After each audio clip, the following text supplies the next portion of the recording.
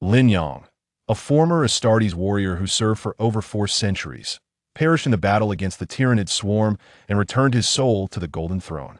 The Emperor sent him back to his original world, bestowing upon him a system that would ignite his journey through various realms. Transmigrating as a Warhammer Space Marine, Lin Yang, equipped with the Emperor's system and a full fleet, plunged into the world of myriad narratives. In the apocalyptic realm of Ling Long, where the monstrous tide of the Devourers surged forth, he summoned an orbital cannon, declaring Purification Protocol, activate. With a psychic cannon at the ready, he challenged, "Do you dare call yourself king?" In the cosmos of the Exalted, where angelic civilizations trampled the stars, 1,000 Imperial warships emerged from the void, proclaiming, "We heard you wish to outnumber humanity." While countless formidable beings struggled for power, he had already reshaped the world's order with iron and faith. The elixir of life healed the apocalypse. Blackstone technology suppressed the enigmatic, and the Emperor's radiance illuminated all realms. My arrival is the answer to the survival of civilization. This is the legend of the human empire's expedition across the multiverse. Chapter 1. The Return of the Space Marine. Orders for takeout at midnight always carry an ominous scent. Lin Yang fixated on the address that appeared on his phone screen. Number 37 in the Old Town's Demolition District, with a note scrawled in a haphazard manner read, "Add double garlic, extra spice, and fill the soup to the brim. Not a penny less." His finger hovered over the confirm order button for 3 seconds before he pressed it decisively. The rent notice for this month lay beneath the seat of his electric bike, the red stamp reading 3 days overdue like a death knell. With a sigh, he twisted the handlebar and plunged into the curtain of rain, the sound of raindrops striking the yellow helmet of Matewan delivery echoing like a drum, while the fog on his visor turned the street lights into indistinct patches of light. A 30-year-old, unremarkable youth still delivering takeout.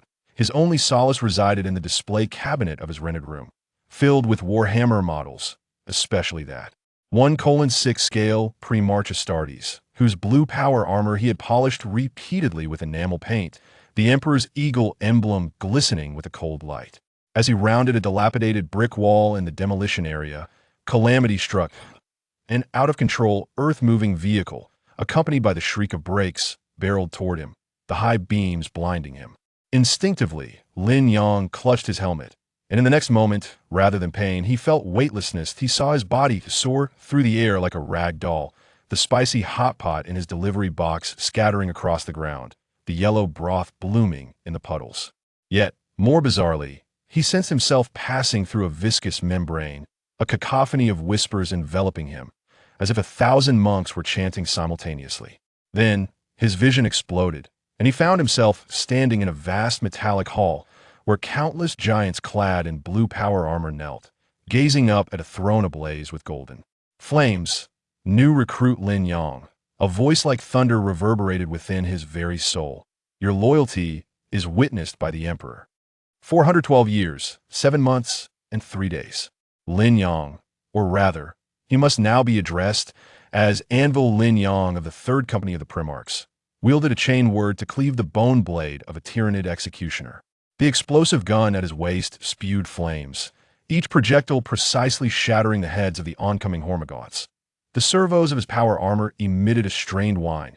The acid had corroded a gaping hole in his left shoulder plate, revealing sparking wires beneath.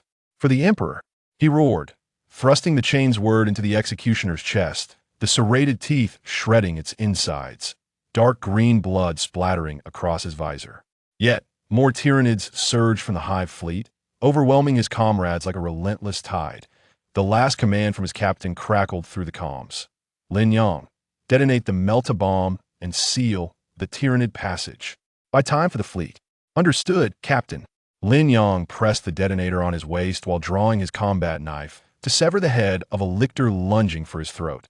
The preheat alarm of the melt-a-bomb blared urgently in his helmet, and he cast one last glance at the stardust that he had protected for 4 centuries. In the moment before pain consumed his consciousness, he seemed to glimpse the burning golden throne, and the figure upon it nodded slightly. Detection confirms host soul meets standards, binding Emperor system. Binding successful. Host identified as a former Primaris Astartes. Merit points, 17,600. Ring storage equipment. Original MX-type power armor. Full version. Includes repair servos. Ironclad Terminator power armor. Relic. Explosive gun. Demolition gun. Armor-piercing/explosive rounds unlimited. Chains word. Charged. Power sword. Charged. Upgradable. Storm shield. 100 melta bombs. 1 sacred text. 500 kilograms of gold. 2,000 kilograms of silver. Can be exchanged for current world currencies. Mission issued. Return to the original world. Propagate the Emperor's glory. Beginner. Lin Yang suddenly opened his eyes, the blinding sunlight prompting him to instinctively shield his face. And then he beheld his hands, not clad in the blue ceramide of his power armor, but rather a hand calloused and smeared with engine oil. The skin bore the normal hue of an East Asian individual, and the electronic watch he had worn for 5 years ticked steadily, displaying the date. June 15th, 2023, 9:17 a.m. He lay upon the creaking wooden bed of his rental unit, the ceiling fan lazily spinning above, and beside him, the display cabinet housed the 1:6 pre-March model, standing silently. Its shoulder emblem identical to his memory of his own paint scheme. "That I have returned?" he murmured, his voice hoarse as if scraped by sandpaper.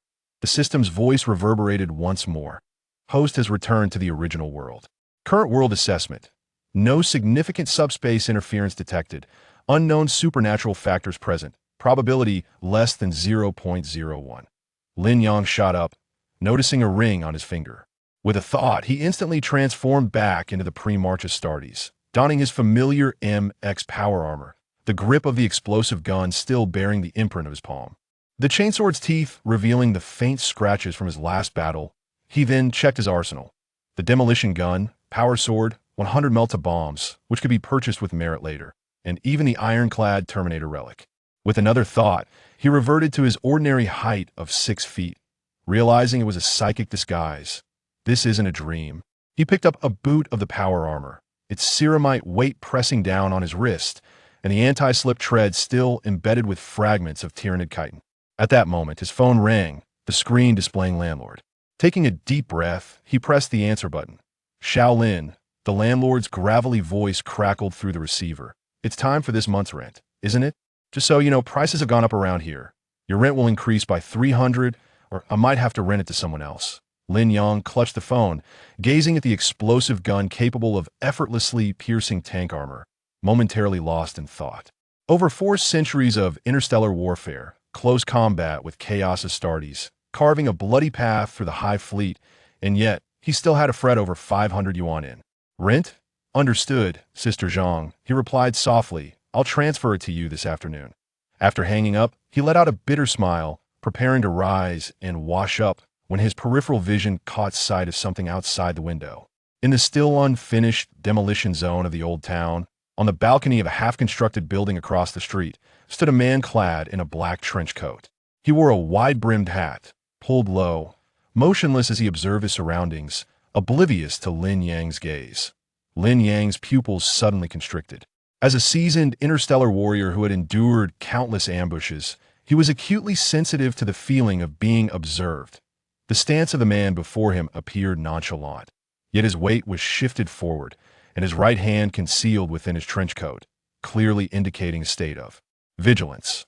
More disturbingly, Lin Yang could perceive the skin peeking out from the collar of the man's coat, an unsettling hue that lay somewhere between ashen blue and sickly white, reminiscent of a corpse long deprived of sunlight. "System, scan the target," Lin Yang silently commanded. "Scan complete. Target exhibits energy interference. Alert! This target is classified as an alien." Lin Yang slowly retreated, his hand silently reaching for the explosive firearm nestled within the box. Just then, his phone chimed again, this time a message from a friend he had saved under the name Wang Pongzi. Wang Pongzi was a friend he had met during his delivery job, and the two often lamented the platform's algorithms together, occasionally sharing orders for Warhammer models. The message was succinct. "Yanggu urgent. I'm trapped in an abandoned factory in the south of the city, blocked by some strange things. Hurry," accompanied by a blurry photograph, hastily captured in a moment of panic. The image depicted the warehouse of the abandoned factory, where several individuals clad in identical black trench coats lay sprawled on the ground, their limbs twisted at unnatural angles, while something seemed to writhe in the shadows of the warehouse. glinting scales barely visible. Lin Yang's gaze flitted between the photograph and the man in the trench coat on the balcony of the unfinished building across from him, his heart sinking abruptly. Centuries of instinct honed by warfare surged to the forefront. He quickly donned a pair of jeans and a t-shirt, exiting his rented room. "That it seems this world is not as low energy as it appears," Lin Yang murmured, closing the door behind him. Unbeknownst to him, the moment he shut the door, the man in the trench coat across the unfinished building slowly lifted his head, revealing a pair of white eyes devoid of pupils. The man retrieved an oddly shaped communicator and rasped in a voice that was anything but human. "Target is moving south. Nest has been activated, requesting assistance." Meanwhile, on Lin Yang's phone screen, Wang Pengzi's WeChat avatar abruptly transformed into a void of black. He rode his electric bike, which made a cacophony of sounds save for the bell, charging into the industrial district of Southern City. In his rearview mirror, a black sedan without a license plate silently followed. In the back seat, several figures clad in black trench coats swayed slightly with the motion of the vehicle, their fingers bearing a sickly hue and their nails unnaturally long. Lin Yang tightened his grip on the handlebars, the activation device for his chainsaw, sword digging into his back. He understood that this time, he was not merely delivering food or contending with the Tyranid swarm. The primal urge for battle had already been ignited within him. Chapter 2. The Blade Unsheathed. Several hours later, Lin Yang, equipped and riding his electric bike, arrived at the warehouse where Wang Pengzi was being held in the Southern Industrial District. The air inside the warehouse felt thick and syrupy, mingling with the scent of rust and an oddly sweet metallic tang that clung to Lin Yang's nostrils. 7 ashen figures slipped out from behind a mountain of discarded cardboard boxes, the hems of their trench coats sweeping across the shattered glass beneath, producing a delicate sound. Their necks twisted at unnatural angles, yellow eyes glimmering like those of a beast in the dim light, while viscous droplets dripped from their claws, eroding small pits into the concrete floor. Wang Pengzi's cocoon still pulsated gently from the beams above, his round face appearing a ghastly shade of violet behind the translucent viscous membrane. System, equip armor, and extraneous commands were needed, nor was there any hesitation. 412 years of battlefield instinct had long been etched into his very bones. At the moment a threat emerged, muscle memory would compel the most immediate response. The blue armor plates, seemingly alive, adhered to Lin Yang's limbs. The hydraulic locks of the shoulder and chest plates clicked into place, while the greaves enveloped his ankles, the servos emitting a low hum that sent tremors through the ground. Moments later, a nearly 3-meter-tall blue giant stood in the center of the warehouse, the muzzle of the explosive firearm gleaming with a cold metallic sheen and the teeth of the chainsaw sword glimmering ominously in the shadows. "What is this?" The foremost alien recoiled slightly, fear flickering for the first time in its yellow eyes. Within their database, they had encountered humans and mutants, yet they had never seen such a colossal creation of steel, nor the grotesque Imperial eagle emblem etched into the shoulder armor, a pressure that instinctively compelled them to submit. Lin Yang offered no reply. In the trenches of Cadia and aboard the Tyranid hive ships, he had learned his first lesson. There was no need for dialogue with aliens. The roar of the explosive firearm shattered the warehouse's silence. The high explosive round tore through the throat of the leftmost alien with a piercing crack. Dark green blood splattered across the rusted shelves. The creature scarcely had time to emit a cry before its body fell backward, convulsing twice before becoming still. The armor-piercing bullet had obliterated its heart.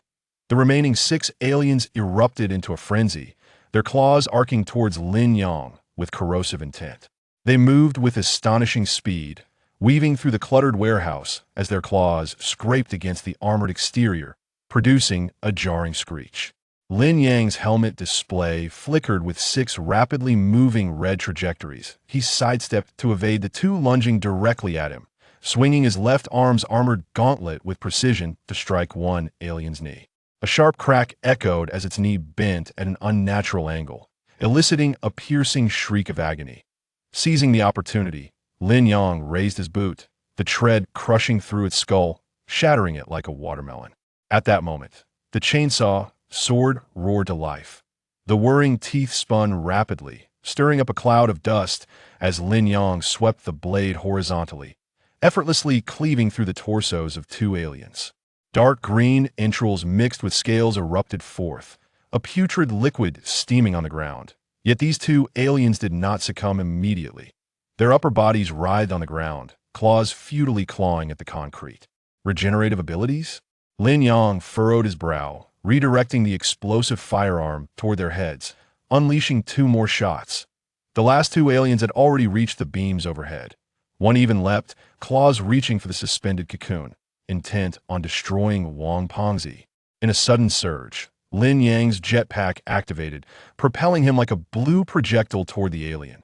The shoulder armor impacted solidly against its chest, sending the creature hurtling through the air as if struck by a speeding truck, crashing into a nearby stack of metal barrels. With a dull thud, seeing this, the final alien turned to flee through the back door of the warehouse. Lin Yang released his chainsaw sword, which whirled through the air, its teeth penetrating the alien's calf and pinning it to the ground. It writhed and howled in despair, its yellow eyes filled with hopelessness. Lin Yang approached slowly, the muzzle of the explosive firearm pressed against its forehead. "Where's the nest?" His voice emerged from the helmet's speaker, cold and metallic. "Tell me where your accomplices are hiding the others." A hissing sound emanated from the alien's throat, as if it wished to speak, but ultimately, it merely glared defiantly at Lin Yang. Lin Yang's finger tightened on the trigger, the safety mechanism of the explosive firearm clicking ominously. Below. The alien finally relented, its voice raspy like sandpaper, in the underground cold storage of the abandoned canning factory. "There lies the mother nest." Instantly, Lin Yang's helmet display pinpointed the location of the underground cold storage at the end of the passage behind the warehouse. Without further ado, he squeezed the trigger, the explosive round mercifully ending the alien's suffering. Having dispatched all adversaries, Lin Yang activated his jetpack, gracefully landing atop the beams. The chainsaw sword's teeth had ceased spinning, and he gently tapped the cocoon's wall with the hilt of his sword, addressing the unconscious Wang Pengzi within. "Pengzi, hold on. I'll get you out shortly." With great care, he sliced through the viscous shell, the thick liquid streaming down the cocoon's wall. Lin Yang extracted Wang Pengzi from within. He still breathed, though his complexion was alarmingly pale, his body riddled with fine red veins, as if something had once parasitized him. System, scan his body. Scanning results. An unknown parasitic egg is present within the target, currently in a dormant state, and poses no immediate threat to life. It is advised to promptly utilize disinfectant gel for treatment. Lin Yang furrowed his brow as he secured Wang Pengzi on his back. He glanced at the pile of grotesque corpses on the ground, and then at the passage leading underground, ultimately deciding that it was not the time to investigate the nest. Wang Pengzi's condition was far more urgent. Just as he prepared to activate his jetpack and depart, the sound of automobile engines abruptly filled the air outside the warehouse. Not merely one, but several vehicles drew closer, the crunch of tires over gravel growing louder, followed by heavy footsteps and the metallic sounds of weapons being readied. Lin Yang quickly concealed himself in the shadows of the rafters, activating the thermal imaging mode of his helmet. Six figures donned in black tactical uniforms appeared at the entrance of the warehouse, their faces obscured by black masks, each wielding bizarrely designed rifles that shimmered. With an eerie blue glow, the leader, a tall man, bore a silver emblem of crossed swords and a skull on the left arm of his tactical suit, causing Lin Yang's pupils to constrict in sudden recognition. This was neither the emblem of the chaos nor any known alien race. The aura of lethal intent emanating from the insignia reminded him of the fanatics from the tribunal, who took it upon themselves to purge all aberrations. Clearance complete, a voice crackled through the communicator, carrying an electronic synthetic quality. 7 target corpses detected, no survivors. The leader remained silent, surveying the bloodstains and remains on the ground, ultimately resting his gaze on the alien pinned by a chainsaw sword. The wound was inflicted by a chainsaw weapon. He spoke in a deep voice, and it is of a military model. "Captain, how could there be a military chainsaw in this area?" A nearby team member inquired, perplexed. "Our database indicates that this region is home only to ordinary civilians and demolition workers." The man did not respond, but instead lifted his gaze toward the shadows of the rafters. Despite Lin Yang's power armor having thermal shielding capabilities, He felt the man's gaze pierce through him as if it were tangible. "Come out, friend," the man suddenly spoke, his tone calm, yet imbued with undeniable authority. "We are not your enemies. At least, not now." Lin Yang tightened his grip on the explosive shotgun. He was certain these individuals were not allies of the denizens of the nest, but what were their intentions? What did that silver emblem signify? More importantly, they seemed aware of the existence of the chainsaw sword, knowledge that ordinary humans should not possess. Wang Pengzi shifted slightly on his back, emitting a faint groan. Lin Yang realized he could no longer afford to wait. This young man required immediate medical attention. He activated the jetpack and leapt from the rafters, landing firmly before the group. The blue power armor glimmered coldly in the dim warehouse, and although the muzzle of the explosive shotgun was not aimed at anyone, it was evident to all that any sudden movement would prompt this steel giant to open fire without hesitation. An exalted warrior? The leader appeared momentarily taken aback, a flicker of astonishment in his eyes hidden behind the black mask. "Astartes? How is that possible?" Lin Yang ignored his astonishment and coldly inquired, "Who are you? What are you doing here?" The man fell silent for a few seconds, seemingly deliberating a decision. Finally, he raised his hand, signaling his team to lower their weapons, and removed his black mask, revealing a chiseled face adorned with a long scar above his left brow. His gaze, sharp as an eagle's, "We are the cleaners," he stated, observing Lin Yang's power armor with a complex tone. "We are tasked with managing the anomalies of this world.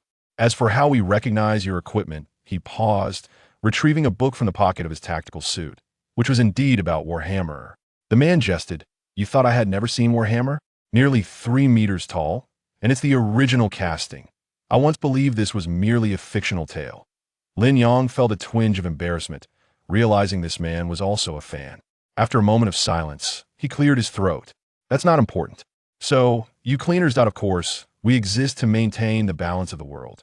The man interrupted, "This world is not as tranquil as it appears on the surface. There are always things crawling out from the cracks, just like those monsters earlier.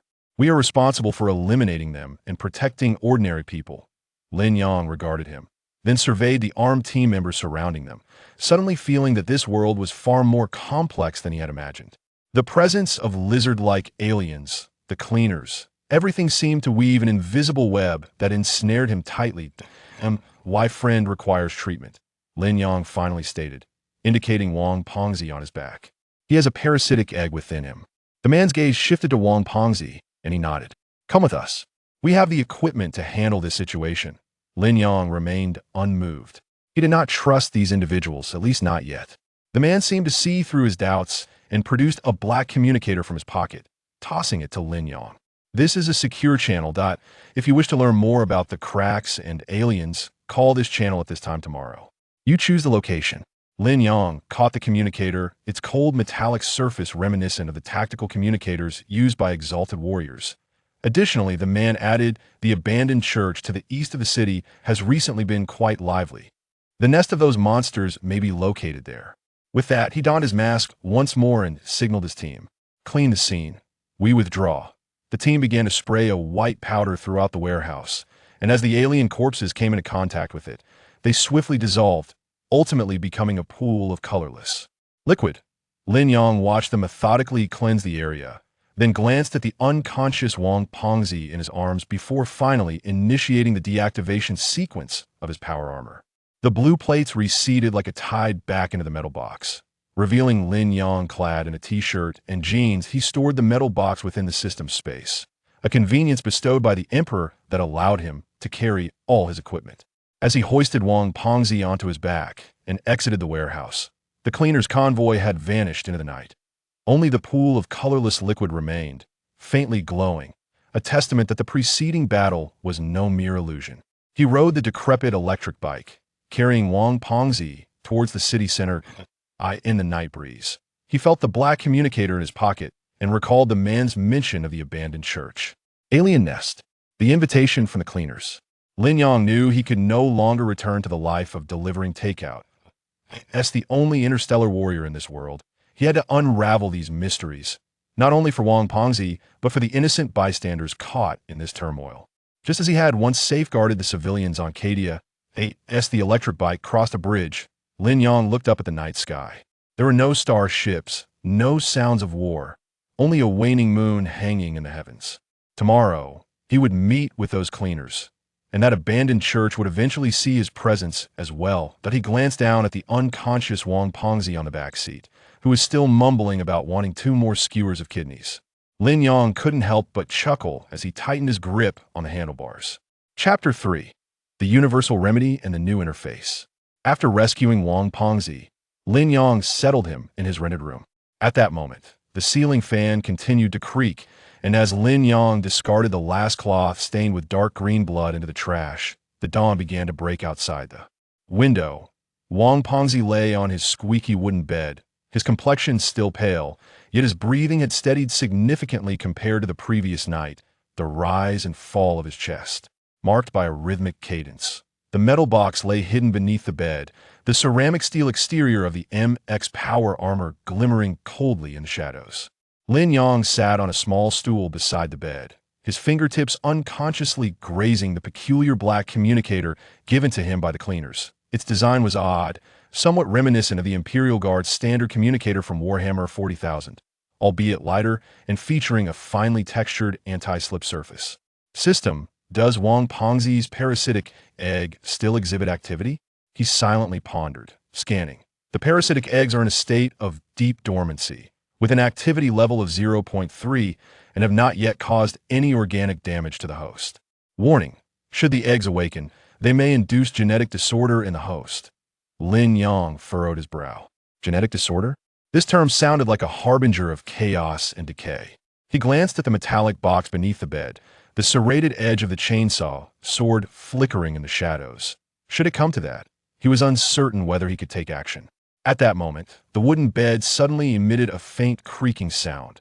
Wang Pengzi's eyelids fluttered, his Adam's apple bobbing as he produced a muffled groan, as if trapped in a nightmare. Pengzi? Lin Yang hurriedly leaned closer. Wang Pengzi abruptly opened his eyes, his pupils dilated in terror. He emitted strange gasps and flailed his arms wildly, as if trying to ward off something. "Don't touch me. Get away. That thing will burrow into my skin." He screamed, cold sweat instantly beading on his forehead. "That it's me, Lin Yang." Lin Yang grasped his wrist, his voice as soothing as possible. "You are safe now, in my rental apartment." Wang Pengzi's gaze focused for a few seconds. Upon recognizing Lin Yang's face, his struggles gradually subsided. He gasped for breath, the remnants of fear still lingering in his eyes, his lips trembling as he stammered, "Yang-go. I just seemed to have fallen into a pit filled with slime, with many long-scaled creatures crawling around. That was not a dream." Lin Yang handed him a cup of warm water. "Those things captured you, and I brought you back." Wang Pengzi's hand trembled as he took the cup, spilling a portion of the warm water onto the blanket. He stared into Lin Yang's eyes for a long moment, then suddenly remembered something, tearing open his shirt to inspect his arm. Just yesterday, it had been covered in fine red veins, but now it was smooth as before, without a trace left behind. What is this?" He touched his arm, a look of confusion on his face. Before Lin Yang could respond, a notification sound from the system echoed in his mind. Beep. Detected that the host has successfully rescued a key individual, Wang Pengzi. Eliminated 7 combat units of the nest dwellers, initially curbing the expansion of the nest. Beginner task: the Emperor's favor. Basic: completed. Task evaluation: B. Comments: decisive action, but insufficient assessment of unknown threats. Did not completely eradicate the underground nest. Rewards issued: Wanling Yao X5, merit points 5,000, system malfunction unlocked. Lin Yang's pupils constricted slightly. It was completed?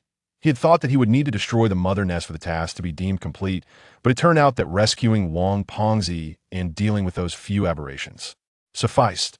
Immediately, a pale blue virtual interface appeared before him, resembling an equipment bar from a Warhammer game, but far more streamlined. Host: Lin Yang. Identity: former Extreme Warrior, original cast Starship Warrior, current status: none. Merit points: 22,000. Items held: MX type power armor, full. Version: explosive gun / explosive deviation gun, unlimited ammo. Chainsaw sword, charged. Power sword, charged. Storm shield, iron cavalry terminator power armor, thermal.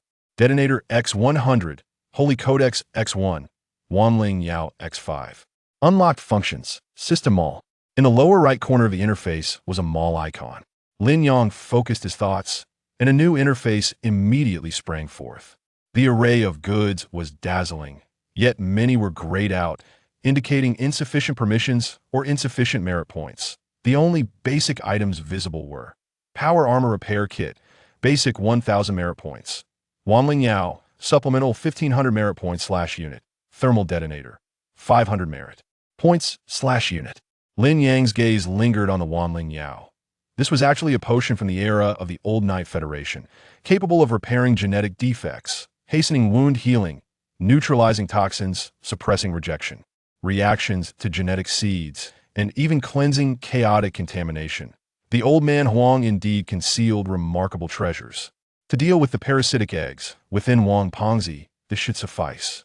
Yangge, what are you dazed about? Wang Pengzi's voice pulled him back to reality. Is my arm really fine now? Or are those long-scaled creatures? Lin Yang regained his focus, his thoughts dispelling the virtual interface, that he dragged the metallic box from beneath the bed, opened it, and rummaged through the pile of equipment until he found the Wanling Yao, stored in a silver metallic case, containing 5 glass tubes, each the thickness of a thumb, filled with a silvery liquid that radiated a faint holy light. What is this? Wang Pengzi curiously leaned in, his eyes widening. When did you hide this? It looks like a potion from Sci-Fi movie. Don't ask so many questions. Lin Yang injected the Wanling Yao into Wang Pengzi's body. Soon, a warm current spread throughout his limbs. Wang Pengzi let out a contented hum, his previously pale cheeks rapidly regaining color, and the terror in his eyes gradually faded. Wow, this stuff is incredible. He moved his arm, feeling invigorated. It's more effective than the 10 old hens my mom stews for me. Yangge, where did you buy this? Give me a few more. Lin Yang ignored his chatter and scanned with his mind. So, are the parasitic eggs cleared? Scan results. Parasitic eggs have been completely decomposed by the Wanling Yao, host genetic sequence stabilized. Note, trace amounts of holy energy remain in the target's body, which can enhance short-term immunity. All done. Lin Yang stored the remaining 4 Wanling Yao back into his storage ring. In the future, don't venture into such obscure places again. Your life nearly slipped away without you knowing. Wang Pengzi scratched his head, a hint of embarrassment on his face. It's not that I wanted to go. Someone sent me an anonymous order claiming there were good goods to be had at an abandoned factory, priced half below the market rate. I thought I could score some cheap Warhammer models, so. Good goods? Lin Yang keenly seized upon the crux. What kind of good goods? I don't know. As soon as I arrived at the warehouse, someone knocked me out from behind, and when I woke up, I was in that slime. Wang Pengzi recalled, then suddenly smacked his thigh. Oh, the person who knocked me out was wearing a black trench coat, just like the one you mentioned, the one who was watching you from that unfinished building. Lin Yang's expression darkened. Another black trench coat? It seemed the nest dwellers had been keeping an eye on them for quite some time, even knowing that Wang Pengzi was his friend. Using Warhammer models as bait showed they were quite aware of their vulnerabilities. From now on, do not accept orders from strangers. Lin Yang stood up and walked to the window, drawing the curtains open as sunlight flooded in, illuminating the dust floating in the air. Stay low for a while. I suspect those things will not rest easily. Wang Pengzi nodded, suddenly recalling something, and asked in a hushed tone, Yangge, did you wear that big guy last night? You know, the oversized version of the extreme warrior model in your display cabinet. Lin Yang glanced back at him, not denying it. What of it? Wang Pengzi swallowed hard, his eyes sparkling with excitement. No way. You can really wear it? Does that explosive gun really shoot? Can a chainsaw sword really slice a car in half? Watching this guy switch from fear to fervor in an instant, Lin Yang couldn't help but smile wryly. Don't get carried away. They're merely modified props. In real danger, we still need to call the police. Cut it out. Who are you trying to fool? Wang Pengzi scoffed, but he didn't press further, his eyes continuously darting toward the space beneath the bed, clearly intrigued by the power armor. At that moment, Lin Yang's phone rang. It was the landlord calling. He glanced at the time. It was already 10 in the morning, and he hadn't yet transferred the rent he promised yesterday. Hello, Sister Zhang. Shaolin, where's the rent? I've been waiting all morning.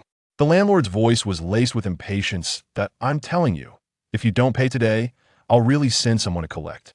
Transferring it right away, Lin Yang hung up the phone, frowning.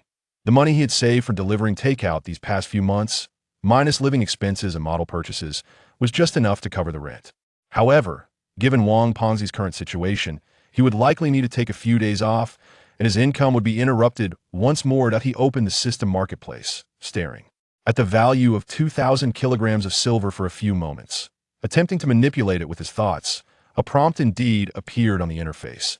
The exchange ratio of silver to real currency is 1:11. Would you like to proceed with the exchange? 1:11?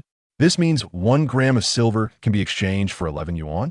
That would be more than sufficient to cover the rent, with some left over. Without hesitation, Lin Yang selected exchange 1 kilogram. Exchange successful. 11,000 yuan has been transferred to your bank account. His phone immediately buzzed with a bank notification.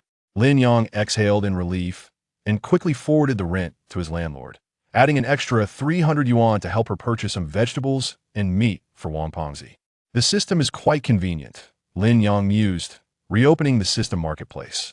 Basic repair kits and universal potions were essential, but these aberrations couldn't even scratch the paint off a power armor.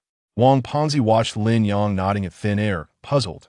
Yang, what are you daydreaming about? Nothing, Lin Yang replied, closing the interface.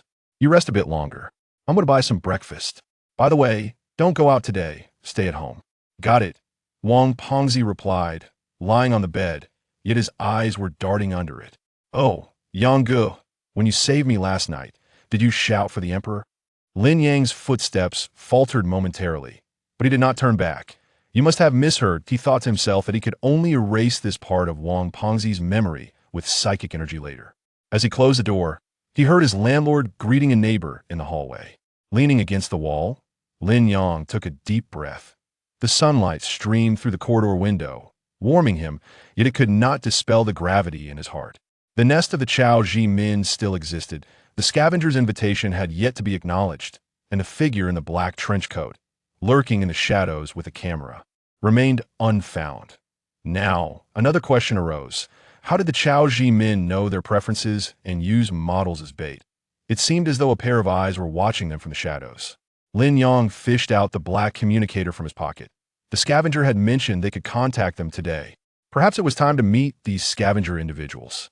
He turned towards the stairwell, contemplating where they should meet. It should not be too far or too secluded. Ideally, a bustling location that would allow for a swift escape. The cafe, around the corner? That seemed promising to at least there. He wouldn't encounter a monster with scales suddenly emerging. Lin Yang reached downstairs. His phone buzzed again with a message from an unknown number. The moonlight at the church is beautiful. Wouldn't you like to come and take a look? The sender was unknown, but Lin Yang almost instantly deduced it was from the Chao Ji Min who had fled the warehouse, or one of their associates. The church again, the church. Lin Yang tightened his grip on the phone. Shadows cast by the sunlight danced across his face. It appeared that today would not only involve meeting the scavengers, but also necessitated a reconnaissance of that abandoned church. Chapter 4. Meeting at the cafe. After receiving the text, Lin Yang took a rest and awoke a few hours later. Conversely, Wang Pengzi slept for a long time. In the morning, he suddenly sprang from his bed, his head still a bit foggy. The fears from last night's abduction surged like a tide, leaving him in a cold sweat. The ceiling fan in the rented room spun lazily, sunlight filtering through the curtain gaps and casting dappled patterns on the floor. Lin Yang sat on a small stool, polishing a metallic part that glinted in his hands. Upon closer inspection, it was the serrated blade of a chainsaw sword, still stained with unclean dark green marks. Awake, Wang Pengzi then noticed that the red blood vessels on his arm had completely vanished, his skin smooth as if nothing had happened. Even the stinging sensation from slime burns had dissipated. He stroked his arm in disbelief. Yang, is that medicine concocted by the Grand Supreme Lord? It's miraculous. Also, last night, I think I saw a big blue figure that looked exactly like your extreme warrior model. Was that you? Lin Yang wiped the last piece of armor clean and stored it back in his system space. Turned to Wang Pengzi, he said, "Don't worry about the medicine. Just being alive is enough. Also, last night was just an illusion. You were quite frightened." Bullshit, Wang Pengzi scoffed, yet he did not pursue the matter further, merely scratching his head and chuckling. But seriously, that scale monster was terrifying.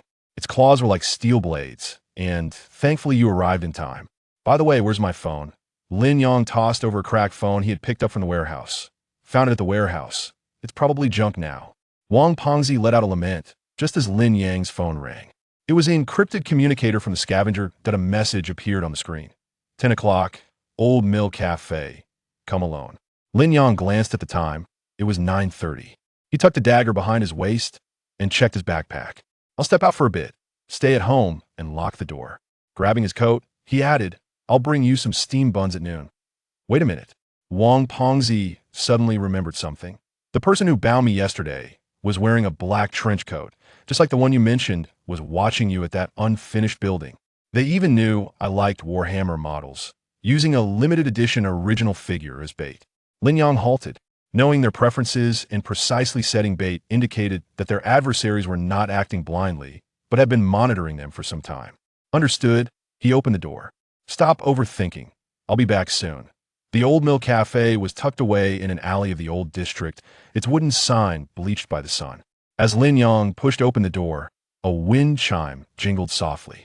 A man in a black jacket sat at the third table by the window, a scar running along his left brow, stirring his coffee with his head bowed. The heels of his tactical boots tapped rhythmically on the floor. Mr. Lin? The man looked up, his gaze sharp as that of a hawk. I am Zhao Feng, the leader of the scavengers. Lin Yang sat opposite him, placing his canvas bag by his feet, his fingers resting on the strap. The latte on the table emitted steam. The milk foam twisted into a crooked cross. Let's get straight to the point. What do you want from me?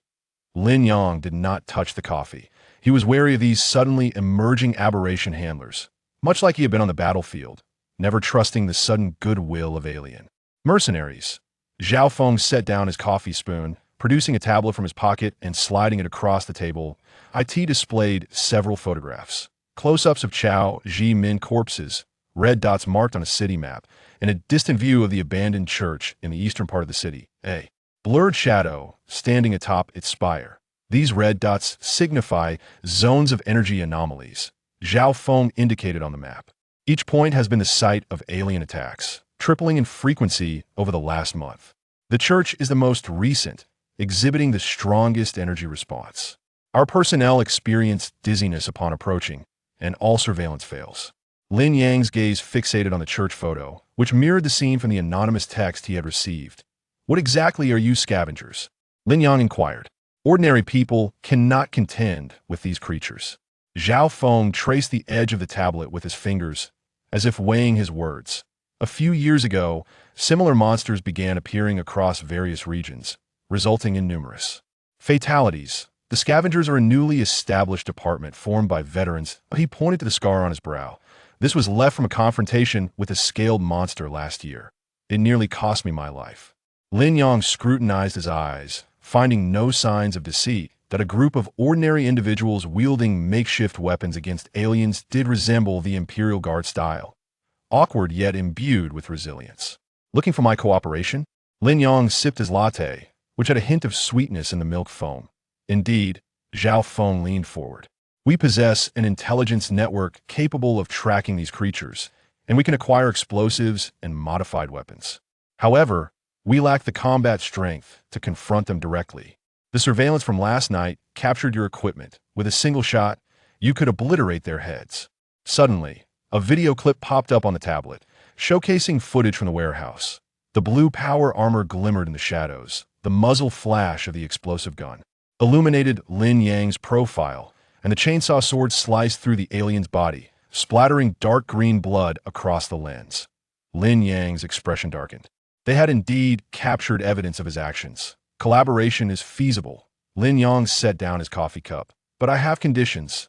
You must provide me with all your intelligence, without interfering in my operations. Furthermore, I require detailed information regarding the church, including structural plans and the latest reports of anomalies. Zhao Feng immediately retrieved a USB drive from his pocket and slid it across the table. All the information is contained within. The church was originally a warehouse for a canning factory before it fell into disuse. Recently, there have been numerous reports of strange noises emanating from within during the night. Our team attempted to enter, but as soon as they reached the entrance, they were overwhelmed by a nauseating stench, and the surveillance cameras went black as they approached. Lin Yang took the USB drive and tucked it into his pocket. his fingers brushing against the cool metal. Suddenly, he recalled Wang Pengzi's words. Do you understand why these creatures are targeting us? They employ Warhammer models as bait, as if they possess a profound understanding of our preferences. Zhao Feng furrowed his brow. That is indeed peculiar. The creatures we have encountered, known as the nest dwellers, typically only attack solitary individuals. We have never witnessed them using bait.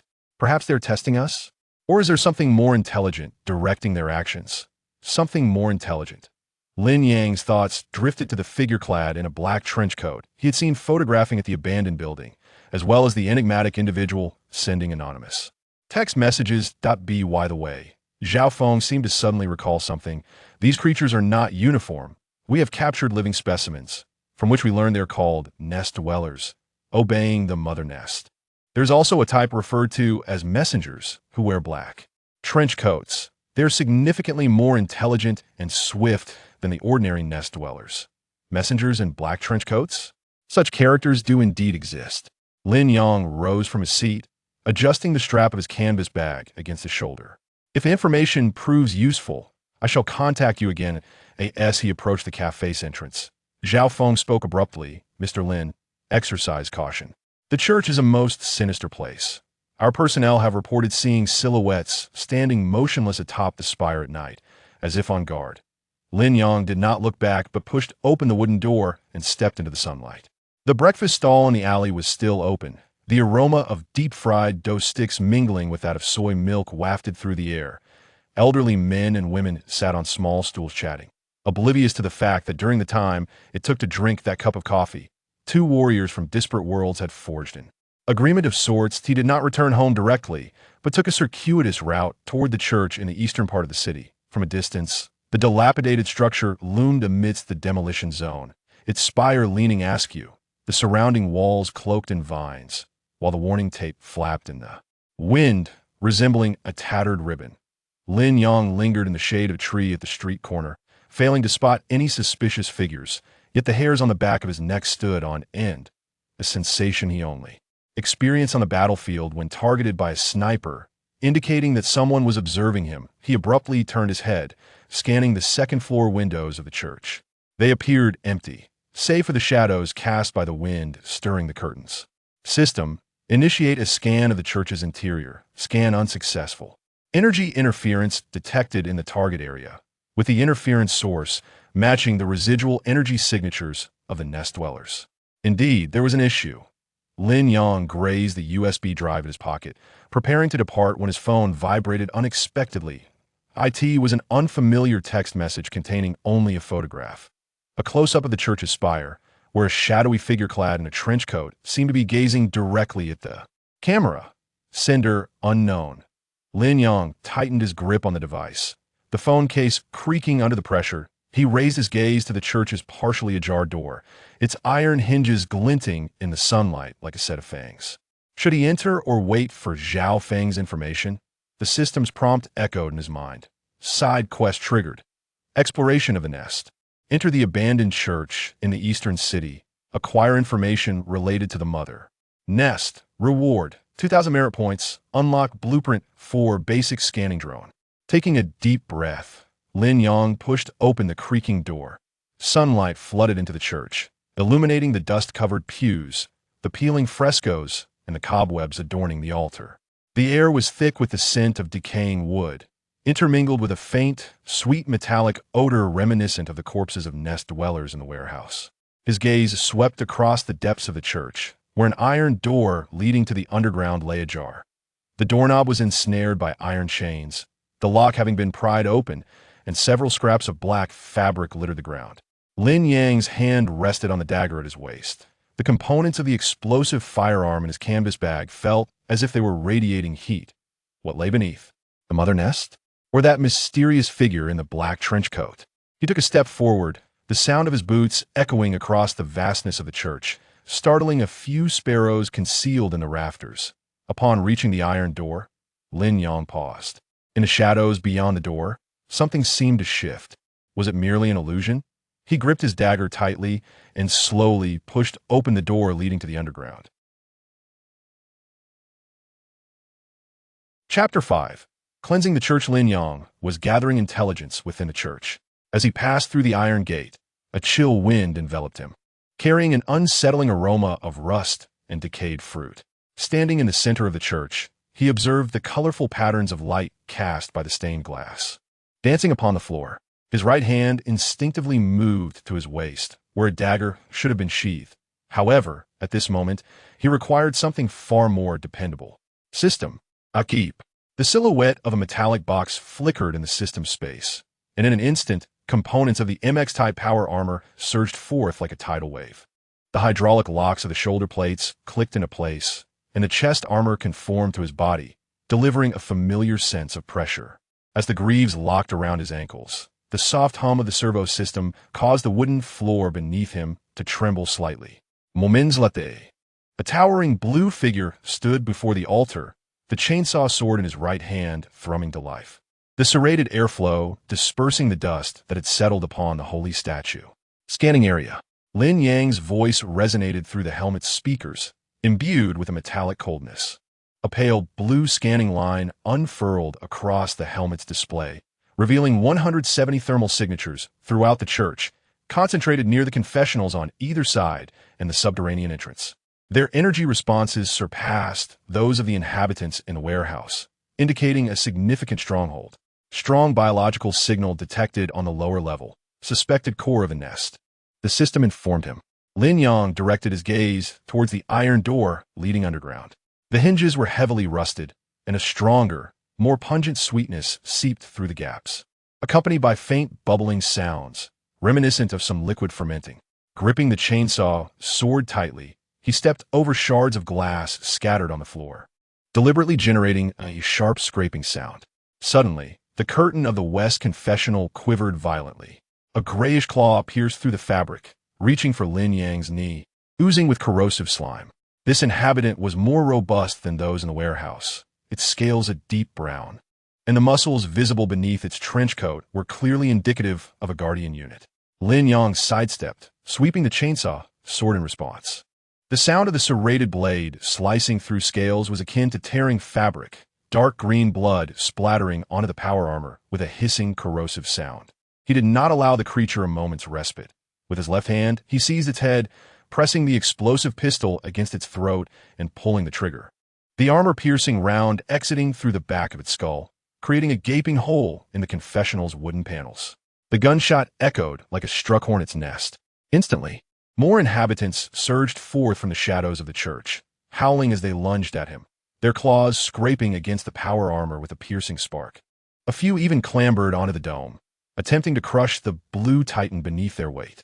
Activating his jetpack, Lin Yang soared briefly, evading the encirclement of three creatures.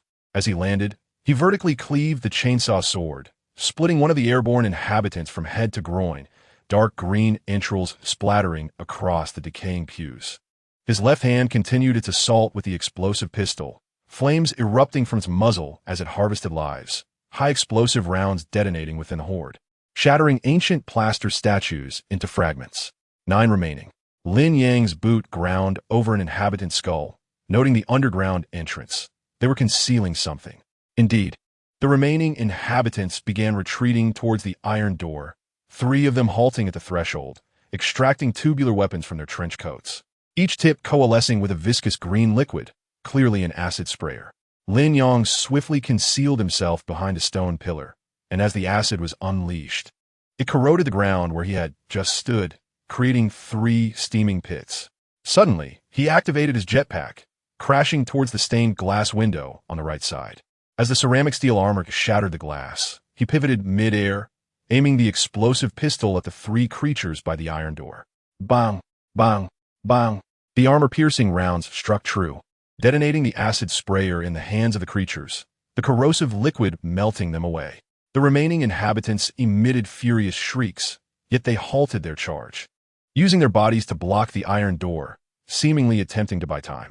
As Lin Yang landed, the chainsaw sword had already shredded the final guardian's chest. He flicked the blood and flesh from the serrated blade and approached the iron door, his boots crushing the corpses beneath him with a dull thud. Ground threats neutralized. The system notified him, underground biological signal activity is rising, immediate intervention recommended. Lin Yang pushed open the iron door. A damp, cold wind assaulted him, laden with an even stronger sweet scent. The stairs were steep and slick, each step coated in a transparent slime. Deep within he could hear a thumping sound, akin to a colossal heart beating. Descending the staircase, the underground space opened before him. It was evidently man-made, the rock walls riddled with fist-sized holes, each containing translucent cocoons, within which lay unconscious men, women, and children, their faces pale, chests rising and falling in rhythm with the heartbeat. In the center of the space, a 5-meter diameter, flesh-colored tumor floated in mid-air, countless vascular tendrils connecting it to the cocoons in the walls, pulsing gently with each heartbeat. The surface of the tumor was dotted with tiny eyes, which now all turned towards Lin Yang, their pupils reflecting the shadow of his blue power armor. The core of the nest. Lin Yang tightened his grip on the explosive pistol. This appeared to be the source. The pulsing of the tumor suddenly accelerated, and for the holes in the rock wall emerged a dozen inhabitants. These creatures differed from the previous ones. They did not wear trench coats, their scales a dark gray, and their claws sheathed in a keratinous layer, moving with an eerie silence, clearly elite guardians. What was more troublesome, the small eyes upon the surface of the tumor suddenly emitted red beams, sweeping across Lin Yang's power armor. However, the beams merely reflected off the shoulder plates without causing any harm. Lin Yang activated his jetpack, weaving between the beams while simultaneously firing his explosive pistol. The armor-piercing rounds struck the grayish scales, but these elite guardians healed at a rate far exceeding that of ordinary individuals, their wounds knitting together within seconds. I must neutralize the core first. Lin Yang assessed the situation, switching to his power sword and activating the disassembly stance. System, mark core weak points. Analysis complete. Top tendril convergence point has weak defenses. With the power sword drawn, Lin Yang charged towards the tumor, simultaneously ripping off a thermite grenade, setting a 3-second countdown, and hurling it towards the top of the tumor. Boom! The thermite grenade erupted, the high-temperature plasma melting through the surface of the tumor. A pale yellow viscous liquid gushing forth, reeking strongly.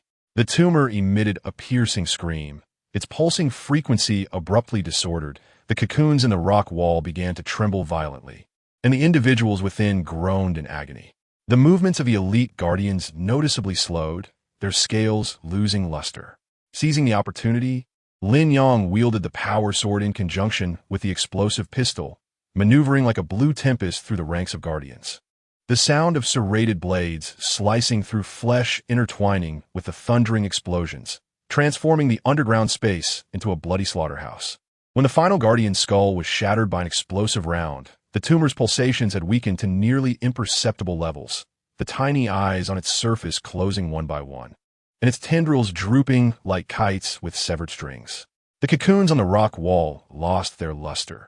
Although the individuals within remained unconscious, their breathing became steady, and their complexions gradually regained color. The core has been deactivated. The system informed him residual tissue of the core contains local biological gene sequences, closely related to the unknown worms discovered in the city sewers. Conclusion: the inhabitants are mutated local organisms, not an invasive species. Local mutations? Lin Yang Frowened, approaching the remains of the tumor. Within the opening created by the thermite grenade, fibrous tissues were exposed, resembling a hybrid of plant and animal. Branch mission: initial exploration of the nest completed. Reward: 2,000 merit points. Main mission: clear the church stronghold completed. Reward: 10,000 merit points.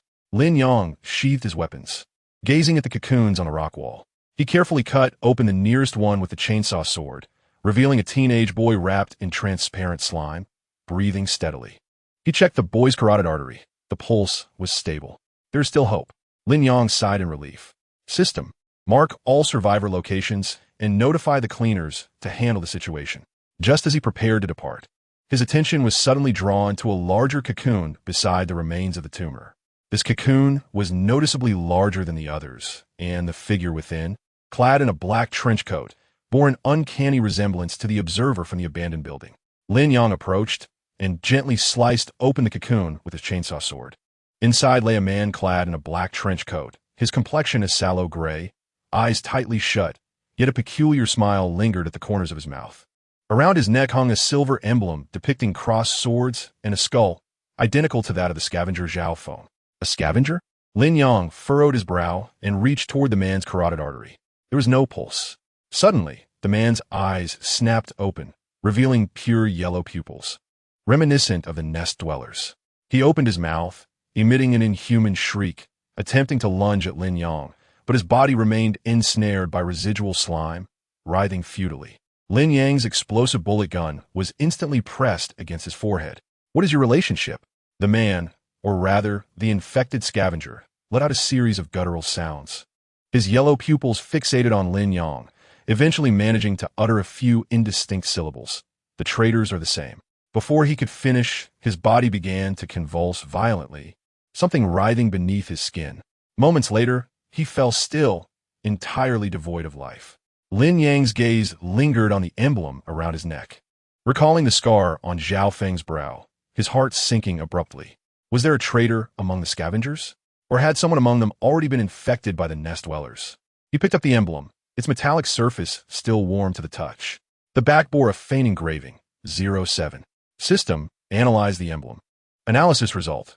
The emblem is made of ordinary alloy, with trace amounts of nest dweller slime, originating from core tissue. Conclusion.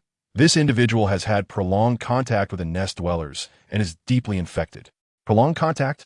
Lin Yang's eyes swept across the underground space, suddenly realizing a troubling question. Did the scavengers possess too much knowledge about the nest dwellers? They understood each other's habits and could even anticipate movements. Could this be related to the traitor? Regardless, he would simply need to identify the traitor and eliminate them. He tucked the emblem into the storage compartment of his power armor and turned toward the staircase. The heartbeat of the underground space had faded, leaving only the faint breaths of survivors. As he reached the iron door, Lin Yang glanced back at the unconscious survivors. Among them, could there still be those like 07 who had been infected? How would the scavengers differentiate when they arrived? Lin Yang tightened his grip on the explosive bullet gun. It seemed that cooperation with the scavengers would require heightened caution. He pushed open the church doors, sunlight flooding in, illuminating the uncleaned bloodstains on his power armor. In the distance, sirens blared, evidently roused by the recent explosion. Lin Yang activated his jetpack, his figure flickering and vanishing into the alley behind the church. The blue power armor left a fleeting shadow in the sunlight, akin to a stone cast into a tranquil lake, stirring deeper ripples in this seemingly ordinary city. Was there a larger nest in the Northwest District? Who was the traitor among the scavengers? Or was that observer in the wide-brimmed hat hiding? The display on Lin Yang's helmet unfolded the map of the Northwest District, a red marker flashing incessantly. His next target was set there. Chapter 6. The Great Cleanup. After confirming the situation, Lin Yang promptly headed towards the Northwest District for reconnaissance. System, finalize the internal conditions of the canned food factory. He spoke softly into the collar microphone. The teeth of the chainsaw soared glinting coldly in the rain. The corrosive blood of the local aberrations posed no significant threat, failing to even scrape the paint off his power armor. Scanning complete. A total of 23 heat sources were detected inside the factory workshop, 3 of which exceeded the average temperature by 12 degrees, classified as mutants. Roadblocks have been set up within a 3-kilometer perimeter. The scavenger squad is in position, and communication signals are stable. The system's electronic voice carried a hint of static, slightly distorted amid the sound of rain. Lin Yang's gaze fell upon the ventilation window on the second floor of the workshop. 3 days prior, a scavenger informant had escaped from there, claiming to have witnessed aberrations dragging living humans into the cold storage, hanging them like cured meat on iron hooks. The informant had trembled while recounting the tale, his teeth chattering as he held a porcelain jar that bore 3 distinct dents. He was a seasoned butcher who had spent 2 decades in slaughterhouses, having seen more gruesome scenes than Lin Yang had meals. Zhao Feng, is the perimeter secure? Lin Yang switched to an encrypted channel, his fingers unconsciously rubbing the trigger guard of his explosive bullet gun. The grip had been polished to a shine, indented with shallow fingerprints. Don't worry. Zhao Feng's voice crackled through the static, slightly muffled as if he were chewing gum. All 4 entrances have city construction signs posted, and the police have just taken a detour. Old Chun is monitoring the surveillance in the duty room and will alert you at the first sign of movement. Don't be careless, Lin Yang cautioned. 3 months prior, in the church's underground, A scavenger's oversight had allowed a scout-type aberration to slip into a residential area. By the time he arrived, the family security door had been gnawed into a gaping hole, the family portrait on the wall splattered with blood. The little girl in the photo, sporting 2 pigtails, smiled, revealing 2 small tiger teeth. I know. Zhao Feng's tone turned serious. By the way, the live sample I asked you to keep, I didn't keep it. Lin Yang interrupted, his voice icy as the armor-piercing round his grip. Have you forgotten about 07? A heavy silence hung on the other end. 07 was a veteran scavenger who had been parasitized by an aberration during a search in a derelict building last month. When Lin Yang found him, half of a juvenile form had already sprouted from his throat, clinging to his last vestige of consciousness. He had slashed open his own throat with a dagger, blood splattering onto Lin Yang's visor, searing hot. All right, clean it all up, Zhao Feng's voice lowered. Be careful. Oldie has left the maintenance drone in your back alley. If the armor gets damaged, just call him. Lin Yang did not respond further, turning off the communicator and abruptly standing up. The rain intensified, drumming against the power armor with a sharp crackle. Lin Yang activated his jetpack, his blue silhouette carving an arc through the rain, leaping over the rusted barbed wire and landing on the tin roof of the canned food factory. The metal beneath him groaned under the strain, a few wisps of dust cascading down. He raised his hand to steady his helmet as night vision mode activated. The interior of the workshop coming into sharp focus on the display. 23 aberrations, most of them crawling along the conveyor belt, gnawing at unknown flesh and blood. 3 mutants guarded the cold storage door, towering nearly half a head taller than ordinary aberrations, their deep brown scales glistening in the dim light. The bony spines on their backs quivering as if poised to strike. In a corner, 7 indistinct silhouettes huddled together in a cage. 2 small figures pressed tightly against each other, likely the 2 children. System, mark the cage's location and plan the optimal route. Lin Yang tightened his grip on the chainsaw sword, its teeth humming with anticipation. Route generated.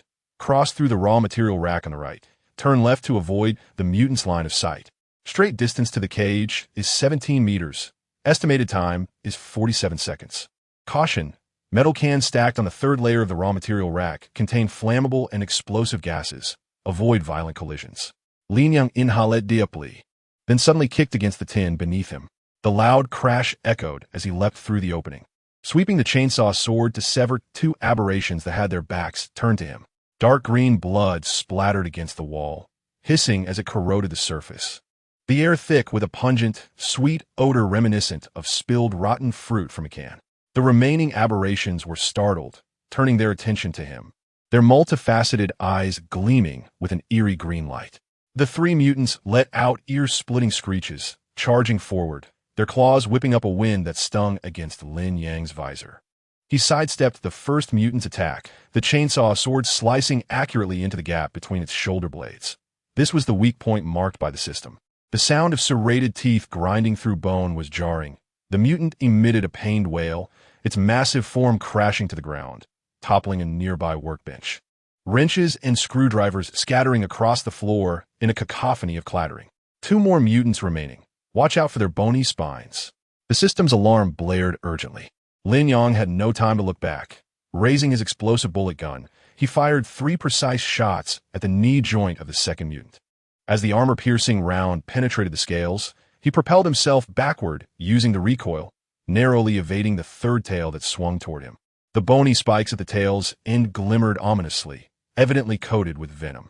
Upon landing, he rolled gracefully, toppling a nearby rack of raw materials.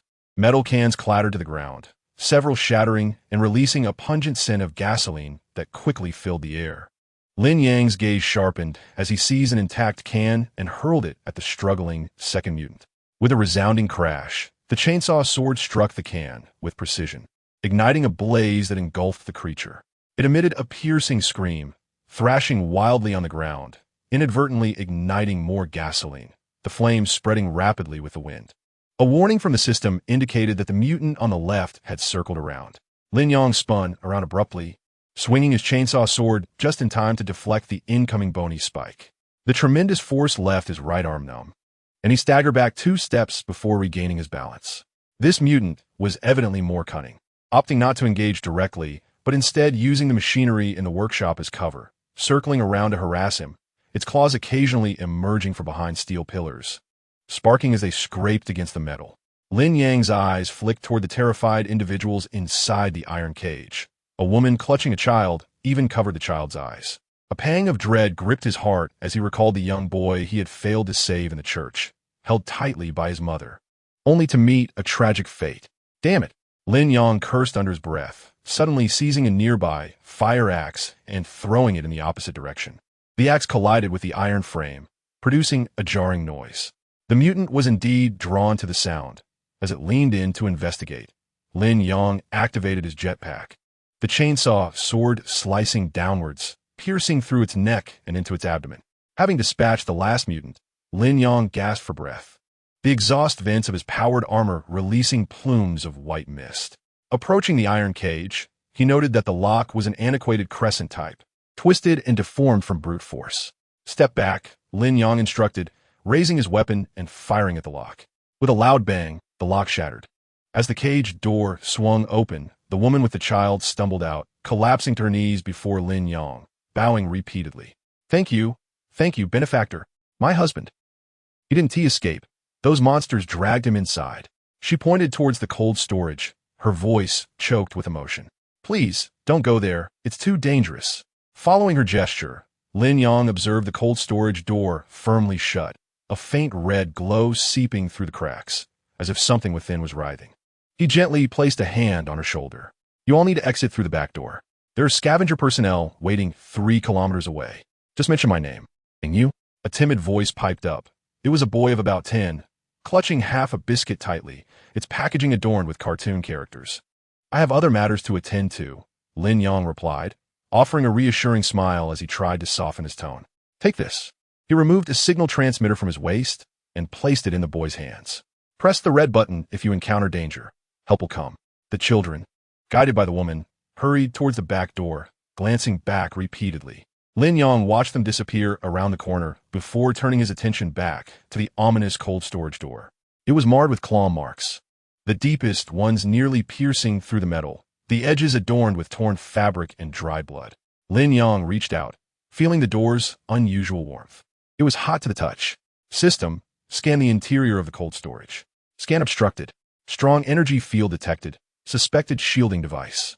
Thermal imaging shows a massive heat source approximately 8 meters in diameter at the center, surrounded by 26 smaller heat sources with weak life signs. Lin Yang's heart sank. 26. 9 more than the intelligence report had indicated. He retrieved a thermal detonator from his waist. With a click, the bomb adhered firmly to the door handle. Lin Yang stepped back a few paces and activated the timer. 3, 2, 1. The explosion was deafening, a wave of heat washing over him, causing Lin Yang to stagger back 3 meters, crashing against the wall. He wiped his face, clearing the ice shards that had splattered onto his visor. As the chainsaw sword hummed back to life, the sight inside the cold storage made his pupils constrict. The walls were encrusted with thick ice, yet they emitted an eerie warmth. Shards of ice fell to the ground, instantly melting into water. At the center, a tumor-like mass clung to the ceiling. Countless vascular tendrils penetrating the ice, connecting to 26 cocoons suspended in midair. These cocoons were translucent, and the individuals inside were still alive, their eyes tightly shut, faces contorted in agony, with visible bulges beneath their skin, slowly writhing as if some parasitic entity was developing within. The most alarming sight was one of the occupants, clad in scavenger uniform, the number 03 clearly visible on the ID tag. They are evolving. Lin Yang tightened his grip on the chainsaw sword, his voice taut with tension. From disorganized attacks to a structured nest, and now to parasitic reproduction, the rapid growth of these aberrations sent shivers down his spine. Suddenly, the tumor quivered, its surface splitting open to reveal countless tiny mouths, emitting a wailing cry reminiscent of an infant's. The tendrils tightened violently, causing the cocooned individuals to arch in pain, the bulges beneath their skin writhing faster. No longer hesitating, Lin Yang unleashed his chainsaw sword in a swift arc, severing the nearest tendrils. Dark green fluid gushed forth, splattering onto the ice, corroding it into a multitude of small pits. System, lock onto the core of the tumor. The core is located at the tumor's base, enveloped by 3 layers of tendrils. It is recommended to use high-explosive ordnance. Lin Yang quickly switched the ammunition, aiming the explosive gun at the tumor's base before pulling the trigger. A series of thunderous blasts erupted as the high explosive rounds detonated among the tendrils, mixing dark green fluid and shattered ice in a grotesque downpour. The tumor's wailing grew more anguished, and the remaining tendrils flailed wildly, striking the ground and walls. Lin Yang dodged left and right, his chainsaw sword slicing through the air, but he soon realized that the severed tendrils regenerated rapidly, and at an alarming rate. This won't do. Panic surged within him as he recalled another device modified by Old Li. He produced a sonic grenade from his waist, removing the safety pin before hurling it toward the top of the tumor. The high-frequency sound waves spread out, causing the tendrils' movements to slow and even begin to convulse. The individuals within the cocoons seemed to ease as well, their convulsions noticeably diminishing. Seizing the opportunity, Lin Yang activated his jetpack to its full capacity. The chainsaw sword coming down with immense force towards the core at the bottom of the tumor. As the jagged teeth made contact, the tumor emitted a piercing shriek that reverberated throughout the cold storage. Lin Yang felt as if his arm were filled with lead, yet he did not relent. Instead, he exerted more force, the sound of the teeth shredding through tissue ringing in his ears. Dark green fluid splattered over him, but merely glistened upon his powered armor. The tumor's wailing abruptly ceased, its tendrils losing strength and drooping limply. The cocoons, lacking support, tumbled to the ground, shattering into pieces. Lin Yang collapsed to the floor, gasping for breath as he watched the individuals roll out of the broken cocoons. Though weak, their eyes gradually regained clarity, and the bulges beneath their skins ceased their writhing. System confirmed life signs. 26 individuals, weak life signs detected, no indications of parasitic activity. Time passed unmeasured until a voice crackled through the communicator. Lin Yang, is it done? Old Chin says the fire brigade is on their way. Lin Yang rubbed his weary eyes, his voice hoarse as he replied, it's done. Bring the medical team. 26 individuals need isolation. Understood. There was a brief pause before Zhao Feng inquired. Are you all right? You don't sound well. I'm Fine. Lin Yang rose to his feet, stretching his stiff neck, though he felt fatigued. By the way, I found number 03. He is still alive. Silence lingered on the other end for a few seconds before Zhao Feng's quiet response came through. Thanks. Lin Yang did not reply further, shutting off the communicator. He exited the cold storage. The rain outside had ceased, and the moon emerged from behind the clouds, casting a cool light. In the open area of the canned food factory, scavenger team members were processing the corpses of the mutants, their white protective suits resembling a spectral assembly under the moonlight. Yang Gu, a familiar voice called out to him. Lin Yang turned his gaze towards the sound, where Wang Pongzi approached, holding an umbrella and carrying a thermal container. Lally mentioned that Lin Yang might not have eaten, so he brought some warm lamb soup, seasoned with pepper. Lin Yang accepted the thermal container, feeling its warmth. He removed his helmet and took a deep breath.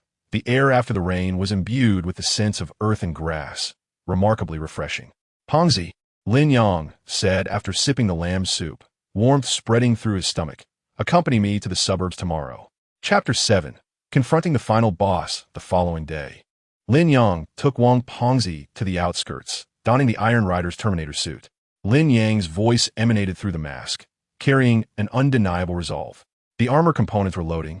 The shield generator activated. Energy output at 100. The left shoulder's mini-missiles 6 entered standby mode. The right shoulder's mini-missiles 6 were locked on. The power sword was fully charged. The jet-black armor surged from the void, assembling around him into a 3-meter-tall steel giant. The shoulder guards resembled inverted shields, with defensive runes shimmering in a dark golden hue under the shield's reflection. Silver-gray launch tubes extended from each shoulder, frost forming at their openings. The diamond-shaped shield unfolded behind him, resembling a flowing black crystal, pushing back the surrounding mist by half a meter, causing the dust on the ground to cascade down. A deafening roar echoed from the depths of the thick fog, followed by the sound of trees being uprooted. Lin Yang looked up to see a 20-meter-tall, monstrous mother body crashing through the fog wall, its dark green scales glistening with an oily sheen in the shield's reflection. 16 spiked limbs slammed into the ground, each step causing the earth to tremble, corrosive slime dripping from its mouth, burning holes into the grass. Just in time, Lin Yang thought, gripping his power sword tightly and charging towards the mother body. The mother body clearly underestimated this small figure, opening its massive mouth to unleash dozens of dark green acid arrows towards Lin Yang. The acid struck the shield, instantly creating a thick cloud of white smoke. Yet not a single ripple penetrated the shield, which acted like an invisible glass barrier, blocking all corrosive substances and allowing them to drip harmlessly to the ground, creating numerous small pits. The shield's defense efficiency stood at 100, with no energy loss detected. The system's alert tone was utterly undisturbed. Lin Yang, lacking the desire to evade, slightly raised his left shoulder, and the launch tube released a mini-missile that soared with a blue flame and accurately struck the mother body's chest, exploding in a dazzling flash of white light. As the dust settled, a large breach was visible on the mother body, indicating it had sustained significant damage. Impressive lethality, Lin Yang mused, activating the thrusters at his feet and propelling himself towards the mother body. The chainsaw battle axe cleaved through the air, striking hard against one of the mother body's limbs. The sharp clang of metal echoed through the fog as the limb was severed. Enraged, the mother body unleashed its remaining 15 limbs, which smashed down on Lin Yang, their spiked ends resembling battering rams as they struck the shield, producing muffled thuds. Lin Yang stood unmoving, the shield only rippling slightly, with not even a flicker in the energy bar. He even had the leisure to glance at the armor panel. System. Record data. Detected impact force of the mother body's limbs at approximately 4 tons. Remaining shield energy, 100. Surface pressure of armor below safety threshold. Suddenly, Lin Yang sidestepet, avoiding a sweeping limb while simultaneously launching missiles from his right shoulder. 3 mini-nuclear missiles, trailing flames, shot towards the mother body's head, causing a series of explosions that elicited a pained roar from the creature and inflicted further damage. Lin Yang took a step back, shouldering the chainsaw battle axe. Contemplating his next move, he pressed a button on his left arm, and the plasma cannon barrel extended from the gauntlet, gathering a blinding blue light at its tip. The mother body seemed to sense the impending danger and curled its torso, its scales erecting like a closing shield. The plasma beam struck the scales, exploding in a burst of blue and white flames, but only left a melted mark on the surface. The melting point of those scales was evidently higher than the temperature of the plasma cannon. Interesting, Lin Yang chucklet. Let me show you the true defense of the Iron Rider. He deactivated the shield generator and charged towards the mother body's massive maw, clearly unprepared for such an approach. The mother body instinctively swung its limbs at him. The spiked limbs crashed violently against Lin Yang's shoulder armor, producing a thunderous sound, yet he merely swayed slightly. The ceramic steel alloy's hardness rendering it impervious to damage from terrestrial creatures. Now it's my turn. Lin Yang grasped one of the extended limbs and brought down the power sword with force. This time, he aimed for the soft flesh where the limb connected to the torso, and the serrated edge instantly tore open a gash. Dark green blood gushing forth and sizzling as it splattered against the armor, failing to even corrode the outer layer of anti-corrosive coating. The mother body emitted a piercing scream, its massive mouth lunging towards Lin Yang. Unflinching, he charged directly into its gaping maw, while simultaneously firing missiles from his left shoulder towards its upper jaw. Boom! Boom! Boom! 3 missiles detonated within the mother body's cavity, ultimately leading to its demise. The mother body's gigantic mouth was obliterated, green blood and chunks of flesh splattering out. Yet not a single drop touched Lin Yang's shield. He had already reactivated the shield and emerged from the remains of the mother body unscathed, his armor not even marred by a speck of dirt. In the distance, terrified screams of the alien creatures could be heard. Lin Yang looked up to see hordes of aliens fleeing in panic, evidently frightened by the overwhelming force of his attack. He glanced at the energy bar on his armor. Still full. System, clear the battlefield. Acknowledged. Right shoulder missiles locking onto fleeing targets. Estimated impact time, 5 seconds. Chapter 7. Entering the super divine universe after eliminating the mother body and its subordinates, Lin Yang crouched before the remains of the final mother body, his fingertips delicately holding the spatial crystal extracted from its core. The crystal was entirely transparent, with a nebula-like glow swirling within. Just moments ago, when the system alarm sounded, he distinctly felt a pulling force, not physical in nature, but one that directly impacted his soul through dimensional manipulation. Yanggu, what exactly is this strange stone? Wang Pengzi exclaimed, peering through a magnifying glass at the crystal, glancing at it from various angles, the reflected light making his eyes dizzy. That white light almost snatched my soul away. It's even more sinister than the acid of the aliens. Lin Yang remained silent, his mind occupied with the system interface refreshing new information. On the pale blue screen, the previously active alien extermination task list had turned gray, replaced by a conspicuous red title. Interdimensional main quest, Civilization Firewall, Quest World, Super Divine Universe, Earth, Giant Canyon City. Quest Objectives 1. Assist local civilization in fending off the initial invasion of the gluttonous civilization. 2. Assess vulnerabilities in the universe's defense system. 3. Establish an interworld emergency communication channel. Quest Rewards. Merit Points 500, 000.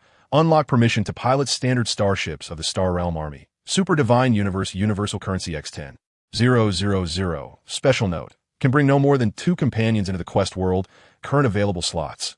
1. Wang Pengzi. Lin Yang's gaze settled on the merit points section.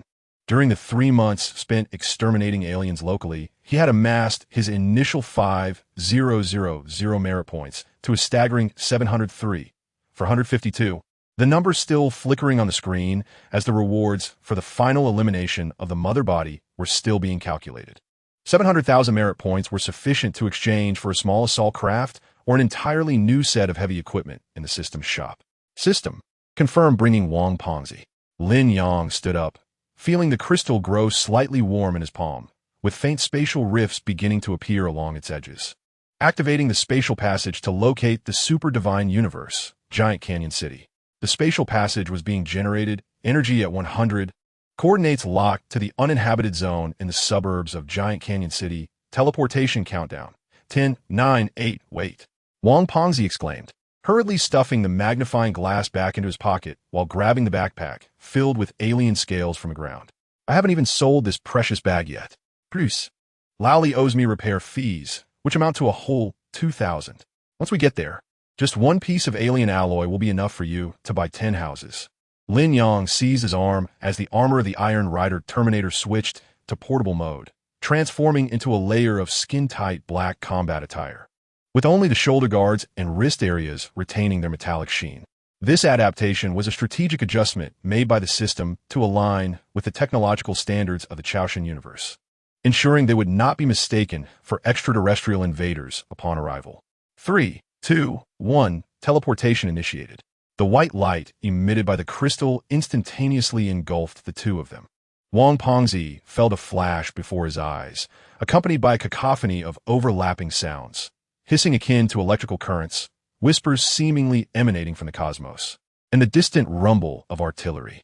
When he regained his footing, he found himself no longer standing on the scorched earth of a breeding farm, but rather on soft grass, with a briny scent of seawater filling his nostrils. Where is this?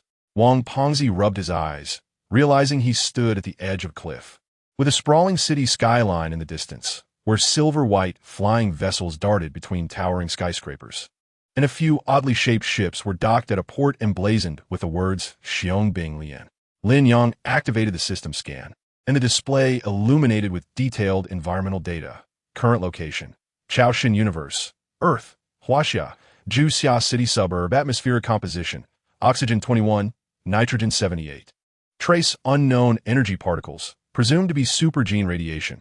Detected 3 high-intensity energy signal sources. 1. Juxia City Center, Chaoshan Academy Main Campus. 2. Eastern Sea Area, Aircraft Carrier Group. 3. Northern Mountain Region, Suspected Angel Civilization Outpost. Threat level: medium-high. Tao Tai Civilization's advanced fleet has entered the Kuiper Belt of the solar system, Juxia City. Lin Yang gazed at the distant metropolis, where the architectural style bore striking resemblance to that of his original world, yet was imbued with subtle differences. For instance, the bridge spanning the bay was cloaked in a pale blue energy shield, occasionally flickering with streaks of light, evidently a form of defensive mechanism. The Chaoshan Academy was located there. Chaoshan Academy? Wang Pengzi suddenly recalled something, slapping his thigh. Isn't that where the flying beauties and those who can punch through tanks are? I've seen that anime in the internet cafe. It is indeed an anime. Yet it also represents a civilization that exists in this universe, merely perceived as an anime by us. Lin Yang retrieved a communicator from the storage compartment of his combat suit. It was a quantum communication universal terminal just issued by the system, resembling a black wristband. We must first meet a few individuals, as the system indicates the Tao Tai fleet is approaching swiftly. Tao Tia? Those extraterrestrial beings? Wang Pengzi swallowed hard, instinctively feeling for the chainsaw sword components in his backpack, his chosen means of self-defense that he insisted on bringing. Are they formidable? Are they tougher than the xenomorphs? Lin Yang accessed the system's data on the Tao Tai. The display showed images of grotesque creatures with sinister faces wielding crude energy weapons. The notes indicated Tao Tai civilization, vanguard forces of the Grim Reaper Carl, capable of interstellar travel, individual combat strength equivalent to enhanced nest dwellers, with fleet main cannons capable of obliterating medium-sized cities. 10 times easier to deal with than the xenomorphs, Lin Yang remarked, turning off the display. Suddenly, the wristband vibrated, revealing an encrypted message from Du Ka AO, stating, unknown spatial fluctuations detected, troops dispatched for support, maintain communication. It seemed we had been discovered. Lin Yang chuckled, fastening the wristband around his wrist. Let us proceed to meet the commander of this planet. The two descended the narrow path along the cliff towards the urban area. Billboards along the roadside displayed news reports. The anchors solemnly warned of impending severe convective weather, advising citizens to minimize outdoor activities. Yet, in the corner of the screen, a satellite cloud map revealed a vague shadow drawing near to Earth. Wang Pengzi observed the speeding flying vessels and the distant port glimmering with the light of protective shields. Then sighed, Yang Gu, do you think we will ever live in a time without the need for fighting and killing? Just running a model shop, where I sell models and you repair armor, enjoying skewers and beer in the evenings after all threats have been cleared. Lin Yang gazed at the clouds on the horizon, where faint lights twinkled, reminiscent of stars, yet also foretelling the flames of war.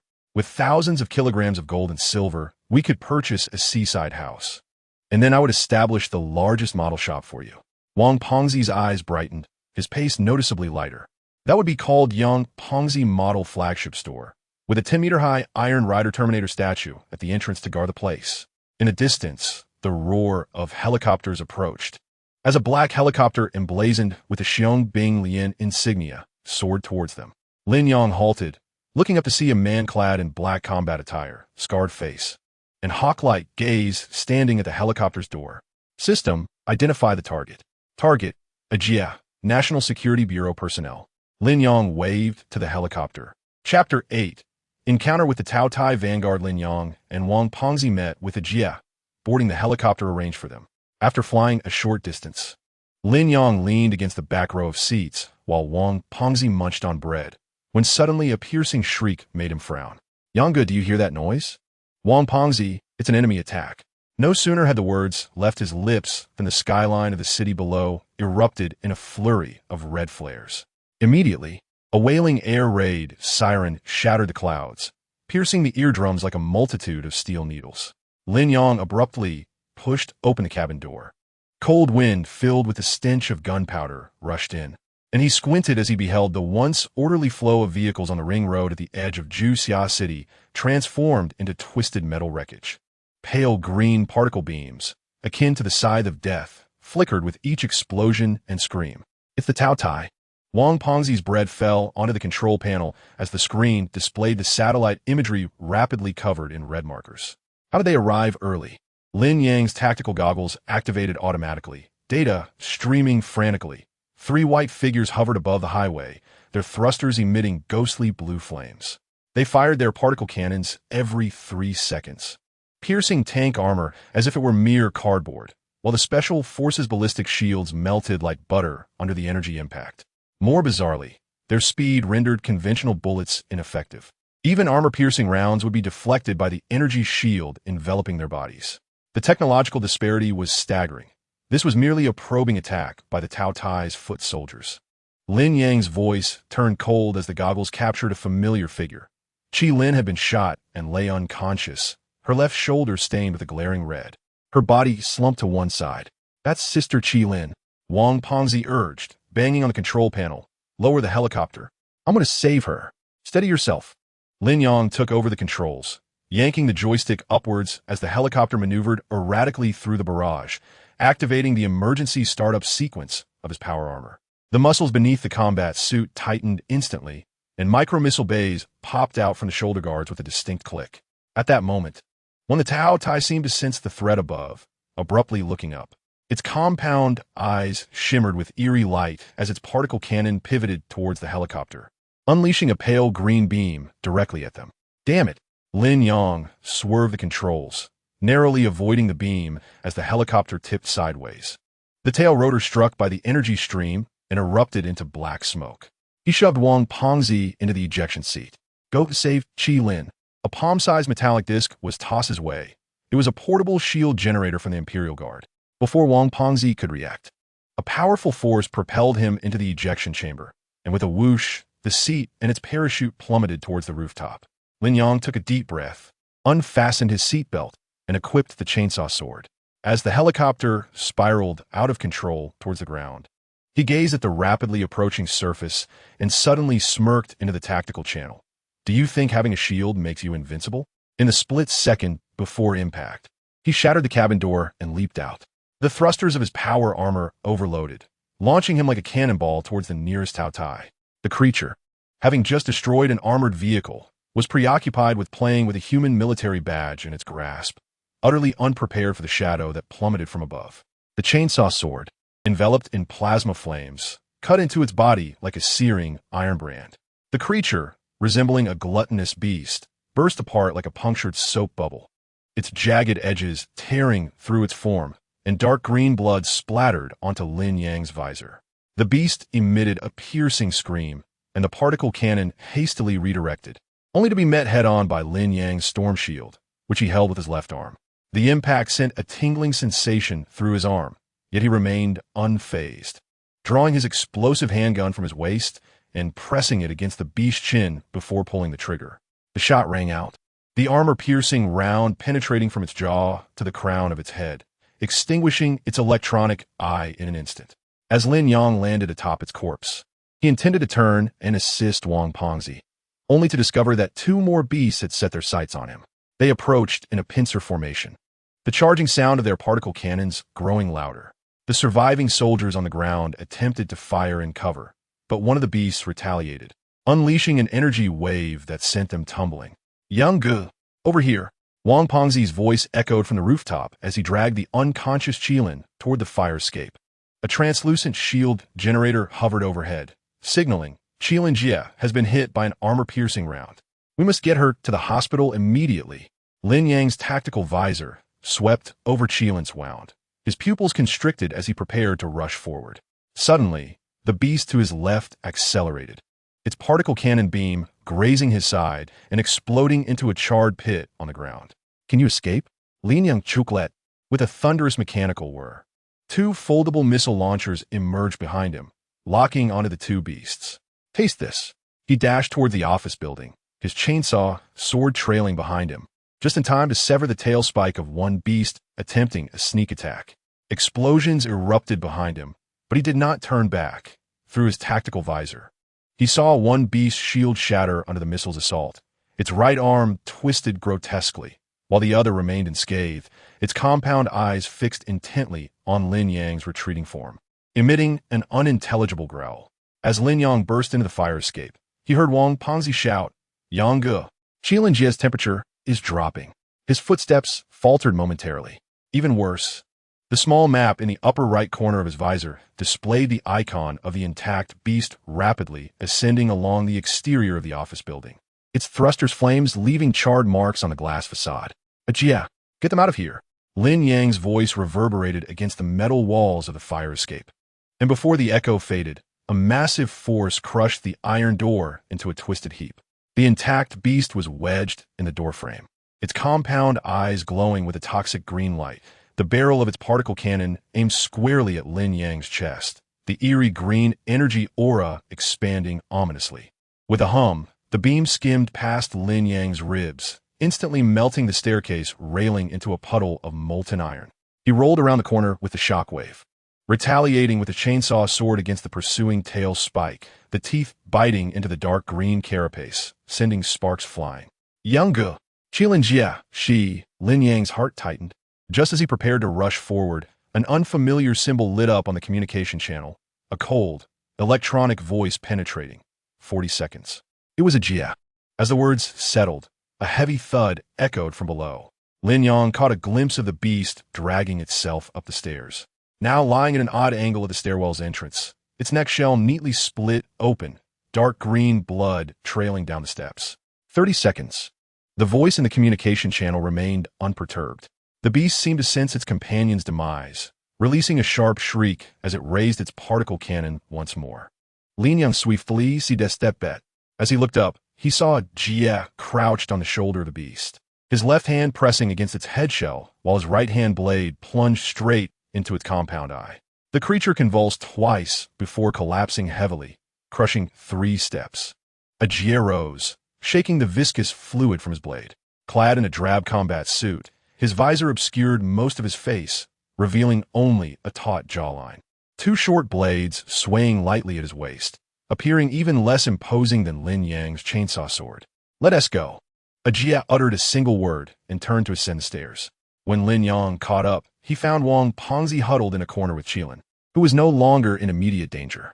Jia knelt down, checking Qilin's carotid artery for 2 seconds before suddenly producing a silver syringe from his backpack, the liquid inside glistening with a metallic sheen. As the needle pierced her skin, Qilin's eyelashes fluttered, and a faint groan escaped her throat. Her complexion began to recover, and her temperature stabilized, a hint of color returning to her lips. "She stabilized for now," Jia remarked, retracting the syringe and tapping the edge of the road's guardrail. "The vanguard of the beasts is here, at least 1 squad." Lin Yang's tactical visor had long since triggered alarms, and the small map displayed numerous red dots converging on the office building from all directions, the closest already reaching the 15th floor, their thruster flames scorching the glass facade. In the distance, 3 diamond-shaped aircraft broke through the clouds, their cannons glinting ominously beneath their wings. Wang Pengzi had already hoisted Qilin onto his back, his fingers trembling so violently he could barely grip the straps of the backpack. "What about you? I'll hold them off." Lin Yang weighed his chainsaw sword in hand, a smile breaking across his face. "They're merely a pack of rabble. Their firepower pales in comparison to the Star Realm army. I will deal with them." "Jia, see you at the Juxia." As the vehicles along the roadside were once again tossed aside, a throng of beasts surged forward, the charging sound of their particle cannons echoing across the open rooftop. The distant aircraft had locked onto their position, an energy beam skimming past the guardrail, obliterating a nearby statue. "Go!" Lin Yang thrust the black box into Wang Pengzi's hands, his chainsaw sword humming as he faced the beasts. "Signal me when we reach Juxia." Jia manipulated the hover platform to ascend, twirling his short blade between his fingers. "Don't die." Lin Yang smiled calmly. "These rabble cannot harm me."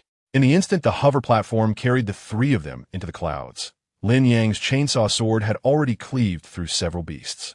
Watching the aircraft draw closer, Lin Yang raised his explosive handgun, firing several rounds that shattered yet more of the creatures into fragments. Before the formidable Astartes, the vanguard of the beasts appeared woefully inadequate. Within a minute, the remaining creatures had all been cleaved apart by Lin Yang's chainsaw sword. Chapter 9. The gaze of angels. In the brief span of a minute, Lin Yang had dispatched the beast soldiers as easily as slicing through watermelons. As the last beast's energy core detonated in a blossom of fireworks beneath his chainsaw sword, Lin Yang found his powered armor drenched in viscous fluid. The thick liquid dripped through the seams of his armor, pooling into a meandering stream on the asphalt surface of the city ring road. The air, thick with a pungent odor reminiscent of rotten eggs, mingled with metallic rust. Leaning on his sword, he stood aside as the alarm on his tactical visor finally subsided, leaving only a green prompt reading, "Battlefield clearance, complete," flickering at the edge of his vision. The smoke on either side of the road gradually dissipated, revealing a scene of devastation. Overturned tank wrecks still emitted plumes of black smoke. Special Forces armored vehicles crumpled like crushed cans, and the distant office building's glass facade was riddled with spiderweb-like cracks, several covered stretchers being loaded onto ambulances by medical personnel. "Young Ge, over here," Wang Pengzi's voice called from around the corner, where he was clinging to the back door of an emergency vehicle, his white coat stained with green splotches and tears streaking down his face. As Lin Yang approached, he caught sight of the medical team lifting Qilin onto a stretcher. The girl's complexion remained pale, yet the green veins in her neck had receded significantly, and her lips regained a hint of color. The doctor said her wounds have started to heal. Wang Pengzi's voice trembled slightly. He pulled out an empty silver syringe from his pocket. The very gene stabilizer Jie had left behind, but something within her seemed to be awakening. Lin Yang leaned closer to inspect. Qilin's fingers curled involuntarily. A faint glow seeping from beneath her nails, a sign that the Shinhe gene was being activated. He recalled Jie's words before leaving. This stabilizer not only suppressed toxins but also acted as a key to unlock dormant super genes, albeit often accompanied by excruciating pain. Take her to the city center hospital. Lin Yang patted Wang Pengzi on the shoulder and instructed the doctor to use the isolation ward, ensuring that no unauthorized personnel approached. Jie had already made the necessary arrangements. Wang Pengzi pointed towards a helicopter gliding low in the distance, stating that the Zhu Xiaohao was urging them to meet General Decao, and he would report first, asking Lin Yang to wait for him. Lin Yang nodded, his gaze sweeping across the sky at the end of the highway. The clouds were slowly shifting, sunlight occasionally piercing through the gaps, casting mottled patches of light on the ground. It appeared no different from usual. However, he was aware that the vanguard of the Tao Tai was merely the beginning, and the residual waves of the wormhole energy reaction were still echoing at the edge of the galaxy, akin to a slumbering giant beast sharpening its teeth. You go with the Jie to the Zhu Xiaohao, Lin Yang said as he stowed away his chainsaw sword into the waist of his powered armor, the nanofibers on the armor's surface beginning to automatically cleanse any stains. I will join you after I finish dealing with matters here. Wang Pengzi wanted to say something further, but was interrupted by the blaring siren of an ambulance. The medical personnel were ready to depart, and he had no choice but to grasp Lin Yang's arm and urge, "Make haste. I've heard there is real alien technology aboard the Zhu Xiaohao." Watching the ambulance and helicopter vanish into the horizon, Lin Yang turned towards the greenery alongside the highway. There lay several Tao Tai remains that had yet to be cleared away. He crouched down and pried open the chest cavity of one with his tactical dagger, extracting a black chip the size of a fingernail from the viscous entrails. This was the Tao Ye's individual data terminal, potentially harboring intelligence regarding the vanguard. The moment the chip made contact with the palm of his powered armor, the tactical visor suddenly emitted a blinding red warning. High-level energy field detected approaching. Lin Yang jerked his head up to see a silvery streak descending from the clouds. The shockwave it created rustling the leaves along the roadside. When the streak landed, it stirred up a circle of golden ripples. As the brilliance faded, a figure clad in silver armor emerged, for pairs of luminous wings unfurling behind it in the sunlight, each edge glimmering with minute points of light. The long sword in its hand pointed diagonally towards the ground, and what fell from the sword's tip was not droplets of blood, but twinkling stardust. Angel civilization. Ajue. The cool voice was like ice, as she removed her helmet, revealing an extraordinarily radiant face, her golden hair fluttering gently in the wind, and her eyes a pure blue, sharper than the scanning light of the tactical visor. Her gaze swept across the scattered Tao Tai remains, finally resting on the imperial emblem on Lin Yang's chest, her brow faintly furrowing. The weapon you wield does not belong to any known civilization in the universe. Ajue stepped forward, her wings gently flapping behind her, the breeze dispelling the acrid scent of gunpowder.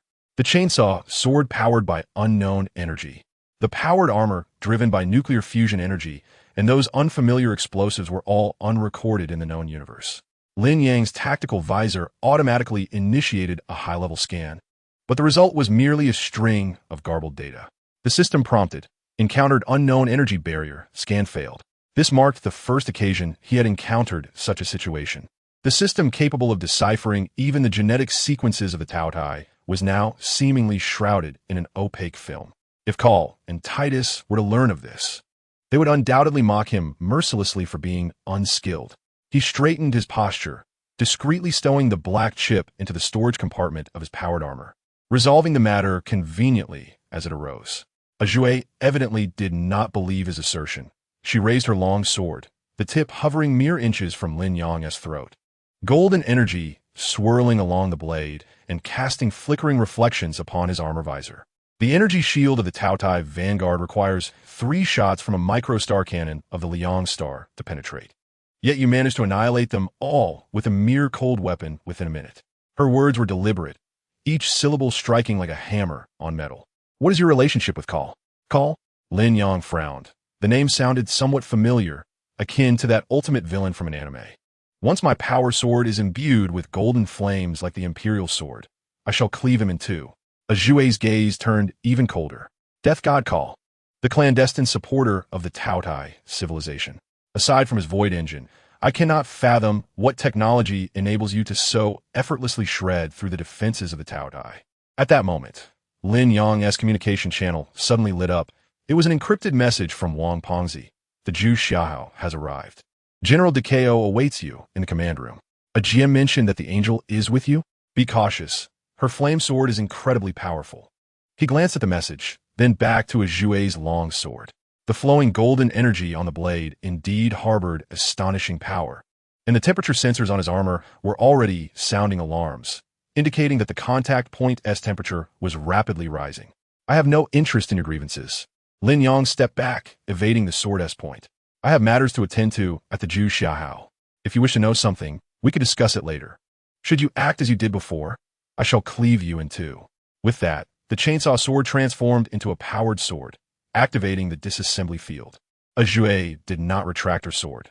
Instead, she advanced a step closer, her wings suddenly fully unfurling, the four pairs of wings shimmering brilliantly in the sunlight, nearly obscuring half the sky. The database of the Zhu Xiahao contains no records of you whatsoever. A stranger appearing on Earth, equipped with technology capable of overturning the balance of the battlefield, yet assisting Earth against the Tautai, is inherently suspicious. Just as Lin Yang was about to say something further, the tactical visor suddenly detected energy fluctuations emanating from the direction of Qilin at the city center hospital. It was neither the particle cannon of the Tautai nor the energy light of the angels, but rather a gentle yet penetrating wave, akin to a signal released when a certain gene is rapidly awakening. My friend is in trouble. He activated the thrusters of his powered armor, his combat boots stirring up a gust of air against the ground. Do not blame me for being ruthless in your arrogance. As he leapt into the air, he heard the buzzing sound of wings vibrating behind him. Ajue followed closely, maintaining a distance of about 10 meters, the golden light of her sword flowing beside her like a moving river of stars. Her voice pierced through the energy beam, clearly reaching Lin Yang's earpiece. My sword will find your heart faster than the particle cannon of the Tautai. Lin Yang could no longer contain himself. Grasping the powered sword, he charged toward the Ajue. She hurriedly defended herself, and the powered sword collided with the flame sword, instantly disassembling the energy particles of the flame sword. Ajue was taken aback, and amidst the conflict, she hurriedly utilized her insight eye to scan. Unknown Shinha body super soldier, fearless will, physical strength far exceeding human limits, danger level extremely high. The tactical visor suddenly displayed a new prompt. Detected Qilin's Shinha gene awakening signal, intensity 98, final activation imminent. It seemed that a GS gene stabilizer not only suppressed the wound, but had indeed fully activated Qilin's super gene. Lin Yang breathed a sigh of relief. Just as he intended to accelerate towards the hospital, he noticed Ajue suddenly halt mid-air, her gaze fixed intently on the direction of the hospital. A flicker of surprise flashing in her golden eyes. Is that the fluctuation of the Shinha gene? She murmured, seemingly unable to believe her own perception. And it is the gene sequence of a high-level warrior? Chapter 10. Engagement as Qilin's gene was on the verge of complete awakening. Lin Yang and Ajue were already engaged in battle. Her gene sequence is problematic. Ajue's voice was as cold as ice. The Shinha civilization perished tens of thousands of years ago. The existing super genes are mere replicas backed up by the Angel Nebula. Yet the fluctuations within her are of a primordial sequence. Lin Yang swung his powered sword once more. At the moment of collision with the flame sword, sparks erupted into the air between them. The pressure sensors of the powered armor emitted alarms. The opponent's strength far exceeded that of a conventional angel warrior. The immense force transmitted through the sword made his hands tingle. The results of the Super God Academy. Lin Yang exerted force, pushing the long sword back half an inch, and the powered sword followed through, aiming for Ajue's shoulder armor. The new generation of warriors cultivated by General Decao, using the remaining Shinha gene pool, has no connection to Call or your grievances. The wings of Aswi suddenly flapped, the gust of wind propelling her 3 meters backward, narrowly avoiding the lethal edge of the chainsaw sword. Her gaze sharpened with heightened vigilance. Chao, Shun Shui Yuan? They do not possess the technology to activate the primordial genes. What exactly have you used on her? Lin Yang remained silent, his tactical visor fixated on the silhouette of Qilin swaying behind the window on the 3rd floor of the hospital. A golden glimmer spilled through the glass, hinting at her raising an arm, with faint golden energy coalescing at her fingertips. This was a clear indication of the complete activation of the Shanhe genes, occurring at least 12 hours earlier than anticipated. That is a gene stabilizer. He finally spoke, brought by a Jia, retrieved from the medical repository of Chao Shen Shui Yuan. It merely accelerates gene awakening, nothing more. Chao Shen Shui Yuan? Aswi lifted her sword again, dismissing them as merely a band of exiles. Lin Yang suddenly chuklet, the thrusters of his powered armor humming to life as he propelled himself towards Aswi like a cannonball, the powered sword slicing through the air beside him. After another bout, you will understand. In the instant the powered sword descended, Aswi's wings abruptly closed, transforming into a silvery shield that stood guard before her. The sword struck the shield, producing a jarring sound of friction, golden energy rippling outward in concentric circles. Lin Yang could sense the energy of his powered armor rapidly depleting. The strength of this wing shield was comparable to the defensive layers of the Taotai mothership. Your powered armor indeed possesses remarkable sturdiness. Aswi's voice came through the shield, laced with a hint of barely detectable astonishment. Before she could finish her sentence, Lin Yang abruptly sidestepped, abandoning a frontal assault with his powered sword and sweeping horizontally towards her side. Clearly unprepared for such a maneuver, Aswi's shield could not fully expand in time, forcing her to twist her body in haste. One side of her armor was still struck by the powered sword, resulting in one of her arms being severed. Who exactly are you? Aswi retreated, clutching her wound, confusion flickering in her golden eyes as her severed arm began to regenerate. Lin Yang did not respond. His tactical visor displayed Qilin exiting the ward, conversing with a doctor in the corridor. The golden glow surrounding her had receded, leaving her with an expression of uncertainty. It appears the gene awakening proceeded smoothly, without any loss of control. I shall reiterate, I am merely a passerby. He sheathed the powered sword, stating that his involvement in aiding Earth against the Taotai was solely due to their alien slaughter of humanity, nothing more. Aswi's gaze fell upon the emblem on his chest, depicting a crossed chainsaw sword and explosive gun, with intricate runes etched along the edges. Lin Yang raised an eyebrow, observing Aswi's expression. It seems you're aware of certain things. He restarted his powered armor, the armor repair module clacking into action. But do not conflate us with your old adversaries. I have no interest in the Shanhe genes, your vendettas, or the Angel Nebula. At that moment, Lin Yang's communication channel suddenly lit up with Duca Ao's encrypted signal. Hasten to the Ju Xia Hao. The Taotai Vanguard fleet has arrived at Pluto. He glanced skyward, noting that the clouds had turned ominously gray and a faint crimson glow emerged on the distant horizon, signaling the onset of war. It appears I have no time to engage with you. Lin Yang activated his thrusters, leaving shallow indentations in the rooftop concrete as he ascended. Should you wish to learn more, we shall discuss it another time. As we watched his figure soar into the sky, her wings slowly unfurling, she touched her waist where the wound was located, feeling it heal autonomously, but the residual energy fluctuations unsettled her. The lingering subspace energy from the powered sword coupled with an unknown energy field. As we took flight, her golden sword light tracing a brilliant arc against the darkening sky as she soared toward the cosmos. She recognized that this sudden appearance of Lin Yang might become the most unpredictable variable in the impending war. She activated her communicator, your weapon. As we leaned against the water tower, her voice strained with evident exertion, her blue eyes fixated on the residual energy patterns on the powered sword, noting that its utilization differed from any known civilization. We shall engage again. He activated his thrusters, turning to ascend into the heights. Or perhaps, you should ascertain the situation first. As we gazed at him disappearing into the clouds, gripping her long sword tightly, the wings on her back coalesced into a pale golden light, albeit evidently dimmer than before. She hesitated briefly before pressing the encrypted channel accessible only to high-ranking angels. Your Majesty, The moment the communication connected, a voice resonated with authority and calm, as if echoing directly in her mind. As we share your findings, I encountered a warrior from an unknown civilization. As we stared in the direction Lin Yang had vanished, her tone respectful yet tinged with confusion. The sword he wields possesses residual subspace energy, capable of effortlessly tearing through the Tao Ye's energy shields, even piercing my wing shield. Subspace? A hint of disturbance crept into Kaisa's voice. Is it the kind of void studied by Carl, or something else? Uncertain, as we shook her head, aware that the queen could not see her.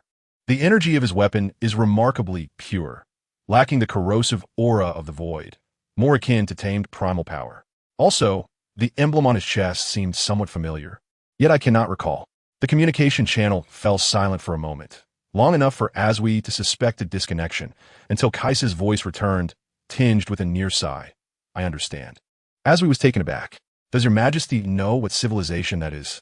Kaisa replied, I do not know either. The current situation is already complex enough. Some matters are best left unattended. Understood. Aswi replied, her fingers unconsciously rubbing the wound inflicted by the powered sword at her side. The armor there still felt warm, the residual energy fluctuations reminding her of ancient texts. Moreover, Kaisa's tone abruptly turned grave. The so-called Qilin, the warrior of Shun He, possesses a remarkably clean gene sequence, devoid of Carl's void marks, and unrelated to the backups of the Angel Nebula. Chao Shen Shui Yuan has indeed concealed some secrets. As we express surprise, Your Majesty, you are monitoring Earth? Is monitoring even necessary? Kaisa's voice bore a hint of amusement. A glance through the eye of insight reveals all. After all, remnants left by Yin are present here. The moment the communication was severed, Aswi's wings fully unfurled, transforming into a silvery stream of light, racing toward the stars. She did not return to the Ju Xiahao, nor did she pursue Lin Yang, but instead, she flew in the direction of the moon. The image of Lin Yang lingered in her mind, particularly his words. Wait until you ascertain the situation. That name resonated within her, akin to a stone cast into a lake, sending ripples throughout her heart. Meanwhile, in the command room of the Ju Xiahao, Duca Ao scrutinized Lin Yang's combat data displayed on the holographic projection, his brow furrowed. Beside him, Major Lianfeng handed him a report. General, our satellites captured footage of Aswi engaging with a warrior named Lin Yang. His powered armor's energy readings exceed our comprehension. Duca Ao did not take the report, but pointed to the emblem on Lin Yang's chest displayed in the projection. Investigate this mark, utilizing all permissions from the Shun He gene repository. Just as Lianfeng was about to proceed, the holographic projection flickered, revealing a red warning. Detected communication signal from Angel Civilization. Source, the far side of the moon. Duca's Gazi, Sharpinid. It is an observation station of the Angels. At that moment, in Earth's orbit, amidst the shadows of the Tautai fleet, there seemed to be even more mysterious eyes peering through the clouds, observing the impending global conflict. Meanwhile, Lin Yang, this unforeseen warrior, remained oblivious to the myriad forces that had fixed their gaze upon him as he donned his powered armor. Soaring toward the Ju Xiahao, his powered sword shimmering coldly under the sunlight. Chapter 11. Dialogue. After concluding his battle with Aswi, Lin Yang promptly made his way toward the Ju Xiahao. At that moment, Wang Pongzi was animatedly chattering on the communicator. Young Ge, you finally answered. Ajia and I are in the command room of the Ju Xiahao. The screens here are 10 times larger than the projectors we use. Lin Yang had just sheathed his powered sword and wiped off the grime from it. Understood, I shall head over now. Did you not touch anything over there? Of course not. Wang Pongzi's voice rose as he mentioned that Ajia and the advisor named Lianfeng were engaged in quite an interesting discussion about energy circuit optimization. Yang, General Du Cao asked me to inquire whether the core parameters of your power armor could be adjusted. No, Lin Yang interrupted directly. By the way, the nutritional paste on the ship is strawberry flavored. Would you like to get accustomed to it in advance? Lin Yang frowned and replied, change it to chocolate. Got it. I'll go tell them right away. The communication was cut off, and Lin Yang accelerated towards the direction of the Ju Xiahao, the propulsion system of his armor leaving a trail of white vapor behind him. Before long, Lin Yang spotted a helicopter dispatched by the Ju Xiahao. He looked up and saw the emblem of the Ju Xiahao emblazoned on the helicopter's body. With a leap, he landed steadily inside the cabin. The pilot turned back and gestured to him, and the helicopter immediately adjusted its course, flying towards the enormous aircraft carrier on the distant sea. The cabin was rather cramped. Lin Yang leaned against the wall, watching the cityscape outside gradually shrink. At that moment, a communicator beeped, and it was Wang Pengzi's voice. Yang, you're on the helicopter now, right? Ajia and I are waiting for you on the deck. General Du Cao is also here, holding a peculiar instrument, seemingly to conduct an examination on you. Lin Yang raised an eyebrow, asking examination?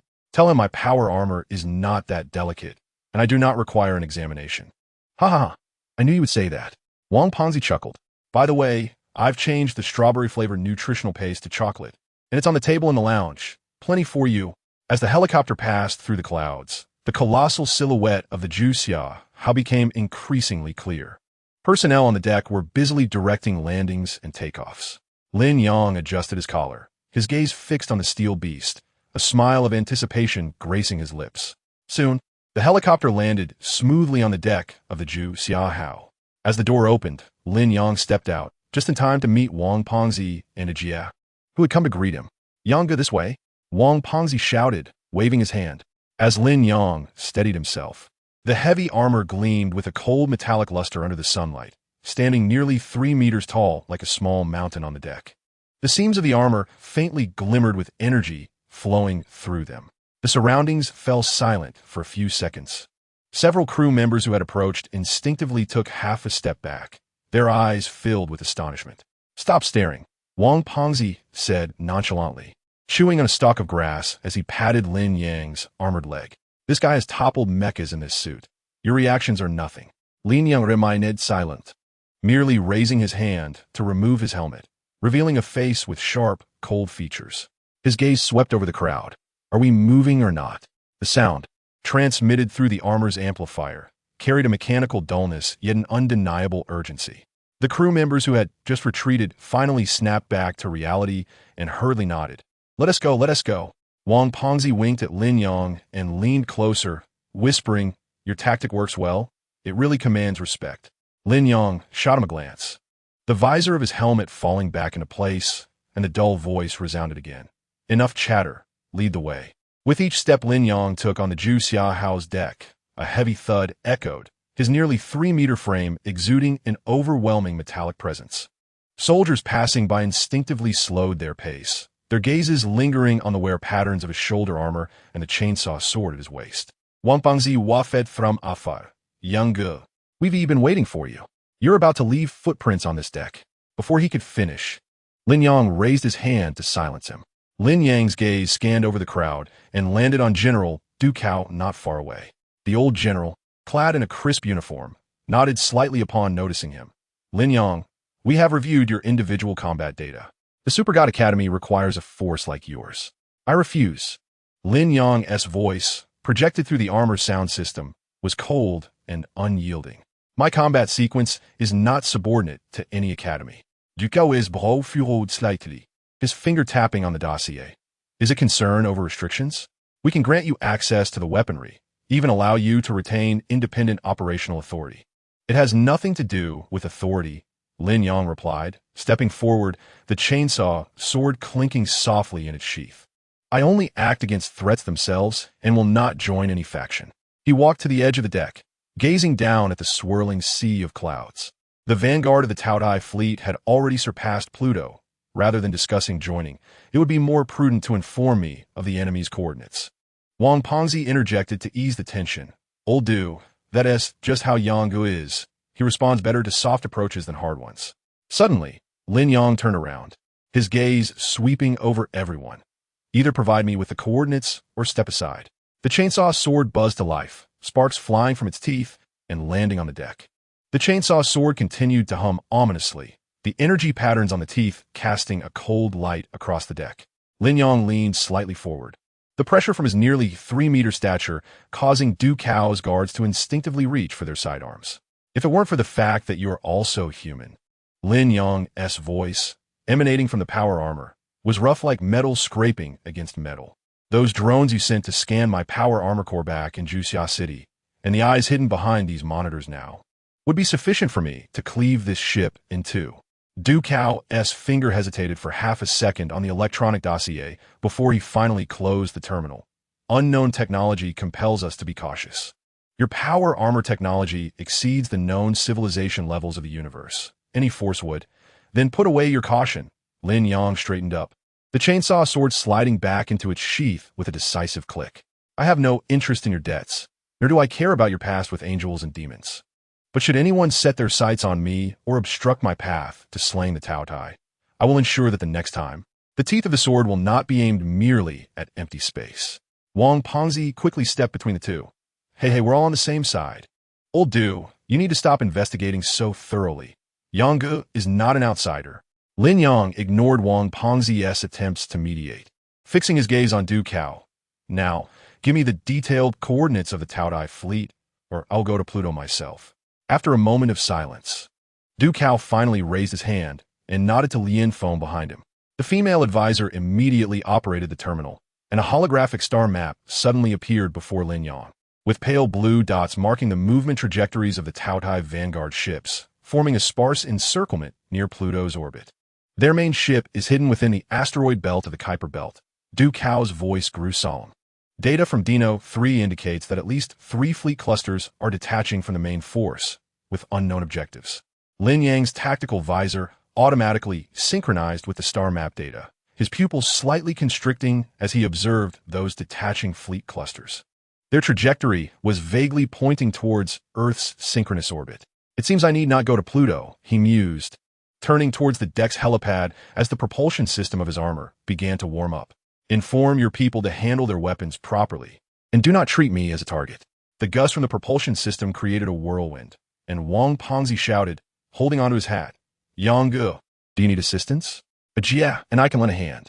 Lin Yang's figure had already ascended, leaving only a muffled response. Stay on the ship. Du Cao watched as he transformed into a speck of light, disappearing into the sky, then suddenly said to Lin Feng, destroy all analysis data regarding him. General? Lin Feng was taken aback. That could be. He is correct, Du Cao remarked, gazing at the flickering red dots on the star map. We do not have much time, and we cannot afford to provoke him. Wang Pengzi, listening from the side, secretly messaged Jia. Yang Ji's deterrent power is far more effective than that brat Gu Xiaolin. Jia quickly replied, be careful. His power armor's energy readings are skyrocketing, as if preparing for a significant move.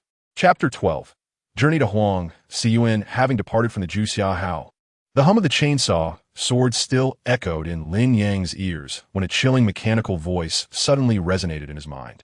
Devoid of any emotional fluctuation, detected that the host has eliminated the Tao Tai Vanguard minions, completing the initial task. Reward settlement, 20,000 merit points. Original casting, Extreme Warrior Summoning Card X3. The props have been stored in the system space and can be extracted for use at any time. Lin Yang's movements paused momentarily, his brows slightly raised beneath the tactical visor. The merit points could be exchanged for maintenance components and ammunition for the power armor. These 20,000 points were sufficient for another upgrade of the plasma generator for the chainsaw sword. Moreover, the 3 summoning cards indicated that he could temporarily summon 3 original Forged Space Marines from the Extreme Warriors Legion to combat those scattered Tao Tiem mechas, which was more than adequate. Just as he was about to issue a command for support, the system's voice resonated once more, carrying an undeniable directive. Triggering new mission, Abyss Interception. Mission objective. Immediately proceed to Huangxuan base and thwart the summoning ritual of the Demon King Morgana. Mission hint. Morgana has deployed Vanguard demons through a wormhole and is currently activating the Huangxuan energy node. If the ritual is completed, over 100 demons will surge into Earth. Mission reward, 50,000 merit points, which can be used to purchase the Purifying Flame melting gun and unlock the privilege to buy a cloaking device. Lin Yang's gaze sharpened instantly. Morgana was a notoriously formidable presence in the supergod universe. He abruptly altered his course toward Huangxuan, the thruster's power maximized, tearing the air behind him into twin white vortices.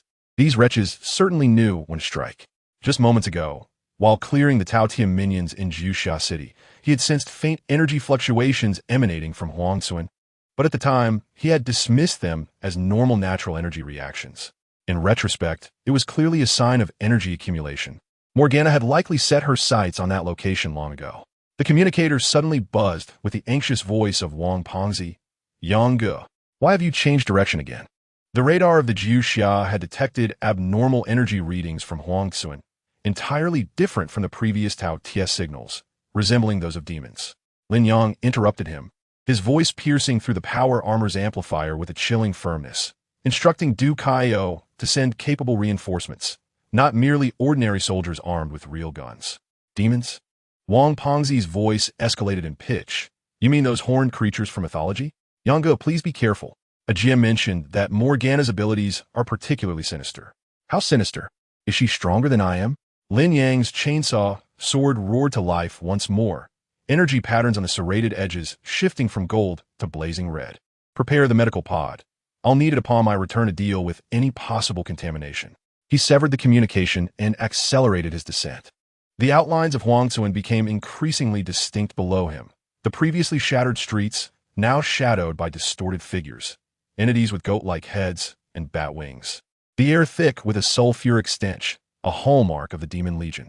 Lin Yang locked onto the energy source through his tactical visor, where dark energy had intensified to the point of almost becoming tangible, akin to a pulsating black mist. As the ritual reached the 50% mark, he calculated the time and swiftly navigated the control panel of his power armor, just in time to disrupt the proceedings. The 3 summoning cards in the system's space began to radiate heat, seemingly resonating with his battle intent. Taking a deep breath, Lin Yang activated one of the cards and commanded over the communication channel, Extreme Warriors Team 3, follow me in. In the next instant, 3 figures clad in blue armor, resembling his own stature, appeared on either side of him, chainsaw swords and explosive guns raised in unison, the helmet's visors glowing a matching crimson. The 4 nearly 3-meter-tall original Forged Space Marines formed a wedge formation, diving toward Huangxuan with fierce resolve. The demons seemed to sense the impending threat, raising their heads and revealing their tusked mouths, emitting shrill, piercing cries. Yet their reactions appeared utterly insignificant against the thunderous roar of Lin Yang and his comrades' thrusters. The scene shifted back to Huangxuan that afternoon, where the villagers, as usual, toiled, with children returning home in small groups after school. Suddenly, a foul-mouthed woman appeared in the sky. It was the demon Queen Morgana, formerly known as the Archangel Apocalypse, Liang Bing. She bore a pair of black wings reminiscent of those in myth, her heavily made-up visage exuding an aura of darkness. Carl, is this the so-called Earth? Liang Bing shouted into her communicator. The voice of the Reaper, Carl, responded, Indeed, Liang Bing. She continued, Now hurry up and find a way to bring my Demon 1 here. Carl replied, My esteemed queen, it will take some time to transport Demon 1 to Earth. Before that, I implore you to recruit your own forces. He concluded the communication. Damn you, you filthy pervert. Liang Bing seethed in anger, yet resigned herself to observe the situation.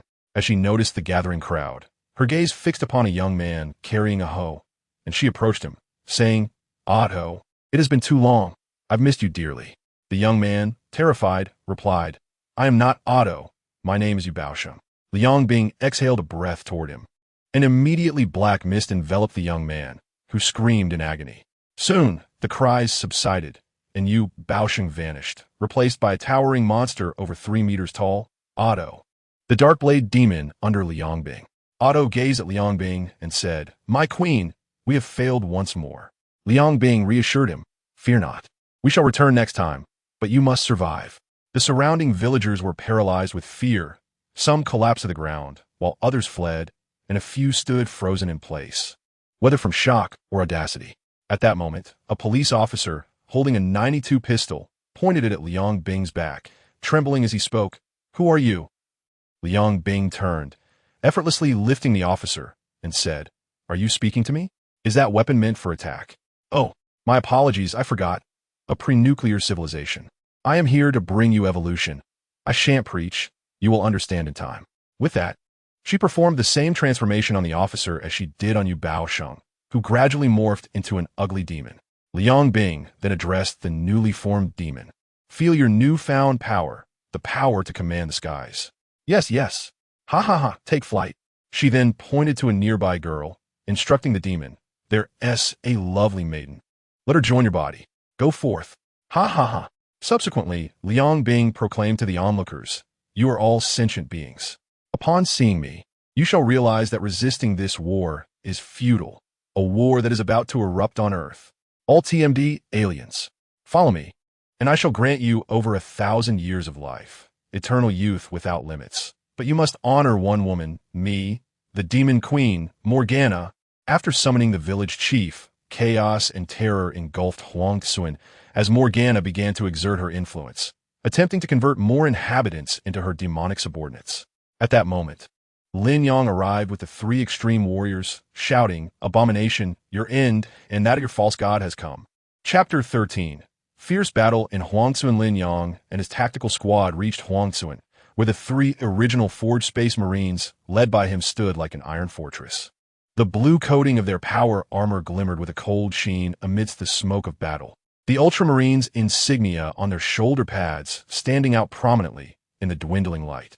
Lin Yang bellowed, "Abomination, how dare you desecrate humanity? Your end is nigh." As Otto kicked aside a newly birthed demon, he sensed an entirely different oppressive presence. Not the sanctity of angels nor the brutishness of Tao Tia, but the essence of a war machine, tempered through countless battles. Gripping the dark blade, the energy patterns began to illuminate. Just as Lin Yang's heavy explosive gunner squeezed the trigger, boom! The specially crafted explosive round screamed through the air, accurately striking three lower-tier demons attempting to pounce.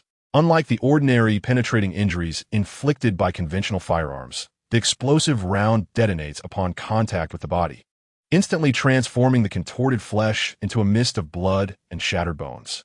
The splattered remains collide against the armor of the extreme warrior, leaving only trivial marks. As if striking an impenetrable wall, Otto roars as he charges forward, his blade slicing through the air in a dark purple arc aimed directly at Lin Yang's helmet. Lin Yang does not even flinch. He merely raises the gauntlet of his left arm slightly, and with a resounding clang, the blade is forcefully deflected. Otto's pupils constrict sharply. He can sense the immense force transmitted from beneath Lin Yang's armor, a physical strength far surpassing that of an ordinary super soldier. "Xenomorph, prepare to be cleaved." Lin Yang's voice resonates through the Vox system as he raises his explosive pistol, the barrel pressed against Otto's energy shield. A rapid succession of explosive rounds follows, the shield flickering violently under the intense impact, reminiscent of a flickering candle in the wind. Otto is pushed back repeatedly, his palms numb, suddenly realizing that the metallic figure before him is far from the opponents he has previously encountered. Meanwhile, the other three extreme warriors plunge into the horde of demons like tigers descending from the mountain. Their chainsaw swords were with a piercing buzz, each slash infused with the power to rend steel. A demon, just unfurling its wings to pounce, is cleaved in half by a chainsaw sword, its scalding blood splattering onto the power armor, instantly isolated by the surface's corrosion-resistant coating. Another warrior, wielding an explosive pistol, acts with the precision of a seasoned hunter. Each bullet aimed at the energy core of the lesser demons, ensuring that each shot results in a demon's body disintegrating in an explosion. Within mere seconds, the 20 or so newly spawned demons that had previously encircled Morgana have dwindled to nearly none. Those transformed villagers, now demons, are as fragile as paper before the Space Marine. The servo motors of the power armor propel fists that can effortlessly shatter their bones, while the low hum of the explosive pistol serves as the death knell for their existence.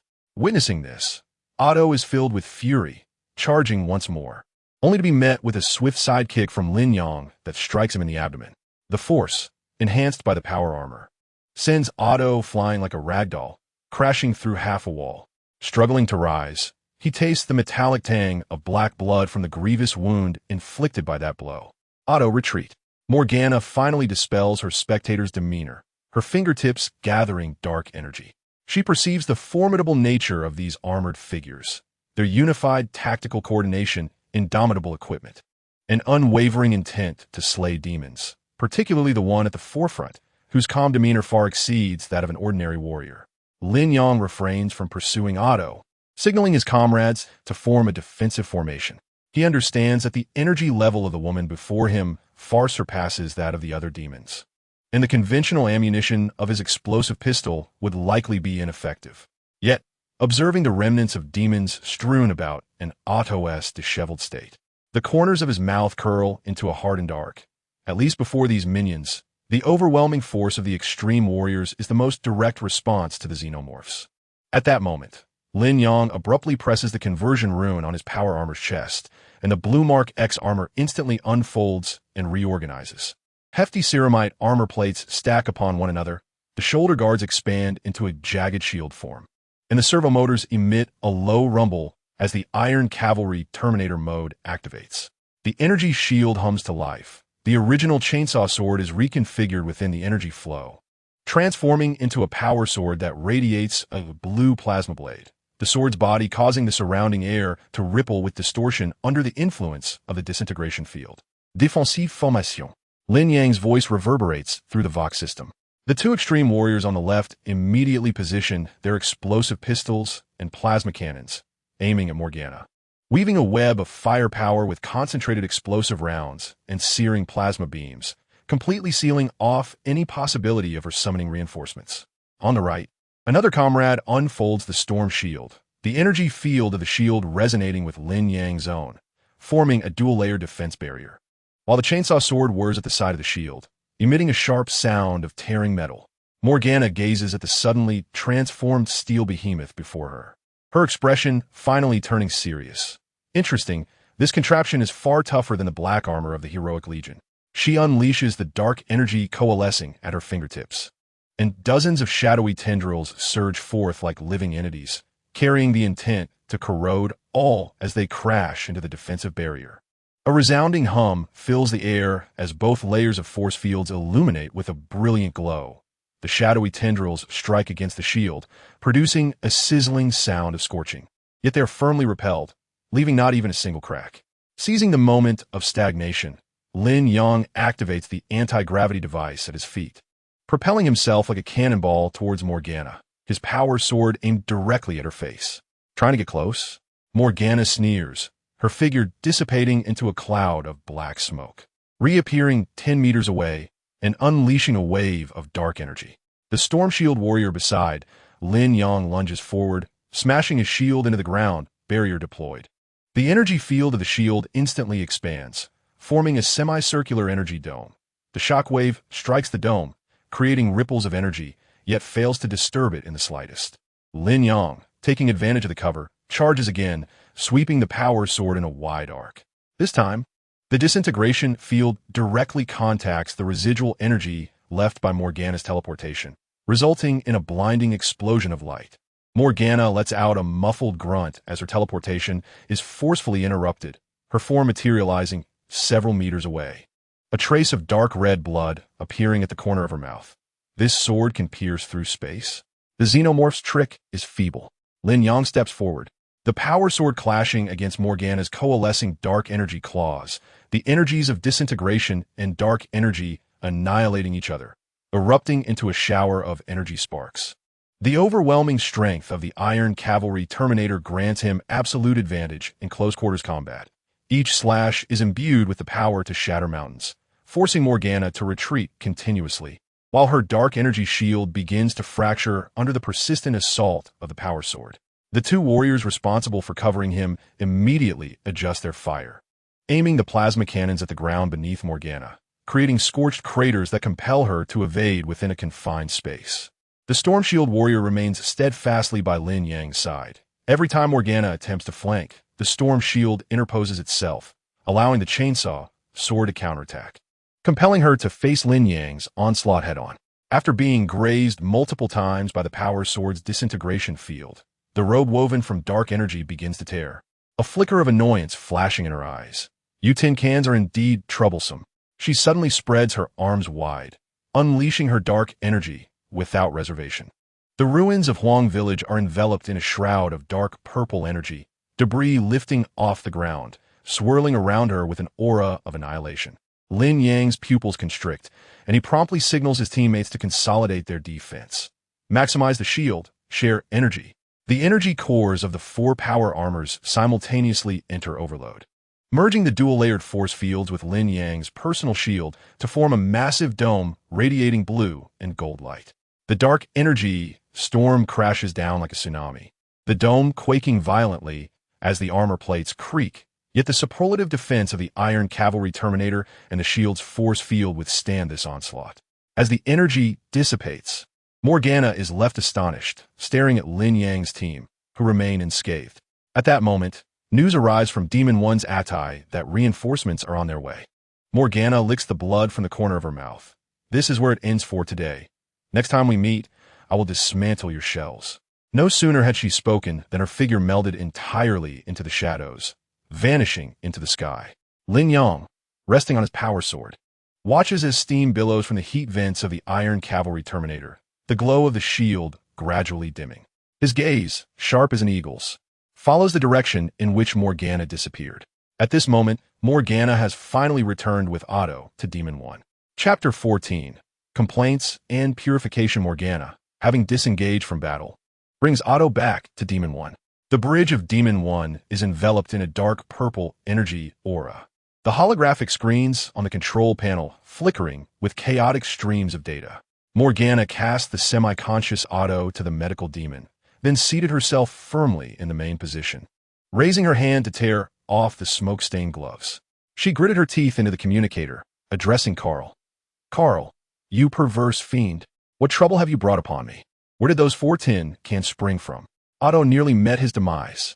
From the communicator came Carl's calm and unruffled voice, tinged with a hint of amusement. "Queen Liangbing, the universe is vast, and the emergence of unknown civilizations is quite normal. The energy signatures of those tin cans are peculiar. They neither belong to the known Shunha system, nor do they resemble the sacred technology of angels." "Enough with your nonsensical rambling," Morgana interrupted, seizing an energy vial from the table and hurling it at the control panel. The purple liquid splattered across the screen.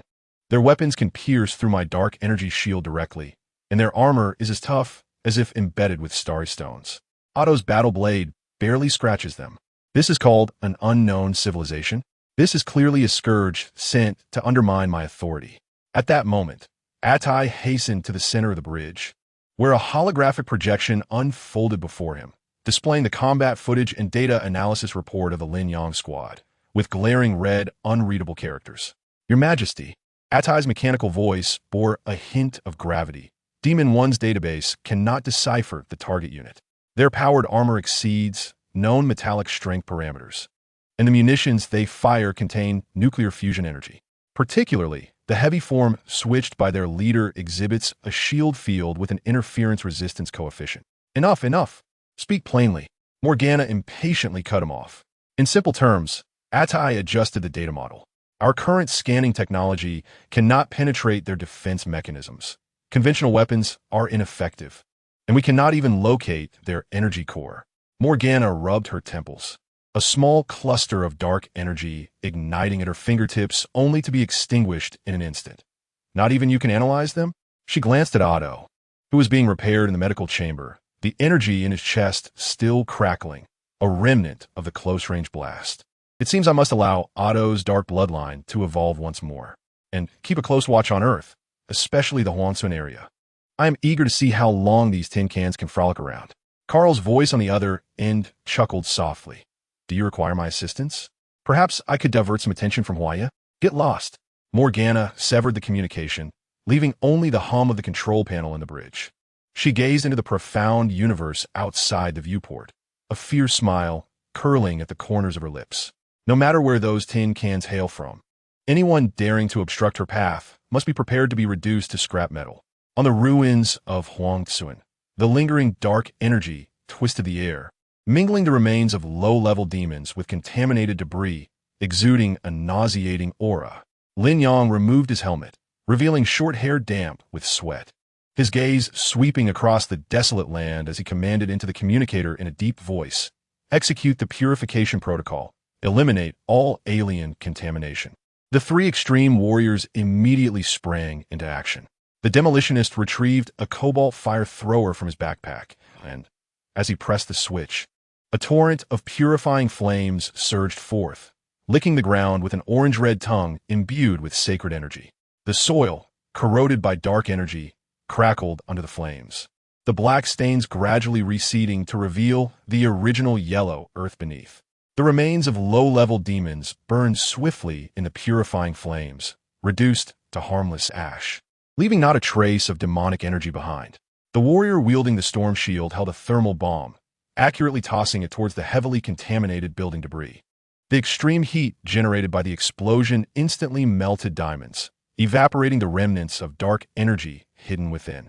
Each step he took was on the purified ground, the force field of the storm shield occasionally sweeping through to disperse the energy fragments lingering in the air. Another warrior operated a portable purification scanner, the screen displaying green dots for purified areas and red for those pending treatment. He periodically sprayed a special purification agent on stubborn contamination points, producing white smoke upon contact with dark energy, effectively erasing those malevolent traces. Lin Yang personally wielded the power sword, its blade adorned with a delicate golden energy pattern that flowed along its edge. He approached the energy traces left by Otto, gently gliding the power sword over the ground, causing the dark purple marks to vanish as if snow meeting the sun. Encountering several villagers' bodies that had been partially transformed by demons but were not yet fully mutated, his expression darkened. Ultimately, he swung the power sword, allowing the purification field to end their suffering and completely sever the possibility of further contamination. The entire purification process proceeded methodically, devoid of superfluous actions. The extreme warriors functioned like a finely tuned war machine, using flames, high temperatures, and purifying energy to cleanse every inch of Huangzuan. When the last trace of dark energy was consumed by the purifying torch, and all red dots vanished from the scanner, Lin Yang finally donned his helmet once more. Purification complete, he stated into the communicator, his voice devoid of emotion. Establish guard posts, monitors surrounding energy fluctuations. This place must not become a breeding ground for aliens again. The blue-powered armor stood tall under the setting sun. Behind it, the thoroughly purified and tranquil ruins of Huangzuan. Though scarred, the air was free of any trace of malevolence. Only the lingering warmth of the purifying flames remained. Before long, reinforcements arrived, several figures emerging from the dust, their black tactical suits delineating sharp lines under the waning sunlight. The leading figure, Du Qiangwei, halted, her gaze sweeping over the thoroughly purified battlefield, devoid of any residual dark energy. The remains of demons had vanished, leaving only the scorched earth and neatly established guard zones. A stark contrast to the chaotic scene she had anticipated. Her eyes finally settled on the 4 blue-powered armors, which bore no resemblance to the equipment of any known civilization. The insignia on the shoulder pads was foreign and sharp, exuding an aura of forbidding proximity. Qiangwei raised her hand, signaling her team to remain alert, and stepped forward, her voice cold. I am Du Qiangwei of the Xiongbing Corps. Who are you? What brings you here? Lin Yang slowly turned, the servo motors of his armor emitting a faint whir. He quickly scanned Qiangwei's squad through the identification system of his helmet, confirming they bore no obvious aberrant characteristics before replying. His voice transmitted through the Vox system with a mechanical timbre. Extreme warrior, Lin Yang, engaged in the purification of alien threats. Alien? Qiangwei furrowed her brow. The term evoked notions of opposition between angels and demons. Are you affiliated with the angels? Not subordinate to any local power, Lin Yang replied succinctly, signaling the team responsible for guard duty to lower their weapons. We detected large-scale demonic activity, eliminated the threats, and purified the contaminated area. The team members behind Qiangwei exchanged glances, sensing the pure combat aura emanating from these extreme warriors, heavier than that of the super soldiers of the Xiongbing Corps, resembling machines born for war. She approached a section of ground melted by the thermal bomb, gently touching the solidified glass-like substance, feeling the residual heat. Your weapons are quite unique. Standard equipment for eliminating aliens, Lin Yang replied monotonously. There is no longer any threat here, but I recommend sealing the area and monitoring for energy remnants. Qiangwei looked up at Lin Yang's helmet, searching for any sign of emotion, but finding only the cold reflection of metal.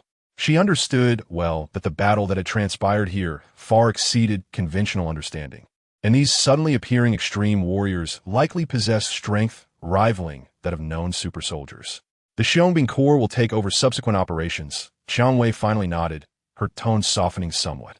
Regardless of who you are, thank you. Lin Yang paused momentarily, turning his helmet toward Qiangwei, the voice from a Vox system remaining steady. We are guests invited by General Decao, through special channels, tasked with assisting in managing threats beyond conventional combat capabilities. Xiangwei's pupils constricted slightly. Her father had such a contingency plan? She had never heard Takeo mention the existence of such a mysterious force. Invited by my father? She pressed further, her tone laced with a subtle scrutiny, questioning why we had never received any related notifications. Access level restrictions, was Lin Yang's succinct reply. We are accountable solely to the inviter, executing specific tasks. He gestured towards the purified area, indicating that the recent demon incursion had been dealt with. Should any threats of a similar magnitude arise, contact can be made through encrypted channels. With that, he ceased further discourse and led his team onward. Xiangwei gazed at their retreating figures, her brow furrowed in concern. She retrieved her communicator, her fingertip hovering over Dukeao's contact information, before ultimately pressing the send button. Father, a mysterious armed group has appeared in Huangtsuan, claiming to be your invited guests. There was a brief silence on the other end before Dukeao's weary voice emerged. Imbued with an undeniable steadiness, they are indeed my invited guests.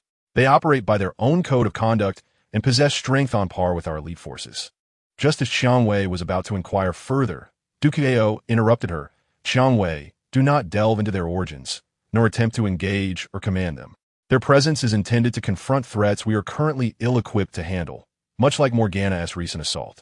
But father, obey the order. Dukeao's tone grew more severe. Focus on your assigned tasks and ensure the safety of those around you. Knowing too much can often be detrimental. The communication abruptly ended, and Xiangwei stood stationary, clutching the communicator, her gaze fixed on the direction Lin Yang's team had vanished, her mind swirling with uncertainty. Chapter 15.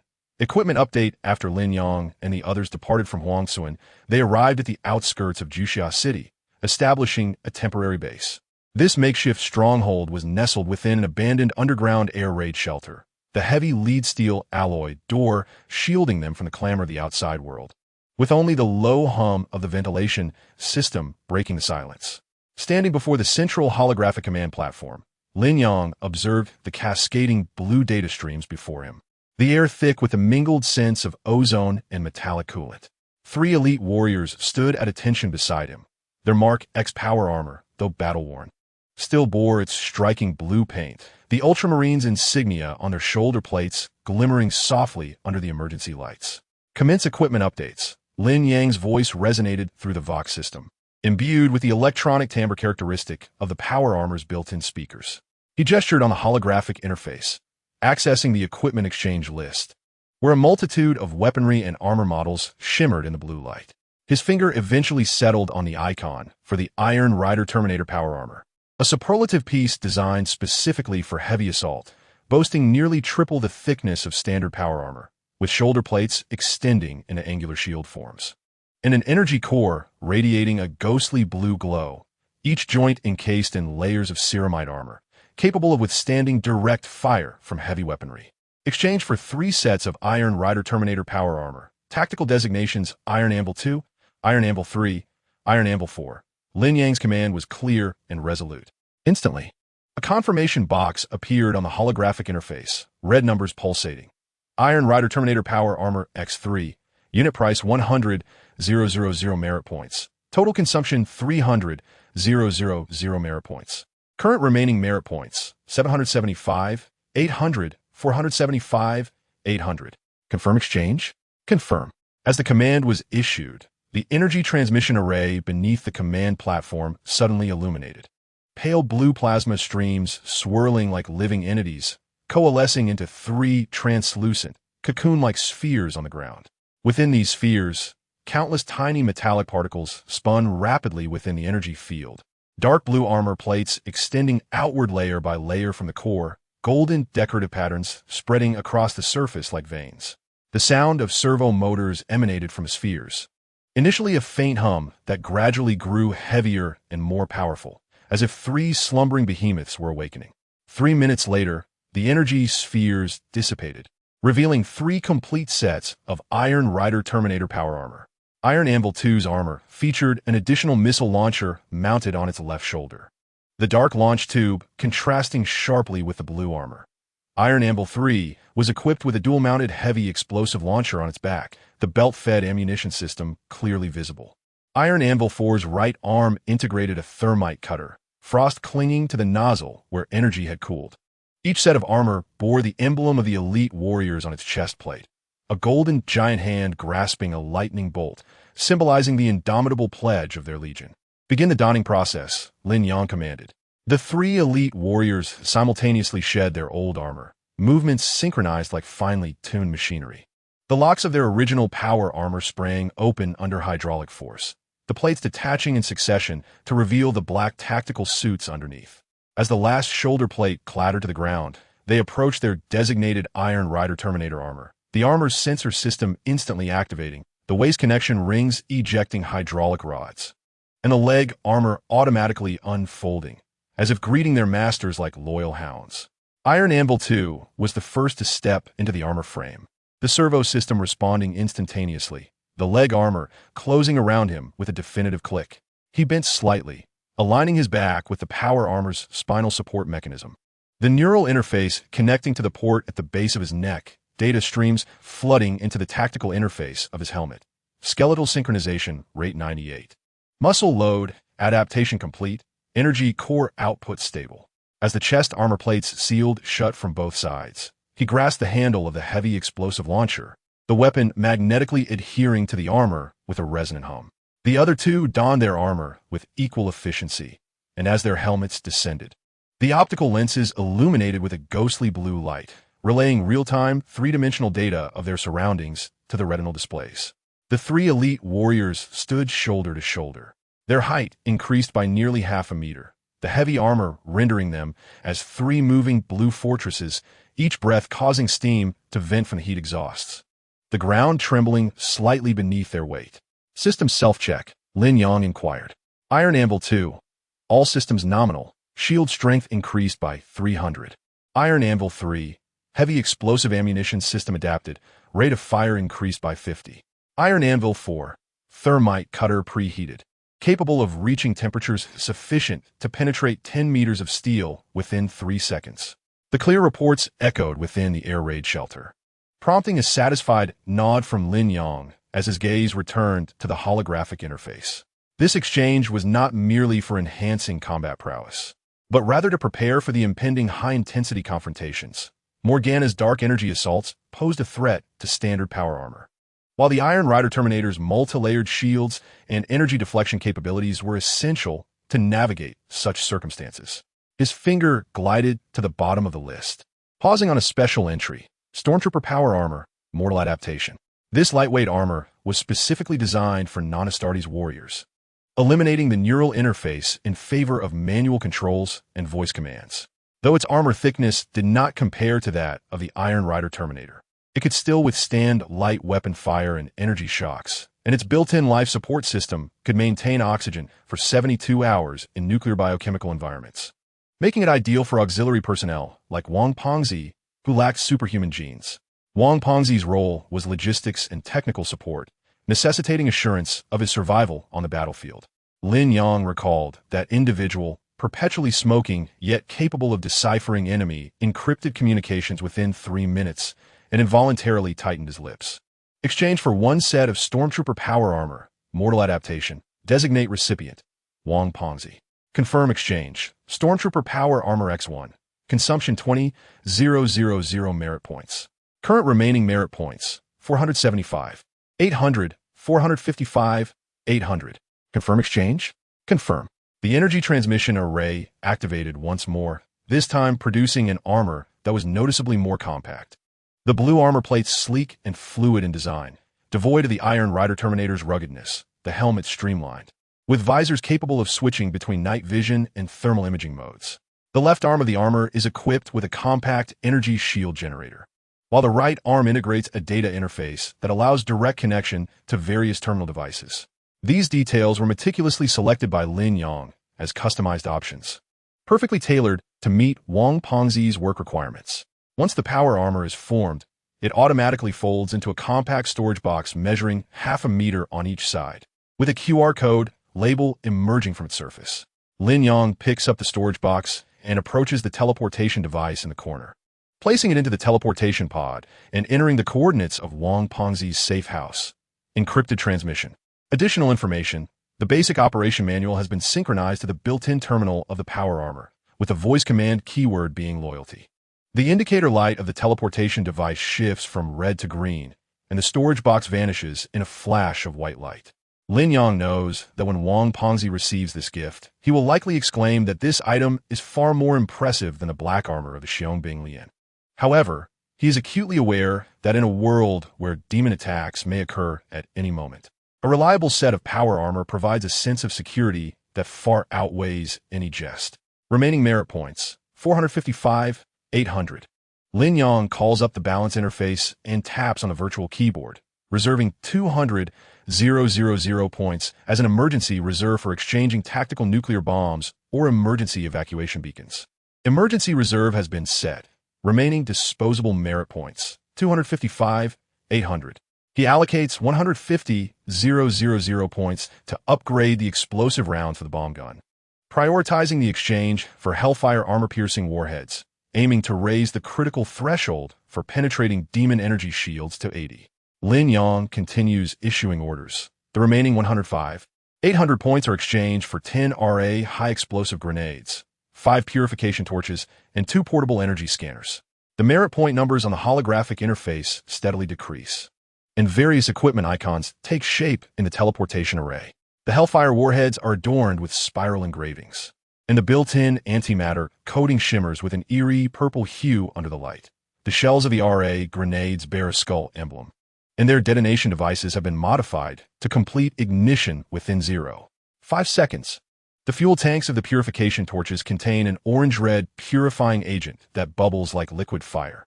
As the last piece of equipment completes its transmission, Lin Yang closes the holographic interface and turns to face the 3 fully armed extreme warriors.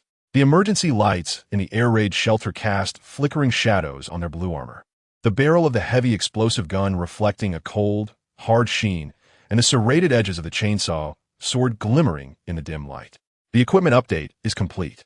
Lin Yang's voice carries an undeniable authority, stating, from this moment on, our tactical priority is adjusted to collaborate with the Xiong Lian to monitor the movements of the Qiao Qiao Vanguard fleet, focusing on eliminating the high-ranking demons under Morgana's command.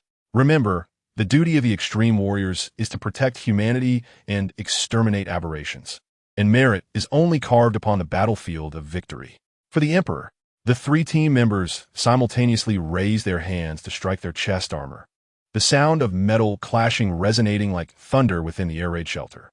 Chapter 16, Joyful Conversations.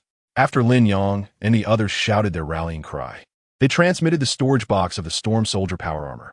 A crackling sound of electricity emanated from the communicator, followed by Wang Pengzi's signature loud voice, slightly breathless. Hey, Lin brother, did you just throw something into my place?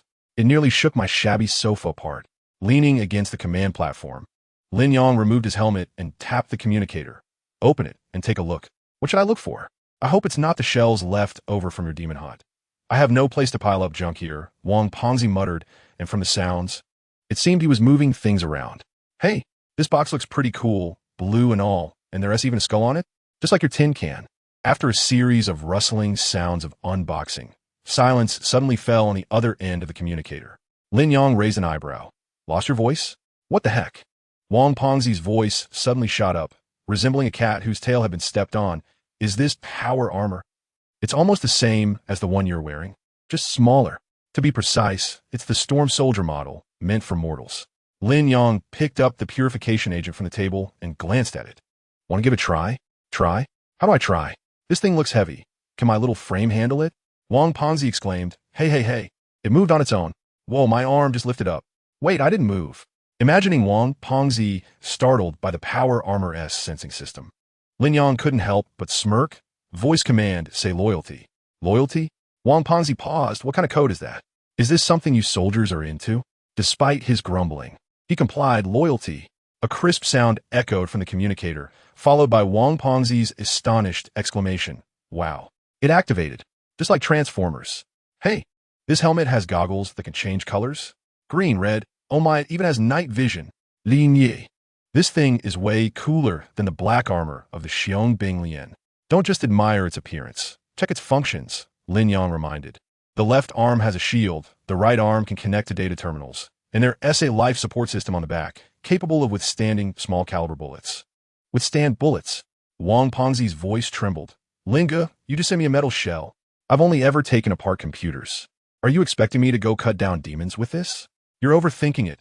Lin Yang chuckled. With your skills, you'd be better off fixing computers for the demons than battling them. This armor is meant to help you move faster and keep you from becoming a quivering noodle when facing low-level demons, leaving me to come back and rescue you. Hey, don't say that. Wang Pengzi protested. That was an emergency last time. I was strategically retreating, you know? Besides, if I hadn't hacked into the demon's communication channel, would you have known where Atuo was hiding? Yes. Technician Wang's contributions are invaluable, Lin Yang replied. That's why I got you this armor. So next time you retreat, at least don't tear your pants and embarrass yourself. Get lost. Wang Pengzi laughed and cursed. Seriously, this armor must have cost a fortune, right? This metal looks thicker than my home's security door. It's exchanged with merit points, so no need for you to pay, Lin Yang said. Consider it your year-end bonus. Year-end bonus? Wang Pengzi exclaimed. Do you guys even have year-end bonuses for this job? If I perform well, can I upgrade to one with air conditioning next year? This thing looks stifling. I'll roast to death in summer. You wish, Lin Yang replied, donning his helmet. It has built-in temperature control. It's better than your home fan. Besides, when summer arrives, would you prefer to be hot or have a demon rip off your arm as an appetizer? Well, I guess I'd rather be hot. Wang Pengzi mumbled, by the way. Is this thing heavy? I just sprained my ankle yesterday. If I can't stand up after putting it on, that would be quite the joke. It has auxiliary power. It's lighter than wearing a down jacket. Lin Yang walked over to the monitoring screen, observing the real-time footage from Huangzuan. Take a few steps to try it out. Just don't veer off course. The communicator filled with the sound of clattering, mixed with Wang Pengzi's complaints. Hey, why will my legs listen? Left. Why is it going right? Whoa, I almost crashed into the wall. Lin Gu, does this thing have a mind of its own? You're being ridiculous, Lin Yang sighed. Switching the voice command mode to manual control. You think you're driving an automatic? Oh, mode switched. Manual control. Wang Pengzi shouted, followed by a sigh of relief. Ah, yes. Yes, this feels right. Hey, it's really not heavy. Take a few steps. Hey, Linga, do you think if I wear this armor to the village convenience store to buy ice cream, the owner will give me a discount? You could give it a try. Lin Yang imagined the scene and couldn't help but laugh. Wearing something like that to buy ice cream would likely make the shop owner think you were filming a movie, and they might even ask for your autograph. That would be great. Wang Pengzi got excited. Then I'll say, I'm Wang Pengzi, a special envoy of the Earth Defense Force, here to deal with little monsters. Oh, by the way, can I put stickers on this armor? I have a few Ultraman ones. Wound tea that make it even more intimidating. If you dare to stick them on, I'll rip off your Ultraman and replace it with a demon's head as a target. Lin Yang's tone turned colder, though it lacked much intimidation. No. I was just joking. Wang Pengzi quickly pleaded. Seriously, are you really giving me this armor? No need to return it? It's yours. Lin Yang gazed at the screen, displaying the Rose squad diligently clearing the rubble. Anything lost or damaged would have to be repaired by themselves. Do not expect me to provide a replacement set. Rest assured. Wang Pengzi patted his chest with confidence. I can make it shine brighter than a mirror. By the way, Lingo, do you still have one of these? Could you get a set for my second uncle? He drives a taxi and has recently encountered drunkards smashing his car. With this armor, he could roll away. Lin Yang interrupted him directly. If you keep rambling, I'll remotely lock your armor, and you'll end up dancing in the square with it. No. I was just joking. Wang Pengzi laughed heartily. With my second uncle's temper, wearing that armor would send him to the heavens. Who knows, he might even challenge Tao Tai. Lin Yang chuckled as well, leaning against the cold metal wall, listening to Wang Pengzi's voice through the communicator, alternating between marveling at the shield's ability to emit light and complaining about the helmet's limited visibility, occasionally punctuated by curses, likely from another mishap. By the way, Lin Gu, Wang Pengzi suddenly turned serious. Doesn't this armor indicate that future battles will be more arduous? Lin Yang fell silent for a moment, observing the scrolling data on demonic activities on the screen. Yes. Then be careful. Wang Pengzi's voice softened. Don't let it be like last time when you returned covered in blood. It gave me quite a fright. My skills are good for fixing computers, but I'm not adept at repairing your worn-out armor. Understood. Lin Yang's tone softened a bit. You two? Don't stay up late dismantling terminals. If anything happens, stay sharp and don't drop the ball. Rest assured, Wang Pengzi regained his usual vigor. Once I thoroughly study this armor, who knows? I might even add a self-destruct feature. When surrounded by demons, I'll shout, Wang Pengzi is here, come and explode. That would scare them off. Stop it. Lin Yang shook his head. With your level of courage, when the time comes, you'd probably be begging for mercy from the demon lord. Get lost. Wang Pengzi mockingly retorted. Enough of this chatter. I need to contemplate how to dismantle this armor. Oh no, how to maintain it. When I see Rose again, I must show her that we also have iron shells. The communication continued, and Wang Pengzi proposed taking a break. Lin Yang stood in front of the surveillance screen, a faint smile playing on his lips. Chapter 17. Leisurely moments in the communicator. Wang Pengzi continued to ramble about the new functions of the power armor, while Lin Yang listened to the intermittent exclamations of surprise. What does this button do? Oh wow, it can play music. Suddenly, he spoke into the communicator. Stop pondering. Let's take a break. A break? Wang Pengzi's voice faltered, as if he couldn't comprehend. What break? At a time like this? The demons outside are not yet cleared. Are you suggesting an early retirement? Stop the nonsense. Lin Yang approached the tactical map, his finger pointing at the location of Juxia City. Although it had previously been attacked, the core area had long since recovered. He had heard that many seafood stalls had recently opened by the seaside. Shall we go? Seafood stalls? Wang Pengzi's voice soared with disbelief and excitement. You mean proper stalls where we can skewer meat and drink beer? Not the synthetic meat, mixed with nutrients at the base. What else? Lin Yang glanced at the three teammates nearby, who were inspecting their weapons. We can't stay underground in the air defense shelter forever, gnawing on compressed biscuits while smelling machine oil. Besides, there has been no movement from the Xiangbing Lian side, and Morgana has also settled down. We should take a couple of days off. Let us go. We must go. Wang Pengzi exclaimed, his voice resonating through the communicator. Wait for me. I'll change my clothes right now. Oh wait, can I wear this new armor? Isn't it too conspicuous? You want to wear power armor to skewer meat? Lin Yang raised an eyebrow. Be careful, or Rose might mistake you for an alien and take you for dissection. Should I take it off then? Wang Pengzi hesitated, reluctant to part with the armor that he had only just donned. Use psychic camouflage, Lin Yang suggested. I'll adjust your appearance. We can't let anyone see through our disguise. He turned to his three teammates and gestured. Instantly, a faint golden aura of psychic energy enveloped the four of them. This was one of the special abilities of the Yuanzhu extreme warriors, allowing them to distort light through psychic energy, altering their shape and aura. Although it couldn't completely mask their energy signatures, it was more than sufficient to evade ordinary people's scrutiny. Adjusting height to 1.80 meters standard build, Lin Yang's voice resonated in the squad channel as the armor's contours narrowed, disguising itself as ordinary tactical clothing. Taijan 2, your missile launcher is too conspicuous. Psychic energy, disable it. Amidst the soft blue glow, the four originally towering 3-meter iron cavalry Terminator power armors began to shrink. The heavy armor plates, under the influence of psychic energy, seemed to transform into soft fabric. The sharp edges of the shoulder armor rounded off, and the golden insignia faded, ultimately morphing into 4 sets of deep blue jackets that resembled those worn by outdoor enthusiasts.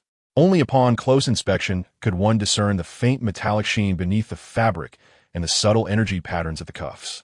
Lin Yang glanced at his reflection in the command platform. The psychic camouflage had rendered his features as an ordinary Asian face with short hair and unremarkable eyes, easily lost in a crowd. He nodded in satisfaction. All right, dressed like this. No one will spare us a second glance. Commander, the duration of the psychic camouflage is 24 hours, exceeding that will require additional energy consumption. Taijan 3 reminded him. That's sufficient. Lin Yang picked up several communicators disguised as ordinary phones from the table. Take this to stay in touch. I'll go pick up Wang Pengzi. Half an hour later, Lin Yang arrived at the entrance of Wang Pengzi's safe house. It was an old residential building with peeling walls. Wang Pengzi stood at the door, wearing a t-shirt emblazoned with Earth safety and carrying a backpack. Upon seeing Lin Yang, his eyes lit up. Not bad, Lin Ge. This camouflage is impressive. It's like you've turned into a different person. I nearly didn't recognize you. You too? Lin Yang assessed him. Not wearing your new armor? It's in the backpack. Wang Pengzi patted it. Didn't you say it would be too conspicuous? But it folds up really small like a notebook. By the way, where are your 3 brothers? As soon as he finished speaking, 3 men dressed in matching jackets emerged from around the corner, all around 1 meter 80, with well-proportioned builds and neutral expressions, appearing as if they were Lin Yang-esque colleagues. Wang Ponzi gasped. My goodness, if you hadn't team mentioned it. Who would be? He thought these men were fierce warriors in iron cavalry terminators. Just moments ago, I thought they were just strolling around the neighborhood. Enough chatter. Let us go. Lin Yang took the lead towards the street corner. If we're late, the shrimp at the seafood stalls will be gone. Hey, wait. Wang Ponzi hurried to catch up. How are we getting there? Walking? Juxiao City ISNT close. Already arranged. Lin Yang pointed to a slightly worn-down SUV parked by the roadside. It's the civilian version, all paperwork in order. You can drive without worry. You can drive? Wang Ponzi opened the door and sat inside. I thought you interstellar warriors only fly around. There are many skills to learn. Lin Yang started the vehicle. Don't think of us as robots. Extreme warriors also need to acquire civilian skills.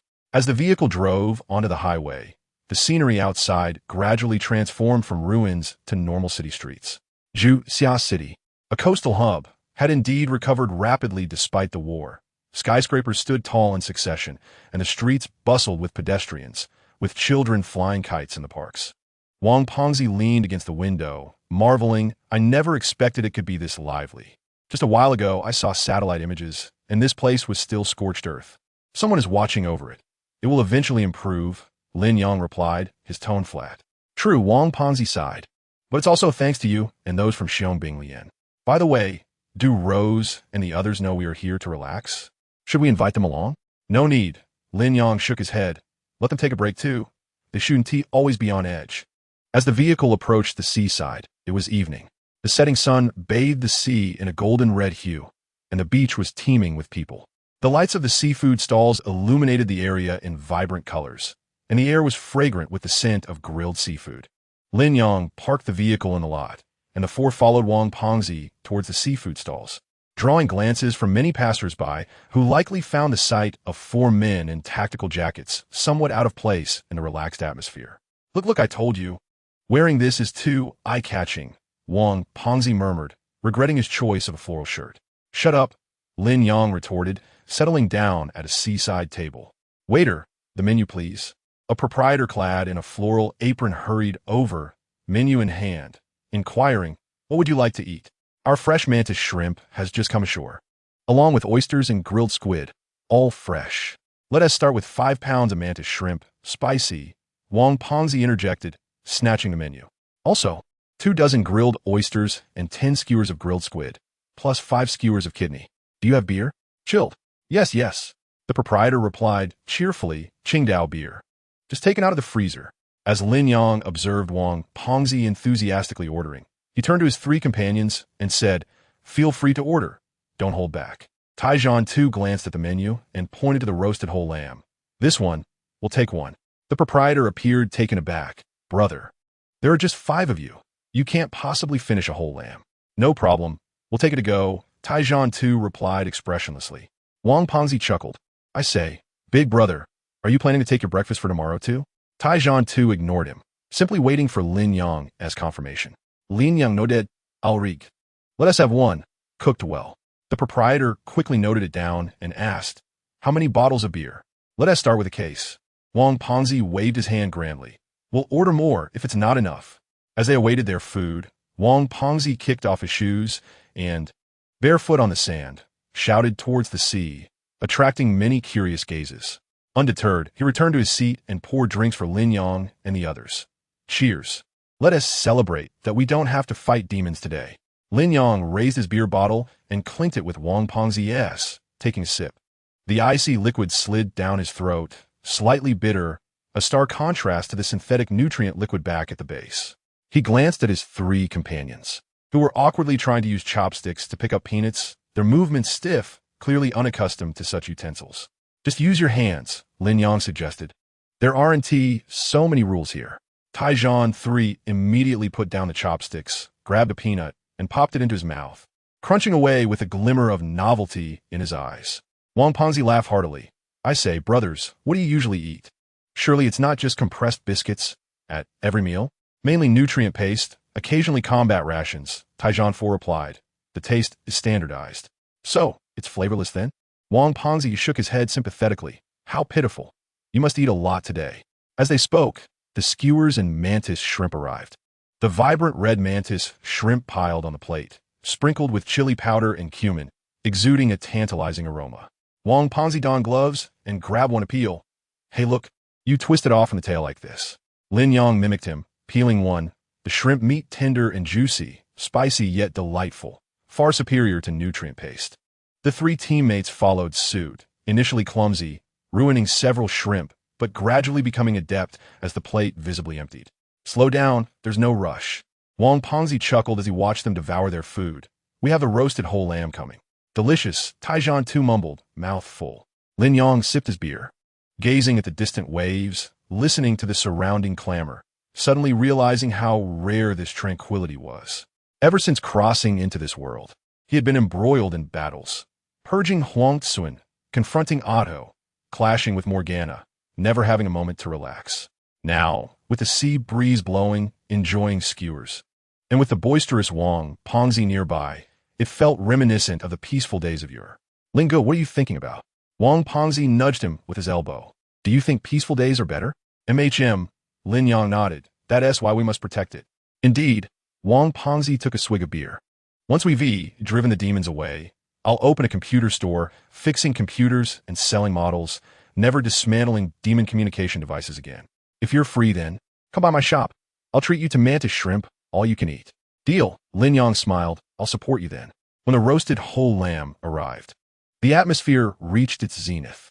The golden, glistening lamb was presented on a platter, accompanied by several dipping sauces. Wang Ponzi picked up a knife, imitating a scene from a television show, slicing off a piece of meat and offering it to Lin Yang. Here, Lin Gu, try this. It's our specialty. Lin Yang accepted it, taking a bite. The skin was crispy, the meat tender and juicy, undeniably delicious. The three teammates also helped themselves, greedily cutting large portions, their mouths smeared with grease. Observing their enjoyment, several onlookers ordered roasted whole lambs as well, causing the proprietor to beam with delight as he replenished their beer. Midway through the meal, fireworks erupted on the beach, vibrant colors bursting in the night sky, illuminating every face. Wang Ponzi looked up at the fireworks, suddenly sighing. They're beautiful. I hope we can see them every day in the future. We will, Lin Yang replied firmly. As long as we are here, we will. The three teammates paused their chopsticks, gazing at the fireworks. Though their expressions remained neutral, Lin Yang sensed a subtle warmth in their psychic energy. Perhaps for them, this tranquility was also something worth safeguarding.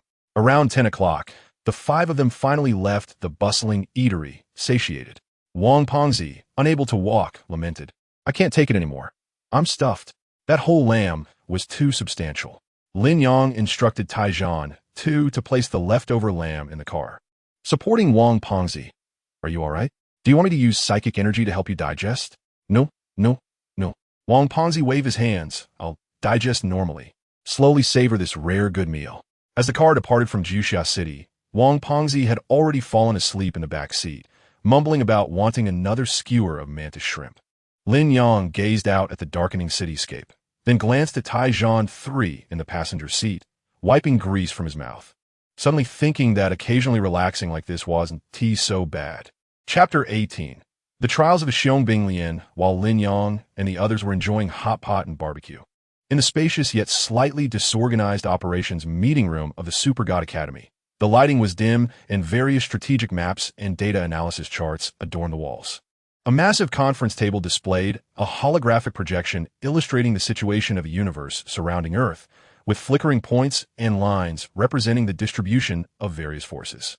General Duca A.O. stood before the projection, his brows furrowed, intently examining the complex information. Dressed in a neat military uniform, the insignia on his shoulder, epaulets glimmered slightly under the light, signifying his identity and responsibilities. Yukong, you're here, Duca A.O. said softly without turning around, aware that the familiar presence had entered the room. Sun Wukong, hands in pockets, sauntered in leisurely, donning his signature black trench coat over a simple combat outfit, his boots making faint sounds against the floor. His hair was casually tousled, and his eyes sparkled with a sense of freedom and vitality. Old dude, what do you want? Is there another problem you need my help with? Sun Wukong approached Duca A.O., glancing at the holographic projection with a relaxed demeanor. Duca Ao turned to face Sun Wukong. His expression serious. Wukong, you know that Earth is facing an unprecedented crisis. The forces of the Tao Tai and others from the universe are eyeing us hungrily, poised to attack at any moment. Sun Wukong scoffed dismissively. Those extraterrestrial guys? What is so scary about them? I could take out a bunch with just one swing of my staff. He waved his hand casually in the air, as if those enemies were already within his control. Duca Ao chuckled helplessly. It's not that simple. We need a powerful force to protect Earth, which is why I formed the Xiong Lian.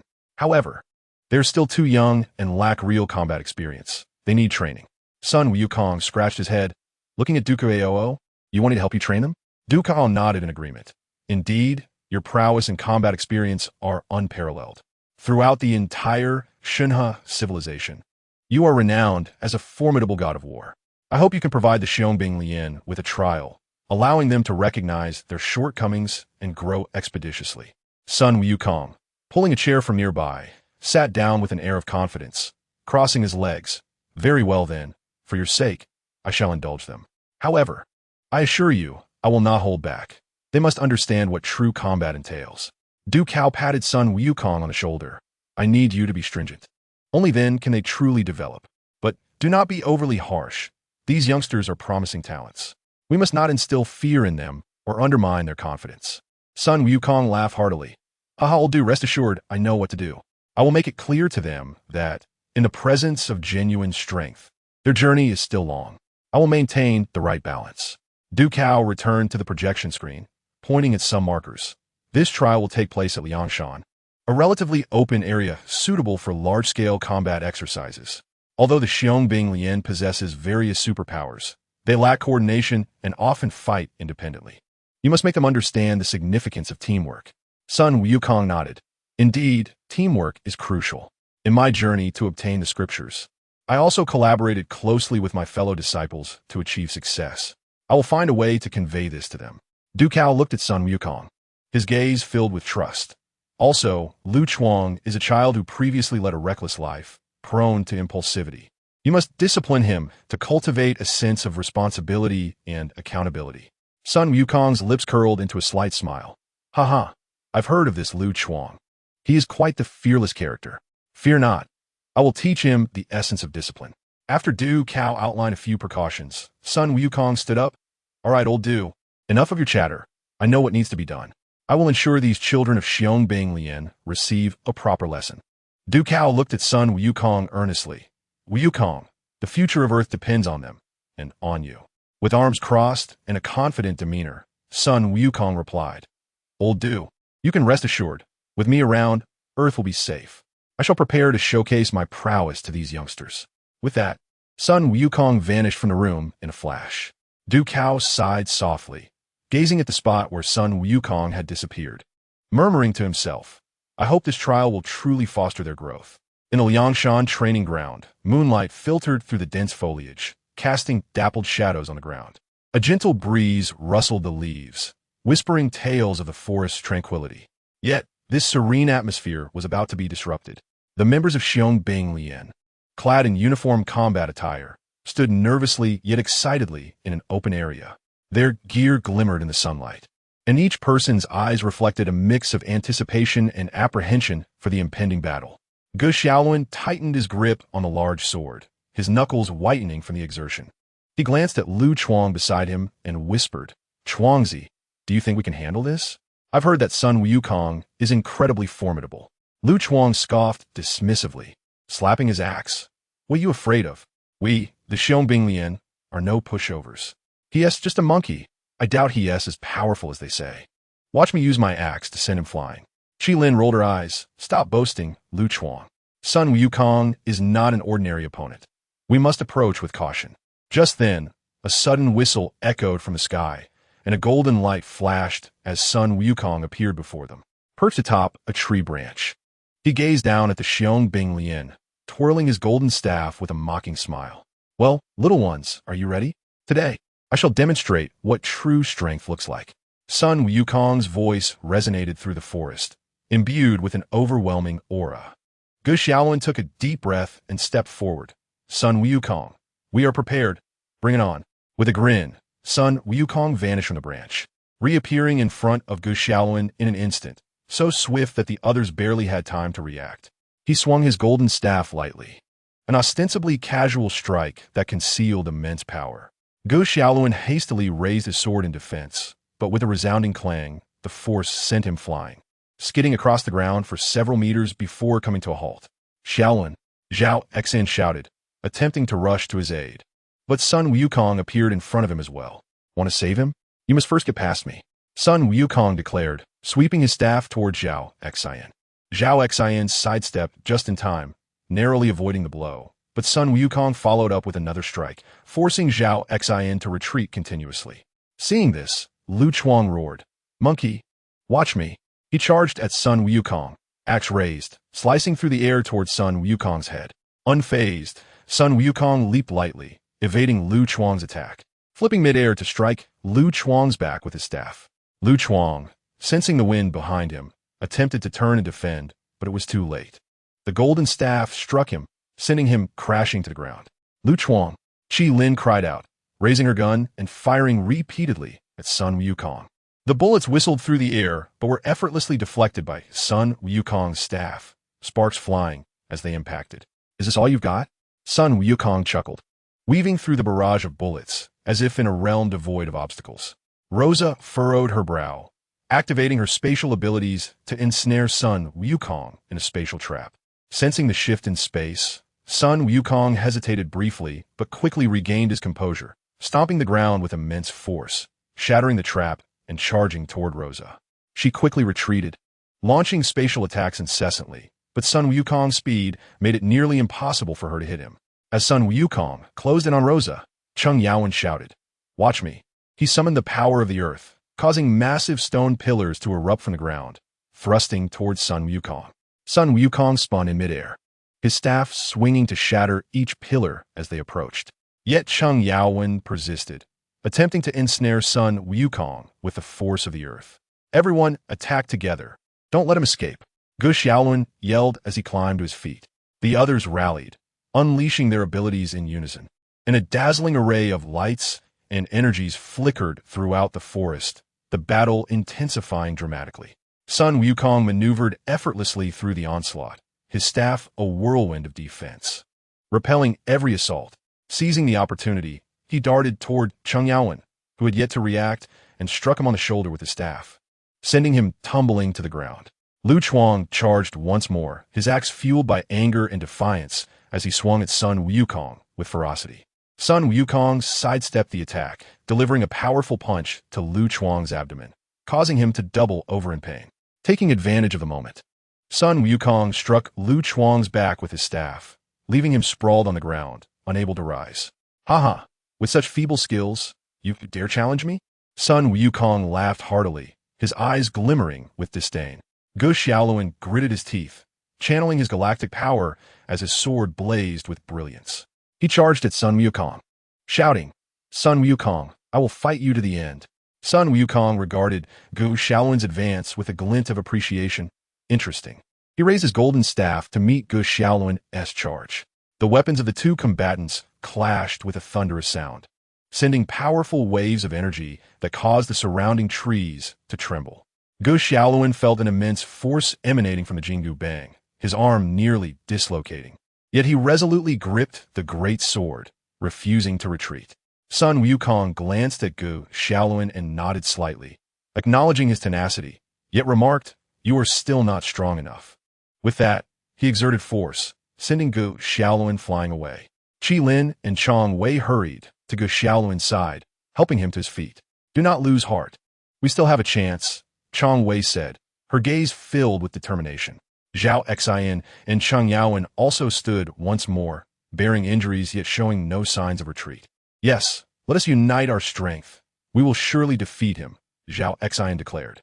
The members of the Xiong Bing Lian regrouped, exchanging glances that conveyed a steadfast belief. They understood that this battle was not merely to prove themselves, but to safeguard the future of Earth. Sun Wukong observed the rejuvenated Xiong Bing Lian, a slight smile curling at the corners of his mouth. "Haha, this is getting interesting. Let me show you my true strength." With that, a brilliant light enveloped him, his aura intensifying, heralding the onset of a more ferocious battle. The conflict raged on, and despite the valiant efforts of Xiangbing Lian, they gradually found themselves at a disadvantage against Sun Wukong's overwhelming power. Lu Chuang had lost count of how many times he had risen from ground. His face was smeared with sweat and dirt, his clothes torn in several places, and blood seeping from multiple wounds. His eyes burned with fury and defiance as he gripped his axe tightly, the veins on the back of his hands bulging. "Monkey, I will not let this go!" Lu Chuang roared, charging once more at Sun Wukong. He had forgotten the pain, consumed solely by the desire to vanquish the adversary before him. Sun Wukong stood his ground, unflinching as Lu Chuang approached.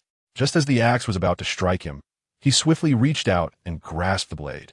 Lu Chuang strained to pull the axe back, but it remained immovable, as if welded to Sun Wukong's hand. "Is this all you've got, Lu Chuang? You think you can contend with me?"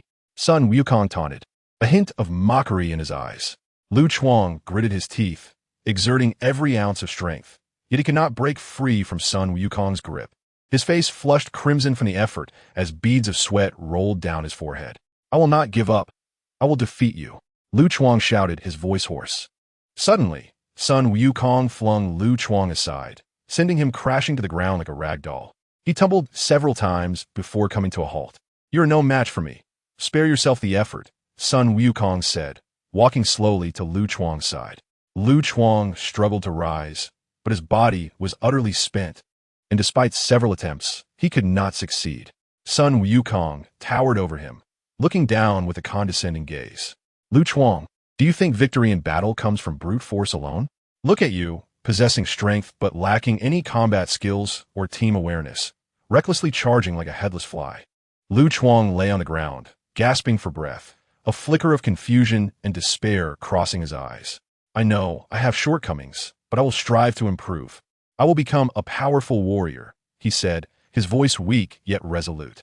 Sun Wukong crouched down, meeting Lu Chuang's gaze. "Humph.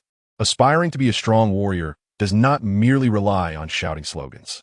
You were once a ruffian, idling away your days, only knowing how to fight and cause trouble. But now, you are different. You have joined Xiangbing Lian, bearing the responsibility of protecting Earth." Lu Chuang lowered his head, unable to meet Sun Wukong's eyes. "I know I was a scoundrel, but I want to change. I want to be a good person, someone useful to Earth." Sun Wukong stood upright, crossing his arms. "Very well, I can grant you a chance. But heed my words. I, Sun Wukong, swear by the heavens that should you stray from the righteous path, I shall break your legs. Tread carefully." With great difficulty, Lu Chuang rose to his feet, standing tall as he looked at Sun Wukong. "Brother Monkey, rest assured, I, Lu Chuang, swear by the heavens never to stray from the righteous path, nor betray my comrades or my country." Sun Wukong nodded in satisfaction. "Now, that is more like it. Remember your words, train diligently, and do not let me down again. Return to your unit." Lu Chuang offered a somewhat clumsy salute to Sun Wukong before turning back to the ranks of Xiangbing Lian. Though his steps were unsteady, his eyes shone with newfound resolve and determination. Sun Wukong addressed the members of Xiangbing Lian, his voice resonating. "Today's battle was a thorough defeat for you. However, I hope you can learn from this experience.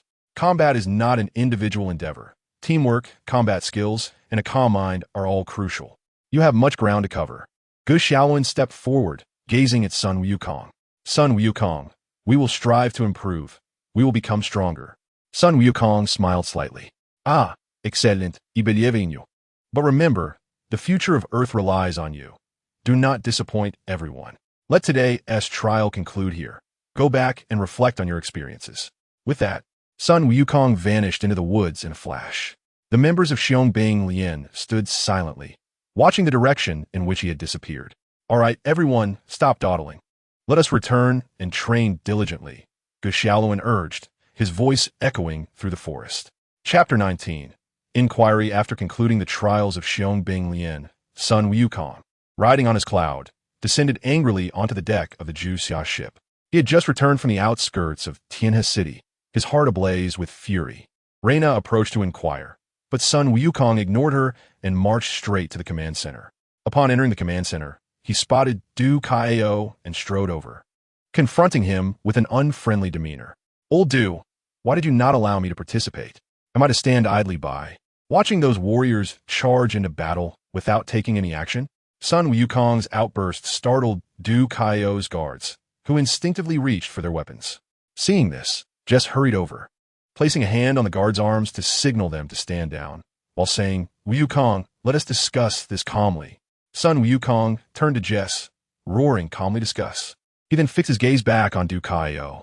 Du Kaio, undeterred, met Sun Wukong's glare. "Wukong, you've matured. If this were the old you would have recklessly charged in without a second thought." Sun Wukong found this remark somewhat irksome. "Do you think I wouldn't have?" Du Kaio patted Sun Wukong's hand, prompting a sigh from him as he released his grip. Adjusting his collar, Du Kaio continued, "It has been 1,400 years. You should understand that some matters have better solutions. The growth of a civilization is akin to that of a child.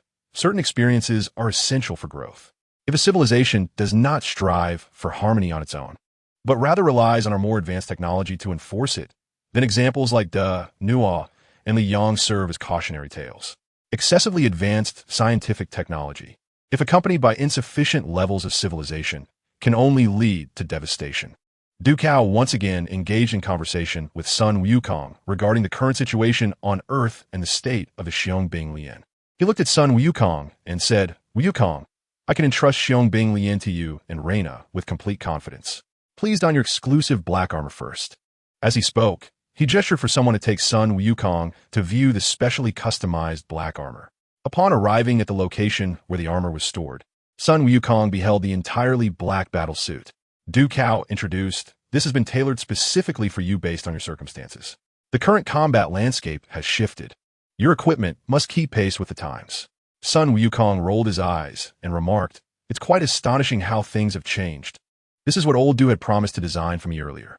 Now my suit is outdated, hence the need for custom creation." After saying this, he manipulated his dark dimensional gene system, directly assuming full control of the black armor's permissions.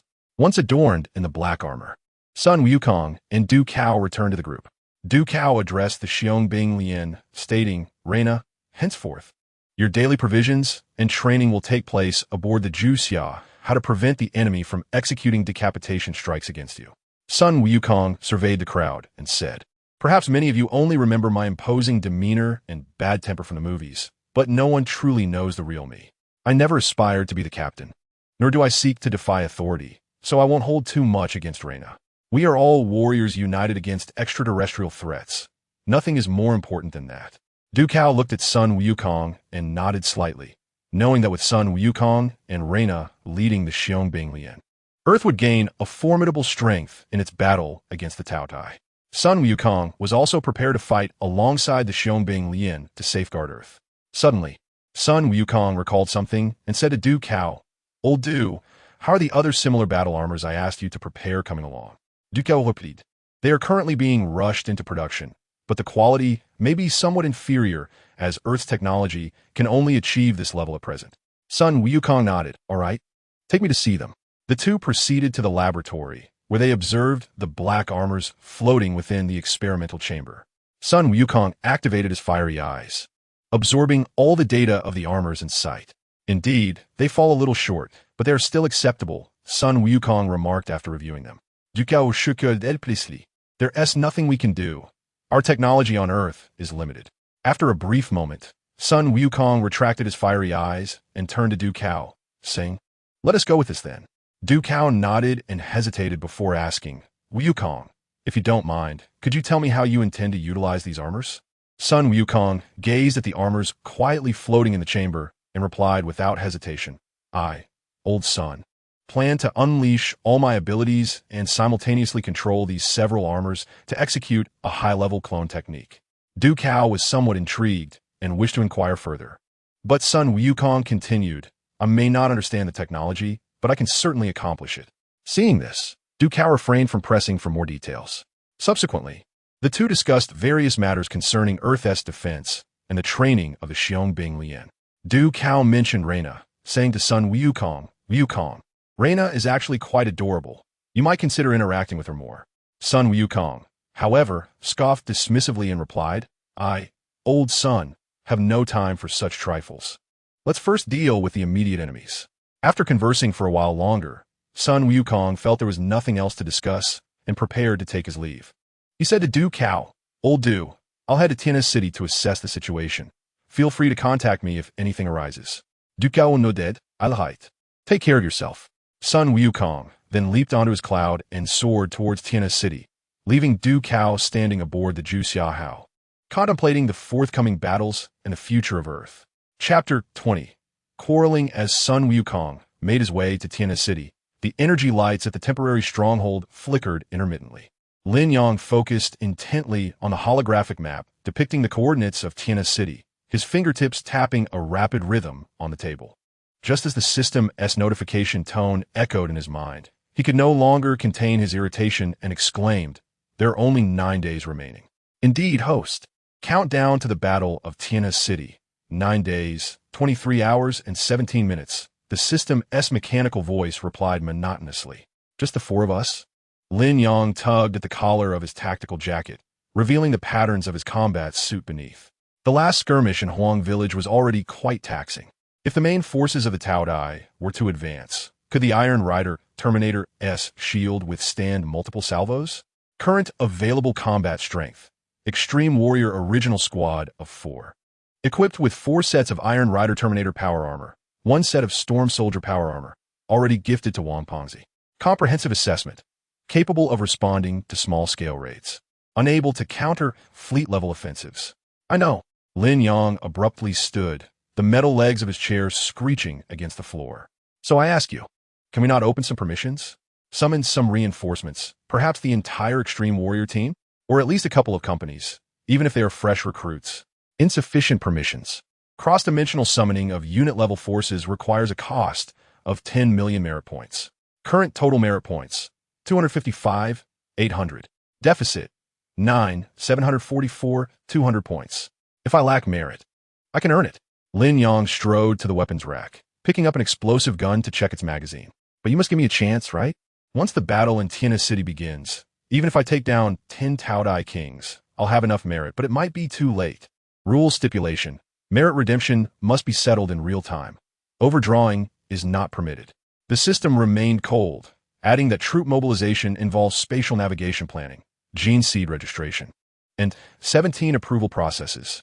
Earth is currently not connected to the Imperial star map and cannot complete the procedures. Procedures? You discussed procedures with me during a battle? Lin Yang hurled the explosive gun back onto the rack, producing a loud clatter. When Horus's rebellion reached Terra, did Rogel Dorn discuss procedures with the Emperor? Historical cases are not applicable to the current scenario. I don't care if they're applicable or not. Lin Yang's voice rose. We are neither on the Cadia line nor in Ultramar. This is Earth. A planet that has yet to master interstellar travel is expected to withstand the Tao Tai fleet. With just the half-baked Xiong Bing Lian and the 4 of us, is there any difference from delivering groceries?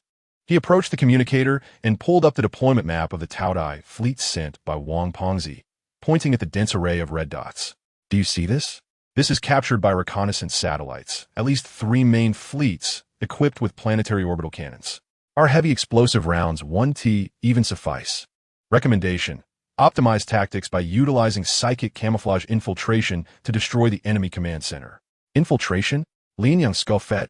The last time we disguised ourselves as transport soldiers to infiltrate the demon camp, we nearly got recognized by Morgana. The Tao Tai's technology tree is not the same as that of the demons. Can you guarantee that psychic camouflage will work 100 of the time? The system fell silent for a few seconds, seemingly calculating probabilities. Psychic camouflage has an efficiency of 873 against standard Tao Dai detection devices, but drops to 712 when encountering high-tier warriors. So there's nearly a 30 chance of immediate exposure. Lin Yang spread his hands if we get surrounded. Are you responsible for collecting the bodies? The host's concerns hold a degree of validity. The system's tone seemed to soften slightly. Lin Yang seized the moment, lowering his voice. I'm not asking for an entire battle group. That would be too conspicuous. How about this? We request the 3rd company. Those led by Captain Fabian have experience in urban warfare. Last time in the Tyranid nest, they managed to carve out a bloody path using explosive guns. Pair them with some Star Realm troops. Nothing excessive, just 70,000 or 80,000 to guard the streets and clear out the riffraff, buying us some time. Deployment of the entire third company requires 1 million merit points. Equipping 80,000 Star Realm troops with basic weaponry requires 2 million merit points, totaling 3 million. Current merit deficit: 742,000 points. I can offset the merit through subsequent missions. Lin Yang immediately responded, after the battle in Tyranid City.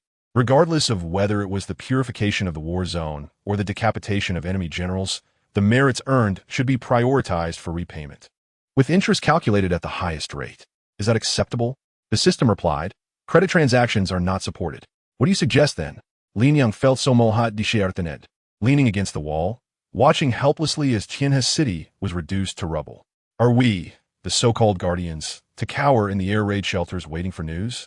He recalled the smiling faces he had seen earlier at the street stalls in Juxia City, the greasy hands of Wang Pengzi as he gnawed on the shrimp. His voice softened. I did not don the power armor to hide behind and tally merits. System, was not your primary purpose in design to uphold order? Now that order is about to be shattered, can you not make some allowances with these rules? Suddenly, the communicator crackled with static. It was an encrypted message from Wang Pengzi, containing a single line.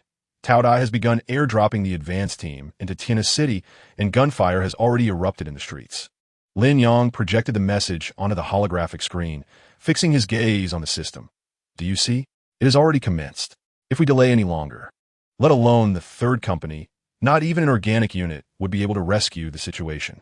Applying for emergency authorization, the system's voice was notably slower than usual.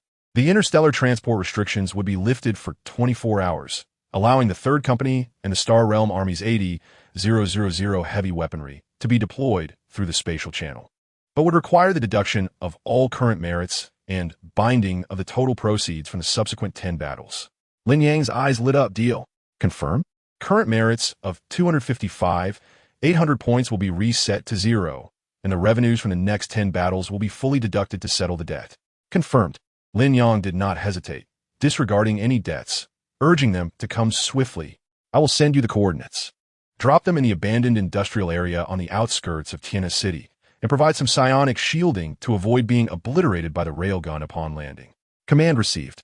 The third company and the Star Realm Army's 80,000 troops are expected to arrive in 2 hours. Lin Yang exhaled a sigh of relief, the tension in his shoulders easing. He approached the window, gazing at the faint flickering flames in the direction of Tyranid City, and shouted into the communicator. Iron Anvil team, prepare to assist Allied forces. Inform Wang Pengzi to send over the map of the safe house, to find a temporary base for the Star Realm Army. A response came from his teammates through the communicator, and a smile finally emerged at the corners of Lin Yang's mouth. He knew that the gaping hole of 5 million merits would keep him occupied for a while, but at least for now, they were no longer fighting alone. Reminder to the host. The third company's commander, Fabian, is known for his meticulous nature and may question your tactical deployment, the system added suddenly. Lin Yang raised an eyebrow. Let him question. Once he sees the Tao Yi's artillery demolishing half a street, he will understand that this is not the time for rules. The night outside deepened, yet Lin Yang believed he could already hear the resonant hum of the subspace channel opening, envisioning those familiar blue power armors emerging from the beams of transport light. Chapter 21. Deployment and ashes after summoning the third company and the Star Realm Army on the system interface. Lin Yang and his team were preparing in an open area to welcome the reinforcements. Iron Anvil 2 confirmed the coverage area of the psionic shield. He spoke into the communicator, his voice slightly scattered by the wind. The shield has been deployed with a radius of 5 kilometers, capable of blocking all electromagnetic and optical detection, while the subspace fluctuations are disguised as natural energy turbulence. A response came from Iron Anvil 2 beneath the watchtower, accompanied by the subtle sounds of power armor joint movements. Lin Yang looked down at the cleared area in the center of the factory, the ground inscribed with faint golden teleportation runes, their edges glowing slightly with the gathering of subspace energy. In 1 minute, Lin Yang tightened his tactical gloves, the joints emitting a soft mechanical click. He had specifically reviewed Commander Fabian's profile. This commander of the third company was known for his iron-fisted precision. In countless defensive battles in the Outlarmer Star domain, he had always managed to form the most solid lines with the least forces, which made him particularly averse to unforeseen changes. This urgent interstellar deployment would likely require some verbal sparring with this seasoned commander. Suddenly, the runes in the center of the open area erupted into blinding white light, as if the air was being grasped tightly by an invisible hand, emitting a low hum. The outline of the subspace channel slowly unfolded amid the white light, like a piece of black cloth being forcibly torn, with edges flowing with golden energy. The first to step out from the channel was the Advanced Engineering Battalion of the Star Realm Army. They donned gray-green Kevlar uniforms, carrying laser rifles, their boots crunching on the gravel ground. The leading lieutenant surveyed the surroundings with an explosive gun raised, and upon seeing Lin Yang leap down from the watchtower, immediately saluted. Engineering Battalion of the 17th Cadian Regiment of the Star Realm Army, reporting for duty. The subsequent forces will complete transport within 10 minutes. As Lin Yang returned the salute, more troops surged from the channel. The Star Realm Army filled the factory's open area like a gray-green tide, hauling the barrels of laser cannons, pushing tracked heavy transport vehicles, and even several rusted but well-maintained Lehman Russ tanks slowly emerged from the channel. These heavy equipment had been added after the system finally relented, their Imperial insignias glinting coldly in the white light. Have the Engineering Battalion clear the obstacles and flatten the collapsed workshop on the west side to make room for the tanks and artillery. Lin Yang commanded through the communicator, asking the logistics officer if the Star Realm Army's ammunition depot was set in the underground warehouse, and whether the previously stored engine oil had been completely cleared out. Report. It has been treated with purification torches 3 times, with residual harmful substances below 0.01. Just then, the light of the subspace channel suddenly shifted, from chaotic purple-blue to a steady deep blue. Accompanied by a synchronized metallic clatter, the soldiers of the Extreme Warriors 3rd Company marched out in formation. Their power armors appeared more elongated than Lin Yang's squad's Iron Rider Terminators, featuring not only the blue of the Extreme Warriors, but also a white diagonal stripe symbolizing the 3rd Company. The optical lenses of their helmet visors swept the surroundings like cold stars. The foremost soldier was significantly taller than the others, his left shoulder adorned with the insignia of the company commander, and the energy core of his chest armor radiated a richer blue light.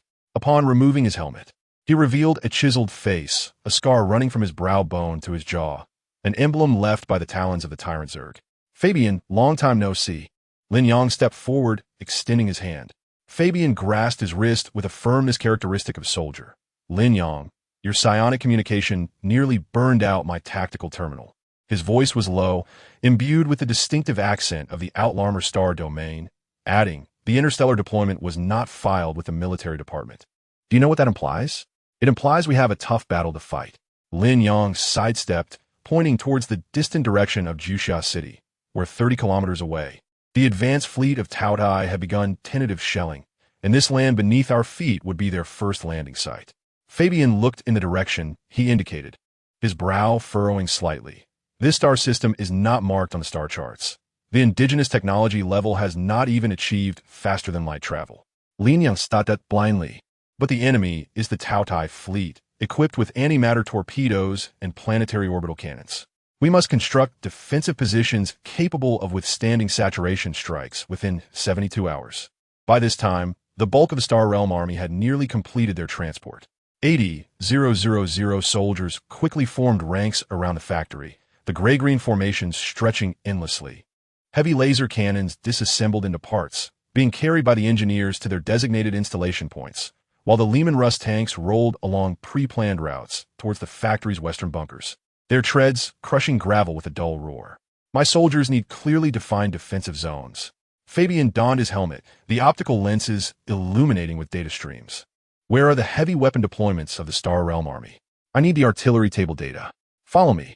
Lin Yang led him towards the makeshift command platform set up at the factory, where a holographic map was dynamically displaying the base expansion plans.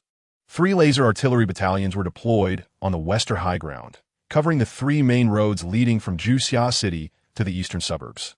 The northern warehouse area was transformed into an air defense position, with the Xingjijun's Hydra air defense cannons boasting a range sufficient to reach low orbit. As for your personnel, he pointed to the largest open area at the center of the factory, where the 3rd Battalion's combat practitioners were responsible for the core area defense, while your Terminators were on standby as a reserve force, ready to support any breached lines. Fabian scrutinized the defensive perimeter on the map, tapping the virtual screen with his fingertip. The air defense firepower density was inadequate should the Tautai SDI bombers launch a clustered assault. These 3 positions would falter within 10 minutes. He retrieved the equipment list from the Xingjijun and instructed the engineering battalion to disassemble the remaining 6 heavy howitzers, outfitting them with anti-air targeting modules to be deployed on the southeastern chimneys, where visibility was optimal. Proceed as you say, Lin Yang agreed without objection. The expansion project had commenced, and the Xingjijun's engineering battalion had brought prefabricated components sufficient to construct 5 kilometers of defensive fortifications. Fabian's voice resonated through the helmet, metallic in tone. Yet just as he finished speaking, a deafening clamor of machinery erupted from outside the factory. Lin Yang looked up to see the engineering mechs of the Xingjijun had activated. These iron behemoths pushing forward with shovels and cutting saws towards the abandoned residential area on the factory's eastern side. Amidst the thunderous crash of collapsing walls, bricks and rebar were swept up by the mechanical arms of the mechs and tossed into the crushing vehicles behind, swiftly being reduced to recyclable building materials. 80,000 mouths need 30 tons of rations and 150,000 liters of water daily, Fabian added, instructing you to contact the local logistics system promptly, as the Empire's field rations would not last a week. Wang Pengzi is already coordinating with the underground granaries of Juxia City.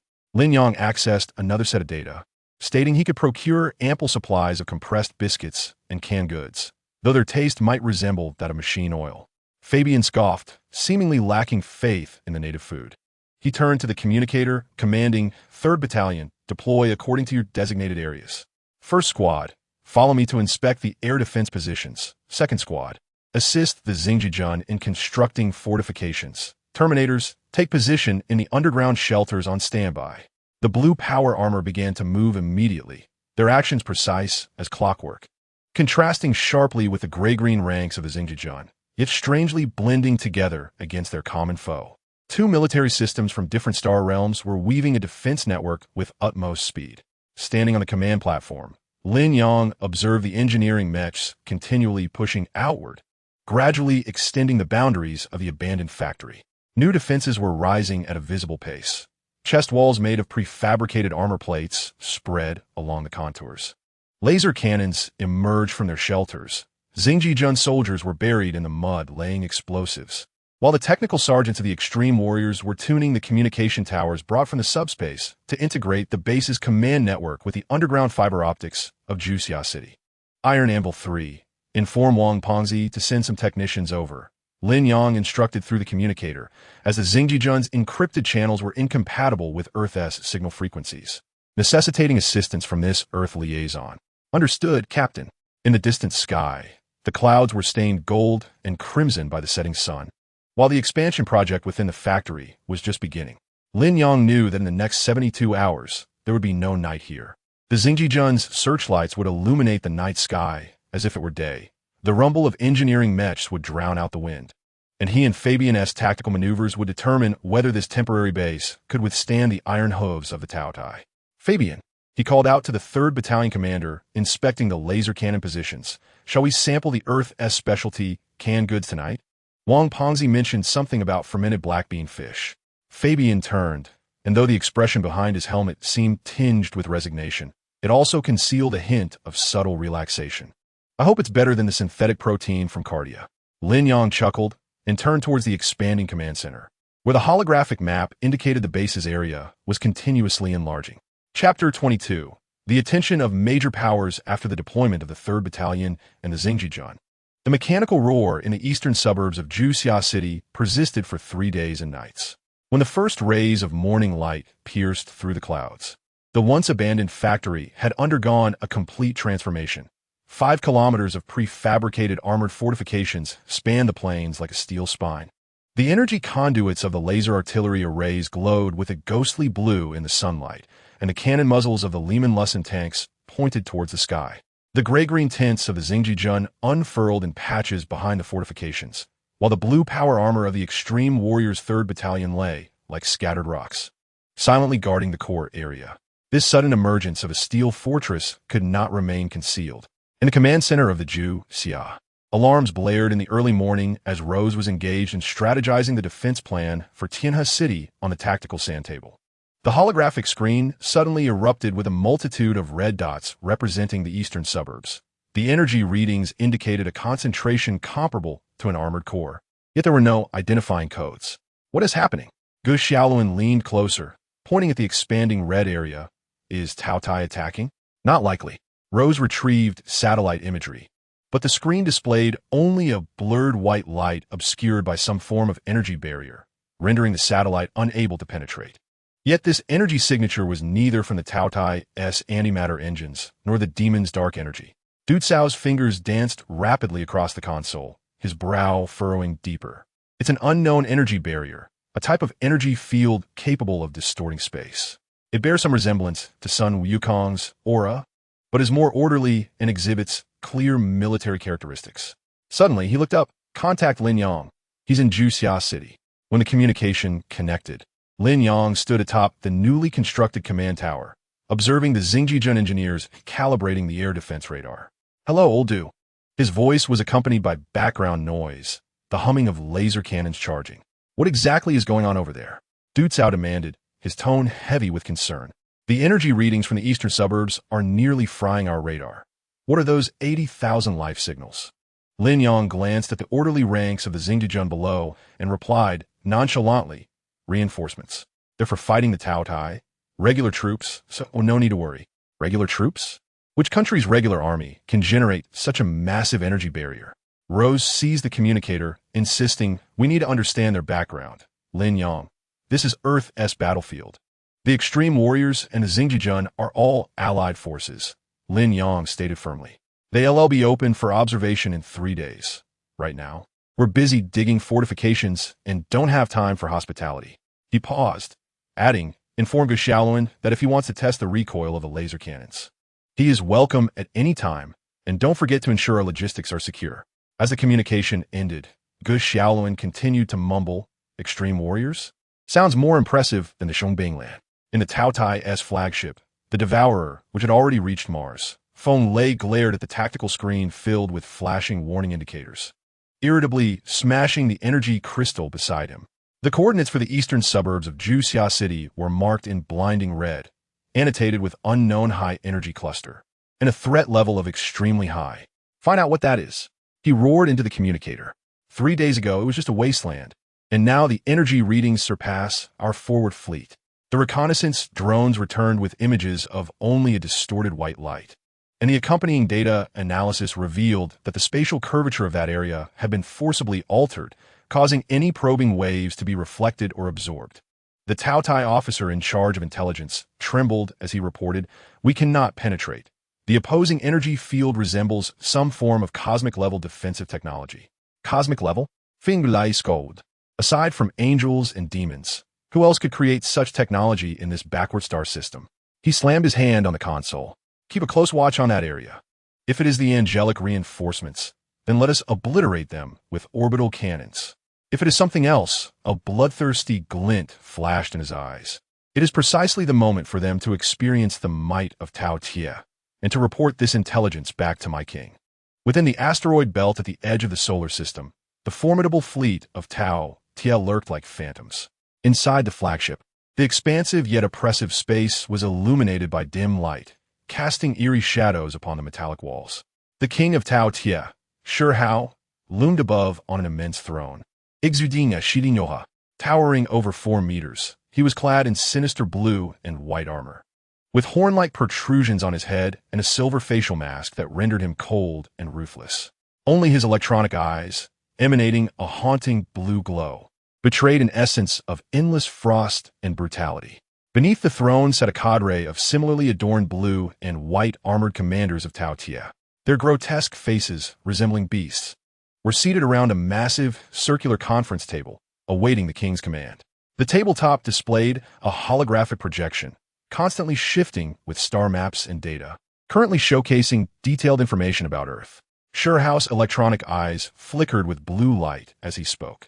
The aerial forces of Earth are primarily composed of various fighter jets, which possess limited speed and maneuverability, armed only with conventional missiles and cannons. Their aircraft will struggle to breach our defensive line against our anti-air capabilities. Furthermore, our warships are equipped with robust aerial detection and interception systems, capable of identifying and annihilating their aerial targets from great distances. On the ground, they boast a substantial army equipped with tanks and armored vehicles. Yet these conventional weapons pose no threat to our assault forces. Our energy shields can effortlessly withstand their attacks, while our particle weapons can easily penetrate their defenses, eradicating their ground forces. The naval fleet of Earth, though considerable, is vastly outclassed by our own. We can launch assaults from the open seas. Their vessels lack the range and firepower to withstand our energy cannons and missile strikes, rendering them vulnerable. There exists an organization on Earth known as Lin, whose warriors possess super genes. For instance, Xiaoluan has immense potential from his galaxy-powered gene, enabling him to manipulate dark energy to create formidable shields and offensive capabilities. There is also Liu Chuang, whose Nuo Xing Shun gene endows him with extraordinary strength and close combat prowess. Meanwhile, Qianwei possesses wormhole technology, allowing for spatial teleportation and strikes. These super warriors warrant our utmost attention. The formidable figure of Do Zhanxingfu, Suin Wukong, possesses terrifying combat prowess.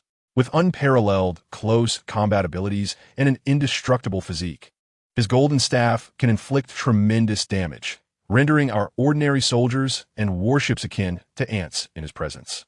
Then there is the sun goddess, Lin, endowed with stellar driving capabilities, capable of unleashing powerful energy attacks, such as solar flares, posing a significant threat to both our fleet and ground forces. A general added, Earth possesses nuclear weapons, a trump card of theirs. While their power may be mitigated by our shields and defense systems, their strategic use at critical locations could still impact our fleet and ground occupation plans. Hao nodded. Thus, we must adopt a low-altitude combat strategy, approaching urban and densely populated areas to deter them from deploying nuclear weaponry. Simultaneously, we must enhance our reconnaissance and surveillance of Earth's nuclear launch bases. Upon detecting any signs of launch, we must strike immediately. There are also angels assisting them. These angels wield formidable weapons and combat skills, flying at great speeds and capable of inflicting significant damage upon us. Their divine queen, Kaisha, possesses unfathomable strength. However, Morgana will aid us in restraining the majority of their angelic forces. Hao continued, we must adjust our fleet configuration, positioning firepower vessels and assault ships at the forefront to unleash a saturation attack on Earth's military facilities. Shield vessels will provide protection from the rear, ensuring the safety of the fleet. Additionally, reconnaissance vessels should patrol the periphery to promptly identify Earth's counterattack forces and potential threats. Our landing troops must be equipped with ample firepower and protective gear, prioritizing the capture of vital urban centers and strategic locations.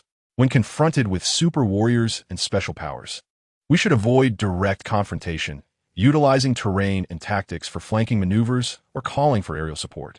For the super warriors of Lin, we must adopt a strategy of division and individual elimination, exploiting internal discord to sow chaos.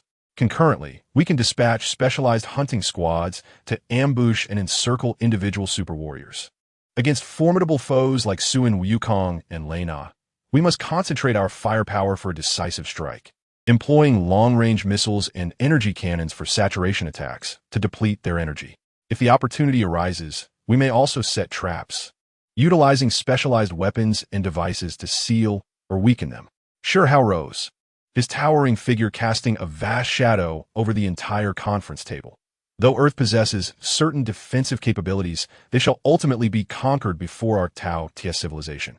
We are the sovereigns of the cosmos, and death and fear shall accompany our footsteps, descending upon every corner of Earth. The assembled generals stood, raising their voices in unison, for the Tao Tia civilization. For my god Kair, the echoes of their fervor reverberated throughout the flagship, steeped in a sanguinary and murderous aura. At that moment, Fenglei connected through the holographic projection to report new developments. King, our reconnaissance teams have detected a highly unusual situation in Jiuxia City. Hao frowned slightly, his voice low. What anomaly? Speak clearly. Fenglei, not daring to show any sign of complacency, immediately replied, according to our intelligence, Jiuxia City should possess weak defensive capabilities similar to other Earth cities, posing no threat to us. However, as our fleet approached, we detected a significant amount of unknown energy reactions above Jiuxia City. Further investigation revealed a large army present in the city, whose equipment and demeanor starkly contrast with the Earth forces we have previously encountered. Several Tao Tie generals began to murmur among themselves, but Sure Hao shot them a glare, silencing them instantly. Feng Lei continued. Among these troops, some warriors donned unknown armor, their weapons radiating powerful energy fluctuations, preliminarily assessed to far exceed the current technological level of Earth. Moreover, their formations are disciplined and cohesive, unlike any forces that Earth could train. Upon closer observation, we also discovered at least 80,000 uniformed soldiers surrounding Jiuxia City. Although their individual strength may not match those unknown warriors, their numbers are substantial, and they seem to have undergone rigorous training.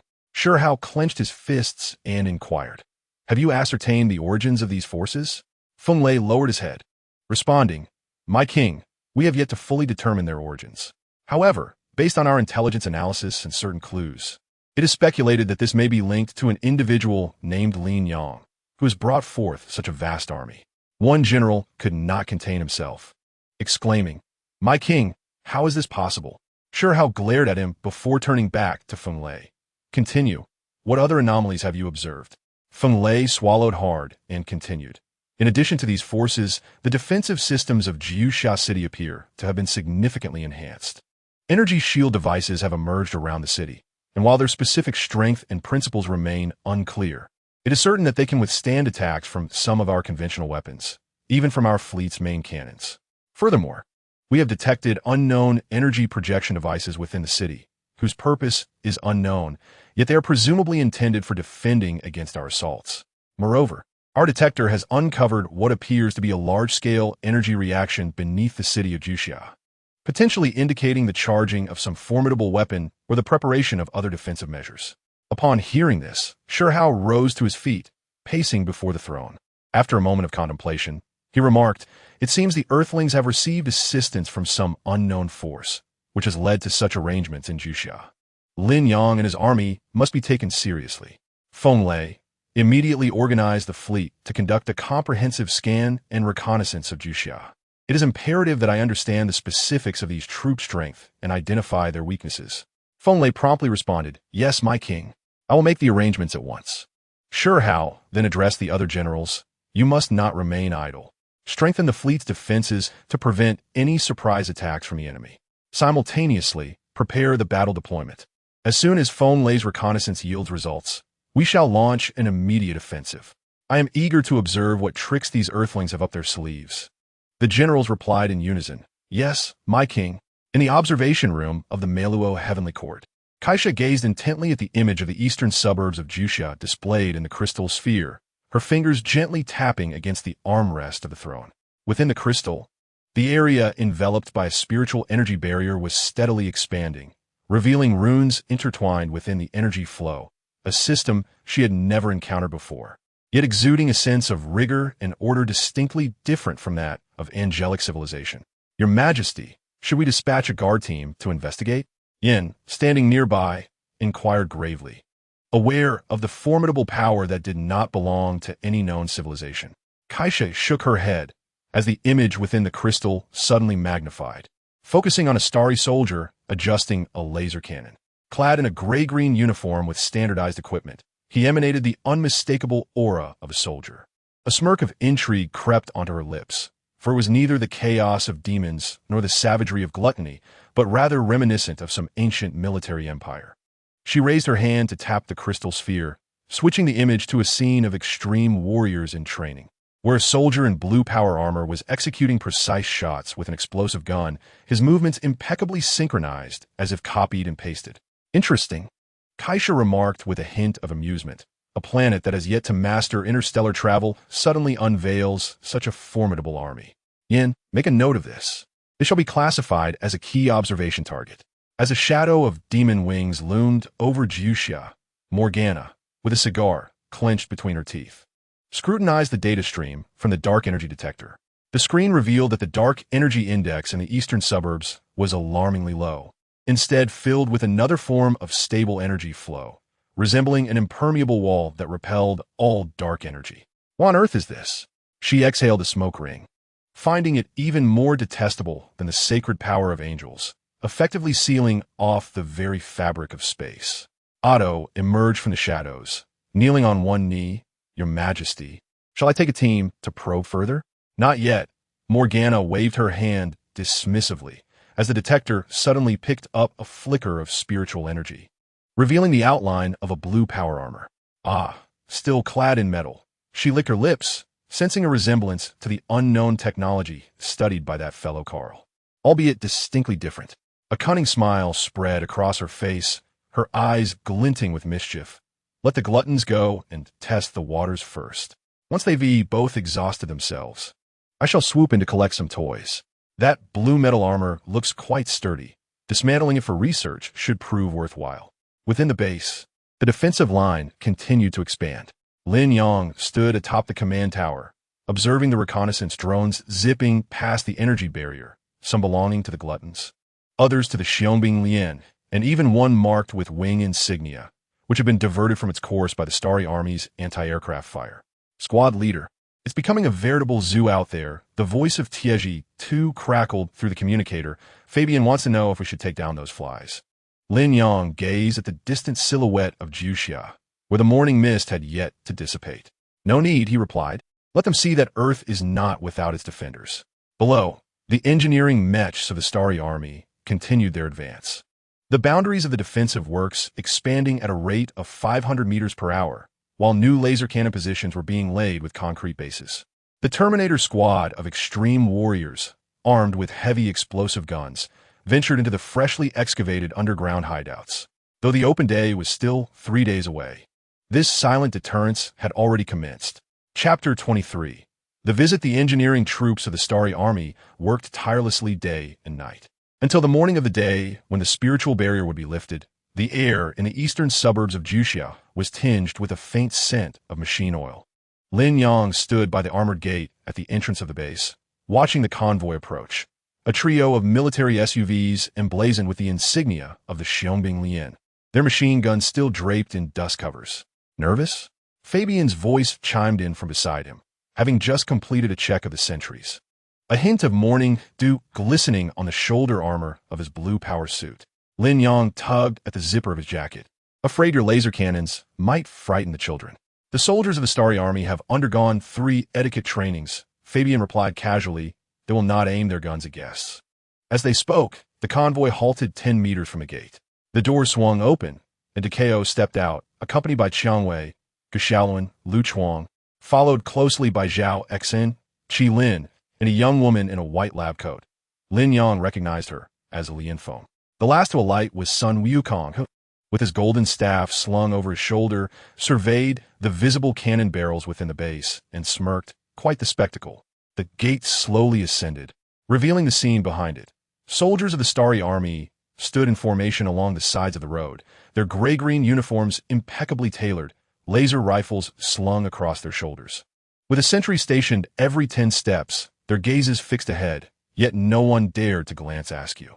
Further back, the cannons of the Lehman Rustin tanks pointed skyward, while engineers diligently wiped away the dust from the armor with cloths. This is Earth's army? Gu Xiaolin exclaimed, wide-eyed, unable to resist reaching out to touch the shoulder armor of a nearby starry soldier, who skillfully evaded his grasp. The 17th Cardian Regiment of the Starry Army, along with the 3rd Company of Extreme Warriors, Lin Yang led the way, offering a brief explanation. They're our allies.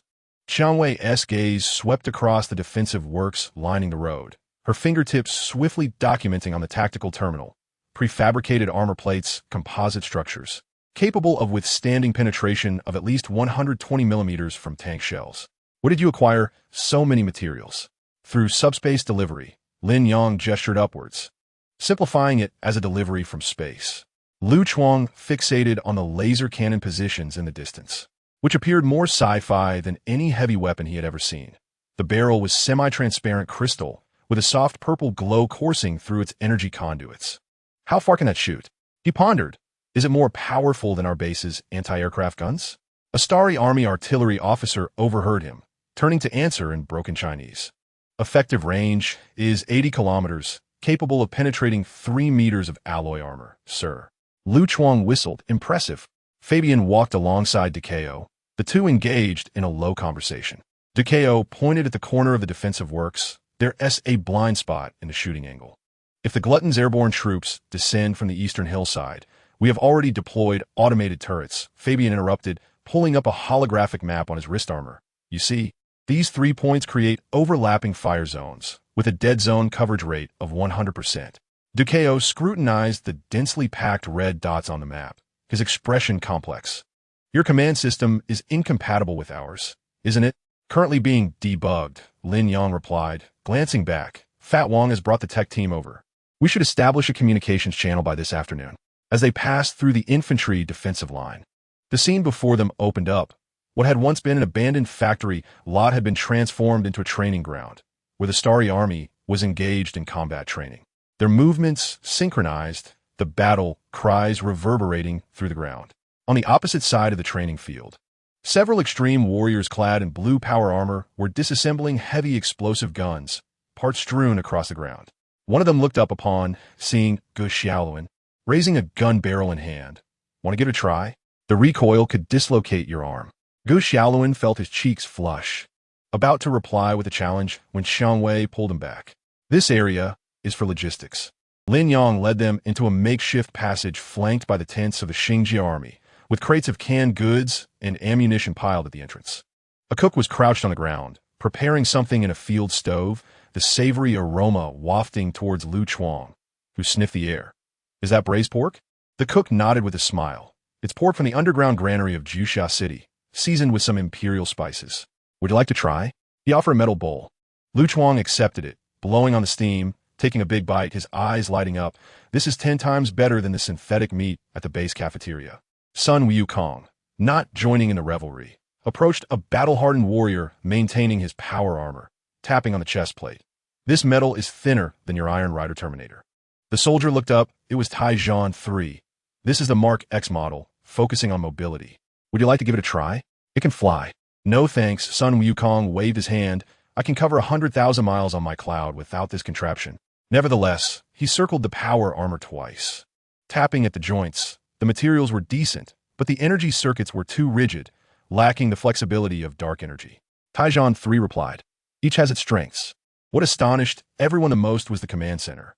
A massive holographic sand table floated in the center, detailing not only the defense deployments of Juxia City, but also the real-time movements of the Taodai fleet above Tianhe City. Several staff officers of the Xingjia army were gathered around the sand table, engaged in a rapid-fire discussion, their voices low but swift. Is that the flagship of the Taotai? Li Yinfeng pointed at a golden dot on the sand table. We lost its signal from our satellite yesterday. The Xingjia army's deep space detector is far more advanced than yours. Lin Yang called up the detailed data of the light point. The Shijia, equipped with 3 planetary orbital cannons and a crew of 200. Restocked ammunition on a synchronous orbit last night. Duca Ao stared at the data, silent for a moment. You even know this. Knowing yourself and knowing your enemy is the key to victory. Fabian approached the sand table. Pointing at the port of Juxia City, we plan to deploy a torpedo launch site here, in coordination with your carrier aircraft, to secure the coastal area. I need to discuss this with the staff. Duca Ao retrieved his communicator, but this plan is feasible. As the visit neared its end, they stood atop the highest lookout tower of the base. In the distance, the Xingjia army was expanding a new defensive perimeter, the rumbling of engineering mechs faintly audible. Gu Xiaoluan gazed at the gray-green silhouettes and suddenly asked, Brother Lin, did they all come from other planets? Yes, Lin Yang nodded. Did they miss home? This question silenced the group. Not far away, a new recruit of the Xingjia army was holding a family photo up to the sunlight. The woman in the picture cradling an infant against the backdrop of the red sky of Cadian planet. They do, Lin Yang's voice was soft. But they understood that if they failed to hold this place, their homes would eventually be targeted by the aliens. Sun Wukong suddenly laughed. Quite interesting. I used to think only I cared about such trivial matters. I didn't realize there were so many fools who would travel this far to fight. It's not just fighting, Fabian corrected him, it's warfare. To defend the place where families can eat in peace. Lu Chuang, finishing the last piece of braised pork. suddenly said, "By the way, are you short on manpower? I used to be in the underworld. I can fight and carry a cannon." Qiang Wei kicked him. "Don't embarrass yourself." But Lin Yang smiled. "The Xingjia army recruits without asking about backgrounds. As long as you can pull the trigger and dare to shoot at the enemy." As the convoy departed the base, Gu Xiaoluan glanced back at the armored gate slowly descending. The sentries of the Xingjia army saluted them, and the sunlight reflected off the crystalline barrel of the laser cannon, casting a rainbow. General Duca A.O. Qiang Wei observed the records on her terminal. Their combat power is at least 10 times that of the Xiong Lian. Duca A.O. remained silent, merely gazing in the direction of the base, where the energy response pulsed like a steady heartbeat in the eastern suburbs of Juxia City. Inside the base, Lin Yang was inspecting the newly arrived artillery shells with Fabian. The cook of the Xingjia army brought 2 bowls of braised pork, steam still rising from the bowls. "Will they defend Tianha City with us?" Lin Yang inquired. "They will." Fabian bit into the meat, raising an eyebrow. "This native food is better than synthetic protein." Lin Yang chuckled in the distance. The sounds of the Xingjia army's battle cries mingled with the noise of extreme soldiers adjusting their weapons, creating a chaotic yet comforting symphony. Chapter 24. The Battle of Tianha City. 9 days swiftly passed. On the 10th day, the air raid sirens of Tianha City howled throughout the night. The Taotai Vanguard fleet had already arrived in the skies above Tianha City and launched their attack. By morning, the sirens had become hoarse like a broken gong. The industrial zone in the east of the city was ablaze. The soldiers of the 37th Mechanized Brigade of the Shenzhou Army huddled behind the collapsed factory walls, watching the shadows of the Taotai Vanguard ships cast over the clouds. Those silver-gray metallic constructs resembled enormous flying insects, and the bombs they dropped could obliterate half a street. Squad leader, "We're almost out of ammunition." A new recruit, his face smeared with soot, trembled as he clutched a rocket launcher. The barrel was still hot. The previous shot had merely grazed the wing of a Taotai aircraft, which wobbled away, leaving a trail of machine gun fire, striking a nearby concrete pillar, sparking flames. Li Jiangguo spat out the dirt in his mouth, pulling out the last half of a compressed biscuit to munch on. His left arm was bandaged, blood seeping through from a fragment wound sustained in yesterday's street battle. "Conserve your supplies until reinforcements arrive." He indicated towards the distant Cross River Bridge. "Do you see that? If they blow up that bridge, the civilians on the south bank won't be able to evacuate properly." On the bridge, several tanks were charging forward under heavy fire, their cannons spewing flames, attempting to intercept the diving aircraft. But the Taotai crafts were too agile, darting around the tanks like a pack of rabid dogs. One tank S-tracks were shot off, immobilizing it in the middle of the road. The tank commander peeked out, cursing, only to be met by a hail of bullets, his head slumping to the side. "Damn it!" Li Jiangguo slammed the wall in frustration, his palms stinging from the crumbling bricks. He grabbed the radio, pressing the talk button, his voice airy from lack of oxygen. "Command, the 37th Brigade requests assistance. Repeat, requests assistance. We can barely hold on." All that came through the radio was static, occasionally mixed with indistinct cries for help from other units. Just then, the sky suddenly darkened. It was not the Taotai fleet obscuring the sun, but a dense gray cloud rising on the distant horizon. No, it was not a cloud.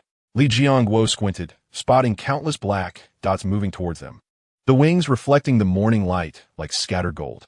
"It's our planes," the recruit suddenly shouted, his voice laced with tears. The fighter jet formation sliced through the Taotai aircraft like a sharp blade. Missiles trailed white smoke, obliterating one of the carrier planes into fragments. "Moments latte." A deafening roar erupted from the ground as Li Jiangguo turned to see a cloud of dust rising on the horizon. It was an armored cluster charging forward, the leading tank emblazoned with a conspicuous number 8.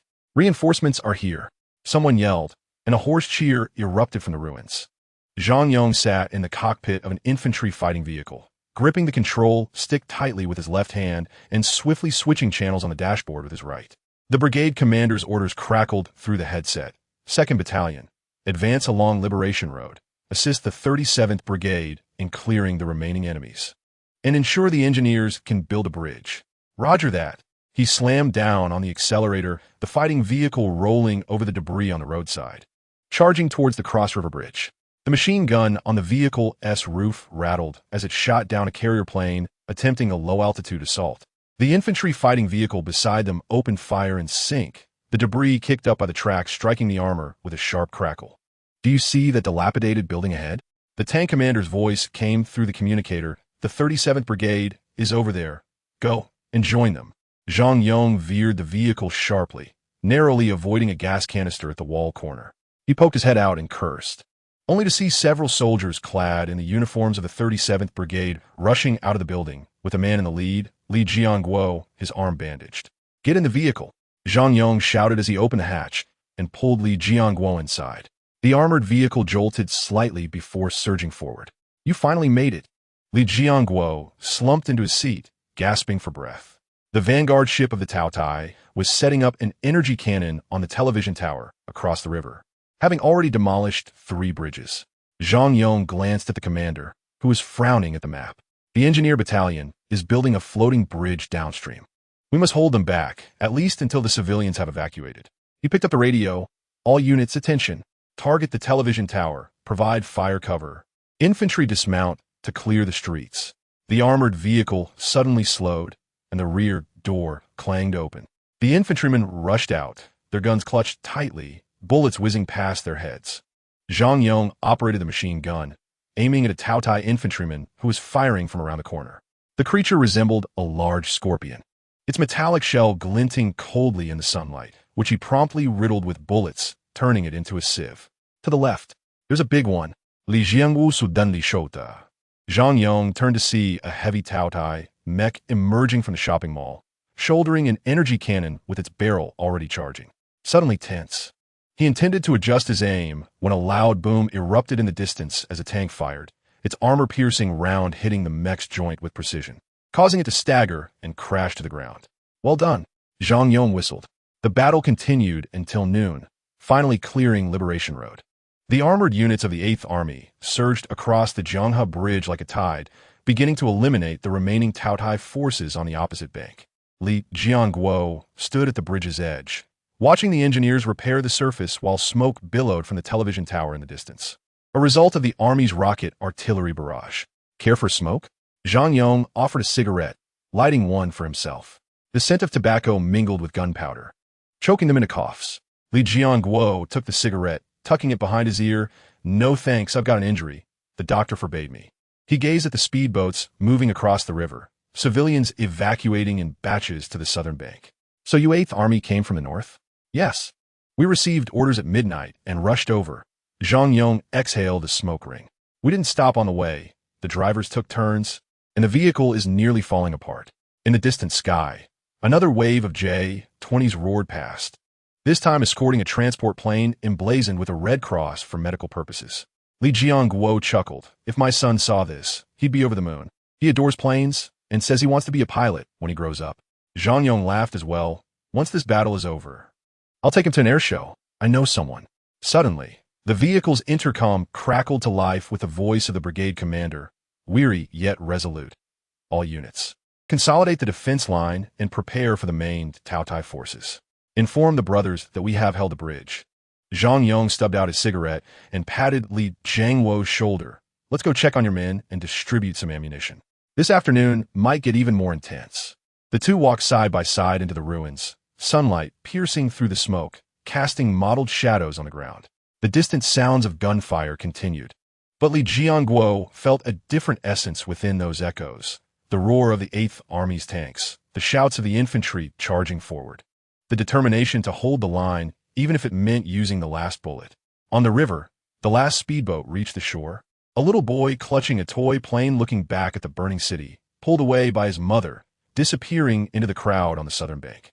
Chapter 25. The Battle of Tiana City Part 2. The armored cluster of the 8th Army had barely established a foothold across the river when the vanguard fleet of the Tao Tai launched an unexpected dive attack. This was not the previous sporadic assault of carrier-based aircraft, but rather a synchronized formation of 30, like a poisoned dagger plunging straight into the heart of the defensive positions.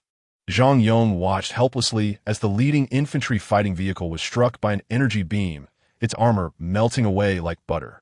The vehicle commander had just poked his head out when the intense heat wave hurled him into the air, transforming him into a fireball.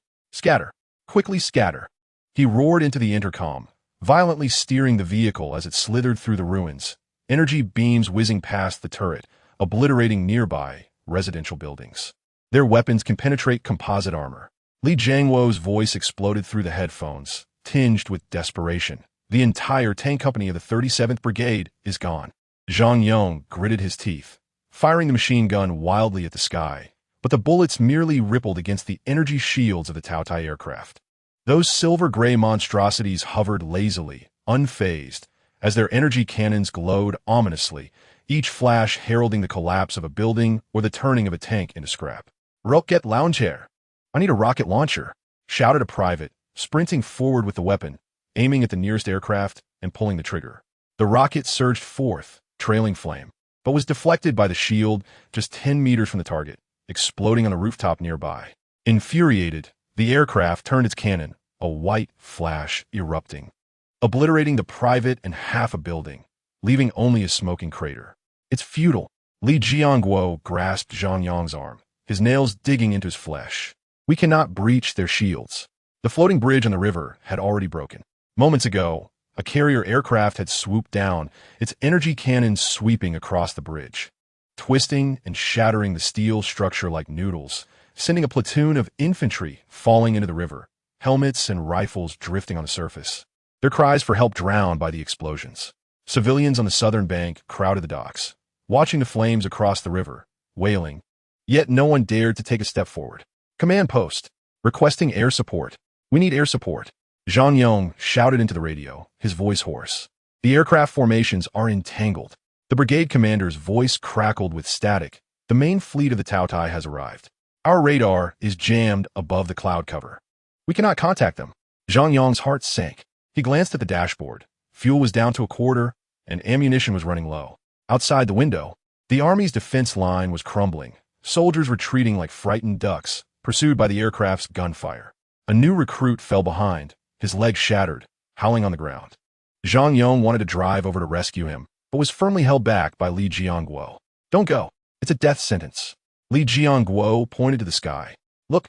3 Taodai landing crafts descended through the clouds, their hatches opening to reveal a swarm of Taodai infantry armed with particle rifles.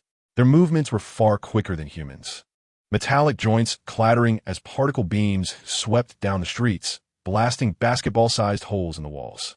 The soldiers who had been resisting moments ago fell in droves, blood flowing into the gutters along the cracked pavement. "Retreat, quickly, to the subway station." Zhang Yong finally made up his mind, slamming the accelerator, crashing through roadside obstacles towards the subway station in the west of the city. Soldiers along the way saw them and followed suit, silent except for the heavy footfalls and labor breaths. The subway station was packed with people, soldiers and civilians who had not managed to evacuate. The lights flickered, and tiles fell from the walls with each tremor. A woman cradling a child sat in a corner, the child crying in fear, while she stared blankly outside, her eyes vacant. "How many are left?" Zhang Yong asked Li Jiangwo. Li Jiangwo counted, his voice trembling, including the remnants of the 37th Brigade, fewer than 50. 50.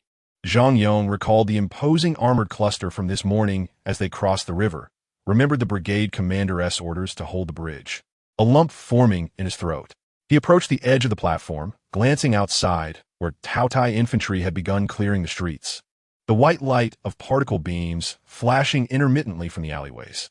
"Give me a grenade." A veteran with a broken arm leaned closer, his face obscured by soot, but his eyes still bright.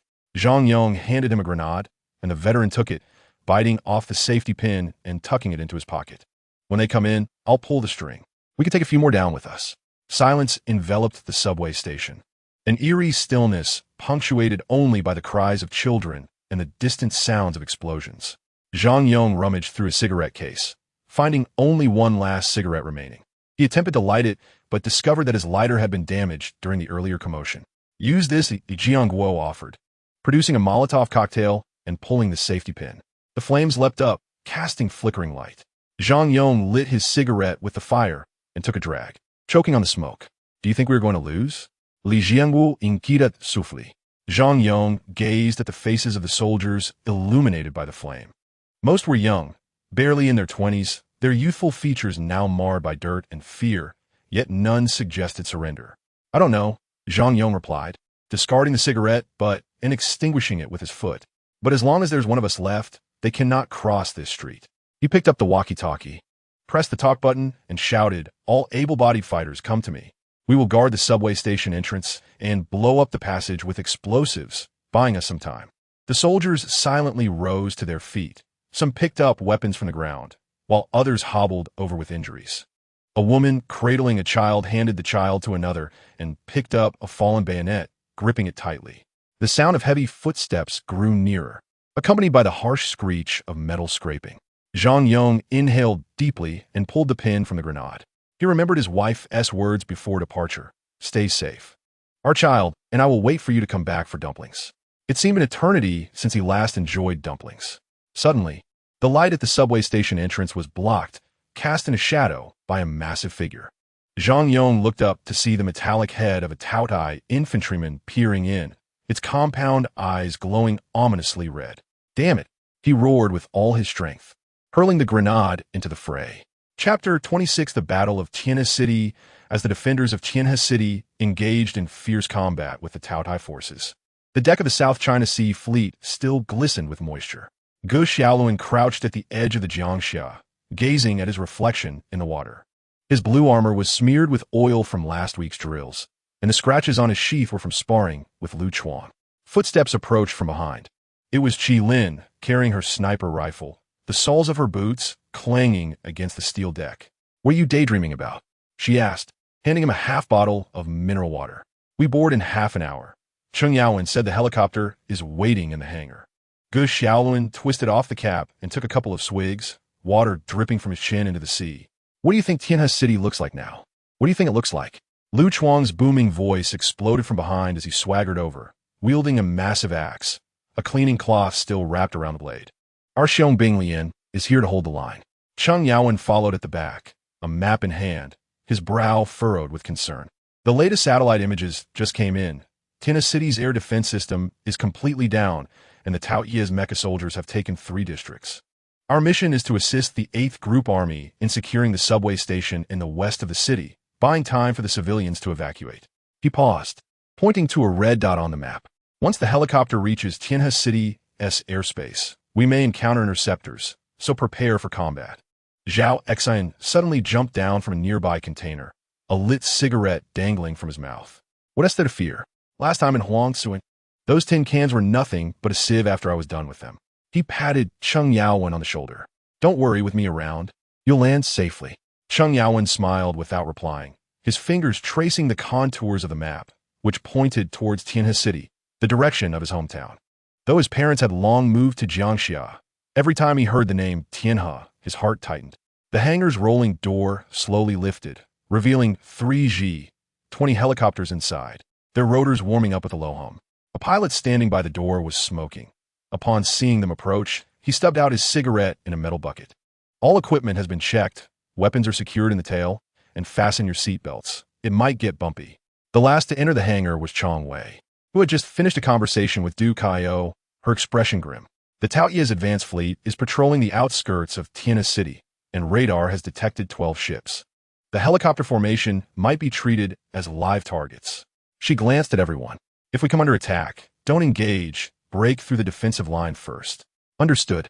Sister Chong Wei, Ge Xiaoluan replied, being the first to climb aboard the first helicopter, leaning his great sword against the wall. Just as he secured his seatbelt, he heard Lu Chuang shouting outside, "Zhao Exine, you little turtle, don't fight me for the window seat." The cabin quickly filled with personnel.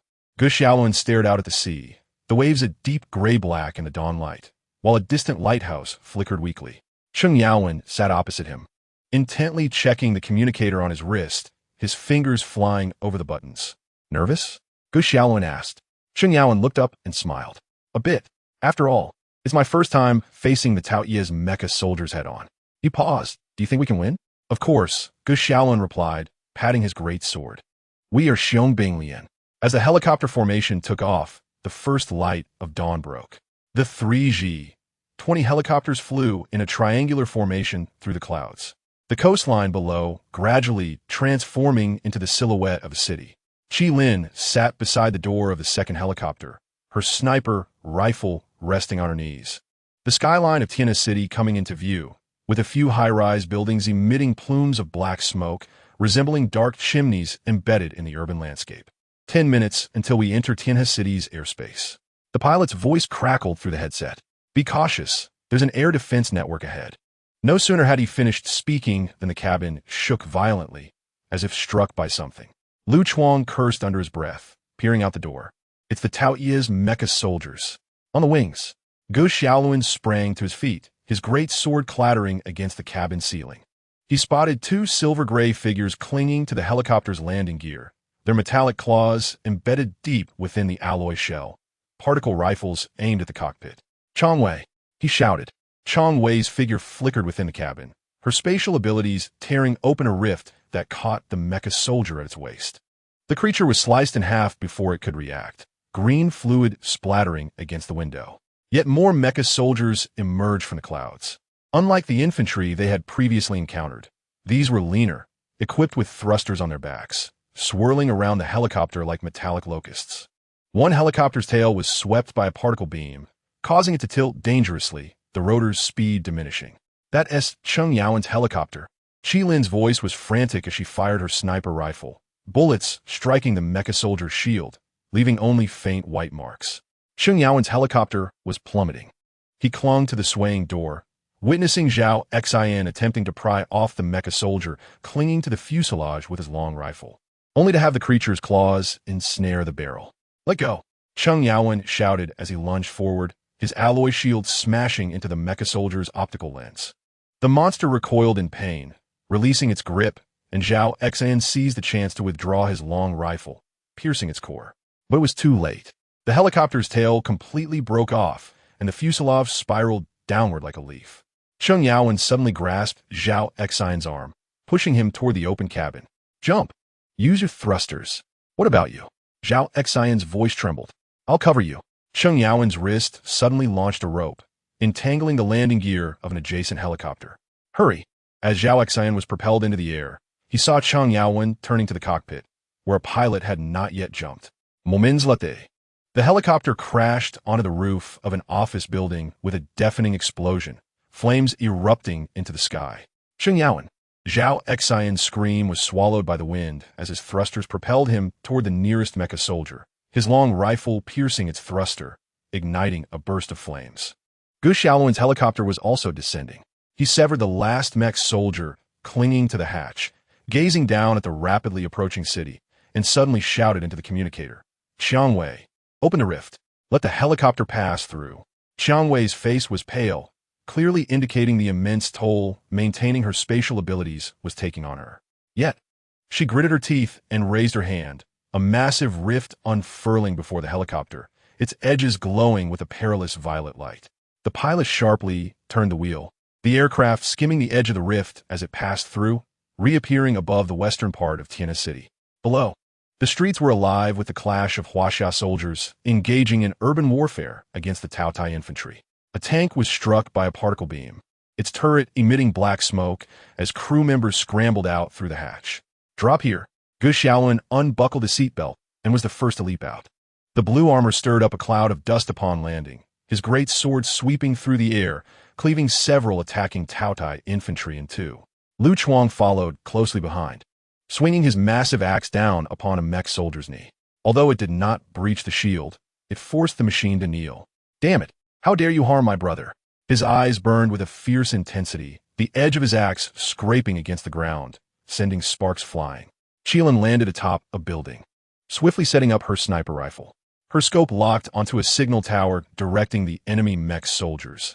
It resembled a metallic pole, pulsing with signals at its apex. Take out the signal tower. They'll be blind, she yelled into the communicator, her finger squeezing the trigger. The instant the bullet pierced the signal tower, the mech soldiers besieging the helicopter paused, as if stripped of their commands. Seizing the opportunity, Chang Wei's spatial rift erupted among them, shredding a multitude of monsters into pieces. Zhao Xian's figure burst forth from the smoke, his arm wounded, blood dripping along the lines of his thruster. Cheng Yaowen attempted to speak, but words failed him. His spear propped against the ground, his shoulders heaving violently. Silence enveloped the group. Gu Xiaoluan's gaze fixated on the distant glow atop a skyscraper, and he tightened his grip on the great sword. He heard the sound of hurried footsteps approaching from the street's end. The main Taotai force was advancing toward them. The friction of metallic joints echoing like 1,000 needles, piercing the eardrums.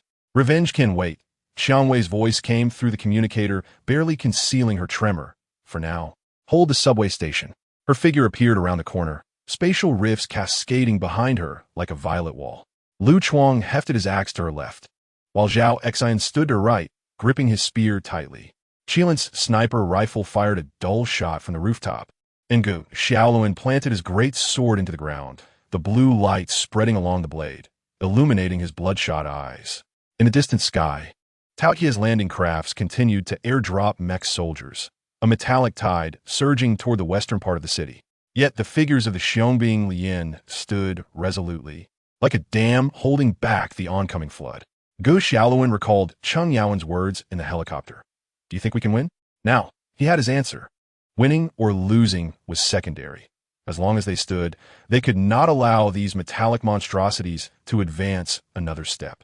He raised his great sword, the blue light piercing through the smoke, drawing a bright line against the dawn. Xiongбing Lian, his voice echoed through the communicator, gravelly like the sound of metal scraping. Draw your swords. Gunfire, explosions, and the clash of metal resounded once more on the streets of Tiana City. But this time, no one glanced back at the burning skyscraper. All eyes were fixed ahead, on the encroaching silver-gray figures. As the Xiongбing Lian supported Tiana City, the alarm at the eastern outskirts of Juxia City shattered the morning mist. Lin Yang stood before the holographic command table, observing the flashing red signals above Tiana City. These were the distress beacons of the 8th Army. Each flash signified the fall of a defensive position. Coordinates confirmed. Western subway station of Tiana City, Xiongбing Lian is engaging. Fabian's voice came from behind him. His blue power armor had completed pre-battle checks, the white stripes on his shoulder pads gleaming under the emergency lights. On the holographic table, silver-gray dots representing Taotai mech soldiers surged toward the western part of the city like a tide, while the colored dots symbolizing Xiongбing Lian were being compressed into an ever-shrinking area. Third company, move out. Lin Yang's voice was grave as he raised his hand to secure his helmet, the optical lenses illuminating with data streams. Stellar Army, 50,000 strong, proceeding in 3 routes as planned. 1st Regiment will follow me to assault the subway station. The 2nd will clear the southern industrial district. And the 3rd will secure the Cross River Bridge. Heavy equipment is fully loaded. A colonel's voice came through the communicator, stating that the Lehman Rustin Tank Battalion and Laser Artillery Company were assembled in the designated airspace, awaiting teleportation coordinates. Lin Yang surveyed the Tiana City map on the table, tracing the streets of the western area with his fingertip. Give me 5 minutes. He turned and walked toward the helipad, where 3 iron cavalry terminators stood, their nearly 3-meter-tall power armor glistening in the morning light, the barrels of their heavy explosive rifles thicker than an average person's arm. Iron Amble Squad, stay close. Standing beside the iron cavalry terminators, his height made him resemble a moving iron tower. His shoulder pad bore the emblem of an extreme warrior, and the energy core of his chest armor emitted a richer blue glow than that of ordinary soldiers. As the humming of the subspace teleportation filled the helipad, the vanguard of the Stellar Army began boarding. 50,000 gray-green figures lined up on the runway, laser rifles slung over their shoulders, heavy transport vehicles dragging laser artillery barrels. The rumble of tracks shaking the air. A young Stellar Army soldier shouted into his communicator, "Mom, wait for me to bring you back a piece of Earth." His comrades laughed at him, yet no one noticed as he discreetly tucked a photograph of his mother into his chest pocket. As the teleportation channel opened above the clouds of Tiana City, the Taodai Vanguard fleet was saturating the western area with bombardments. Through the optical lens of his helmet, Lin Yang saw buildings collapsing like blocks below, and representing the Xiongбing Lian extinguished. Later, he would learn that it was Cheng Yaowen. 3rd Company, target the ground. Engage in free fall. Lin Yang's voice echoed through the communication channel, infused with the hum of subspace energy. 90 extreme warriors leapt from the teleportation channel, their blue power armor unfurling thrusters in midair, like a flock of blue meteors streaking through the smoke-filled sky. The remaining 10 extreme warriors were to guard the base with 30,000 Stellar Army troops. Below, Gu Xiaoluan was bracing himself with his great sword, his body teetering on the brink of collapse. His armor had been charred black by particle beams, blood seeping from wounds in his back, staining his blue plates. Xiangwei's spatial rift was growing thinner, her face as pale as paper, cold sweat dripping from her forehead along her jawline. Lu Chuang's massive axe was lodged in the crevice of a Taotai mech soldier, unable to be freed, and he staggered back, having been struck in the ribs by the enemy's claws. How many bullets are left? Qilin's sniper rifle barrel was hot to the touch, with only a single cartridge remaining, while the mech soldiers continued to pour in from the distance, like an unending metallic river. I can't hold on much longer. Zhao Exin leaned against the crumbling wall, panting, the tip of his spear now bent. Without Cheng Yaowen, our formation has broken. Just then, an unusual rumble echoed through the sky. It was not the sound of Taotai aircraft engines, but a deeper, more thunderous explosion, resembling countless muffled thunderclaps erupting within the clouds. Gu Xiaoluan instinctively looked up, witnessing a cascade of blue figures descending from the heavens. These blue silhouettes arced through the air, the flames from their thrusters trailing behind them like comet tails, the barrels of their heavy, explosive rifles glinting coldly in the sunlight. What is that? Xiangwei's voice trembled with disbelief. Boom! Boom! Boom! The thunderous roars of heavy explosives were deafening. The moment the blue figures landed, a rain of shells pelted the mech soldiers like a torrential downpour. Tao Ye's shields crumpled before the explosive rounds, torn apart as easily as paper. Metallic fragments and green ichor raining down. A mech soldier, about to raise its particle rifle, was struck squarely in the chest by an explosive round, obliterating its upper body into fragments. What the hell? Lu Chuang stared in shock, momentarily forgetting the searing pain in his ribs. Lin Yang landed at the entrance of the subway station, the barrel of his heavy explosive gun still emitting smoke. His powered armor stirred up a cloud of dust upon impact, and his towering height of 3 meters made him nearly twice as tall as the surrounding mecha soldiers. The optical lens swept over the disheveled Xiong Bing Lian, eventually fixating on Gu Xiaolun. The power of the galaxy? His voice resonated through the amplifier of the powered armor, imbued with a metallic timbre. It seems we have not arrived too late. Gu Xiaolun opened his mouth, but found himself unable to utter a sound. He gazed up at the towering blue giant before him, whose armor was adorned with intricate runes, the blue glow of the energy core more stable and profound than his own galactic power, as if it held the strength of an entire star. Who are you? Chang Wei managed to stand upright, her spatial abilities gathering at her fingertips, uncertain whether these suddenly appearing blue giants were foes or allies. Truly, the wealthy often forget, Lin Yang replied. We met just a few days ago. I am Lin Yang. He redirected his heavy explosive gun toward the oncoming Taotai mecha soldiers. Allies. Now step aside. No sooner had he spoken than a synchronized metallic clattering echoed behind him.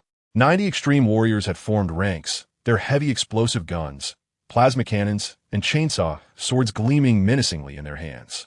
Fabien stole beside Lin Yang, his chainsaw sword whirring to life with a piercing hum, remnants of recently torn mecha soldier carcasses still clinging to the serrated edges. Objective: eliminate all aberrations within sight. Fabian's voice was as unyielding as iron. Fire at will. A blue torrent surged down the street in an instant. One extreme warrior swung his chainsaw sword, cleaving through 3 mecha soldiers as if slicing through butter, the rotating teeth splattering green ichor across his blue armor. Another warrior's plasma cannon unleashed a ghostly blue flame, incinerating the mecha soldiers hidden within a building along with its walls, turning them to ash. Gu Xiaoluan observed the giant named Lin Yang. He scarcely needed to move. The trajectory of his heavy explosive gun was terrifyingly accurate, each shot striking precisely at the joints or cores of the mecha soldiers, as though those silver-gray monsters were merely stationary targets on a shooting range.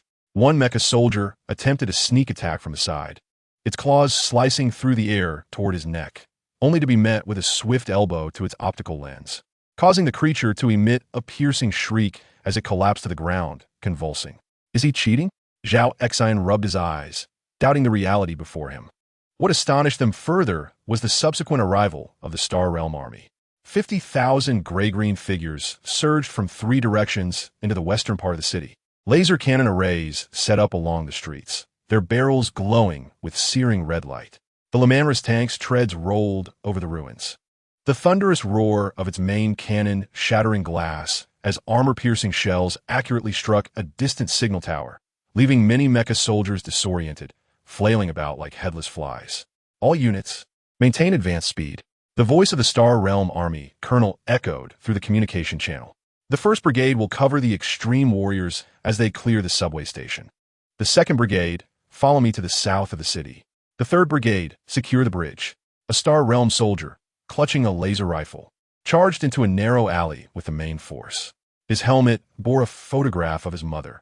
A shard had grazed it during the landing, staining her smiling face with blood.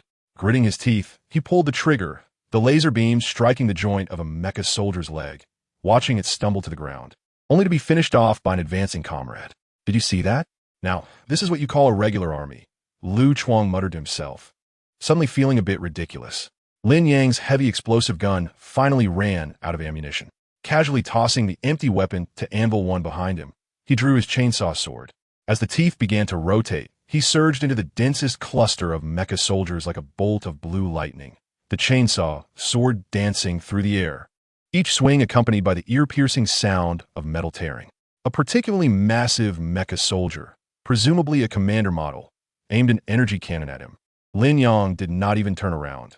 The powered armor on his left arm suddenly deployed a metallic shield. The white light from the energy cannon striking the shield and only creating a ripple. Using the recoil, he pivoted, driving the chainsaw sword into the mecha soldier's jaw and cleaving upward through its core. Green ichor splattered onto his visor, which Lin Yang wiped away as his optical lens scanned the battlefield once more. The extreme warriors had secured the entrance to the subway station. While the Star Realm Army was eliminating the remaining mecha soldiers, the Primaris tank's cannon now aimed at the sky, vigilant for any incoming aerial threats. He approached Gu Shaolin, the teeth of his chainsaw sword gradually ceasing their rotation. Do you still have fighting capability? Gu Shaolin finally came to his senses, gripping his great sword tightly. Yes, very well. Lin Yang gestured toward the south of the city, where command center of the Tao Tai remained, requiring collaboration with the Star Realm Army for a thorough sweep. Can your people manage? Absolutely. Gu Shaolin's voice rang out, glancing at Chang Wei, Lu Chuang, Qi Lin, and Zhao Xian beside him. Though each bore injuries, the spark of determination in their eyes reignited. Anvil Squad, accompany them. Lin Yang ordered the 3 Iron Riders, ensuring their protection. Understood, Captain. Anvil 2's heavy explosive gun had been reloaded, and he stepped beside Lu Chuang, observing the massive axe lodged in a mecha soldier, effortlessly pulling it free and casually tossing the carcass across the street. Lu Chuang, Lin Yang's communicator suddenly rang, Fabian's voice crackling through. Squad leader. The 3rd Brigade of the Star Realm Army has encountered resistance at the Jiang Bridge. The Tao Tai landing craft are airdropping heavy units. They require support. Understood. Lin Yang turned to the Xiong Lian. We are heading to the bridge. You all finish clearing the south and regroup at the bridge. His thrusters powered up once more, his blue figure soaring into the air. Don't die, galactic power.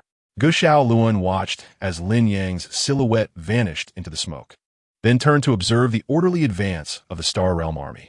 Suddenly, he said to Chang Wei, they really seem to be here to help us.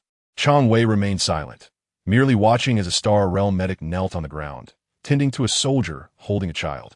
The medic's movements were gentle as he retrieved a piece of chocolate from his pack, offering it to the frightened child who dared not cry. In the distance, the roars of heavy explosives intertwined with the hum of laser cannons, forming a peculiar battle hymn. Gu Shaolin tightened his grip on the great sword, calling out to his comrades behind him, let us go. Let them see that our Xiong Lian is not to be trifled with. On the streets, the blue-clad extreme warriors, the gray-green Star Realm Army, and the injured Xiong Lian finally converged into a torrent, launching a counterattack against the still-resisting Tao Tai mecha soldiers. Meanwhile, in the direction of the Jiang Bridge, Lin Yang's heavy explosive gun roared once more, his blue figure leaping into the sunlight, like an unwavering flag, planted in the smoky skies above Tiana City. The green blood rain splattered against the crumbling wall across the way, and a severed arm with exposed bone fell to the ground, its fingers still twitching. New recruits, take note. The veteran, Huaku, spat on the ground, and with a thunderous blast from his explosive firearm, he obliterated a distant Tao Tai soldier attempting to set up artillery. to deal with these mindless foes. One must be even more ruthless. Lin Yang said nothing. His gaze fell upon a woman huddled at the entrance of an office building, cradling a child who trembled in fear, yet bit his lip resolutely to stifle his cries. He rushed over, using his power sword to lift a Taotai corpse and block the entrance. Stay here and don't move. Soon, the Xingjia army will come to retrieve you. The woman was momentarily taken aback before suddenly bowing deeply, her gesture starkly out of place amidst the carnage. Lin Yang, a massive enemy force approaches from the southeast. Fabian's voice crackled with excitement. The old sergeant relished a good fight. Lin Yang activated the jet propulsion system in his backpack, leaping over a shattered wall. Landing just in time to see Gu Xiaolun engaged in a fierce battle with 3 Taotai soldiers, wielding a large sword. That armor of yours looks familiar, Gu Xiaolun remarked, cleaving one Taotai soldier's head in two. Is that you from the outskirts of Juxia City? Lin Yang had no time to reminisce. He swept his power sword to dispatch an attacker sneaking up behind Gu Xiaolun. Let's get to work. He gestured towards the Taotai soldiers pouring out from around the corner. You take the left, I'll handle the right. Got it. Gu Xiaolun grinned, charging forward with his sword raised. The shield shimmered as it absorbed the barrage of particle beams. Lu Chuang, Xiangwei, we have reinforcements over here, hurry. Lu Chuang emerged from a nearby alley, wielding a massive axe, droplets of green blood still dripping from its blade. Damn it, are these bastards never-ending? Upon seeing Lin Yang's armor, he whistled. This guy's got some serious gear, huh? Tougher than Xiaolun's shield, right? Before he could finish, a particle beam struck Lin Yang's back, ricocheting off and leaving a white mark.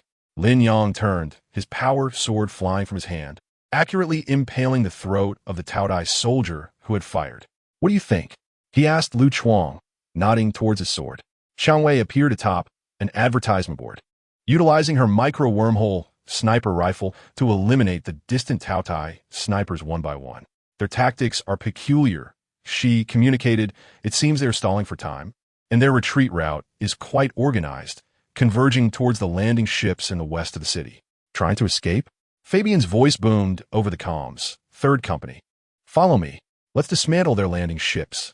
Lin Yang surged forward with the blue tide, the servos in his power armor emitting a faint hum, as if accompanying the impending slaughter. He spotted Hua Ku surrounded by 3 elite Taotai soldiers, their reinforced armor gleaming as they wielded their massive axes. However, Hua Ku remained calm, firing his explosive gun to push back 2 of them. Suddenly, he hurled a chainsaw sword, slicing open the belly of the foremost attacker with a satisfying roar. Learn from this, new recruit. Hua Ku's laughter mingled with the chainsaw's noise. This is all about rhythm. Lin Yang chose not to mimic him. He had his own approach. The enhanced reflexes of an original forged warrior allowed him to perceive every move of the Taotai soldiers with clarity. In his hands, the power sword became almost alive, striking like lightning to cleave through particle beams, and, at times, standing firm like a mountain to withstand the blows of elite soldiers' axes. When a Taotai soldier attempted a sneak attack from behind, Lin Yang countered with a swift motion, driving his sword through the soldier's eye socket, emerging from the back of his skull and reducing his brain to mush. Your swordplay is impressive. Gu Xiaolun caught up wide-eyed. How long have you trained? A few centuries, Lin Yang replied succinctly, severing a Taotai soldier's arm. On Cadia, I practiced for 12 hours every day. What is Cadia? A place that no longer exists. Lin Yang's voice lowered slightly. The power sword accelerated, turning the nearby Taotai soldiers into a crimson mist. Gu Xiaolun observed the tension in Lin Yang's profile and suddenly felt that the person beneath the blue armor harbored burdens heavier than the ruins of Tiana City. On the open ground to the west of the city, 3 Taotai landing ships were powering up, their energy shields humming to life. The surrounding Taotai soldiers charged towards the ships, using their bodies to shield against the fire of the extreme warriors. Fabian spat in disdain, pulling a thermite bomb from his waist. Hua Ku, cover me. Roger that. Hua Ku unleashed a frenzied barrage, the green blood mist exploding before him. Take it easy, Commander. Don't let those old bones get rattled. Fabian ignored him, activating his jet propulsion system to leap into the air, accurately tossing the bomb at the engine of the leftmost landing ship. As the explosion resonated, he landed on the ground, his chainsaw sword sweeping to clear the surrounding Taotai soldiers. Lin Yang, take your squad and blow up that middle ship. Understood. Lin Yang signaled to the three warriors beside him, and the four formed a wedge formation to advance. A young extreme warrior was struck by an acid round on the leg, but merely gritted his teeth and pressed on, firing his explosive gun continuously. Lin Yang noticed his hand trembled, not from fear but from nerves. He recalled his first time on the battlefield, his grip on the sword feeling as if it had contracted malaria. "Steady now, new recruit," Lin Yang shouted, parrying a particle beam with his power sword. "Remember your training? Aim for their joints." The recruit took a deep breath, his explosive gun accurately hitting a Tao Tai soldier's knee, causing the foe to howl as he collapsed, only to have Lin Yang behead him with a swift stroke. "Well done." Lin Yang clapped the recruit on the shoulder as he leaped onto the deck of the middle landing ship. The Tao Tai commander on the bridge was frantically pressing buttons, attempting to accelerate the ship's takeoff. Lin Yang kicked the hatch door open and thrust his power sword through the commander's chest. Green blood sprayed across the control panel, turning the flickering data into gibberish. "It's over," Lin Yang murmured, attaching the bomb to the engine and setting the countdown. As he jumped out of the landing ship, he collided with Qiang Wei as she arrived through a wormhole. "Lu Chuang and the others are dealing with the last ship. They're struggling a bit," Qiang Wei pointed out, noticing Gu Xiaoluan's shield flickering violently, while Lu Chuang's axe was entangled by an elite Tao Ye's massive hammer. Lin Yang activated the jet propulsion system and charged over, landing with a kick that sent the Tao Tai elite staggering backward. "Lu Chuang, clear out," he shouted, his power sword charged with energy, radiating a nearly blinding blue glow. The elite raised his hammer to block, but at the moment of impact, the hammer cracked as the power sword's energy melted through its alloy. "What the hell?" Lu Chuang stared in shock. Lin Yang didn't give him time to be amazed. He thrust the sword forward, penetrating the crack and turning the elite's heart into mush. As the engine of the last landing ship was destroyed, an eerie silence enveloped the sky. The smoke gradually dissipated, revealing the sunset stained a vivid orange. Soldiers of the Xingjia army began to clear the battlefield, and a sergeant squatted down, offering a ration bar to a surviving little girl. The child timidly accepted it, whispering a quiet thank you. Lin Yang removed his helmet, sweat dripping down his chin. He spotted Fabian, leaning on his chainsaw, sword not far away. The old sergeant had a gash on his arm, the green blood stark against his blue armor. "You all right, new recruit?" Fabian grinned, revealing a gap where a tooth had been knocked out during their last encounter with the Tyranid swarm. "I'm fine, Commander." Lin Yang wiped his face, smearing the green blood onto his cheek. Gu Xiaolun approached, holding out a rag. "Here, wipe your face. You look like a calico cat." He glanced at the sea of Tao Tai corpses before looking at the neatly lined up extreme warriors, scratching his head. "Are you the warriors who appeared on the outskirts of Juxia City a few days ago?" Lin Yang took the rag, cleaning his face. In the distance, the assembly call of the Xingjia army resonated as Fabian beckoned to his men. "A very far-away place," Lin Yang replied, returning the rag to Gu Xiaoluan. "As long as these scum exist, we will come." He donned his helmet, and Fabian's orders crackled through the comms. "Third Company, gear up. Assemble in 10 minutes. Our next target is the outskirts of Juxia City." Lin Yang turned and followed the squad, the blue armor glimmering warmly in the evening glow. He heard the voice of Gu Xiaoluan behind him, urging, "Wait, we will go with you." Lin Yang's lips curled into a faint smile. Once, amidst the ruins of Kadia, he believed he had lost everything. Yet now, gazing at his comrades and the citizens in the distance who were regaining their composure, he suddenly felt that some things could never be extinguished. The servos of his powered armor buzzed back to life, as if warming up for a new journey. Gripping his power sword, Lin Yang quickened his pace to keep up with Fabian, continuing the eradication of the alien menace. Chapter 29. The Battle of Tiana City concluded. Lin Yang followed Fabian closely, eradicating the aliens as his boots trampled over the still warm remnants of a Qiao Qiao soldier, the green bodily fluids sizzling beneath his feet. In the communicator, Captain Fabian was tallying the casualties of the Third Company. The captain's voice, typically raspy, was now a touch less strained, as the remaining enemies on the ground had been nearly cleared, leaving only a few cross-class ships in the sky, struggling to survive. "Lin Yang, have you cleared the left-wing office building?" Fabian inquired. "Cleared, Captain. 17 civilians, 3 injured, have already been sent to the temporary shelter by the Xingjia Army's medics." "What about the casualties in the Third Company?" Lin Yang wiped his face with his hand, the internal cooling system of his powered armor humming as it expelled the sweat from his helmet. The building structure was a bit precarious. It nearly collapsed a moment ago. Forget about the building.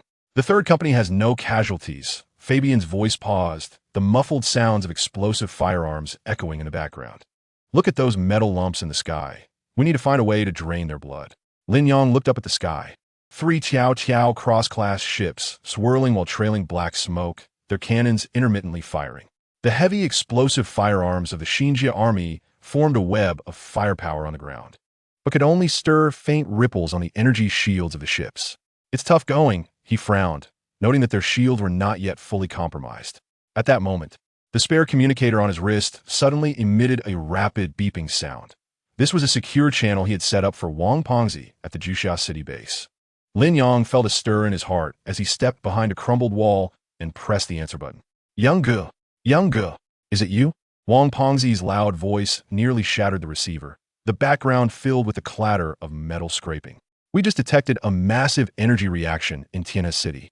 Is everything all right on your end? Lin Yang chuckled. This chubby fellow is always so boisterous yet genuinely concerned. I'm fine.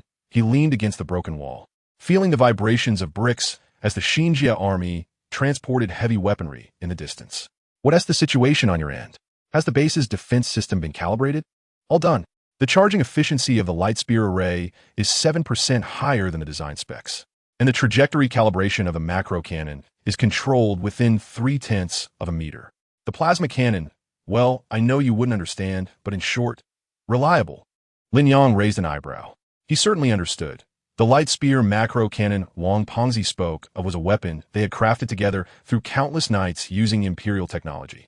Back when they were excavating the underground rock layers of the Juxia city base, Wang Pengzi would always say, Yang Ge, do you believe that when this thing fires, even the Tiao demons will have to surrender to us?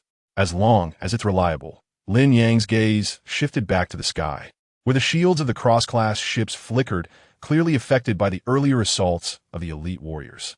Pengzi, listen, activate all arrays now. What? Wang Pengzi's voice suddenly rose in pitch. Now. But, no buts, Lin Yang interrupted, his fingers unconsciously tapping against the outer thigh of his powered armor. Light spear array, macro cannon array, plasma cannon array, and all those missiles of yours. Fire them at once. Target. Above, Tianhe City. I'll send you the coordinates now. It's those few Qiao cross-class ships still airborne. There was silence on the other end for a few seconds, only the sound of electricity crackling. Lin Yang could imagine Wang Pengzi's expression, his small eyes wide in disbelief, fingers hovering over the control panel, his mind racing with 1,000 thoughts. Yang Ge. Wang Pengzi's voice suddenly turned serious, losing its earlier excitement. Are you sure?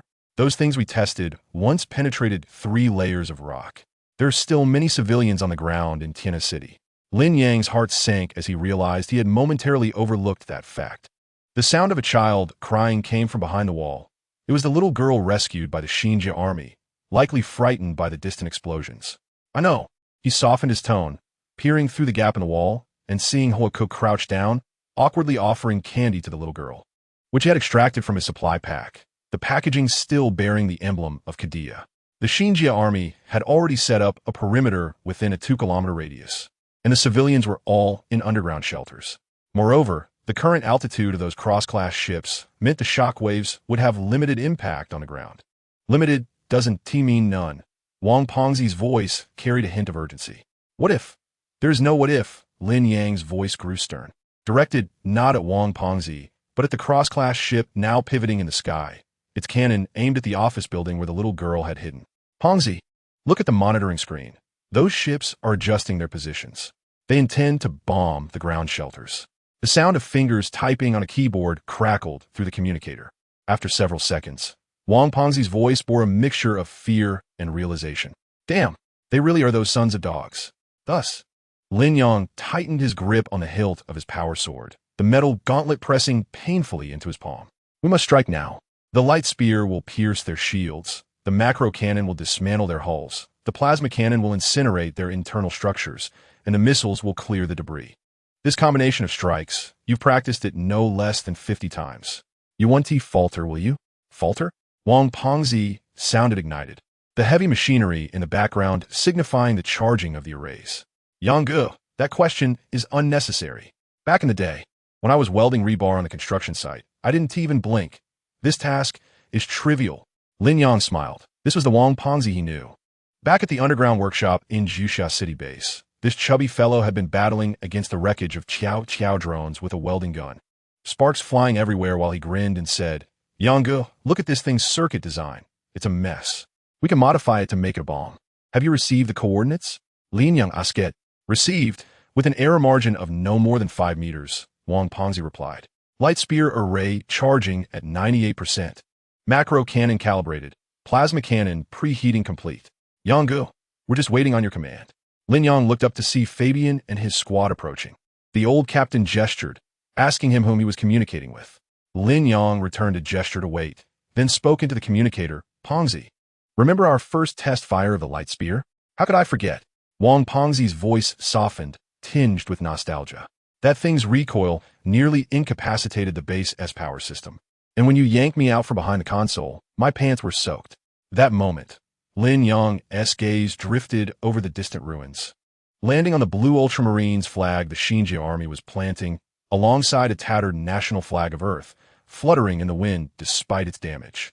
Once we win, we'll host a victory banquet on the top floor of Jiuxia City, drinking that herbal tea you've hidden for 10 years.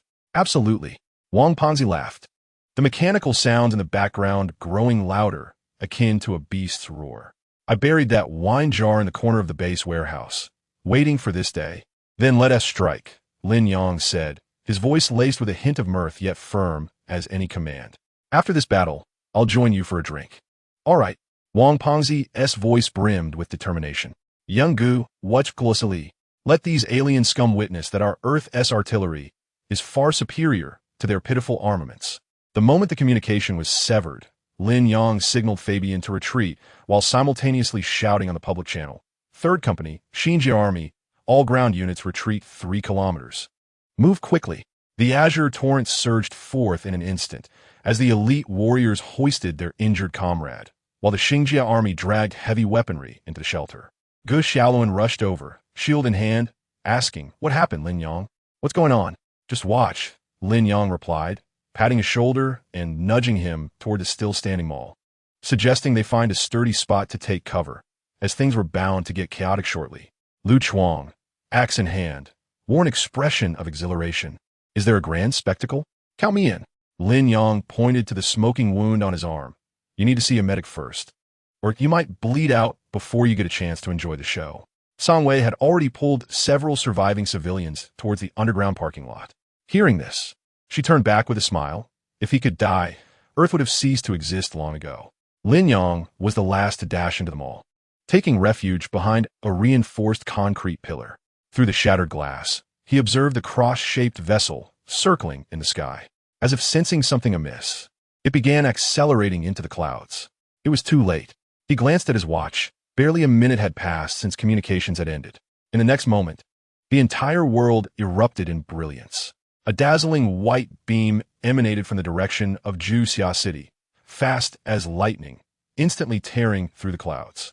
Lin Yang instinctively squinted as the visor of his powered armor adjusted to the brightness. It was the light spear array. 12 energy beams striking like silver lances at the shield of the cross-shaped vessel. There was no cataclysmic explosion, merely a dull sound akin to shattering glass. Those once unassailable energy shields crumbled before the light spears, revealing the metallic hull within. A startled exclamation erupted from them all, likely a reaction to the shocking sight. What followed was the furious roar of the heavy artillery array. Dozens of orange-red beams sliced through the sky, thicker and heavier than the light spears, accompanied by a piercing shriek that tore through the air. The first shell struck the engine of the leftmost cross-shaped vessel, causing it to tilt violently as if struck by a giant hammer, the engine exhaust erupting into a fireball. Beautiful, Lin Yang heard Fabian's voice over the comms. The old squad leader's excitement barely contained. Before the cross-shaped vessel could adjust its position, the wrath of the plasma cannons was unleashed. Blue and white plasma orbs fell like miniature suns, relentlessly bombarding the hull, melting through the armor and exposing flickering wiring and struggling Tautai soldiers within. One plasma orb even penetrated the vessel's cannon, detonating from within and obliterating the rear half of the ship. Lastly, the missile array made its entrance. Thousands of missiles, trailing white tails, surged from Juxia City like a swarm of bees, blanketing the sky. They homed in on the small aircraft, escaping the wreckage of the cross-shaped vessel, reducing every metallic fragment to dust. Lin Yang leaned against the pillar, watching the flames illuminate the clouds, the distant shock waves causing the glass to hum. He recalled Wang Pengzi's earlier words, the wine jar buried in the corner of the warehouse. And the first time in the base's surveillance room, when the rotund figure excitedly pointed at the design blueprints, exclaiming, "Yanggu, look! The focusing lens for the light spear must be made of sapphire. Although Earth's sapphires lack purity, we can piece together several." Back then, the base's ventilation system was still leaking, remnants of Taodai carcasses piled in the corners, and alarms sounding intermittently outside. No one knew if they would survive until dawn. Yet Wang Pengzi's hand, drawing the schematics, had never trembled. Lin Yang, Gu Xiaoluan approached, his face a mix of excitement and shock. "Did you all do that?" Lin Yang nodded, watching as the last cross-shaped vessel disintegrated under the relentless assault of the plasma cannons, its fragments plummeting like meteors, exploding into ash mid-air from missile strikes. "It was the fat guy's doing," he replied with a smile. "We need to let these remnants know that Earth is not to be trifled with." Cheers erupted from the Xingjia army in the distance, with Fabian's booming voice over the comms. "Third Company, stay sharp. Clear the battlefield. Not a single piece of alien debris should remain in Tianhe City." Lin Yang exited the mall, the ground still trembling beneath him. Sunlight pierced through the dissipating smoke, illuminating the debris-strewn ground and the faces of the surviving civilians. They emerged from their shelters, gazing up at the empty sky, some weeping, others laughing, and some embracing, as if struggling to believe their reality. A young girl in a school uniform approached, timidly offering Lin Yang a small yellow flower she had plucked from who knows where. Tears stained her face, yet her eyes sparkled like stars. Lin Yang knelt down, gently accepting the flower, the green Taodai bloodstains on his blue armor suddenly less glaring. The communicator buzzed again. It was Wang Pengzi. "Young Gu, did you see it? Did you see it? My cannon. Isn't it awesome?" "Indeed," Lin Yang replied, glancing at the small yellow flower, his voice slightly choked. "Pengzi, at the victory banquet, I'll toast you 3 times. "Absolutely." Wang Pengzi's voice paused. "By the way, Young Gu, the base's food supplies are running low. If you have any extras, save some for me, preferably canned meat. I can hardly remember what meat tastes like." Lin Yang chuckled, his eyes growing warm. He stood up, pinning the small yellow flower to the shoulder piece of his powered armor, speaking into the communicator. "Hold on. We're heading to Juxia City. There will be plenty of canned meat." The sunlight was just right, the breeze carrying the scent of smoke, but now infused with warmth. Lin Yang tightened his grip on the powered sword and walked towards the gathering troops. Fabian gave him a thumbs up, his face smeared with ash but grinning like a child. In the distance, soldiers of the Xingjia army were distributing compressed biscuits to children, while Gu Xiaoluan and Lu Chuang helped carry the wounded. San Wei stood on high ground, reporting the situation via the communicator. Lin Yang thought to himself, Wang Pengzi was right. A victory banquet would indeed take place. Chapter 30, striking it rich. The battle for Tianhe City concluded victoriously, with the Taotai vanguard fleet annihilated. Lin Yang knocked his helmet against the ground, dislodging a piece of Taodai shell embedded in the crevice. He had just assisted the Xingjia army in dragging the last heavy explosive gun into the shelter when a familiar buzzing erupted behind him, not from the loosening screws of his powered armor, nor from the tremors of distant wreckage, but from a familiar electronic melody reminiscent of the vintage radio he had carried for half a year. "Great, it's time to settle the scores." Lin Yang spat into his palm, rubbing his hands together, and a smile flickered in his eyes. System task settlement initiated. Detected destroyed targets, 20 vessels of the Taodai vanguard fleet. Lin Yang plopped down onto the ground, the shards of glass beneath him painfully digging in. Yet he made no move to shift. He could count more clearly than the system. 3 cross-shaped vessels, 7 assault ships, and 10 patrol boats buzzing around like flies.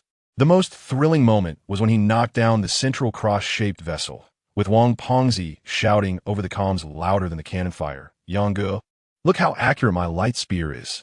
I split it right open." At that moment, who had the time to consider merit? All he could see was that ship plummeting, black smoke billowing, and Taodai's soldiers pouring out of the hatch like dumplings. He laughed heartily, slapping his thigh. Gu Xiaoluan stood nearby, wielding a great sword and beaming. "Lin Gu, this is way more exciting than our fireworks." Merit calculation in progress. Large cross-shaped vessels. 3, 1, 0, 0, 0, 0, 0, 0. Medium assault ships. 7, 500, 0, 0, 0. Small patrol boats. 10, 200, 0, 0, 0. Total. 8, 500, 0, 0, 0 merits credited. Wow! Lin Yang exclaimed, his fingers drumming rapidly on his knee. 8, 500, 0, 0, 0. He recalled the awkwardness of borrowing from the system just days ago to secure victory in the Tiana City battle. Overdrawing over 3 million merits to procure the elite warriors of the Third Company and 80,000 from the Xingji army. Now it seemed he had recouped 10 times that amount from merely taking down ships. He could almost envision Wang Pengzi hugging a wine jar, confidently thumping his chest and exclaiming, "I told you we'd strike it rich." Main task: victory in the Tianhe City battle. The scent of charred flesh wafted through the air, a testament to the Star Realm army incinerating the remnants of the Tao Tia. Flames danced upon the metallic fragments, emitting wisps of white smoke.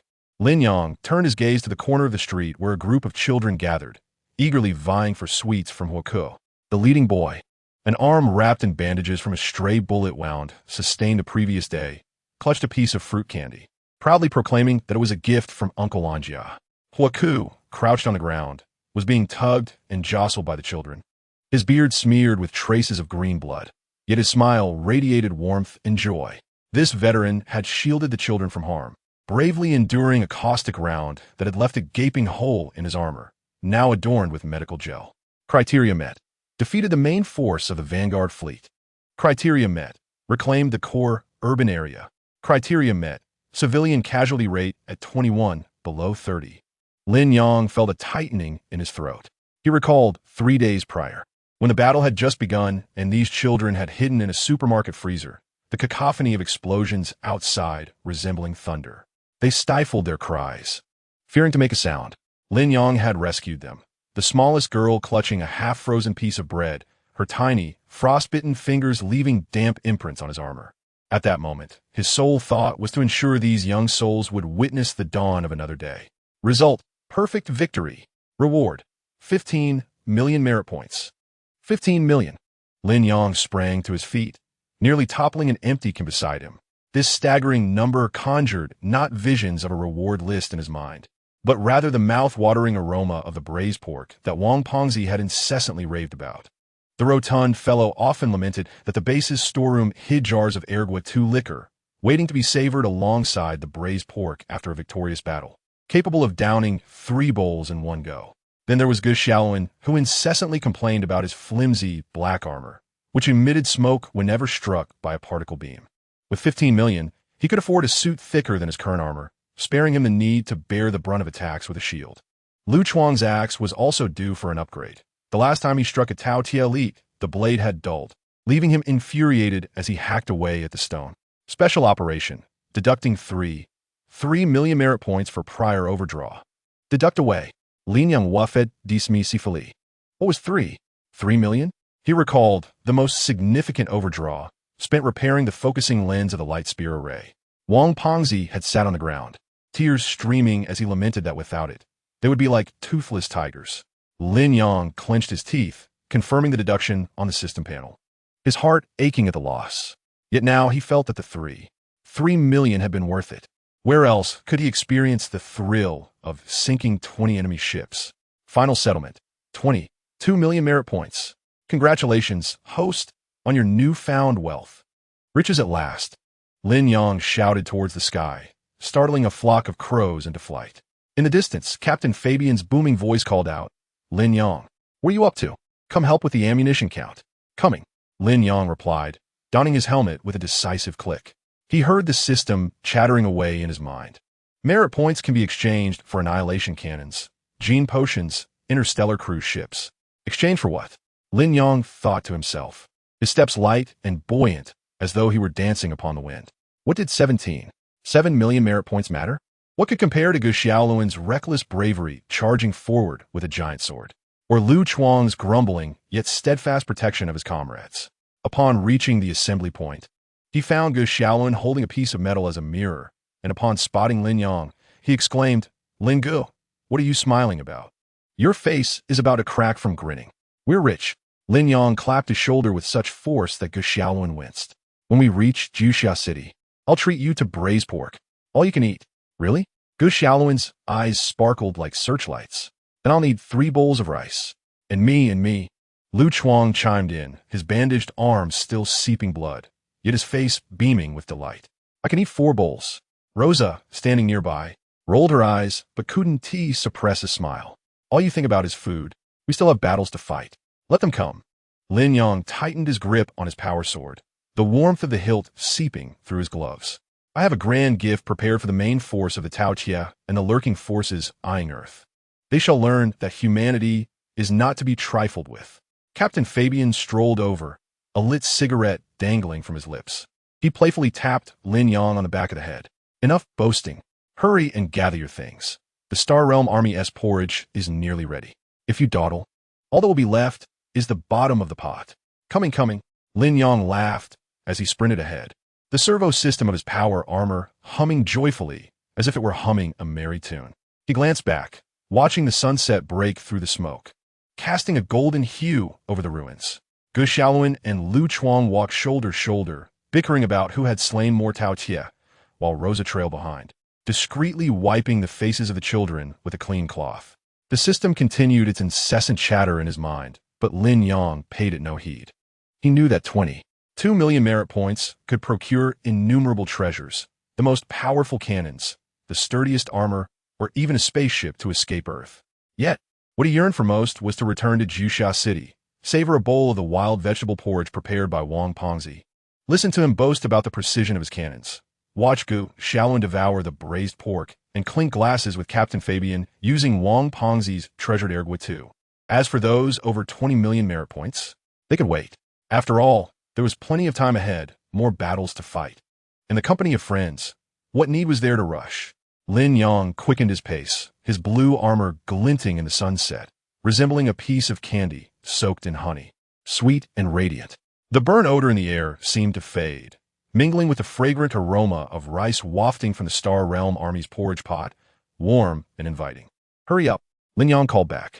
Chapter 31. ICU Battle God Kalga. After the battle in Tianhe City concluded, Lin Yang returned to the base. As the iron gates began to close, he heard Wang Pengzi's voice calling from afar. Yang, you're finally back. The lamb spine stew I made is nearly cold. He tossed his helmet into Hua Ku's arms, jokingly scolding, if it's cold, just reheat it. Your pot is thicker than the base's armor. What's there to fear? Engaging in light banter with the rotund man, he veered into the corridor leading to the underground command center, a soundproof haven ideal for settling accounts with the accountant.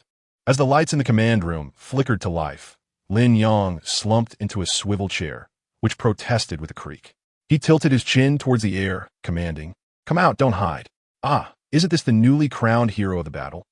The voice in his mind was laced with mockery, a stark contrast to the usual cold, mechanical tone. Lin Yang recognized that the system occasionally exhibited quirks, particularly when his merit was abundant, resembling a shopkeeper who beams upon sighting gold. Enough of the banter. Lin Yang wrapped his fingers on the table and activated the display. Let me see my assets. A pale blue holographic screen sprang to life before him, the merit balance flashing an eye-watering 22 million. Lin Yang whistled, his fingers gliding across the screen, purposefully skimming over the icons for gene enhancement liquids and super bombs. TSK, these trinkets seem rather insignificant now. What would you like to see then? Perhaps a star annihilation cannon? It's only 8 million, enough to obliterate the Tao Tia's homeland. The system's tone was teasing. Too mundane. Lin Yang paused his finger over the army composition category. I want the Extreme Warrior Legion, all 9 remaining battalions, and their entire inventory packaged for me. The screen instantly populated with details, a dizzying array of information. 1st through 10th battalions fully staffed with interstellar warriors, 8 assault cruisers, 24 frigates, 12 transport ships. And at the bottom, a bold line stood out. The Glory-class battleship, Maculag Yao, measuring 26 kilometers in length, the flagship of the Legion, totaling 9 million merit points. Are you sure?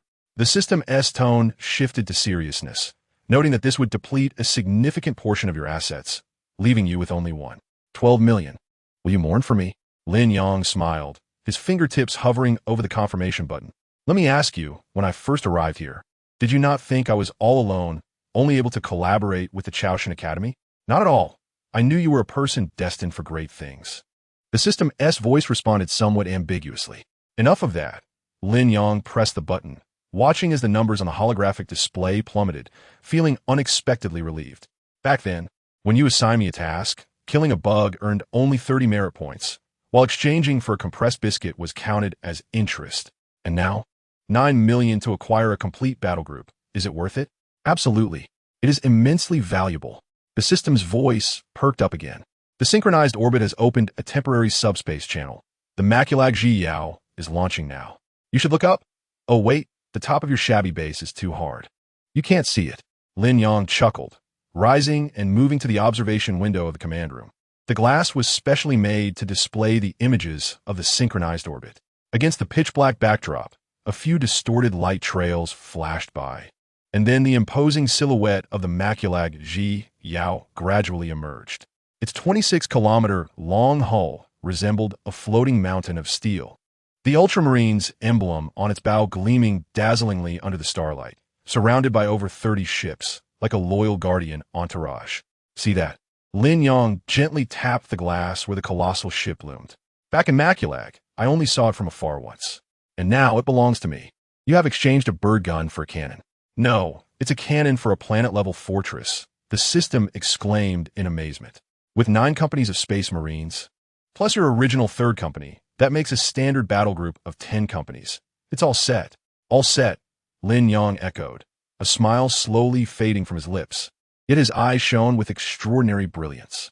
He recalled the time he first arrived on Earth, with only himself and Wang Pengzi, along with his powered armor, hiding in ruins and gnawing on compressed biscuits, dodging even the patrolling terrors. And now, behind him stood 4,000 extreme warriors. Above him loomed a battleship capable of tearing through the cosmos, and in his hands rested the lifeblood of this planet. System, he paused, tracing a circle on the glass, enclosing the entire blue planet within it. Is it nearly mine? From the moment you exchanged for the Maculag Ji Yao, it was practically yours. The system's voice turned unusually serious. Terrors? Angels? Demons? In the presence of a glorious Queen-class battleship, they are merely immature children. Lin Yang Laogit, turning to walk towards the door. All right, I won't argue with you any longer. If Wang Pengzi doesn't eat the lamb spine soon, Hawk will probably devour it all. Go on, remember to leave me a bone. Oh no, I don't need it. The system began to act up again. Lin Yang opened the door, and the aroma of lamb spine wafted down the corridor, mingling with the banter of Wang Pengzi and Hawk. He inhaled deeply, warmth filling his chest. Yet concealed within was a surging power, the confidence of a complete battle group, the certainty of soon holding this planet in his grasp. Wait, he suddenly turned back, shouting into the empty command room. Could you not always keep tabs on my meals next time? At least act like a high-level system and think bigger. Understood. Next time, when calculating your merit points, I'll add an extra digit. Is that satisfactory? The system's voice floated back, tinged with a hint of dismissive mirth. Lin Yang shook his head with a smile and strode towards the cafeteria.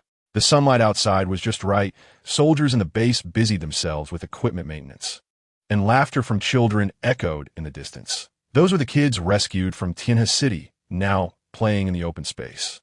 As Lin Yang savored the lamb spine that Wang Pengzi had stewed, grease splattered onto his combat suit, and before he could wipe it off, the communicator suddenly emitted a sharp, buzzing sound, not from the base's encrypted channel, but from the synchronized orbit, carrying a special signal encrypted in the language of the stars. He held the bone in his mouth and raised his hand to answer, but before he could utter a word, a voice as heavy as a collapsing mountain struck through the receiver, jarring his eardrums. Lin Yang, I receive your message. Lin Yang's heart skipped a beat. That voice was all too familiar. It was Kalga, the leader of the extreme warriors, the Iron Fist of Maculag, and the one who had pulled him from the claws of the Tyranid back in the rookie training camp. Commander? Lin Yang tossed the bone onto the plate, wiped his hands, and unconsciously tightened his tone. How did you? The command link of the Maculag Ji Yao had just connected to the battle group's database when Kalga's laughter, reminiscent of metal grinding, echoed with undeniable authority. I knew you were up to something. You've managed to secure 10 companies for the entire battle group. And even a flagship, what a bold move. Lin Yang scratched the back of his head, feeling a bit embarrassed. Well, The situation is special. The battles on Earth are tough. Without some heavy hitters, it's hard to maintain order. I've reviewed the battle reports you sent back. Kalga's voice turned somber. Terrors? And those so-called gods? Just a bunch of clowns. But remember this, Lin Yang. The Iron Tide can crush enemies, yet it cannot protect the land beneath your feet. You made this mistake back in Cadia, always thinking artillery could resolve everything.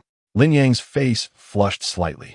He indeed had thought that way, even contemplating letting the Maculag Ji Yao unleash a full broadside against the main fleet of terrors moments ago. Yes, Commander, I understand. Good to hear. Kalga's tone softened. The records from Maculag state that you always said a soldier's feet must be grounded. Now that you're on Earth, that principle still holds true. He paused, and in the background, a deep war bell tolled, the signal for the extreme warriors to assemble. I've requested the librarian to send over 3 companies of veterans, the kind who participated in the Battle of Baal, to bring you some gifts. Gifts? The Storm Raven gunship you were always longing for, along with the Centurion dreadnought. Kalga chuckled. Stop always thinking about blowing things up with battleships. Sometimes, letting the chainsaw sword of a dreadnought rip open the enemy's throat is far more effective. Lin Yang felt warmth swell within him. He recalled the armory in Maculag, where he often squatted beside the towering dreadnoughts, listening to veterans recount tales of their exploits during the Horus Heresy, and Kalga had once patted his shoulder, saying, "When you become a sergeant, I'll assign one to you." "Thank you, Commander." "Thank you for what?" Kalga's voice suddenly turned serious. "But remember this, Lin Yang. The honor of an extreme warrior is not built upon the accumulation of ships. Now that you hold a complete battle group and the Maculag Ji Yao, you must bear this weight. Do not let me hear that you've brought shame to the battle group in foreign lands. Understood?" "Understood."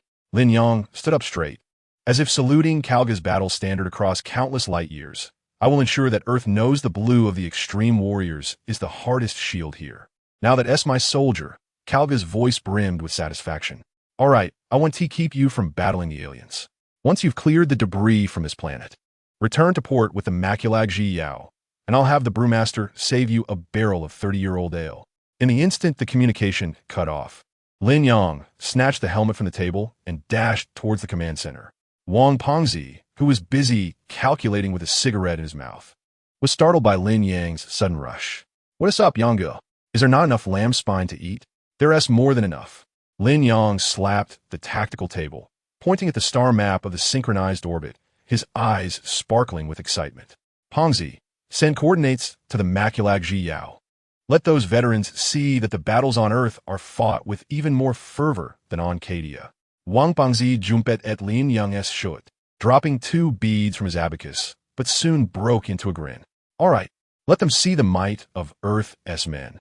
Lin Yang gazed out at the sky, as if he could see the colossal shadow of the Maculag Ji Yao slowly turning behind the clouds. Kalga's voice echoed in his ears like a glowing iron brand, igniting the blood coursing through him. Indeed, honor is not built upon ships, but with such a battle group, such a commander, and such confidence. Victory in this battle on Earth was assured. He seized the intercom and shouted across all channels, "Third Company, prepare to receive new equipment. Let the gluttonous rabble witness what a true tide of steel looks like." In the distance, the cheers of the Xingjia army echoed, blending with Hawk's booming voice. "Here it comes. Let's witness." Lin Yang chuckled as he kicked open the command center door, sunlight pouring in and gilding his blue armor. Chapter 32. The angels gaze as the smoke of Tianhe City congealed into a grayish-purple cloud at dusk, within the sacred council chamber of the City of Angels. A floating star map continuously replayed the final moments of that battle.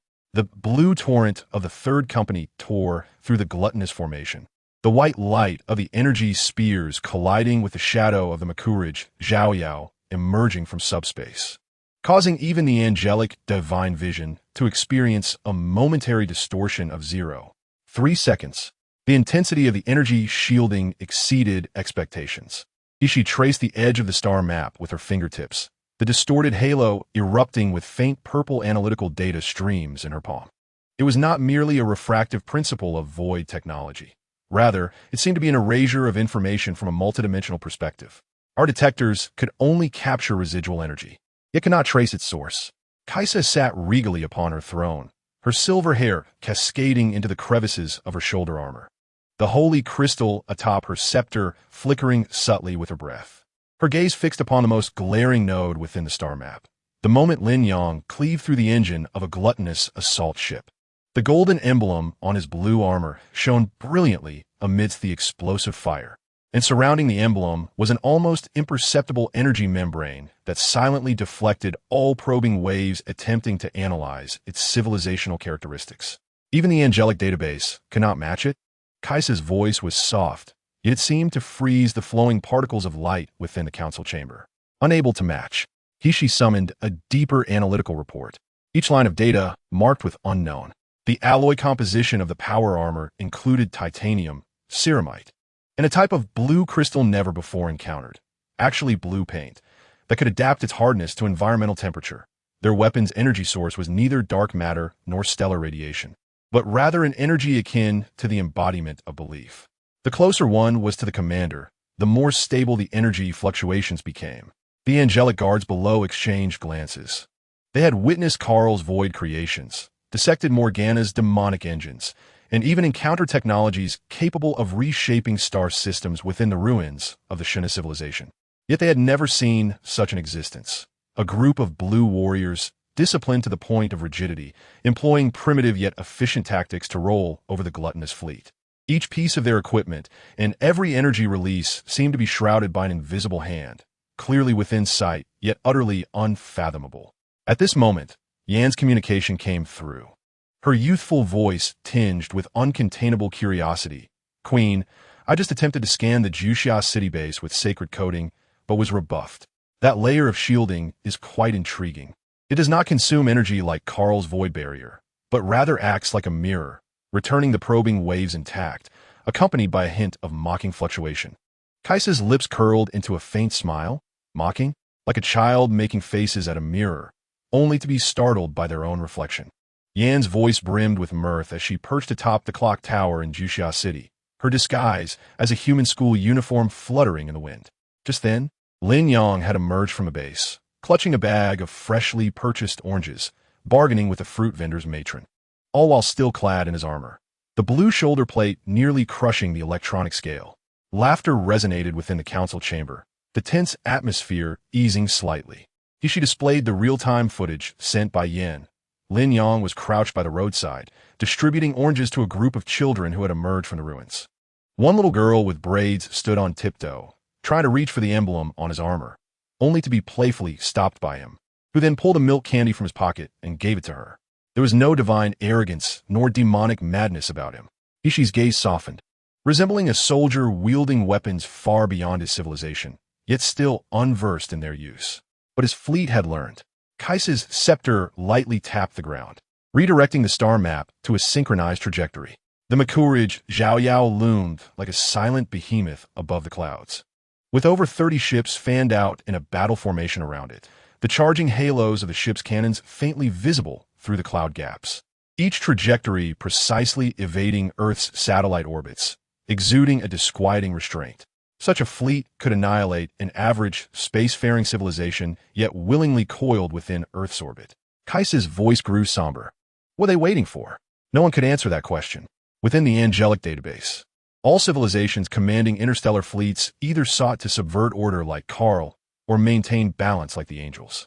Never had there been an existence wielding the power to crush all while preoccupied with distributing oranges to children, haggling with matronly vendors, and helping to right fallen bicycles amidst the ruins. Let GXIN adjust the monitoring frequency to its highest setting. Kaisa rose, her white robe unfurling behind her like clouds descending from the heavens. But remember, do not attempt to breach that layer of shielding. An entity capable of shielding information across dimensions would not hesitate to show us what true unknown entails. Yes, my queen.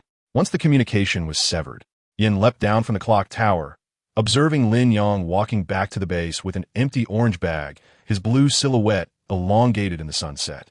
She suddenly recalled a detail detected earlier. When Lin Yang was distributing oranges to the children, his armor's energy readings exhibited a fluctuation of 0.1 seconds. Not the fury of battle, but a gentle tremor. Truly a mystery. Yin flapped her wings and vanished into the twilight. She did not see the moment Lin Yang entered the base, a knowing smile gracing his lips. detected high-level angelic probing waves, reflected through multidimensional shielding, accompanied by mocking audio effects. The system's voice carried a hint of pride. Next time, refrain from adding mocking audio effects. It diminishes my dignity, Lin Yang retorted mentally. Understood. Shall I add a segment of ode to join next time? Lin Yang chuckled, shaking his head as he approached the command center. He was aware that the angels were watching, that Morgana was speculating, and that Carl had likely noted his name on a blacklist, yet none of that mattered. What mattered was that the layer of shielding woven by the system stood like a solid wall, concealing his trump card securely. What mattered was that he now had an entire battle group of brothers, a battleship capable of turning the angelic vessels into fireworks, and a bag of sweet, juicy oranges freshly acquired from Earth's matron. The Battle of Tiana City was merely the beginning, and from this moment forth, he would dictate the rules of the game. In the council chamber, Kaisa gazed at the area shrouded by the shielding field on the star map, and suddenly turned to He-Shi. Do you think he has come to save Earth? He-Shi paused before retrieving the footage of Lin Yang cleaving the gluttonous warship, then the scene of him distributing oranges to children. Ultimately, she shook her head. I do not know, but I'm certain he has not come to bring destruction. Kaisa smiled, the light of the holy crystal swirling in her eyes. Then it shall be interesting. The cosmic undercurrents surged with the smoke of Tiana City. While in the cafeteria of the Juxia City base, Lin Yang was snatching the last piece of lamb spine from Wang Ponzi's bowl, laughing as he listened to the system chattering in his mind. Detected an increase in angelic monitoring frequency. Shall we provide them with some background music? I have the latest interstellar rock selection.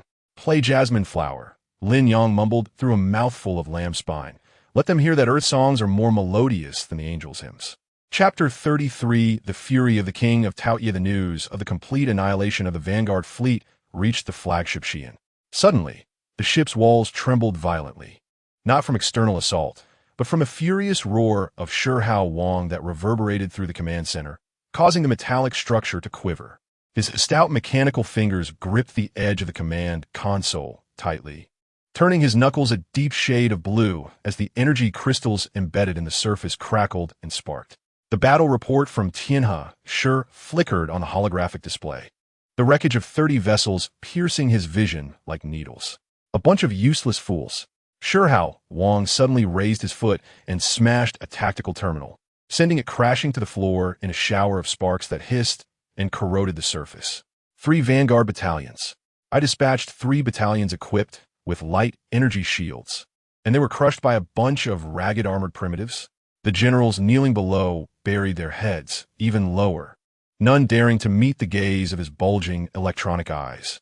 The general responsible for intelligence in the front row trembled like a leaf, the tactical device swaying erratically over his single eye.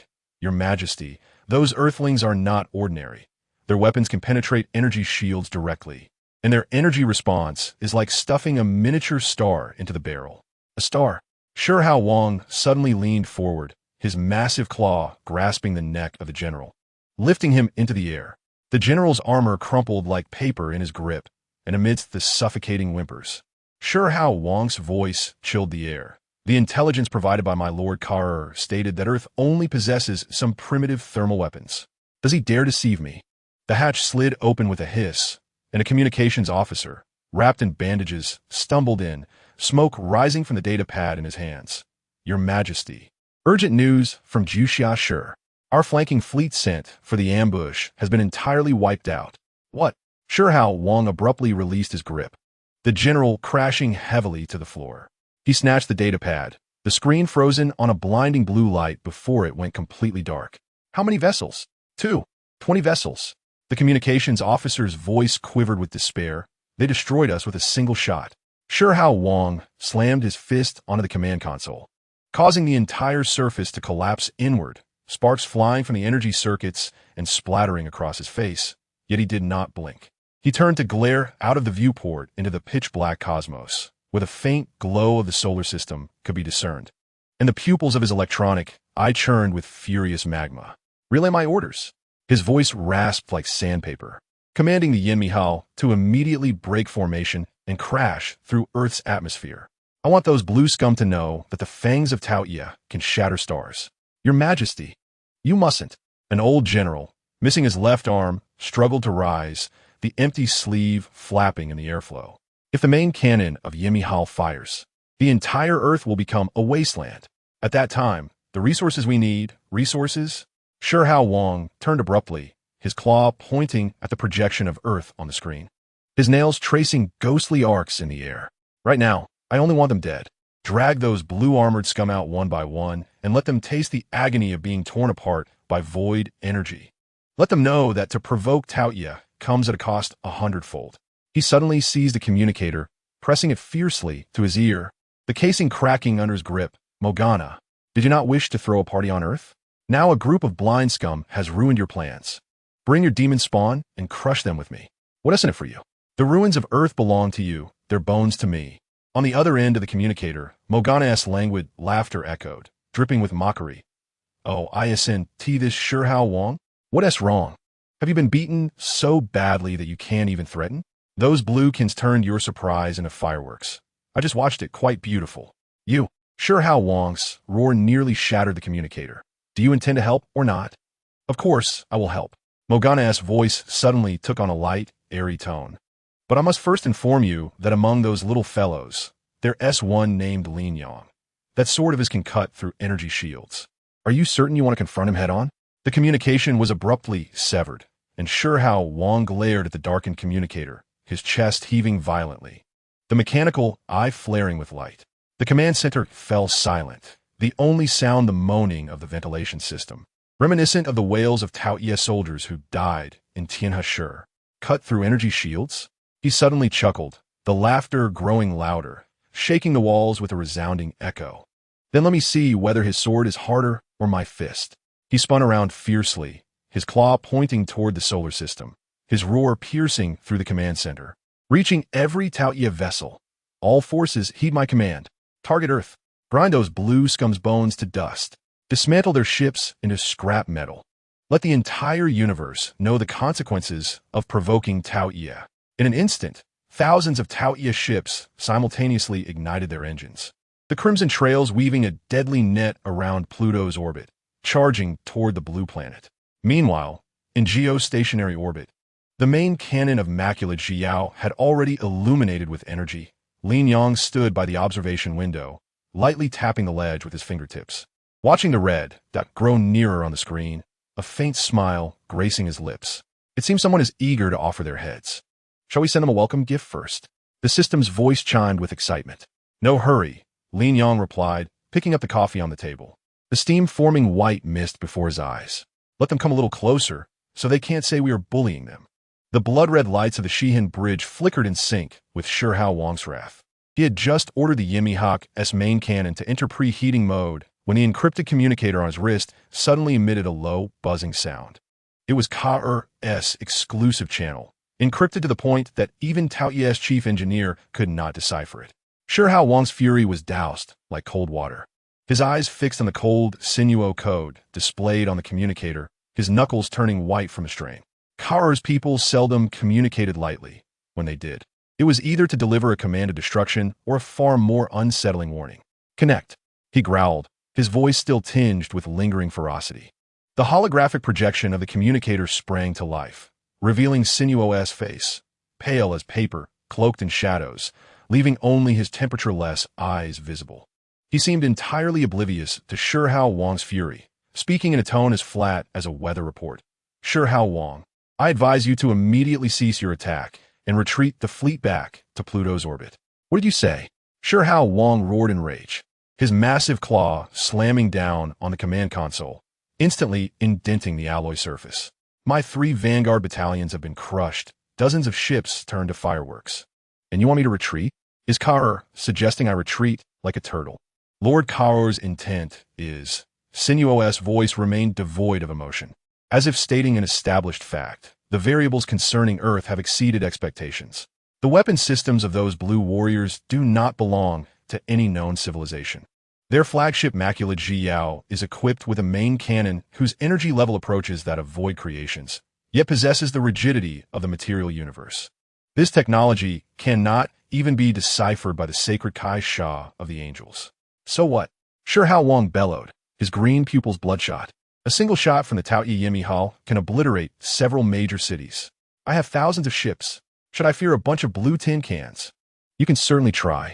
Sinuo's gaze swept over the formation of the Taotie fleet on the screen, akin to surveying a flock of lambs ready for slaughter. But Lord Kaer warns you that the commander named Lin Yang has no concept of retreat in his tactical logic. If you press forward now, you will only turn Shihin into the second Tianna Shi. Hao Wang's fury suddenly faltered. He was unafraid of a hard fight, even if casualties were high. As long as he could shred the enemy, Taotie had no dictionary entry for the word worthless. But he feared the unknown that Sinuo spoke of. Kaor's intelligence network spanned the universe, capable of deciphering even the sacred codes of the angels. Yet now he claimed he could not decipher the technology of those blue warriors. What does Kaor know? Hao Wang fixed his gaze on Sinuo, pondering the true origins of those blue scum. Extreme warriors? What on earth are they? Not important. The voice of Sinuo remained unperturbed. What mattered was that their presence transformed Earth into a swirling vortex. Angels observed, Mo Gan Na lay in wait. And even Pan Zhun of the blazing sun star adjusted the frequency of his orbital monitoring. Whoever acted first will become the target of all. He paused, his fingers lightly tapping the void beneath his dark robes, as if manipulating invisible chess pieces. Lord Kaer desired chaos, not the annihilation of the Taotie fleet. Retreat to Pluto. Hold back and merely watch. When the blue warriors and the angels, demons clash, you shall have ample opportunity to reclaim what is rightfully yours. The chest of the king of Shurho heaved violently, green fluid dripping through his fingers onto the ground, corroding it into hissing craters. He gazed at the increasingly nearer Earth on the screen, the halo of that blue planet appearing to him like a mocking scar, 3 vanguard regiments' blood, the wreckage of 20 ships. Would all end like this? But Sinuo's words pierced his fury like a cold needle. He recalled Kaer's methods and the ultimate fates of those civilizations that dared question Kaer's orders. Those who would scheme against the Angel's left-wing guards would never act without purpose. What if I refused to retreat? The voice of the king of Shurho was deep, like thunder. Sinuo's lips seemed to curl into the faintest of arcs. So swift one might think it an illusion. The main cannon of the Ma, Kula Gaji Yao, had completed its charge. Its targeting coordinates now aimed at the engine compartment of a Shurhan. Do you believe your energy shield is more resilient? Or is the projectile capable of piercing a star's shell the stronger? The king of Shurho abruptly turned his head, glancing at the energy monitoring area on the tactical screen, where indeed a red energy signal rose steadily from the geostationary orbit, stable as a star poised to fall. The target unmistakably his flagship. Cold sweat instantly soaked his back. He had always assumed those blue warriors were on the defensive, not realizing they had long since aimed their cannons at his heart. The voice of Kaer, Shurho, trembled slightly, not from fear, but from the frustration of suppressed anger. He had better not deceive me. Lord Kaer never schemes against allies. Sinuo's projection began to fade, merely clearing the pieces from aboard. At the moment the communication was severed, the king of Shurho let out a suppressed roar, his massive claw crashing onto the command platform, crushing the alloy panel into scrap metal. The commanders in the bridge were so terrified they dared not breathe, watching their enraged king suddenly freeze in place, his green pupils swirling with turmoil. Half a minute later, he abruptly turned, his voice hoarse, as if ground against sandpaper. Relay my orders. All forces retreat. The king of Shurho's roar was filled with reluctance, yet carried an undeniable command. Retreat to the orbit of Pluto. Without my orders, no one is permitted to approach the solar system. Our sacrifices execute the orders. The king of Shurho's massive claw pointed towards the viewport, where the main cannon of the annihilation was slowly dimming. Patience will lead to victory.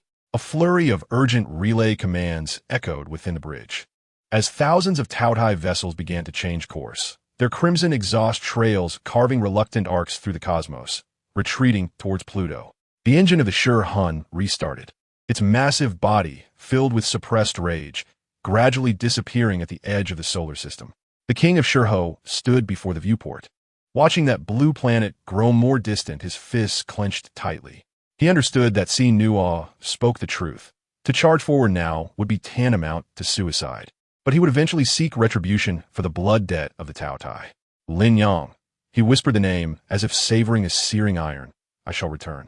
Meanwhile, in the command center of the Juxia city base, Lin Yang observed the retreating Taotie fleet on the screen, lifting his teacup to take a sip. Did K.R.'s men take action?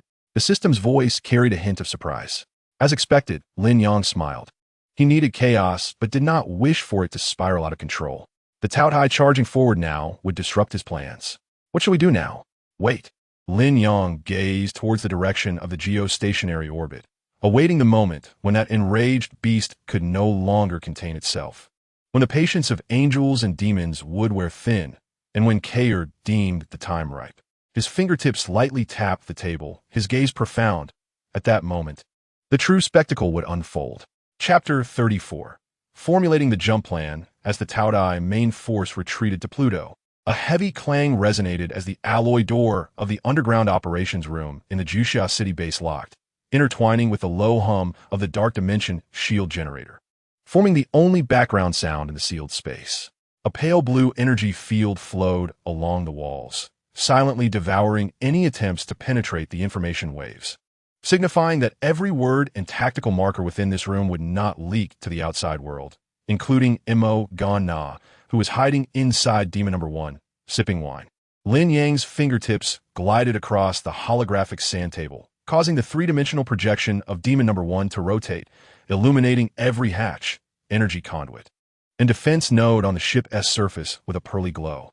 He suddenly halted at the position of the ventral section, where an inconspicuous maintenance passage was marked, its edges flickering with a green signal indicating low defense. Here, Lin Yang's voice resonated through the powered armor's amplifier, steady with a metallic timbre. A 7 maintenance passage, 12 meters in diameter, just enough for a brother clad in Terminator armor to squeeze through. According to reconnaissance data, the defensive energy here was only 1/3 of that at the bridge, and he pulled up the structural diagram at the end of the passage, leading directly to the weapon control console of Demon Number 1. K.R.'s chainsaw axe struck the ground, the teeth buzzing and sparking. He leaned closer to the sand table, his white brows knitted into a knot. There are 7 pressure valves in the passage. If triggered, they will expel cryogenic agents at -200 degrees, freezing the servo systems of the powered armor. Titus, do your boys in Second Company dare to crawl through? Titus, polishing the barrel of his explosive gun, looked up, the scar on his face appearing particularly fierce under the blue light. As long as the commander gives the word, even if there are 70 pressure valves, Second Company can turn it into scrap metal. He leaned closer to the sand table, pointing at the midpoint of the passage where there was a maintenance chamber capable of accommodating 3 brothers. Let the demolition expert sneak in first. Cut the lines to the pressure valves and leave the rest to the assault team. Fabian adjusted his goggles, the lenses reflecting the cold light of the sand table. He pulled up the guard deployment map of Demon Number 1, red dots densely surrounding the passage's exit. The problem lies at the passage's exit. There are 12 demon guards outside the weapon control console, all tough enough to withstand the heavy artillery of the Star Realm army. In their dark energy shields, the dark dimension shield generator had resolved this issue.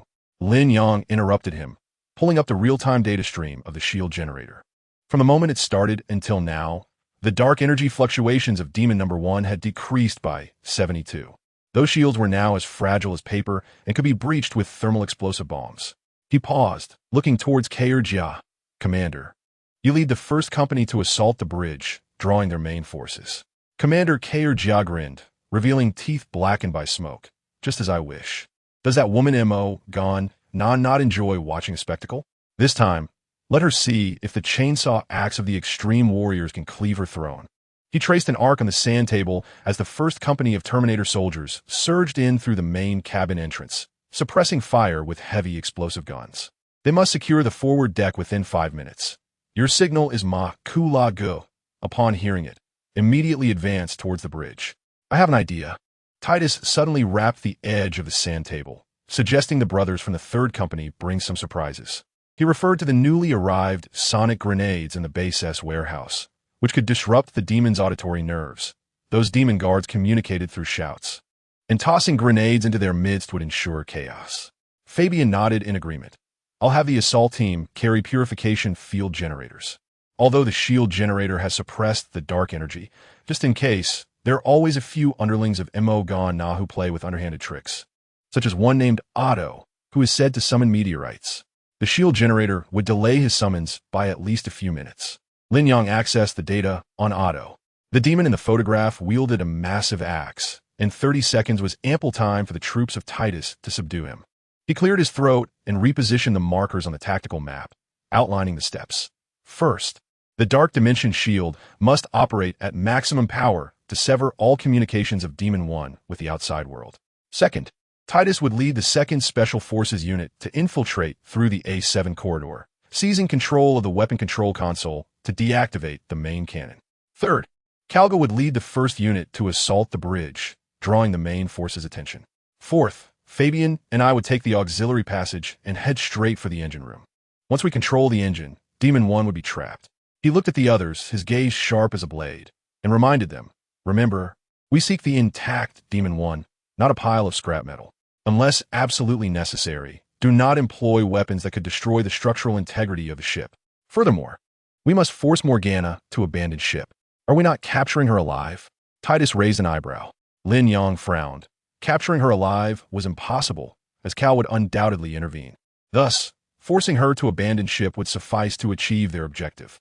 A wave of low laughter erupted in the operations room, instantly easing the tense atmosphere. Lin Yang raised his hand to check the time.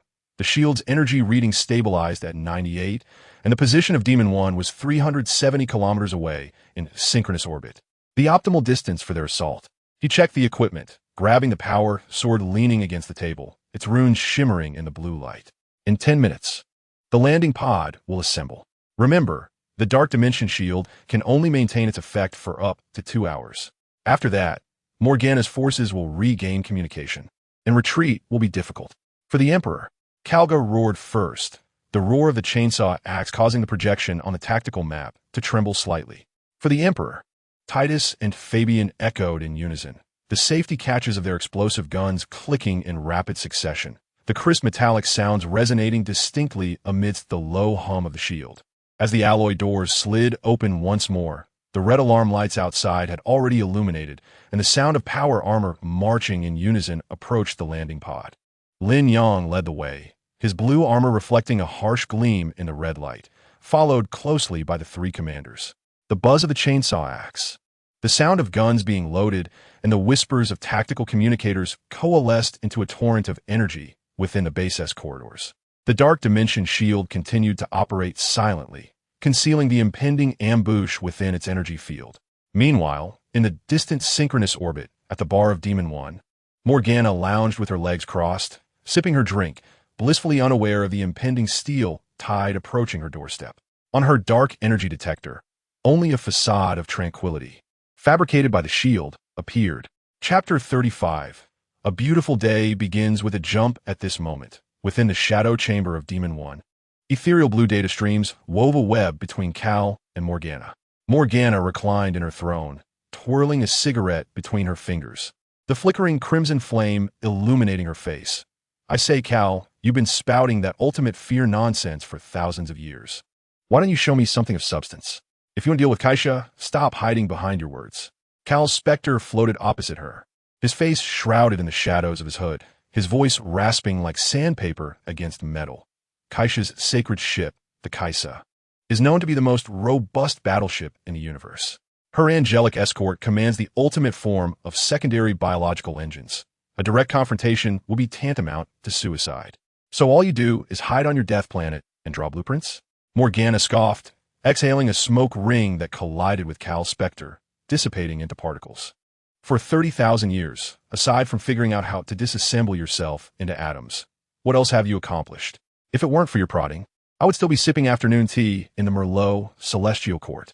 A falling out was inevitable. Cal's voice remained level.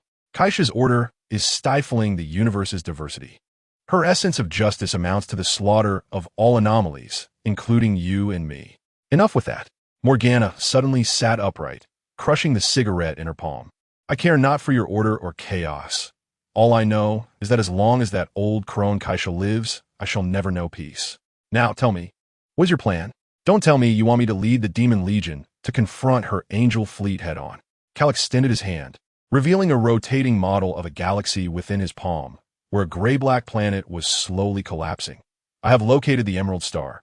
Its spatial structure is highly unstable. Approaching the star will trigger a spatial singularity. If we can lure Kaisha there, lure her there? Morgana raised an eyebrow. Do you think that stubborn old hag would trust my words? Or are you planning to have your Reaper Legion abduct her? We need a bait. In Cal's model, the phantom of a cool, ice-like figure appeared beside the Emerald Star. This was Morgana's name before her fall. Kaisha has never cared for universal order. She has always cared about you. If you appear at the Emerald Star, she will undoubtedly pursue. Morgana's gaze turned icy, the energy radiating from her fingertips nearly tearing the dark matter within the chamber apart. Cal, do you dare to scheme against me? This is not a scheme. It is a transaction. Cal's model suddenly expanded, the collapse of the Emerald Star accelerating.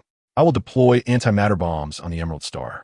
The moment Kaisha enters the singularity's range, I will detonate it. At that point, the spatial singularity will consume everything, including her sacred form. And you only need to appear within her line of sight. Morgana fell silent for a moment, the energy at her fingertips gradually calming. She reignited a cigarette, the smoke obscuring the complexity in her eyes. Once accomplished, I want half of the star domain of the Merlot celestial court. Agreed. Cal Spectre began to fade, but remember, Kaisha's secondary biological engine can survive for 0.3 seconds within the spatial collapse. That 0.3 seconds is sufficient for her to drag you down with her. I don't need your reminders. Morgana turned her face away, gazing out at the swirling nebula beyond the viewport. I have long owed her a reckoning. Cal Spectre completely vanished, leaving only Morgana and the swirling smoke in the shadow chamber. She took a deep drag from her cigarette, crushing the butt down hard against the armrest of her throne, the metal surface instantly scorched with a black mark. Otto. The figure of the demon guardian appeared at the door of the chamber. Your Majesty. Send a message to Kaisha. Morgana rose, her crimson cloak trailing behind her like a shadow. Tell her I await her at the Emerald Star. I will not wait past the appointed time. Otto hesitated for a moment. Your Majesty, Cal's plan. To hell with his plan. Morgana's laughter held a fierce edge. I have been at odds with Kaisha for 30,000 years. It is time to settle the score once and for all. Go gather the brethren and prepare the ships. We are headed to the Emerald Star to give that old crone Kaisha a proper funeral. Boom! Suddenly, the hull of Demon 1 violently trembled as if struck by a colossal hammer, the alarms within the chamber shrilling violently. The crimson warning lights casting an erratic glow across Morgana's face. She had just disengaged from Cal's communication, her cigarette not yet halfway burned, when a forceful impact sent her crashing against the armrest of her throne. Damn it! Which blind fool is that?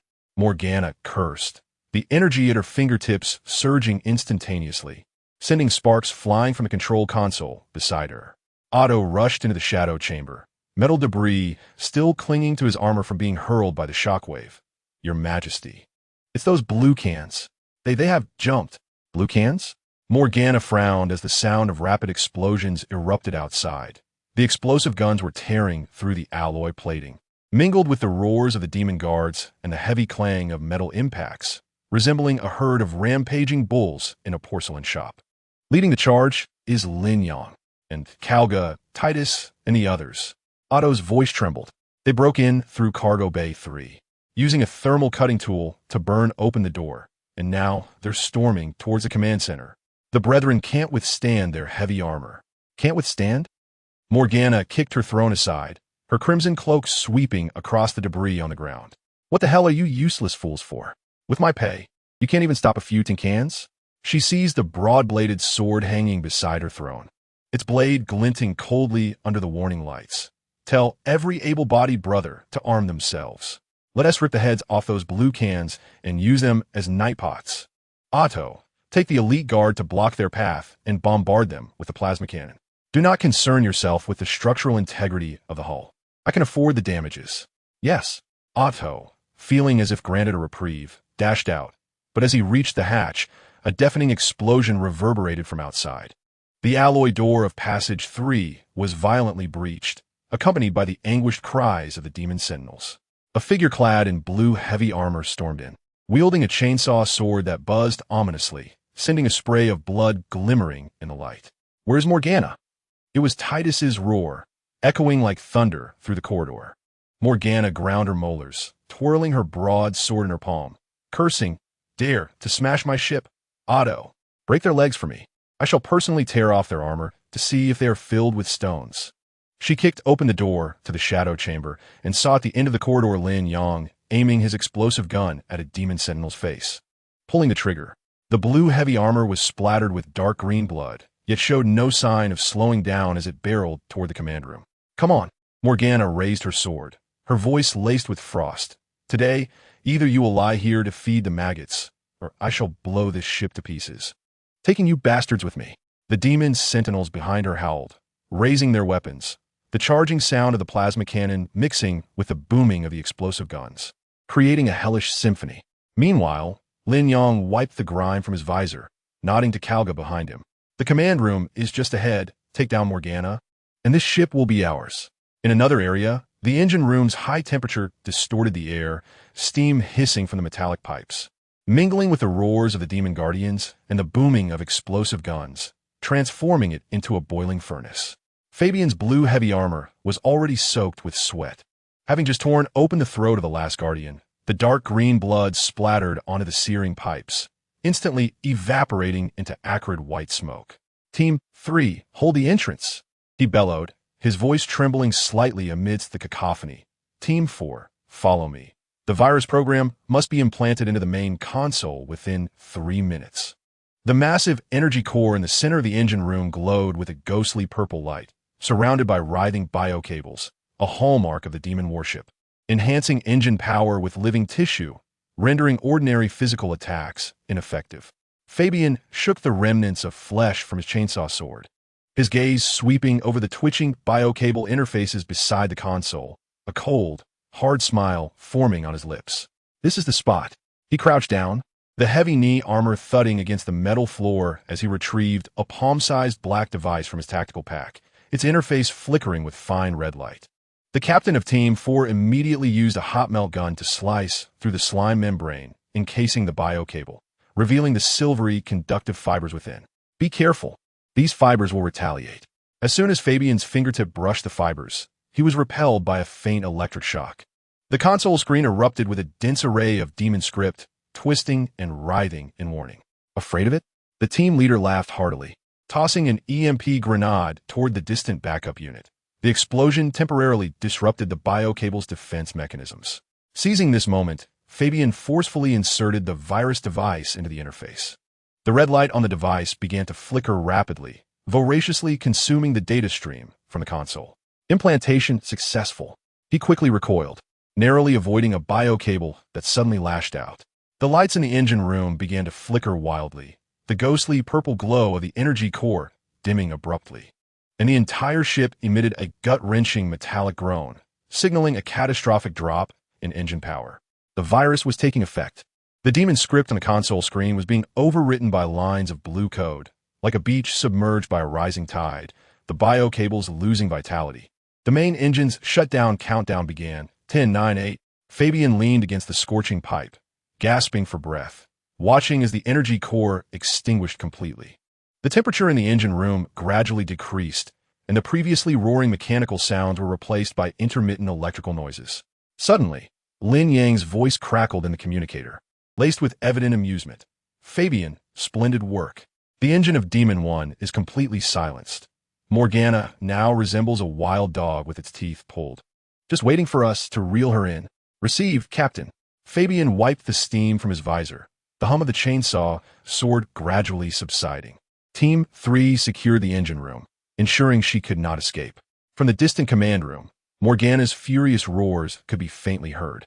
Presumably realizing that the warship had entirely lost power, Fabian looked up at the hatch of the engine room, the battle scars on the blue heavy armor stark against the dimming light. This ambush operation had succeeded. The engine core, completely locked down by the virus, resembled extinguished heart, heralding the demise of Demon 1 and signaling that those blue cans had ultimately become Morgana's most troublesome nightmare. Chapter 36.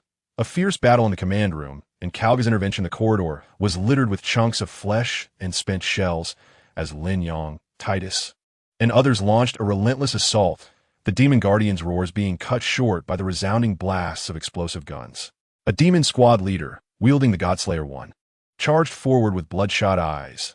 The rounds from the gun pounded against Titus's shoulder armor, only sparking a shower of tiny fragments. The Godslayer rounds, capable of piercing angelic armor, failed to even scuff the paint on the blue heavy armor. This is impossible. The squad leader, driven mad, pulled the trigger repeatedly, unleashing a torrential downpour of Godslayer rounds upon Titus, who merely lifted his chainsaw sword slowly, the whirring of its teeth blending with the soft hiss of the heavy armor's hydraulic joints. That thing in your hand is too weak to even shoot birds. Titus's voice came through the visor, deep yet laced with mocking derision. He lunged forward, the chainsaw sword entwining with the gun barrel. The ear-piercing sound of tearing metal filling the air as the Godslayer 1 was brutally shredded in half, the searing components splattering onto the squad leader's face, causing him to scream like a slaughtered pig. Around the corner, 3 demons charged at Kalga with plasma cleavers, the flickering ghostly blue flames hot enough to melt alloy. Yet when the blades struck Kalga's chest armor, they left only shallow white scratches. Kalga countered with a punch that struck the foremost demon squarely in the face, the force of his armored fist sending the demon's jaw flying, dark green blood and shattered teeth scattering everywhere.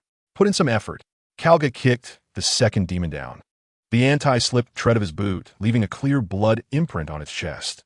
With such little skill, dare you call yourselves demons?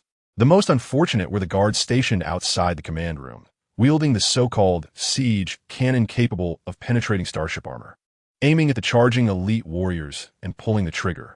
The cannonball exploded against the blue heavy armor, and when the smoke cleared, the struck warrior merely shook his head, brushing off the dust from his shoulder armor, and retaliated with a volley from his explosive gun, reducing the siege cannon and its 3 operators to mere rubble. Break through their defenses. Break through.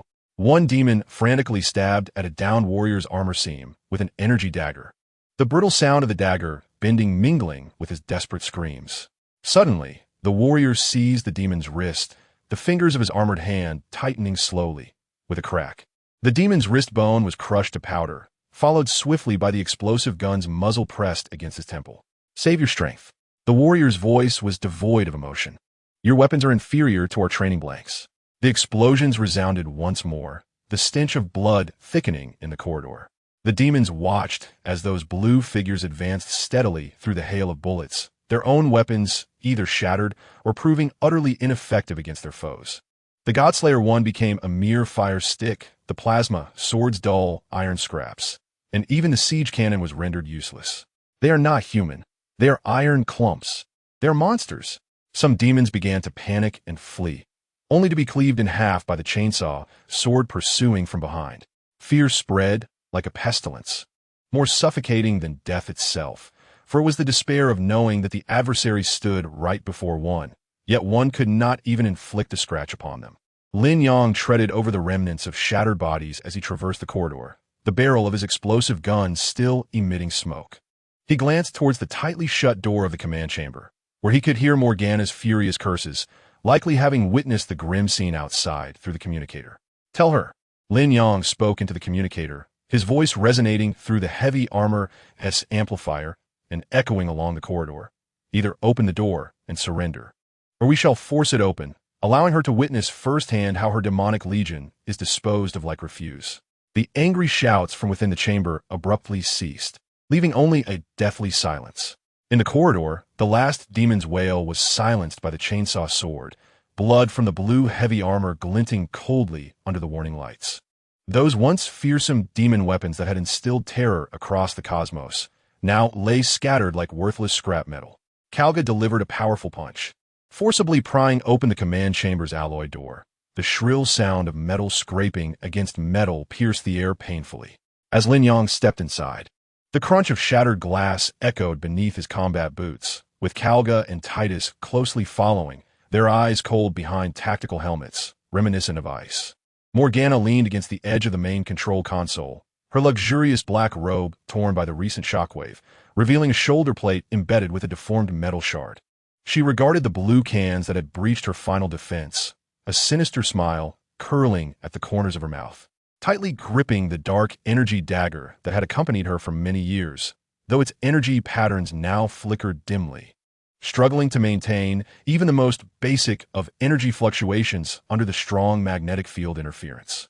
Ah, I truly underestimated you.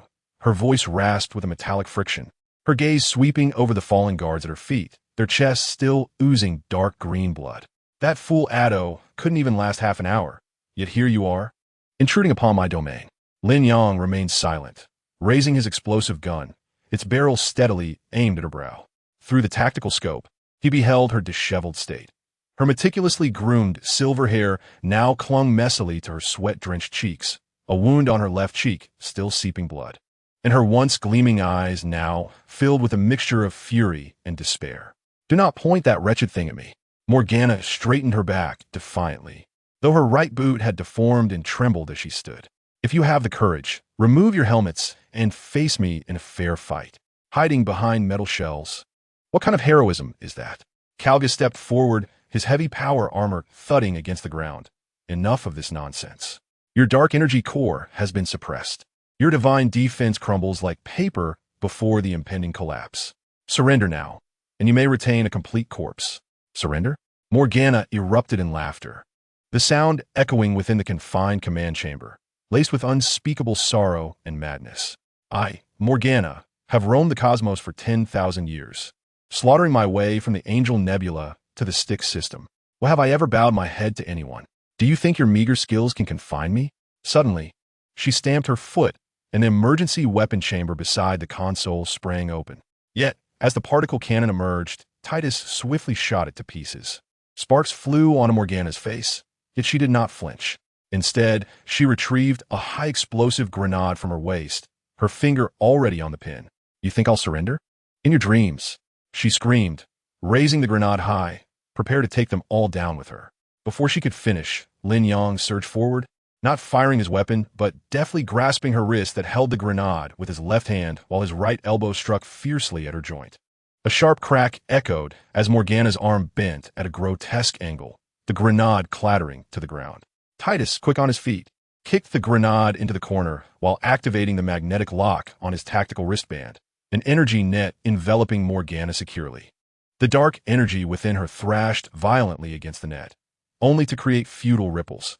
The strong magnetic field thoroughly stifled her energy flow, and her divine self-healing abilities were suppressed to their lowest potential. "Let me go, you despicable little cowards." Morgana fell to the ground, struggling to rise. But the pain from her fractured arm caused her vision to darken. She watched as Lin Yang bent to retrieve the grenade, and as Kalga examined her divine body data with a scanner, an overwhelming sense of helplessness washed over her. Once, she had been the demon queen, feared throughout the universe, capable of annihilating a star system with a mere wave of her hand. Now, she lay like a stray dog, bound to the cold floor, incapable of even the most basic manipulation of energy. Those blue cans, once regarded as mere ants, now loomed over her with cold gazes, as if viewing a lifeless trophy. "Save your breath." Lin Yang squatted down and removed his helmet, revealing a chiseled face. "The dark matter shielding will continuously weaken your divine body. In less than 3 hours, you will be no different from an ordinary creature." Morgana glared at him, her eyes filled with a hatred so intense it felt palpable. "You will never win. Even if I perish, the Demon Legion will avenge me. You will be ground to dust, never to be reborn." "Perhaps," Lin Yang replied, standing upright, his tone calm and devoid of emotion. "But at least for now, you have lost." With that, he nodded to Titus, who approached and secured Morgana's hands and feet with restraints, dragging her out of the command chamber like a lifeless dog. Suddenly, a transformation occurred.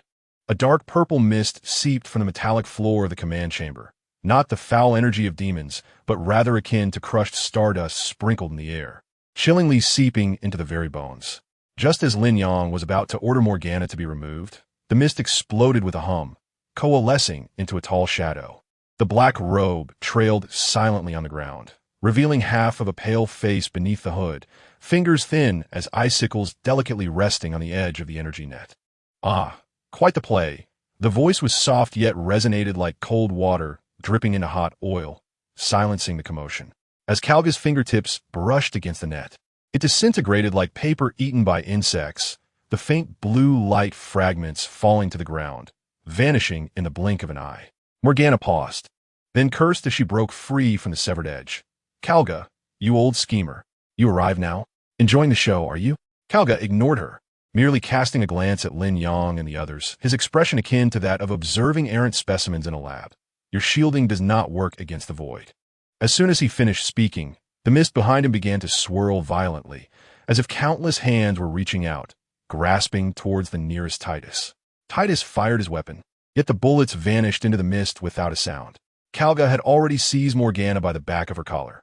She struggled, attempting to turn and curse him, but an invisible force dragged her into the mist. Next time we meet, remember to bring suitable toys.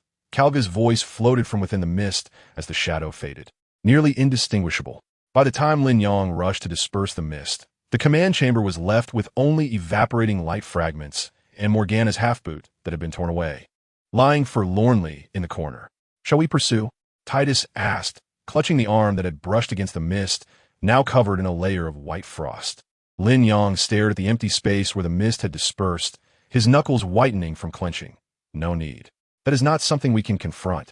He lowered his gaze and kicked at the boot on the ground, its metallic surface still dusted with dark purple powder, which scattered at a mere breath, leaving no trace behind. Chapter 37. The mockery from Kaisha after seizing Demon 1. Lin Yang and his comrades returned to the flagship. Lin Yang forcefully kicked open the command chamber door of the Maculag's Radiance, the metal door slamming against the wall with a thunderous crash, causing the indicator lights on the control panel to flicker chaotically. He removed his helmet and tossed it carelessly to the ground, his silvery short hair clinging to his forehead with sweat, and his eyes burned with a fierce intensity. That bastard Carl, he shouted into the empty command chamber, his voice hoarse from fury. Did he truly believe no one could rein him in? Toying with the void, treating the entire universe as his chessboard, thinking himself a god of creation?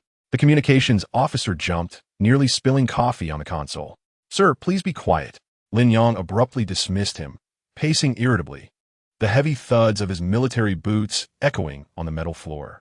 The lot from Chaoshin Yuzhou were equally useless, allowing him to run amok. What angels? What demons? After thousands of years of fighting, they ignored Carl's antics. He slammed his fist onto the command platform, leaving a dent in the alloy surface, causing the star map projection to flicker chaotically. If only I possessed the Imperial sword of the Regent.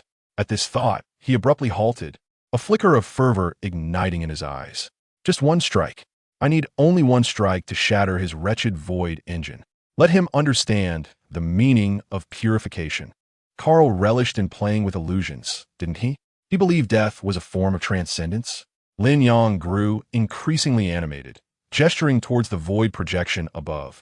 As if Carl stood right there, the golden flames of the Imperial sword capable of incinerating his twisted void energy until nothing remained. Let him experience true annihilation. He approached the weapon rack and drew the chainsaw, sword hanging there, activating the switch. The teeth buzzed to life, glowing red with energy patterns. Did he think hiding in the shadows would keep him safe? The Imperial sword can cleave through dimensions, no matter where he lurks in the void. I can drag him out and mince him like ground meat. The communications officer quietly reminded, Sir, Carl's divine body. Divine body? Lin Yang scoffed, deactivating the chainsaw sword, its hum abruptly silencing. In the presence of the Imperial sword, the so-called divine body is but a block of tofu. Years ago, Regent Kilimanjaro cleaved through the armor of the Lord of Chaos with a single strike. Does Carl's feeble defense stand a chance? He tossed the chainsaw sword back onto the rack and gazed out the viewport into the depths of the universe. One day, I shall make that scoundrel realize that not just anyone can toy with the rules. The will of the Emperor cannot be matched by his trifling void energy. At this moment, he took a deep breath, striving to calm his emotions, though his voice still carried residual anger. Connect me with Keisha. Tell her if she cannot deal with Carl. Next time, I will bring the Imperial sword and purify her along with that sanctimonious Keisha. The communications officer shrank back, hurriedly attending to the controls. Yes, sir. As the communication channel connected, a cool voice laced with a hint of laziness emerged, accompanied by the gentle sound of wind rustling through nebulae, characteristic of Keisha's sacred domain. Oh, is this not the irate commander, shaking his fist at the air? Keisha's voice dripped with sarcasm, her tone ascending slightly, like a feather brushing against the heart, yet imbued with undeniable authority. What is this? After venting in your command chamber, you now seek out this useless angel. Lin Yang's suppressed anger surged back, his fists tightening, the metal gloves creaking. Keisha, spare me your games. You know very well, Carl. I know, Keisha interjected dismissively, her tone thick with mockery. I know he toys with the void, knows he harbors ill intentions, knows he is a malignancy of the universe. But you were shouting so fiercely in the chamber, invoking the Imperial sword in purification. What is this? No courage to truly venture into my sacred domain and unleash your fury? She paused, seemingly amused as she scrutinized Lin Yang through the communication screen, her voice laced with playful derision. Or should I say, your precious Imperial sword can only cleave through dimensions in your imagination? When faced with Carl, it might not even be as effective as my silver wing blade. You. Lin Yang was momentarily speechless, her words piercing at his vulnerabilities. He had indeed never truly battled Carl. His earlier bravado was partly fueled by anger and partly by the frustration of impotence. Stop with the you and me banter. Keisha's tone softened slightly, yet the condescension remained. Lin Yang, I understand your urgency, but the laws of the universe cannot be altered simply by your shouts or sword swings. The issue with Carl has been studied by angels for millennia. We understand it far better than you. She pivoted the conversation, her tone tinged with a hint of mischief. But speaking of purification, did you not just claim you would purify me as well? I'll remember that. When the day comes you truly wield your Imperial sword, I shall be curious to see if your sword is quicker or if my judgment blade can dismantle your wretched vessel first. Lin Yang's face flushed with a mix of rage and embarrassment, his anger boiling yet lacking a retort. He knew Keisha was deliberately provoking him, but he was precisely the type to fall for such bait. Keisha, I'm not here to exchange quips with you. He inhaled deeply, forcing himself to regain composure. I wish to. Do you want my help dealing with Carl? Keisha interjected with a light chuckle. That is fine. However, you must first tell me if your earlier claim about purifying me still stands. If it does, I wouldn't mind letting you experience the taste of purification first. The sound of Keisha's attendant Angel chuckling softly in the background made Lin Yang's temples throb. He realized he was no match for a creature like Keisha, who had lived for tens of thousands of years in verbal sparring. Forget I said anything. He gritted his teeth, finally managing to ask, I only want to know, do you have a plan for dealing with Carl? After a few moments of silence, the playful tone in Keisha's voice faded, replaced by a more serious demeanor, still exuding an air of control. A plan? Of course, I have one, but I cannot allow you, the irascible commander, to benefit without effort. One, no. Then show some sincerity first, perhaps by tempering your tendency to shout about purifying everyone. Lin Yang gazed at the swirling nebulae on the communication screen, understanding that Keisha had agreed, but was deliberately keeping him in suspense. He shot an irritated glare at the screen, mentally cursing both Keisha and Carl. It could only force out the stiff words. What do you want? What do I want? Keisha's voice became lighthearted again, laced with mischief. Let us talk when you can calmly speak 3 sentences in my presence. For now, take care of your command chamber before it explodes from your rage, lest I receive news that a certain commander has become the universe's laughingstock due to his own temper. With that, before Lin Yang could retort, the communication channel was abruptly severed. In the command chamber, only the blinking lights of the console silently reflected his exasperated and helpless expression. Chapter 38. Delivering a surprise to Carl while Lin Yang was still fuming, the sound of footsteps grew increasingly closer in the corridor. No effort to tread lightly, but the solid thud of military boots striking the metal floor, carrying a scent of lingering gunpowder. Lin Yang was lost in thought, idly tapping his fingers on the console, and did not turn to acknowledge the noise. The hatch slid open with a hiss, and Carl was the first to step in, the charred shoulder armor still unaddressed, his helmet tucked under his arm, and remnants of sand clinging to his stubble. Had he not been silenced by that woman during the call with Keisha? His voice was still as gruff as ever, resembling the sound of metal being hammered. Lin Yang grunted in response, turning to see Titus polishing his explosive gun with a scrap of fabric torn from his combat suit, the material now gleaming against the weapon surface. Fabian leaned against the wall, arms crossed, a smirk playing on his lips, his gaze fixed intently on Lin Yang, reminiscent of the time he had fallen flat on the training ground. Feeling calmer? Titus slung the gun over his shoulder and glanced at the chaotic markings on the star map. The new recruits next door thought you were going to dismantle the ship with all that shouting in the command chamber. That was then, Lin Yang replied. tugging his collar, realizing his voice was still a bit hoarse from earlier. That old coot Carl, much like Keisha, spoke in convoluted riddles. Fabian straightened up, his finger pointing at an inconspicuous red dot in the lower left corner of the star chart. Kaisa is waiting. She waits for Carl to reveal a flaw, and she also waits for us not to flail about like headless flies. He paused, glancing at Lin Yang, acknowledging that half of his earlier tirade was directed at Carl, and the other half stemmed from frustration of knowing exactly where he was, yet being unable to reach him. Lin Yang did not contest this. The fury he felt earlier indeed had a significant portion bottled up within him.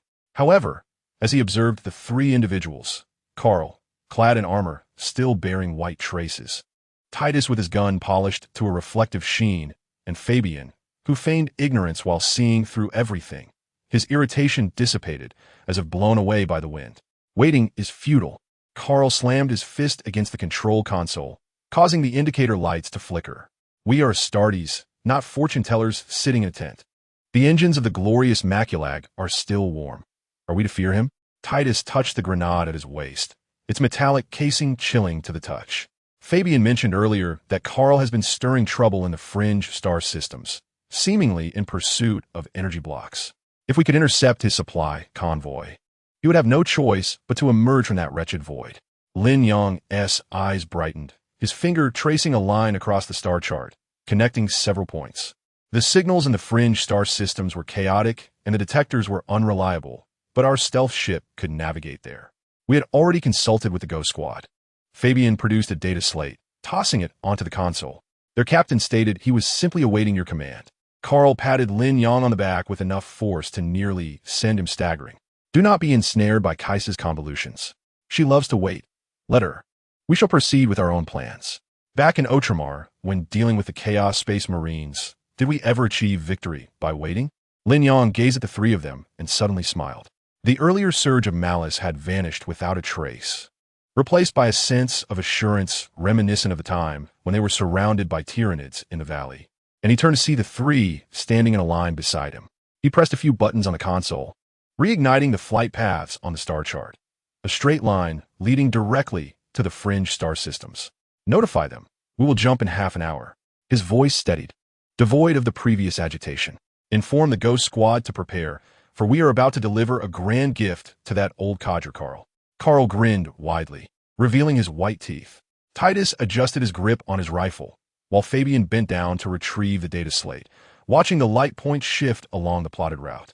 Moments later, Lin Yang pressed the communicator 3 times, his fingertips still bearing the faint redness from clenching his fist earlier. The cabin was silent, save for the sound of Carl scratching at the scorch marks on his power armor, Titus adjusting his explosive rifle, and Fabian leaning against the console, idly spinning an empty cartridge.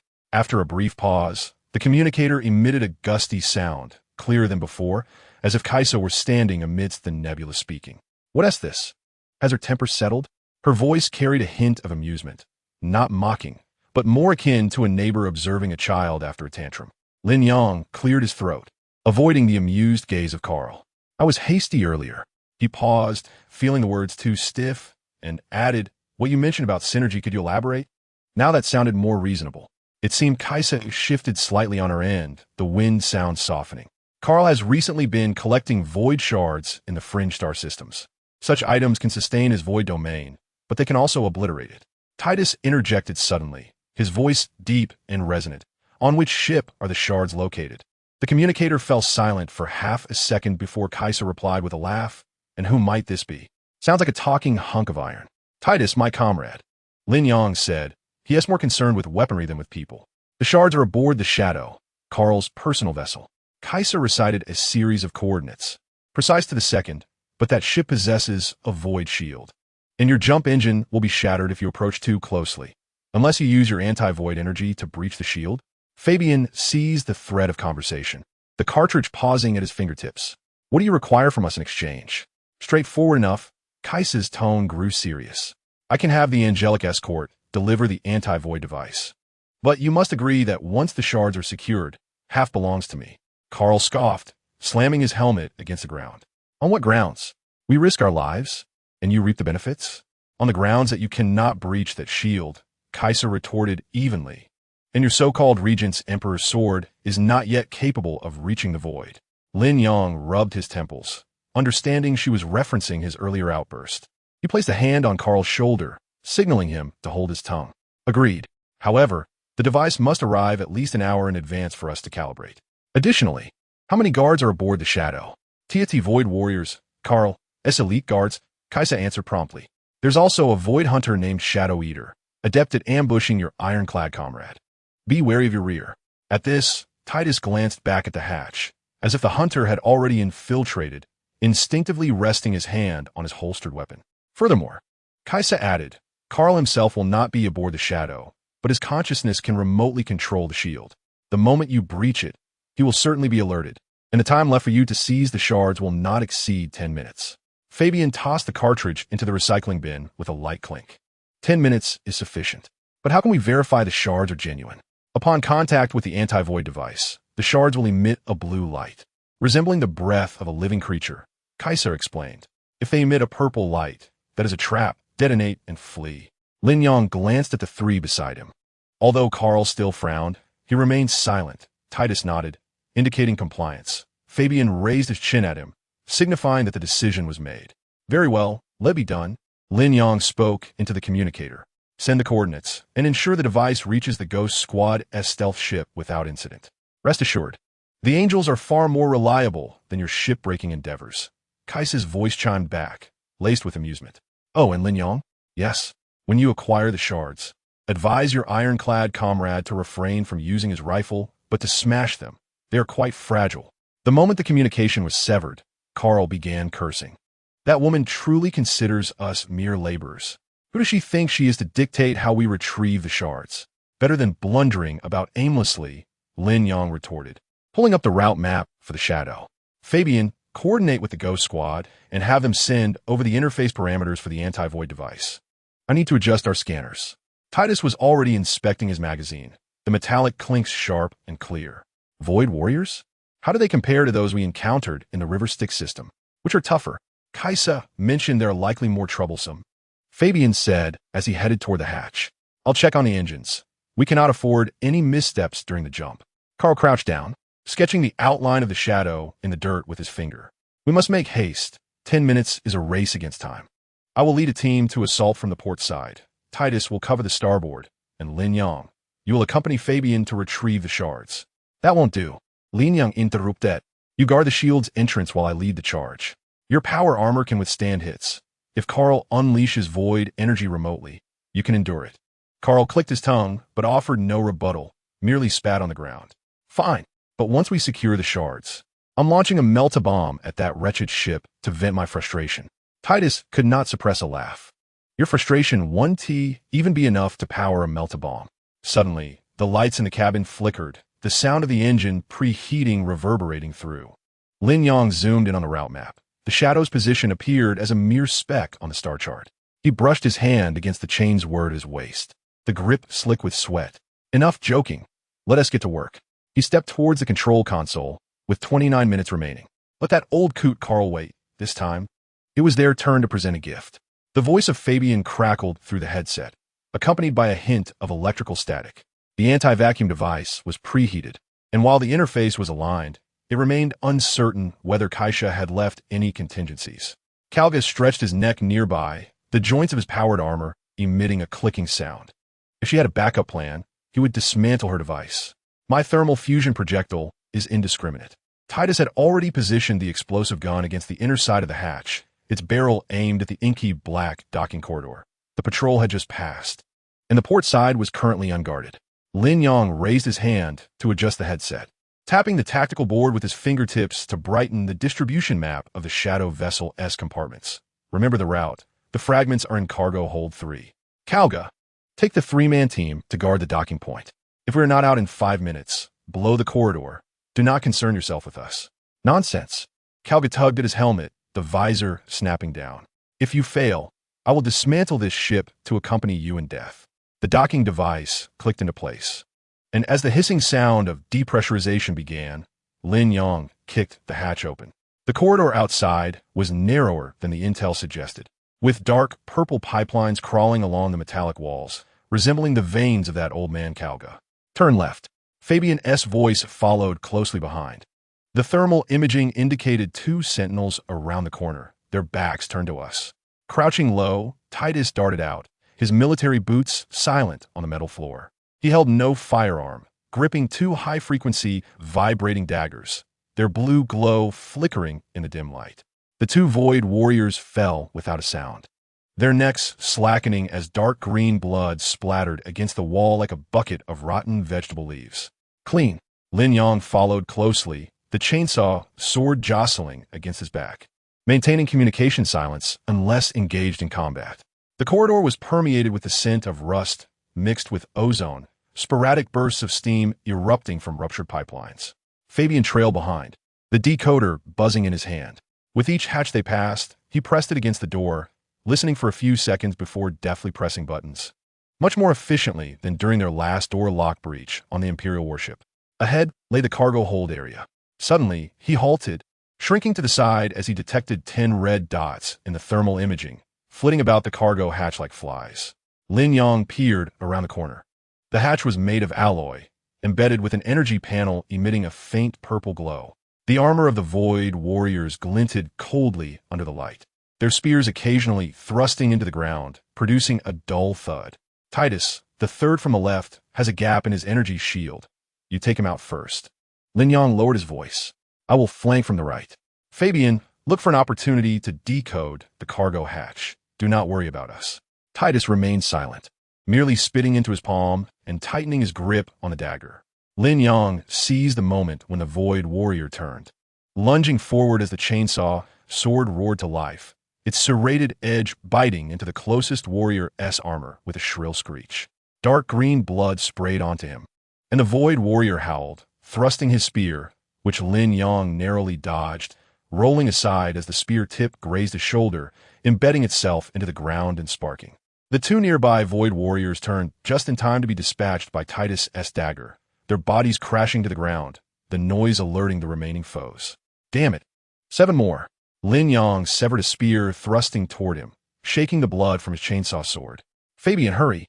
Fabian had already dashed to the cargo hatch. Pressing the decoder against the energy panel, the screen's code scrolling rapidly.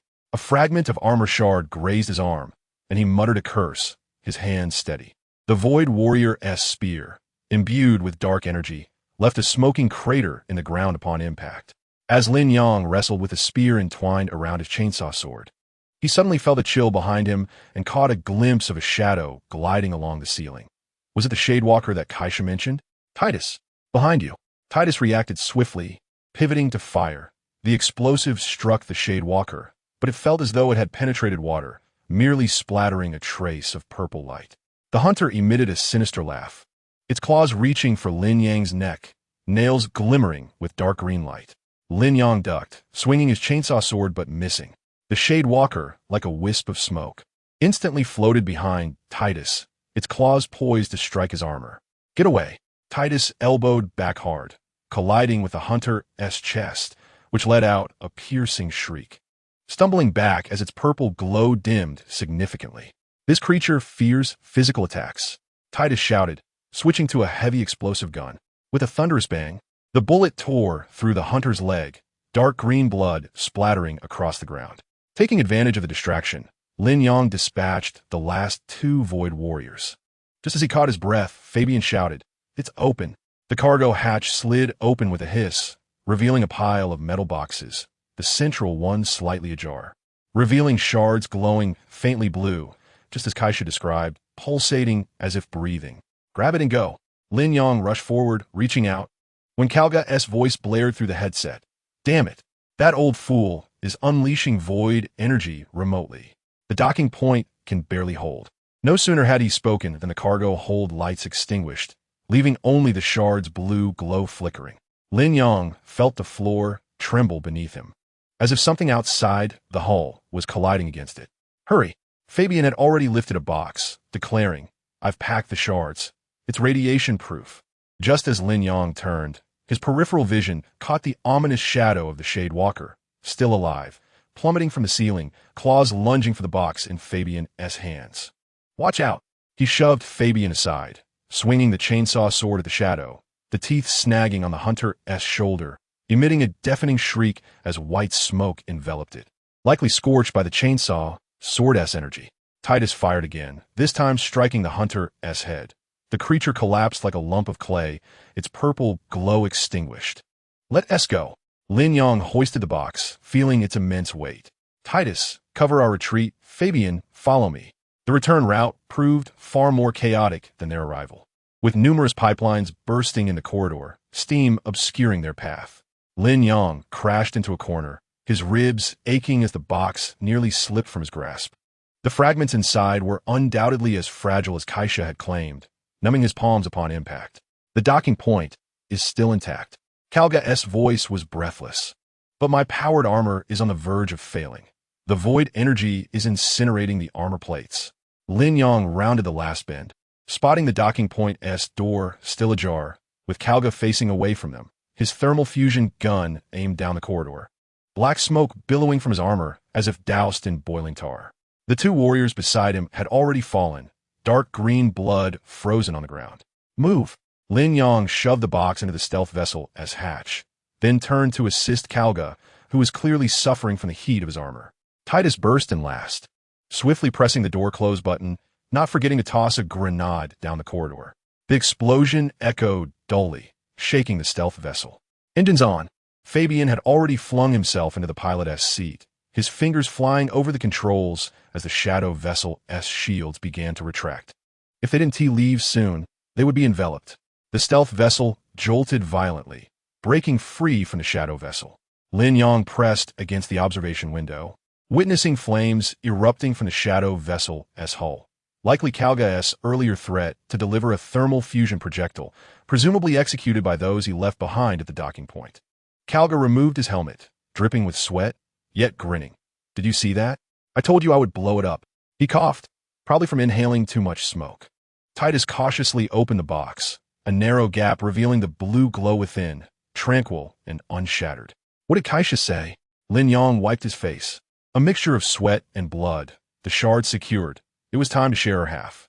Fabian activated the communicator, already displaying Kaisha's message. The shards are secured. Next time we meet, I'll bring you a bottle of Angel Nebula wine. At least she has a semblance of conscience. Kalga leaned against the wall, tugging at his burn combat suit. But if that wine isn't good, the next time I see her, I'll blow up her ship. The stealth ship's engine emitted a steady, low hum, and the silhouette of the Yuinghao gradually diminished until it became a mere point of light. Lin Yang gazed at the box in his hands, a smile unexpectedly gracing his face. Earlier in the cargo hold, he could have sworn he heard the fragments take a breath, as if they were alive. Stop laughing, Titus said, offering him a piece of compressed biscuit. We still have quite a journey back to the immaculate Xiao. You should eat something. Lin Yang accepted the biscuit, taking a large bite that scattered crumbs all over himself. The lights in the cabin flickered intermittently as Kalga hummed an imperial military song, his pitch noticeably off-key. Fabian was fiddling with the box containing the fragments, muttering occasionally about whether this contraption could truly explode Kalga's territory. As Lin Yang chewed on the biscuit, he stared out at the passing nebulae, suddenly realizing that the past half hour had been far more satisfying than a day of shouting in the command cabin. Kalga, that old curmudgeon, Kesha, that woman, and all those chaotic void fragments. None of it mattered. This time, we have triumphed again. He shoved the remaining biscuit into his mouth and patted the box. Let us go back and send a report to Regent Gilliman, telling him we've retrieved a rare treasure for the Empire. Kalga's laughter reverberated, shaking the cabin walls, while Titus's explosive gun rested on his lap, reflecting the smile at the corner of his mouth. The stealth ship darted through the starry sea like a fish that had successfully stolen a morsel, leaving behind the receding and the likely furious visage of Kalga. Chapter 40. The poorest deity in the known universe. While the ship was being hijacked, the cold essence of the void seeped through the crevices of the Death Song Academy, where Liang Bing, wrapped in a tattered black cloak she had scavenged, sat at a stone table. At her feet lay the remnants of her battle armor. Clattering as she shifted, they were remnants of her escape from the immaculate Xiao, her boots torn by Kalga's rough handling, shredded shoulder plates, and a wrist guard partially melted by an energy net. Kalga, you old miser, can't you spare me a new cloak? This one is still muddy from the Mingi star system. She kicked the stone table, causing the void crystal atop to leap, nearly tumbling into the crevice below. Kalga was lost in thought, tracing the projection of the Yoinkel's wreckage with his fingertip, not bothering to look up.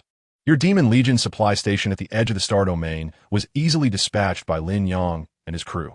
The stock of dark energy crystals and fourth-generation god body repair fluid is entirely depleted. Liang Bing's expression fell, turning paler than the stone walls of the academy. What? That was my hard-earned fortune accumulated over 300 years. Are those bluekins filled with bandits? She sprang to her feet, her cloak sweeping across the stone table, knocking the only somewhat intact energy cup to the ground, where it shattered with a crack. Currently, your bounty in the known universe exceeds even the silvery armor of angels. Kalga finally turned his head, amusement flickering in his gaze. And you still owe me for the holy energy converter you borrowed from Kesha. Don't mention that woman. Liang Bing spat on the ground, plopping back onto the stone bench, her cloak further torn, revealing unhealed abrasions on her arms. The fourth-generation god body's self-repair speed was slower than that of an ordinary warrior. She patted her waist, finding it empty, not even a high-explosive grenade left. Ultimately, she retrieved a half-piece of hard compressed biscuit from her cloak pocket, left over from her time in the command cabin. In the past, I could effortlessly command a warlord from an entire star system to pile treasures at my feet. She bit into the biscuit, crumbs scattering across her chest. And now, I can't even find a decent energy block. Kalga, doesn't your Death Song Academy have any stock? Lend me some, and when I rise again. You can't handle void energy. It will burn your god body. Kalga pointed to the pile of void fragments in the corner, meant for strengthening the Shuriing. Touch them, and you'll be bettered in for 3 months.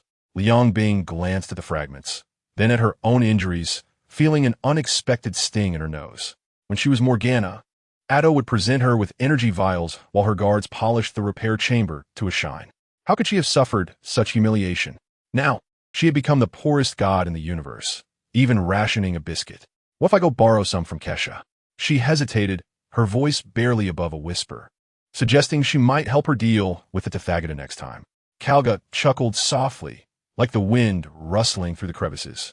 She contacted me yesterday, saying if you went, she would tie you to the mast of the holy Kesha, so the entire universe could see the impoverished demon queen. Liang Bing sprang up, throwing the half-biscuit to the ground in frustration. To hell with that. I'd rather gnaw on stones than beg that old woman. She turned to leave the stone chamber, her cloak sweeping across the fragments on the floor, which scattered everywhere. Once I gather the remaining demon remnants and obtain some energy, just wait and see how I turn Lin Yang's broken ship to ashes. The wind outside swept in, carrying the dust of void fragments, settling upon the biscuit crumbs she had dropped. Kalga watched her retreating figure, then glanced at the point of light representing the maculate Jiao on the star map. He tapped the amount on Liang Bing's bounty notice, which continued to rise, noting the annotation for live capture, offering 3 dark energy cores as a reward. He suddenly found the prospect of letting this fierce demon temporarily experience poverty rather amusing. At least she would no longer incessantly threaten to destroy half the universe. At that moment, the stone path of the Death Song Academy echoed with dragging footsteps. Snow's black robe trailed stardust, half his face shrouded in shadow. Clutching a broken datapad, the last signal record transmitted by the Yoinghao, now reduced to garbled data. Master, he stood beside the stone table, his voice lower than usual. The Yoinghao is gone. The fragments were taken by Lin Yang and his crew. Kalga was busy sifting through the powder of void fragments, which swirled in his palm, glimmering coldly. He did not look up, not even raising an eyelid. Just a single word, as light as the wind escaping through the crevice. Snow hesitated, tightening his grip on the datapad, expecting his master to be furious or at least frown, considering those fragments had been prepared over 300 years. Liang Bing, munching on her hard biscuit, burst into laughter, spraying crumbs across the stone table. Did you hear? Your master doesn't care at all. I told you that broken ship wouldn't withstand an explosion. Shut up. Kalga finally raised his gaze, but it was not directed at Liang Bing. Instead, he looked at Snow. I already marked the void factors in the fragments. They cannot be taken away. With a flick of his fingers, the powder swiftly vanished into the crevice of the stone table. Snow's shoulders relaxed, as if releasing a heavy burden. Should I lead a team to pursue them? Kalga waved his hand lightly, as if dusting off a surface. No need. Let them keep it for now. He turned his attention back to the star map. Watching the wreckage of the Yuanghao gradually fade from the projection, Lin Yang would seek out Kesha at that moment. He did not continue, but Snow understood. In the Master S chess game, having more pieces in motion made it all the more intriguing. Liang Bing stuffed the last bit of biscuit into her mouth, mumbling indistinctly, "What S with the pretentiousness? It's just a lost item. How hard can it be to find a way out?" Kalga ignored her, merely gesturing to Snow with his chin. "You may leave." Reinforced the void nodes in the edge star domain once more. Snow bowed and departed, his black robe rustling over the fragments of armor on the stone floor. As he reached the entrance, he could still hear Liang Bing arguing with Kalga. "You must have known it would be hijacked. Did you intend for me to be the butt of the joke?" The flowers in the back were swept away by the wind. Snow glanced up at the dark purple nebula above the Death Song Academy, reminiscent of the void powder in his master's palm. He touched the communicator in his pocket, where new orders awaited him to investigate the next meeting point between Lin Yang and Kesha. Suddenly, a dark fissure appeared on the stone table, emanating a ghostly blue void energy. Kalga traced the fissure with his fingertip, and the entire holographic projection of the new Demon One emerged, wider than the old hull by 30%, with the bridge's fawn-like protrusions glimmering coldly and the annihilation cannon barrels twice as thick. Here he raised his hand, pushing the projection toward Liang Bing. The shadows from the stone table cast cold lines across his face. "This ship can withstand 3 times the void storms your broken vessel can, and the cannon has been calibrated to your demon gene sequence, ensuring it won't blow up." Liang Bing held an unlit energy bar between her lips, squinting at the intricate details of the ship's hull displayed in the projection, her fingertips unconsciously tapping the table. "Have you changed your ways?" she scoffed, twirling the energy bar at the corner of her mouth. "Last time, you lent me 300 annihilation rounds, and even had Snow calculate the interest. Out with the old, in with the new." Carl retracted his hand, the dark seam in his palm closing. "Among the fragments Lin Yang and the others acquired, I infused half a set of void coordinates. By the time they decipher it, the new Demon Number 1 will conveniently intercept them." He paused, the shadow of the stone table creeping over his throat. "And let Kaisa see that her angel nebula is not as solid as she believes." Suddenly, Liang Bing laughed, slamming the energy bar onto the table. "I suppose you have a bit of conscience."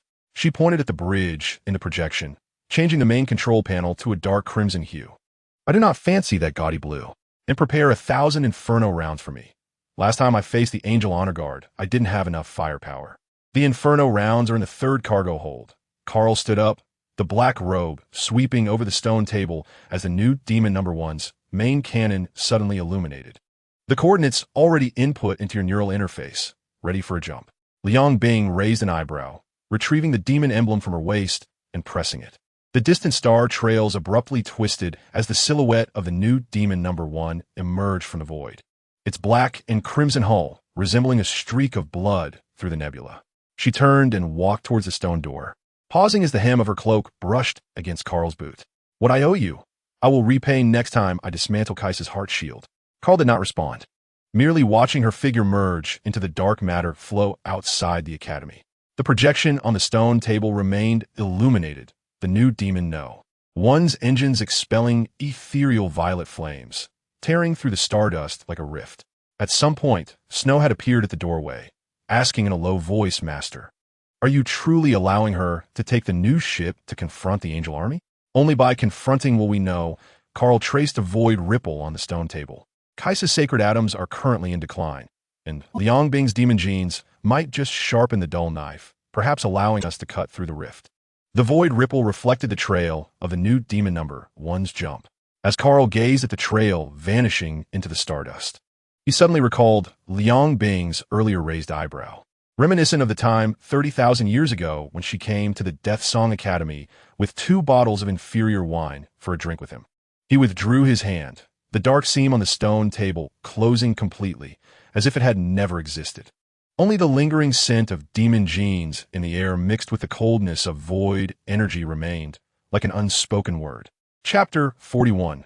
Preparing for trade after Lin Yang and the others achieved a resounding victory, they returned to the Maculag Zhiyao. Lin Yang stood before the communication terminal in the command cabin, his fingertips pausing on the control panel. The gravity of Earth felt heavier than in the starfield. Standing on the floor, he felt an undeniable solidity beneath his feet, which even affected the weight of his speech. The communicator buzzed twice, and Kaisa's image illuminated the holographic screen, her figure framed by the unique flow of the Angel Nebula, casting a soft glow on her silver armor. Back already? She raised an eyebrow, her gaze sweeping over the dark green bloodstains on Lin Yang's shoulder. Looks like the reception on the shadow was quite lively. Lively enough to nearly cost us our lives. Lin Yang adjusted the collar of his combat suit, sweat mingling with stardust clinging to his skin. We split the fragments evenly, as promised, but that old coot Carl won't admit defeat. There is a high chance his tricks are hidden among the fragments. He leaned forward, the holographic light reflecting in his eyes. We should have he personally escort them over, with sufficient heavy troops. Don't believe any void markers can fool us. That Gaia's schemes are more numerous than the cracks in the Death Song Academy. Kaisa twirled an energy crystal between her fingers, chuckling lightly at his concern. However, her smile faded slightly. She is currently calibrating the new sacred engine. I've instructed her to take a squad of silver guards with her. Is that sufficient? Not enough. Lin Yang replied decisively. At least 3 Tyranid squads, and let the left-wing guard Yin accompany her. His insight, I can provide early warnings of void fluctuations. If Carl is serious, he won't send mere shadow types. Titus, nearby, was cleaning his explosive gun and interjected, last time in the Underworld star system, his void fleet could withstand the Imperial cannon array. Don't be careless. Kaisa's image fell silent for a moment, the energy crystal in her fingertips pausing. All right, we will proceed as you say. 3 days from now, have she wait for you at the transit station on the far side of the moon. She paused, suddenly shifting her tone. You didn't use the conventional route for this jump, did you? I checked the star chart records. You disappeared for 17 minutes. Lin Yang exchanged glances with Fabian, who was fiddling with the dismantled scanner from the shadow. Hearing Kaisa's question, he looked up. We traversed the subspace. Subspace? Kaisa's brows arched even higher, the luminous trails in her image seeming to pause. I am aware of that dimension's existence, but angels have never utilized this mode of travel. Sacred energy creates turbulence within it. How did you manage? An old Imperial technology, Lin Yang explained succinctly. Our engine can filter out interference waves in subspace, making it 3 times faster than conventional jumps, and at 1 TB detected by void radars. He glanced at Kaisa. Have you angels truly never attempted it? We tried once. 300 years ago. Kaisa's voice grew somber. An exploratory ship entered and never returned, only transmitting some garbled energy signals. Later, she calculated that the dimensional laws of subspace are completely different from the known universe. Sacred atoms decay rapidly within. She looked at Lin Yang, curiosity evident in her gaze. Can your technology stabilize enough for a fleet to pass through? Single ships have no issue, but a fleet would require coordinate anchor points. Fabian interjected, placing the scanner on the table. Subspace is cleaner than you think. There is no dark matter interference, but the dimensional barriers are somewhat fragile. If you collide. He made a gesture, mimicking an explosion. The entire ship would be reduced to fundamental particles. Fabian thought to himself that the messages returned by the detector were encouraging. The subspace in this universe was quite clean, devoid of those 4 lumps of defense, which he had only learned about through casual conversations with Lin Yang during this period. Kaisa's image remained silent for a few seconds, the energy crystal in her fingertips gradually glowing. I will have she discuss the details with you. She suddenly smiled. It seems you blue cans are not just capable of bashing doors with gunstocks. At least it's better than some people who hoard the sacred engine like a treasure. Lin Yang retorted, a rare smile tugging at his lips. See you in 3 days. Make sure she brings plenty of energy blocks. Our scanner has been draining a bit too much in subspace. The moment the communication ended, Carl leaned in, nudging Lin Yang with his elbow. You're getting better at bargaining, and your courage is growing. She is no fool, Lin Yang replied, gazing out the window as Earth's outlines slowly came into focus. The blue oceans and white clouds resembling a piece of smooth jade. Carl's threat was real. The subspace technology was leverage, and we needed her to understand that cooperation benefits both parties. Titus slung the cleaned explosive gun over his shoulder, the metallic sheen reflecting Earth's shadow. See you on the far side of the moon with she. I hope her guard's marksmanship is better than the last batch of angels. Fabian had already pulled up the subspace route map, densely marked with anchor points. I need to fix the scanner quickly. I can't be boasting to she at the transit station if the machine breaks down. In the council chamber of the Mieluotion court, The floating star map illuminated the silver dome, the flow patterns of sacred energy gently weaving between the beams of light. Kaisa sat in the main seat, her fingertips lightly tapping the armrest, the sheen of her armor casting a faint shadow across her face. What do you all think of Lin Yang's words? Her voice was soft yet resonated clearly in every angel's ear. Yen stood to the left of the star map, his wings gently fluttering, stirring up fine motes of light. Carl's methods have always been treacherous. It's not surprising that there are tricks hidden among the fragments of the shadow. He paused. But isn't having Lady He-She personally escort them, along with 3 Tyranid squads, a bit excessive? Jix, holding a data pad, frowned slightly. I checked the records of that exploratory ship from 300 years ago. The dimensional parameters of subspace are indeed peculiar. The decay rate of sacred atoms inside is 7 times that of conventional space. While Lin Yang and his team can navigate it stably, the true threat lies with Carl. She paused momentarily, calling forth a simulation of the Void Fleet. Based on the intelligence relayed from the border, it appeared that the Dead Song Academy had recently dispatched 10 Void warships, their destination shrouded in mystery. He-She emerged from behind the light beam, deftly spinning an energy orb in her hand. The star trails within it shifted in response to her fingertips. Mobilizing the troops? She mused lightly, as the energy orb burst into a myriad of shimmering lights in her palm. If Carl intended to seize the fragments, he would not send an ordinary fleet. He required the void factors contained within those fragments to perfect his ultimate terror model, a thing of paramount importance to him, eclipsing even 10 galaxies. She approached the star map, her fingertip tracing the coordinates on the far side of the moon. I can escort them without issue. 3 Tyranid squads should suffice. However, she lifted her gaze to Kai Sha.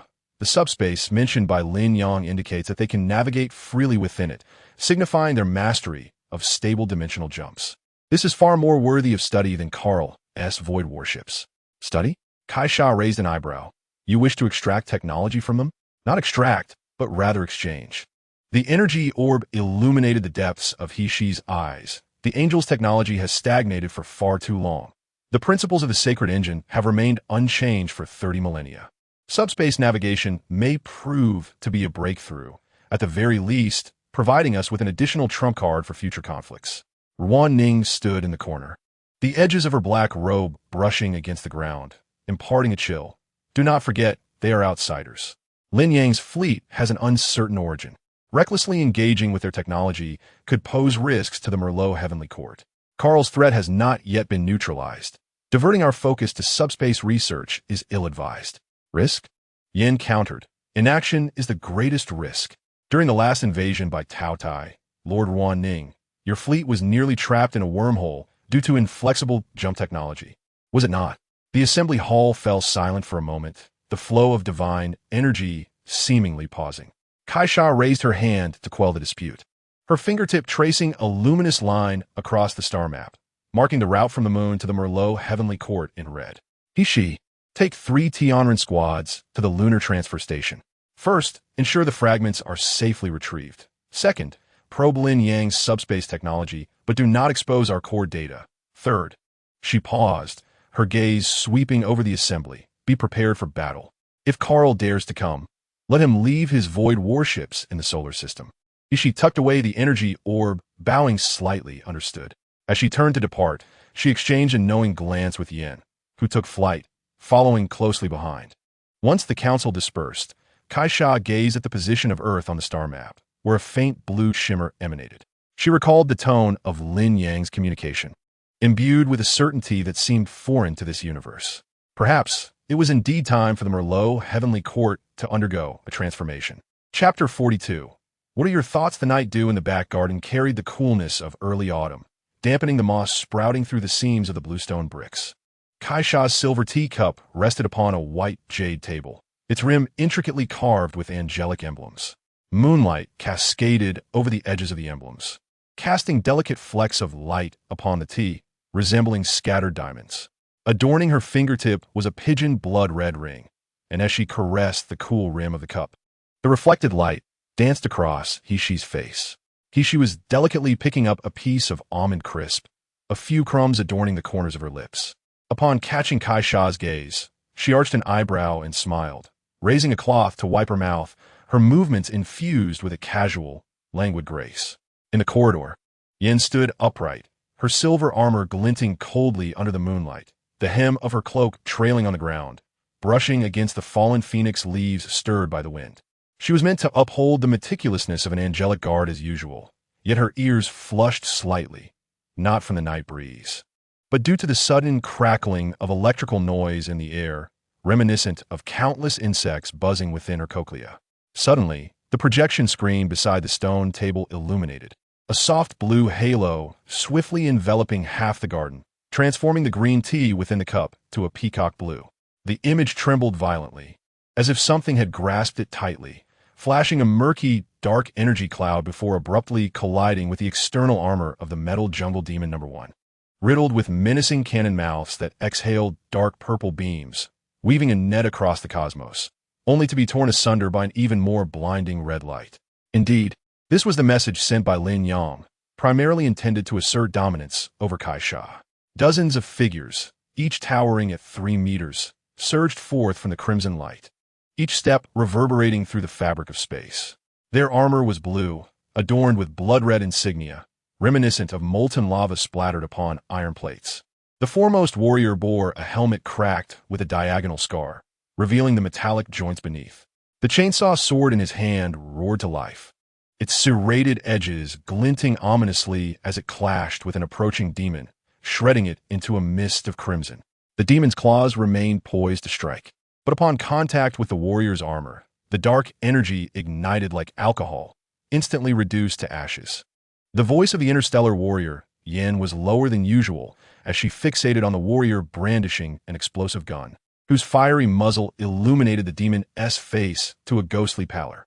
A demon wielding a massive axe charged forward, its blade entwined with god-slaying energy, nearly solidified. Crashing down upon the warrior's back, Yin instinctively clenched her fist, yet observed that the warrior merely grunted, retaliating with the gun's stock to shatter the demon's skull. The energy readings on his armor's back remaining unchanged, leaving behind a barely perceptible white mark. She set down her almond crisp, her fingertip hovering before the projection screen, causing the image to magnify immediately. The seams of the warrior's armor were embedded with a flowing energy membrane. When the demon's bone spikes struck, the membrane rippled like water, dissipating the impact entirely. It was neither dark energy-driven nor an antimatter shield. Rather, it resembled steel forged from stellar matter. She picked up a tea cake, bringing it to her nose, the fragrance intertwining with the bloody scent wafting from the projection, creating an eerie harmony. Kaisha finally spoke, her voice imbued with a warmth reminiscent of tea. The hand Lin Yang has concealed is far more substantial than Carl's void theory. The image abruptly jostled as if the cameraman had been struck, the lens skewing across the battlefield, where an interstellar warrior was using a thermal lance to slice through the demon's energy barrier, melting the metallic wall into a syrupy state. Droplets splattering onto the ground and igniting the demon's skin. Another warrior crouched down, disassembling the demon's control panel, his gloves soaked in dark red blood. Yet his movements were steady as if performing surgery, the sensors at his fingertips continuously relaying data. At that moment, the image sharply focused on the center of the battlefield. Otto, wielding a giant axe taller than himself, charged forth, the blade cutting through the air with a dragon-like roar, dark purple energy trailing behind him, leaving a long streak in the cosmos. His voice boomed, resonating with fury that threatened to pierce the projection screen. "You rabble, dare to invade the Queen's vessel." In response, a blue figure emerged, Carl Ga, illuminated by the explosive gunfire, appearing like a burning thread. He did not even draw his weapon, merely sidestepping Otto's incoming axe, the blade narrowly grazing his shoulder armor, the resultant wind causing his cloak to billow. Before Otto could retract his strike, Carl Ga had already seized his wrist, the hydraulic mechanisms of his armor hissing as the joints tightened. Otto's expression twisted in pain, the axe clattering to the ground, the bones in his wrist emitting a sickening crack. "First strike," Yin whispered, her nails digging into her palm. Carl Ga yanked Otto's wrist back, while simultaneously raising his knee to deliver a precise blow to Otto's ribs. The cracking sound echoed through the projection, Otto crashing against the hatch like a crow with broken wings, black blood oozing from his mouth and staining the metallic surface. As he struggled to rise, Carl J. had already pinned him to the ground, the chainsaw sword poised at his neck, the serrated edge hovering perilously close to his skin, yet hesitating to descend, as if savoring the final struggles of his prey. Second strike. He lifted her teacup, the ripples on the tea surface reflecting the playful glint in her eyes. The once formidable character capable of clashing head-on with Yin, now, could not even withstand the warm-up. The projection suddenly flickered violently, as if ensnared by a stifling grip. The images began to tear apart. One half depicted interstellar warriors sweeping away the remnants of the vanquished, their boots treading upon the corpses of demons, leaving dark crimson footprints on the metallic floor. The other half revealed Lin Yang's profile, standing before a control panel, his fingers gliding swiftly across the screen, a subtle smile playing at the corners of his lips. Then, the entire screen abruptly darkened, leaving only the lingering scent of electricity in the air and the gradually cooling tea on the stone table. Kaisa picked up the teapot and refilled Hishi's cup, steam rising delicately, obscuring her features. What do you think? Hishi stirred the tea with a spoon, observing the leaves swirling in the water. Lin Yang intends to utilize them for a cleanup operation, which is acceptable. However, this group of warriors... She paused, her gaze sweeping over the now darkened screen. Their armor can withstand god-slaying weaponry, and the weapons in their hands can cleave through dark energy shields. Yet not a single word escapes their lips. Did you notice? Throughout, we have not heard them utter a single slogan, nor have we seen any hesitation. For them, killing is as natural as sipping tea. Yin stepped forward, the joints of her armor producing a faint clicking sound. Natural is best.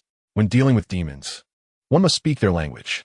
She recalled the last encounter in the Ming-He star system, where Sister had her wing corroded by the demon's acidic fluid. Yet she recited angelic doctrines until her last breath. But those warriors depicted on the screen, their doctrine resonated with the roar of chainsaw swords and the thunder of explosive firearms. Simple, yet chillingly effective. Kaisa set the teapot back on the stone table, the soft sound of the pot meeting the surface echoing in the night. They are neither angels nor demons. They are a cadre of individuals forged into war machines. She gazed up at the night sky, the light of the Milky Way cascading over her silver hair, resembling a sprinkle of stardust. Lin Yang had placed them within the solar system, akin to tossing a match into a powder keg. It could obliterate Morgana, yet might also incinerate our own vessel. The night breeze suddenly intensified, rustling the leaves of the phoenix trees, as if in response to something. Yin looked down at her hands, the imprints of her clenched fists still visible. She sipped her tea delicately, her gaze fixed on the faint glow remaining on the screen. Kaisa held her teacup, her eyes wandering toward the star trails glimpsed through the clouds, the ring on her finger glinting subtly in the moonlight. Chapter 43. The transaction 3 days passed faster than the star clock in Kaisa's palace, and soon the appointed day arrived. The craters on the far side of the moon resembled an open palm, with a cleared space already prepared by Hishi's guards in the palm's flat expanse. Silver-gray warships lined the edge of the crater, their main cannons gleaming coldly, akin to a group of cats perched on a wall, seemingly languorous. Yet their claws sharpened to deadly precision. Hishi stepped onto the hoverboard, landing on the cleared ground, the moon dust swirling in the air. Today, she wore a silver-blue combat suit instead of her usual ethereal robe. A short blade secured her waist, her hair tied back with a band, revealing a smooth forehead. Her guards followed closely, their energy patterns on their armor reflecting the sunlight on the lunar surface, their weapons in a semi-active state. Clearly not regarding this transaction as a mere tea gathering, Lin Yang arrived 3 minutes early. Hishi lifted her gaze to the sky, a smile tugging at her lips. Just as the words left her mouth, several red beams streaked downward, crashing to the ground, sending moon dust swirling like a mushroom cloud. As the dust settled, a dozen towering figures, over 3 meters tall, stood before her. It was the Terminator guards brought by Lin Yang. Their armor appeared thicker than what she had seen in the projections, dark golden plating etched with intricate patterns, the insignia on their shoulder pads glowing red, and the heavy explosive firearms in their hands still radiating warmth. Surrounded by the guards, Lin Yang donned a more conspicuous, unyielding Terminator armor, the single-eye sensor on his helmet swiveling, emitting a soft click as it surveyed the surroundings. "Ah, Lady Hishi, my apologies for the wait." Lin Yang's voice resonated through the armor's amplifier, tinged with a metallic timbre, yet exuding warmth. I know you angels value punctuality, so I arrived early to set the stage, ensuring we don't appear uncouth. As he spoke, he gestured behind him, and two Terminators promptly stepped forward, carrying several massive crates that thudded heavily against the lunar surface. He arched an eyebrow at the crates. What is this? A gift for our meeting. Lin Yang's sensor flickered as if in amusement. I understand you angels typically drink dew and consume nectar, so you may not be accustomed to our rough fare. This is our war group's special supply of ant cow canned goods. The taste is somewhat akin to your roasted star beast legs, albeit with a longer shelf life. However, a word of caution, opening the can may result in bites, so it would be best to find a sturdy container. As soon as he finished speaking, a young angel guard burst into laughter, quickly covering her mouth and standing at attention, her cheeks flushed like ripe fruit. She too found it amusing. She rapped her knuckles against the crate, listening to the muffled sounds emanating from within, her vigilance diminishing slightly. Bite? Do your canned goods have such a temperament? There's no helping it. The ant cow is quite stubborn. Even when canned, its wild spirit remains intact. As Lin Yang spoke, he signaled, and a Terminator produced an energy container, within which floated an irregular fragment, surrounded by wisps of purple-black mist, precisely the void fragment she sought. The item is here. Do you wish to inspect it? The chief guard behind she stepped forward, carefully enveloping the void fragment in an energy field. As his fingertips brushed the surface of the fragment, a barely perceptible frown crossed his brow, and he turned back to she, nodding. My lady, it is genuine. Very well, then we shall exchange goods for payment. She snapped her fingers, and an angel approached with an energy box containing several crystals that emitted a soft glow. This is the star crystal you requested, with a purity guaranteed above 99, sufficient to power your warship for half a year. Lin Yang allowed the Terminators to take the energy box, the armor's sensors scanning the crystals, emitting confirming beeps. No issues there. He then pointed to a few smaller crates, adding, in addition to the canned goods, there are a few other items for you. Curious, she opened one of the crates, finding a palm-sized metallic device covered in intricate circuitry, alongside a fist-sized sound emitter. What is this? An subspace engine and a Geller field shield generator, both for one-time use. Lin Yang's tone turned serious. To be candid, I received some news before departing. Morgana and Carl have likely set an ambush on the way, waiting for you to return with the void fragment. Your warships may be swift, but evading them 1 TB easy. Taking the subspace route is the safer option. He paused before adding, do not worry. Your subspace here is quite clean, devoid of any troublesome elements. This shield generator is merely a precaution. Its usage is straightforward. Input the coordinates and press the red button. Just be aware that it will self-destruct once used, so do not lament its loss. The angelic guards exchanged glances, evidently taken aback by this development. One straightforward guard couldn't help but speak up. Do they truly dare come? Aren't they afraid of being driven back? Morgana, that old witch, is capable of anything. Lin Yang's sensor turned toward the guard. When you last went to eliminate her outpost, didn't she stealthily follow behind to ambush you? As for Carl, he lurks in the shadows, scheming this and that. Now that the void fragment is in hand, it would be strange if they did not pounce. She stroked her chin, her fingertips gently tapping against the energy box. She knew Lin Yang spoke the truth. Morgana's obsession with the void fragment was as intense as her own, and Carl regarded anything that could enhance power as prey. She turned her gaze to Lin Yang, her eyes reflecting a hint of scrutiny. You seem quite concerned for our safety. This is not concern. It is a mutually beneficial collaboration. Lin Yang's armored shoulder shifted slightly, akin to a shrug. As you delve into the mysteries of the void fragments, it would be wise to prepare for any formidable adversaries that may arise in the future. We cannot always be the ones to charge forward, can we? Besides, I eagerly await the advancements you will make to enhance our armor. This remark elicited laughter from the surrounding angels, easing the tension among the guards. One angel, unable to restrain their curiosity, approached the box and cautiously prodded the exterior of the ant cow can. A nearby companion promptly swatted their hand, cautioning them against reckless actions lest they be bitten. Rest assured, it behaves quite well when the can is unopened, much like your household pet cat. Lin Yang jested, but do remember to wear gloves when opening it. Its bite is sharper than your energy daggers.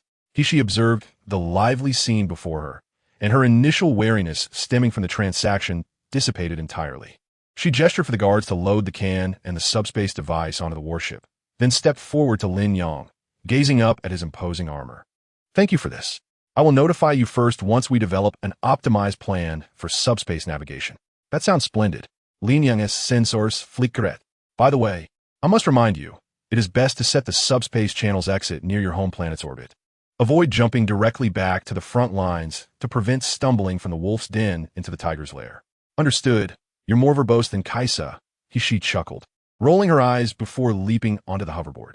I will have Yin deliver some of our local specialties as a token of gratitude. I shall eagerly await it. Lin Yang waved his hand. Be cautious on your journey. Should you encounter an ambush, do not hesitate to fire back. If you find yourselves overwhelmed, remember to call us. Although we may be distant, our ships are swift. She did not turn back, but merely waved her hand, leading her guards aboard the warship. Soon, the silver-blue fleet ascended gracefully, the exhaust trails creating white streaks across the lunar surface. Lin Yang watched as the ships vanished into the horizon before signaling to the Terminators behind him. Gather the items, we too shall depart. It will not be long before we hear the news of Morgana's scolding. The Terminators emitted low chuckles as they began to tidy up the area. The lunar surface was left with only a few empty boxes and scattered lunar dust, accompanied by the lingering scent of the ant cow mixed with the fragrant energy of angel armor, creating a peculiar harmony. In the distant starry sky, the silver-blue fleet was steadily activating their subspace engines. While not far behind, several dark purple shadows lurked stealthily, clearly unprepared for their prey's sudden change in course. Left to pace in frustration, Lin Yang's armor sensors scanned the void once more, emitting a light chuckle before he turned and followed the guards into the warship. The lunar surface returned to silence, save for the wind howling through the craters, as if softly laughing at the failed ambush. As Ishi's fleet began adjusting its stance, seemingly preparing to activate their engines, Lin Yang suddenly recalled something and hurriedly increased the volume of the intercom. Oh, right. I almost forgot to mention one more thing. This prompted He, who had just stepped onto the bridge, to pause and glance back at the dark golden figure on the lunar surface. Lin Yang's armor sensors turned halfway, his tone becoming more serious. When you enter subspace, ensure that all windows and observation ports on the ship are securely closed, leaving no gaps whatsoever. The nearby angel guards were momentarily taken aback, with one brave soul unable to resist asking, Lord Lin Yang, did you not say that the subspace here is quite clean? Why the need for precautions? Clean it may be, but rules must be adhered to. Lin Yang's voice carried a note of earnestness from experience. Our subspace is chaotic. Merely gazing into it can drive a person mad, which is why we established strict regulations. All observation ports must be sealed when entering subspace, though yours may be tranquil. Who knows if the light and shadows within could dazzle one's eyes? Should a curious little angel take a few peeks and then awaken from nightmares craving ant cow cans, that burden would be mine to bear. This jest sparked laughter among Hishi's guards once more, some shoulders shaking uncontrollably as they struggled to maintain their serious demeanor while gripping their weapons. Hishi too found amusement in this peculiar sentiment, raising her hand in acknowledgement toward Lin Yang, her voice carrying a hint of mirth through the communicator. Understood, fret not. We angels are not so easily intrigued.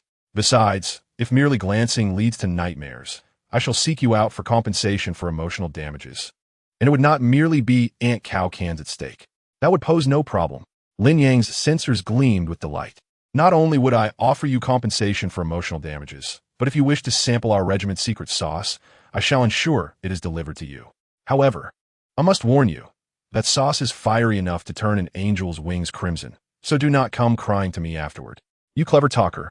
Hishi shook her head, turning to command the bridge operators to follow Lin Yang's instructions, sealing all external observation ports and initiating the subspace engine, setting the coordinates for the outer regions of Tiansheng. Acknowledged, closing all observation ports. The subspace engine is now activating. Energy readings are normal. The operator's voice came back clearly. Lin Yang watched as faint ripples in the space enveloped the silver-blue fleet, knowing they were about to enter subspace. He waved his heavily armored arm toward the sky. Safe travels. Once you have addressed your troubles, I shall treat you to fresh ant cow barbecue, which will be far more exhilarating than the cans. Hishi's voice resonated from the communicator, fading into the distance. It's a promise. In the next moment, the fleet was entirely enveloped by by the luminescence of subspace, vanishing from sight like ink dispersing in water. On the lunar surface remained Lin Yang and his Terminator guards, along with several empty boxes containing potentially biting cans. "Chief, do you think they truly will heed the warning?" one Terminator asked in a low voice, twirling a heavy explosive gun in hand. "Rest assured, she is not a reckless individual." Lin Yang's sensors turned toward the star region where Morgana and Carl might be lying in wait, his tone losing some of its mirth. "Furthermore, caution is the key to longevity. If a mere glance into subspace were to cause complications, it would be a grave miscalculation." He paused, signaling to his guards. "Let us retreat and observe how Morgana's crew reacts upon discovering their prey has escaped. I wonder if they will become incensed." A chorus of agreement erupted from the dozen Terminators as they surrounded Lin Yang, making their way toward their warships.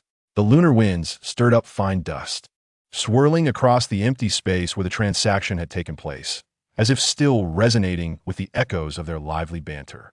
Meanwhile, within the distant subspace channel, the silver-blue fleet sailed smoothly, all observation ports firmly sealed, and none were curious as to what the pristine subspace truly looked like. After all, no one wished to endure nightmares about ant cow cans. Chapter 44. She. What does it mean for Foodabite? After completing the transaction, the Angel fleet utilized the disposable subspace engine and Geller field generator provided by Lin Yang for their journey through subspace. A few hours later, the main control panel on the bridge displayed a notification that the transition had been completed. She was delicately spinning the can opener that Lin Yang had gifted her. As the silver-blue fleet emerged from the luminescence of subspace, they were greeted by the sight of the Angel Nebula's core star region, its familiar starry sea before them. The pale purple nebula unfurled like satin, with distant stars emitting warm light, and even the energy currents carried a comforting aroma. Had only 3 hours truly passed? The young operator's eyes widened as her fingers swiftly navigated the screen, confirming the navigational data. The flow rate of the subspace channel exceeded our calculations by a full 7 times. According to standard routes, it would take at least 3 days to arrive. She set aside the can opener and approached the observation window.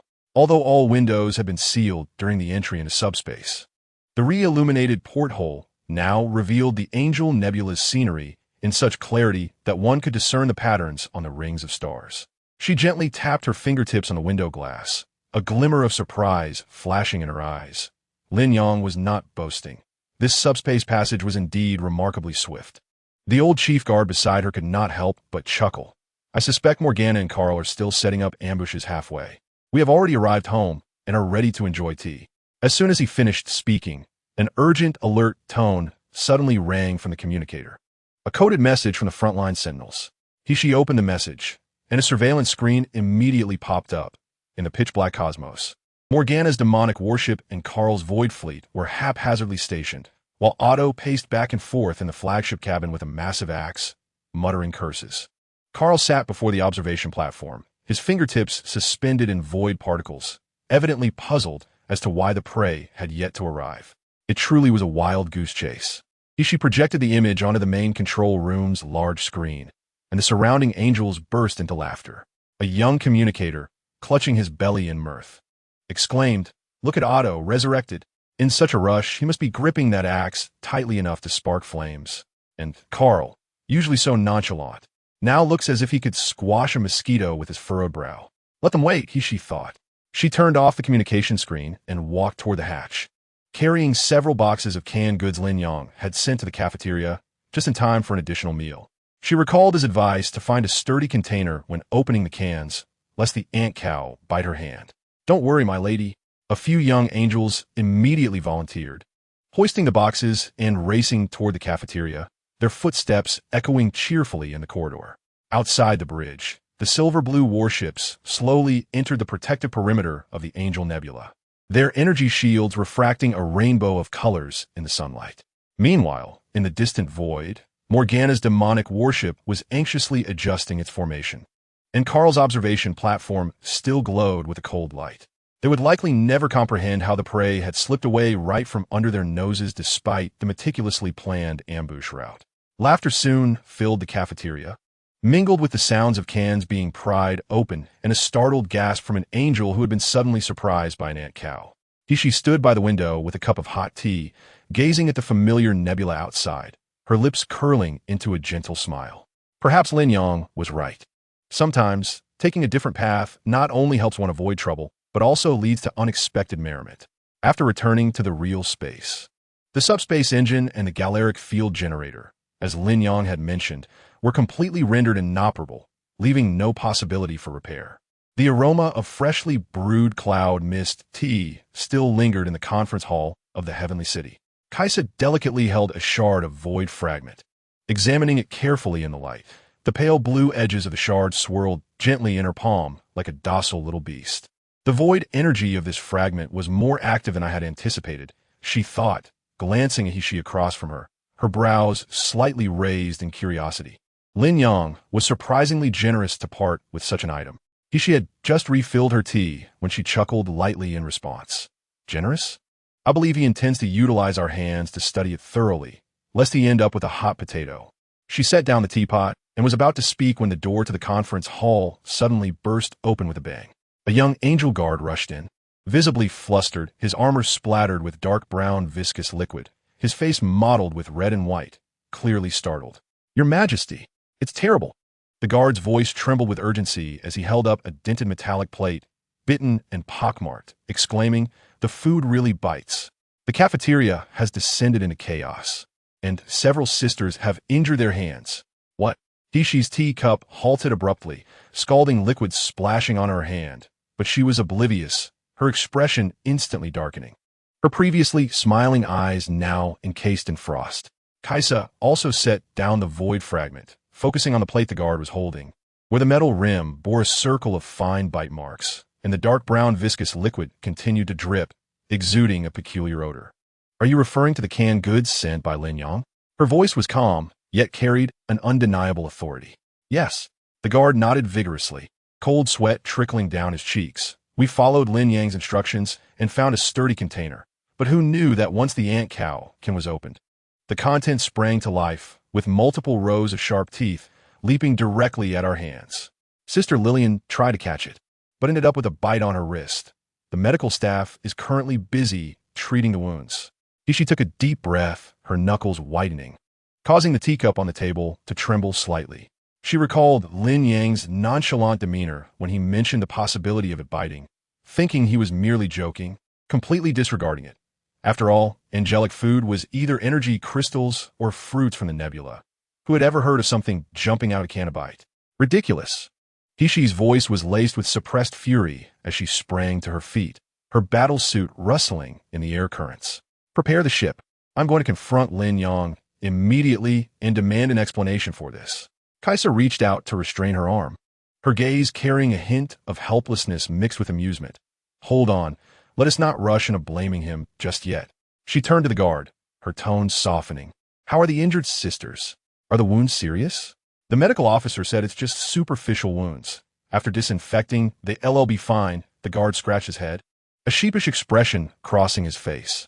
But after the ant cow was knocked unconscious, it still struggled and made noises. One sister even mentioned it smelled quite nice and asked if it could be roasted for a meal.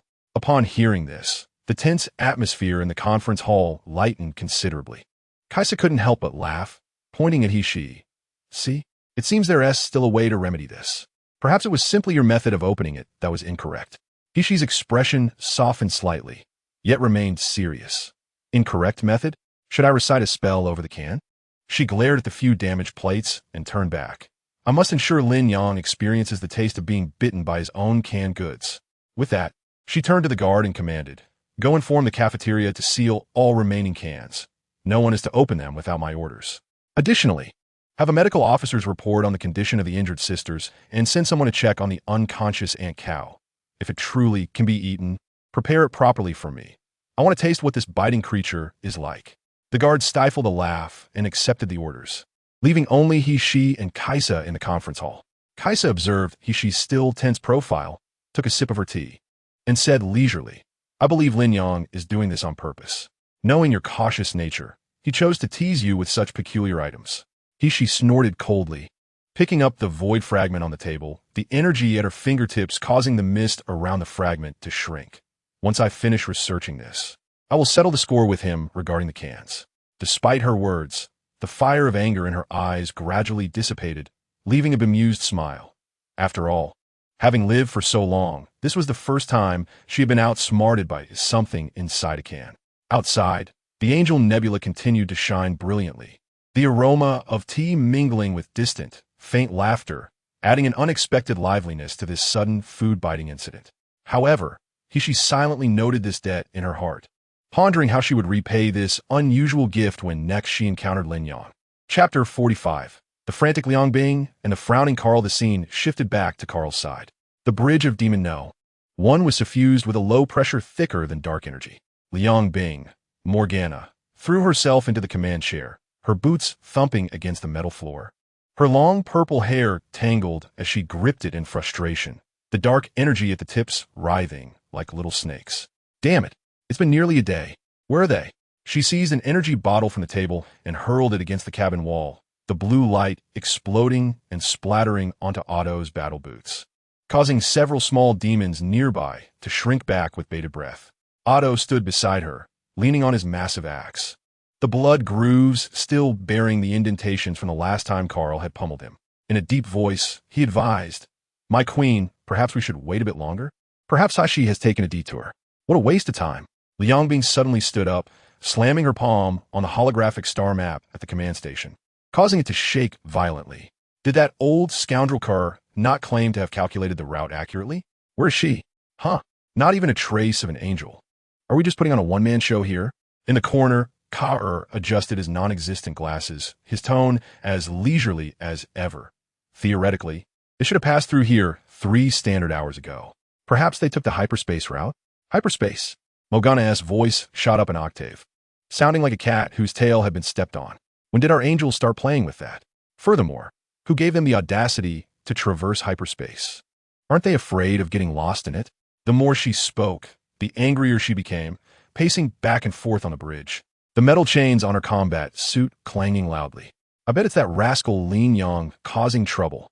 The last time, he jumped aboard Devil One, and I still haven't settled that score. Now he is here to ruin my plans again. When I catch him, I will dismantle the heap of scrap metal he calls armor and sell it for parts. A small demon responsible for observation timidly interjected, "Your Majesty. We just detected hyperspace fluctuations in the direction of the Angel Nebula, and the energy signatures resemble those of Hashi's battleship." What? Morgana turned sharply, her eyes blazing with fury. They have already arrived? Meanwhile, we're here drinking in the cold wind while they feast on Starbeast legs.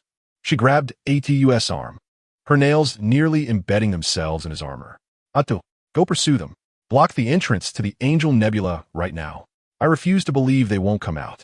ATU looked troubled. Your Majesty, with our limited forces, blocking the entrance to the Angel Nebula is akin to delivering food. Delivering food is still necessary. Morgana shook off his arm, kicking the command station. I cannot swallow this anger. Why is it always them sailing smoothly? Last time, I was chased by those 3-meter-tall iron lumps, and now Hashi has slipped away again. If this gets out, how will I show my face? Kerr gently coughed. Perhaps we should first ascertain Lin Yang's movements. If he could allow Hashi to traverse hyperspace, he must have other means at his disposal. Ascertain what? Liang Bing turned to glare at him, a disdainful curve forming at the corner of her mouth. What can your flawed theories of the void uncover? They are less reliable than my demonic intuition. I suspect you colluded with Hashi to make me wait in vain. Kerr remained silent, the particles of the void at his fingertips dimming slightly. The bridge was filled only with Morgana's furious tirade, cursing everything from Lin Yang's armor to the angels' tea parties, from hyperspace paths to the energy fluctuations of void fragments, and even the passing meteors receive her scorn for their lack of awareness. Several small demons huddled in the corner, exchanging furtive glances, their shoulders shaking with barely contained laughter. Everyone knew that the queen was furious. Once this fervor subsided, she would surely collapse in her chair, demanding chilled demonic blood plasma. Indeed, after more than half an hour of cursing, Morgana's voice began to grow hoarse. Finally, she sulkily returned to her command chair, grabbing the plasma bottle on the table and taking a large gulp, mumbling indistinctly, "Just wait until I catch a chance next time. I will pour Lin Yang's canned goods all over his face and smash a Shi's teacup. Atu quickly chimed in, yes. Smash her teacup. Kaur gazed out at the pitch-black void, a glimmer of subtle light flickering in his eyes. He understood that this ambitious failure was likely not merely due to the route. Lin Yang and the interstellar warriors he brought might prove to be more troublesome than he had anticipated. Meanwhile, on the bridge of Devil One, Liang Bing's mumbling continued, occasionally interspersed with more vulgar curses, echoing through the cold void and startling several small asteroids into shaking. This failed ambush ultimately devolved into Morgana's one-sided monologue, with no audience daring to laugh. After a moment of silence, Kaur's fingertips hovered over the void particles, his brow furrowed deeply, and the usually calm depths of his eyes revealed a hint of confusion.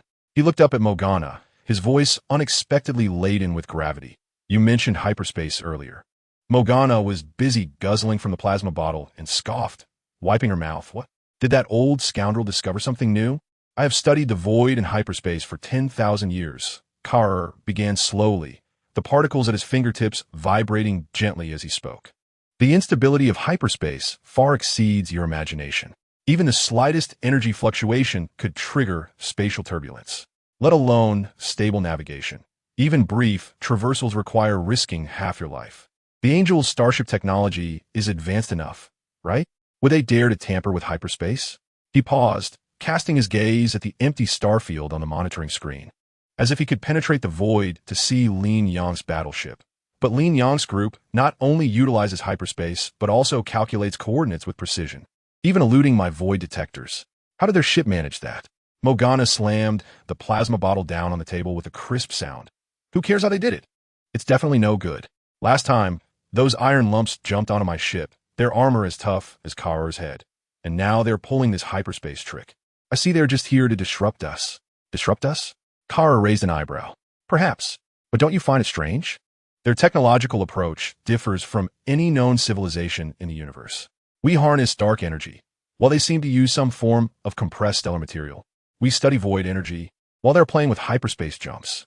He stepped to the observation platform, calling up the imagery of Lin Yang's group of interstellar warriors.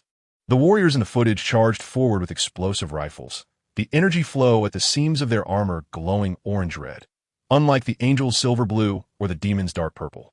Their starship engine readings are peculiar, showing no dark energy radiation, yet exhibiting strong gravitational wave remnants, as if tearing space apart with some unknown force field. Morgana leaned in for a closer look, pouting. Who cares what force field it is, as long as I can smash them? Once I gather enough demonic troops, I will dismantle their starships into scrap metal and see what secrets they hide. Kaur did not respond, his attention fixed on Lin Yang's indomitable Terminator armor on the screen. The armor's single-eye sensor glowed red, as if smiling at him. 10,000 years, he murmured softly, his fingertips lightly tapping on the observation platform. I thought achieving stable hyperspace travel would take at least several thousand years. I never imagined someone had already accomplished it. He suddenly turned to Morgana, a flash of sharp intensity in his eyes. Don't you find it strange that Lin Yang sent Hushi those canned goods? The food that could buy it seems more like experimental biological weapons. Their provisions reek of warfare. Do you really think they just came for trade? Morgana was momentarily taken aback by the question, then scoffed. If it's not trade, are they here for a social visit? I think you've become so absorbed in your studies of the void that you see conspiracies everywhere. Even so, she couldn't help but recall the scene of being chased by interstellar warriors last time, feeling an inexplicable tightness in her back. Kaur did not argue further, merely returning to his seat, the particles of the void beginning to slowly spin again at his fingertips. Regardless of their intentions, his voice turned somber. This group cannot be allowed to remain. Their technology has already surpassed our control, and if they continue their antics, it may disrupt the balance of the entire universe. The bridge fell silent, the only sound being the low hum of the void energy flow. Morgana chewed on an energy stick she had pulled from her pocket, her gaze somewhat unfocused. Although she loved to complain, she recognized the validity of Kaur's words. Lin Yang's group resembled a dark horse that had suddenly invaded the chessboard, leaving everyone uncertain of their next move. In the distant starry sky, a dark star suddenly flickered, as if in response to something. Kaur watched that star, his movements gradually coming to a halt. Perhaps it is time to meet with them, he murmured, his tone betraying neither resolution nor doubt. Morgana, munching on the energy stick, replied indistinctly. Let us go. Who's afraid? At that moment, I shall instruct Otto to stuff their canned food into their own mouths and observe whether they dare to act so arrogantly again. Carl did not smile. He merely raised his gaze towards the direction where Lin Yang's battleship had vanished, his brows still furrowed. The conundrum that had eluded resolution for millennia was effortlessly conquered by a sudden influx of outsiders, stirring within him an inexplicable irritation that he was reluctant to acknowledge. Chapter 46. The current state of the Xiong Lian. Ever since the extreme warriors had stationed themselves on Earth, the Xiong Lian had become mere decoration. As the morning sun spilled over the coastline of Juxia City, Gu Xiaoluan was roused from his slumber by a cacophonous alarm. It was not a battle alert, but rather the cafeteria's meal bell. Rubbing his tousled hair, he sat up in bed and gazed out at the dark golden figures on the playground, stifling a lackluster yawn. Once again, this wretched bell. Could it not be replaced with angel's wings? Zhao Exin, shuffling in his slippers from the adjacent bed, leaned his long gun against the corner, producing a clattering sound. I say, Xiaoluan, don't you feel as if we've retired? Gu Xiaoluan seized a piece of bread from the table and took a bite, mumbling indistinctly. Retirement? We call this paid loafing about. Look at Lin Yang's crew, up at dawn lugging explosive guns around the track. I've heard they train in combat until midnight. At least we get a decent night's sleep. Yet, as the two meandered to the cafeteria, they were taken aback by the sight before them. A dozen extreme warriors encircled a long table, consuming their meals without removing their helmets. The armored feeding ports were agape, as they stuffed large chunks of compressed rations into their mouths, gulping down nutrient liquids as if quenching a thirst, the sound echoing throughout the cafeteria. Nearby, several young warriors chatted animatedly about how many layers of energy shields they had penetrated during yesterday's simulated training, their excitement palpable and tightening the hearts of onlookers. How long has it been since we were assigned a mission? Chung Yaowen sat opposite them with a tray, poking at a scrambled egg that lay in disarray. The last time we cleared the asteroid belt was last month, wasn't it? Now we don't even get a patrol. All the duties have been monopolized by those interstellar warriors. Rosa entered from outside, her combat uniform sleeves rolled up, revealing the scar from a gunshot wound on her forearm, a remnant from her previous encounter with the Qiao Qiao Legion. She placed her tray on the table, observing the extreme warriors engaged in airborne training outside, her brow furrowing slightly. Being idle isn't necessarily a bad thing. Lin Yang claims their armor can withstand god-slaying level weaponry. Sending them to the front line is certainly better than us rushing in to become fodder. But we can't remain idle forever. Zhao Exin downed the last sip of milk, slamming his cup onto the table. If this continues, my gun will start to rust. Yesterday, I witnessed Lu Chuang arm wrestling with an interstellar warrior, and the latter didn't even budge, while Lu was left gasping for breath. What kind of nonsense is this? This elicited laughter from several nearby warriors of the Xiong Lian, though there was an underlying bitterness to their amusement. Gu Xiaoluan gazed at the supernova energy patterns on his wrist, recalling the exhilaration he felt upon first acquiring his powers, believing he could punch through asteroids and stand toe-to-toe with demons. However, ever since the arrival of the extreme warriors, that confidence had deflated like a punctured balloon. In truth, it was not that they were entirely without tasks. Qilin entered, cradling a sniper rifle still glistening with morning dew. I was on duty at the tower this morning and noticed something unusual in the protective forest to the east. It seemed to have dark energy fluctuations. I reported it, and Lin Yang said to send their reconnaissance team to investigate. No need for us to intervene. She leaned her rifle against the table and took small bites of her bread, her gaze slightly unfocused. They say our weapon precision is insufficient and our defense is inadequate. Sending us would only complicate matters. The atmosphere in the cafeteria grew heavy. Chung Yao sighed. I understand. Their explosive guns have 3 times the range of our sniper rifles, and their armor can withstand cannon fire. They are indeed superior to us in combat capabilities. He fell silent, merely poking at the egg on his plate. Just then, Lin Yang entered, clad in a lightweight tactical uniform, a can of ant cow in hand. Noticing the Xiong Lian members present, he approached with a smile. Good morning, everyone. You all look as if you've just seen a defeated star beast. What is the matter? Zhao Xian asked bluntly. Lin Yang, be honest.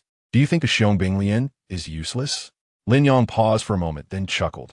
How could that be? You are the warriors of Earth. To put it simply, we are like firefighters rushing to where the flames are, but to truly safeguard our home and prevent fires from igniting. We must rely on you permanent residents. He placed the can on the table. Yesterday, Queen Kaisha sent a message, expressing a desire for you to undergo training in the Angel Nebula for a while to learn their tactical command. What do you think? Gu Xiaolun's eyes lit up. To the Angel Nebula? Really? Of course. Lin Yang opened the can, and the ant cow emitted a hissing sound as he quickly pressed the lid back down. Your advantage lies not in brute strength, but in your familiarity with Earth's environment and understanding of human tactics. Once you master the Angel's command system, we can collaborate in battle. You handle the layout, and we lead the charge. Doesn't that sound splendid? Rosa raised an eyebrow. Is it truly that simple? You don't think we're a hindrance and wish to send us away? Hey, young lady, why do you think so poorly of others? Lin Yang tapped the can. To be frank, although our war band is formidable, do we truly comprehend Earth's culture and terrain?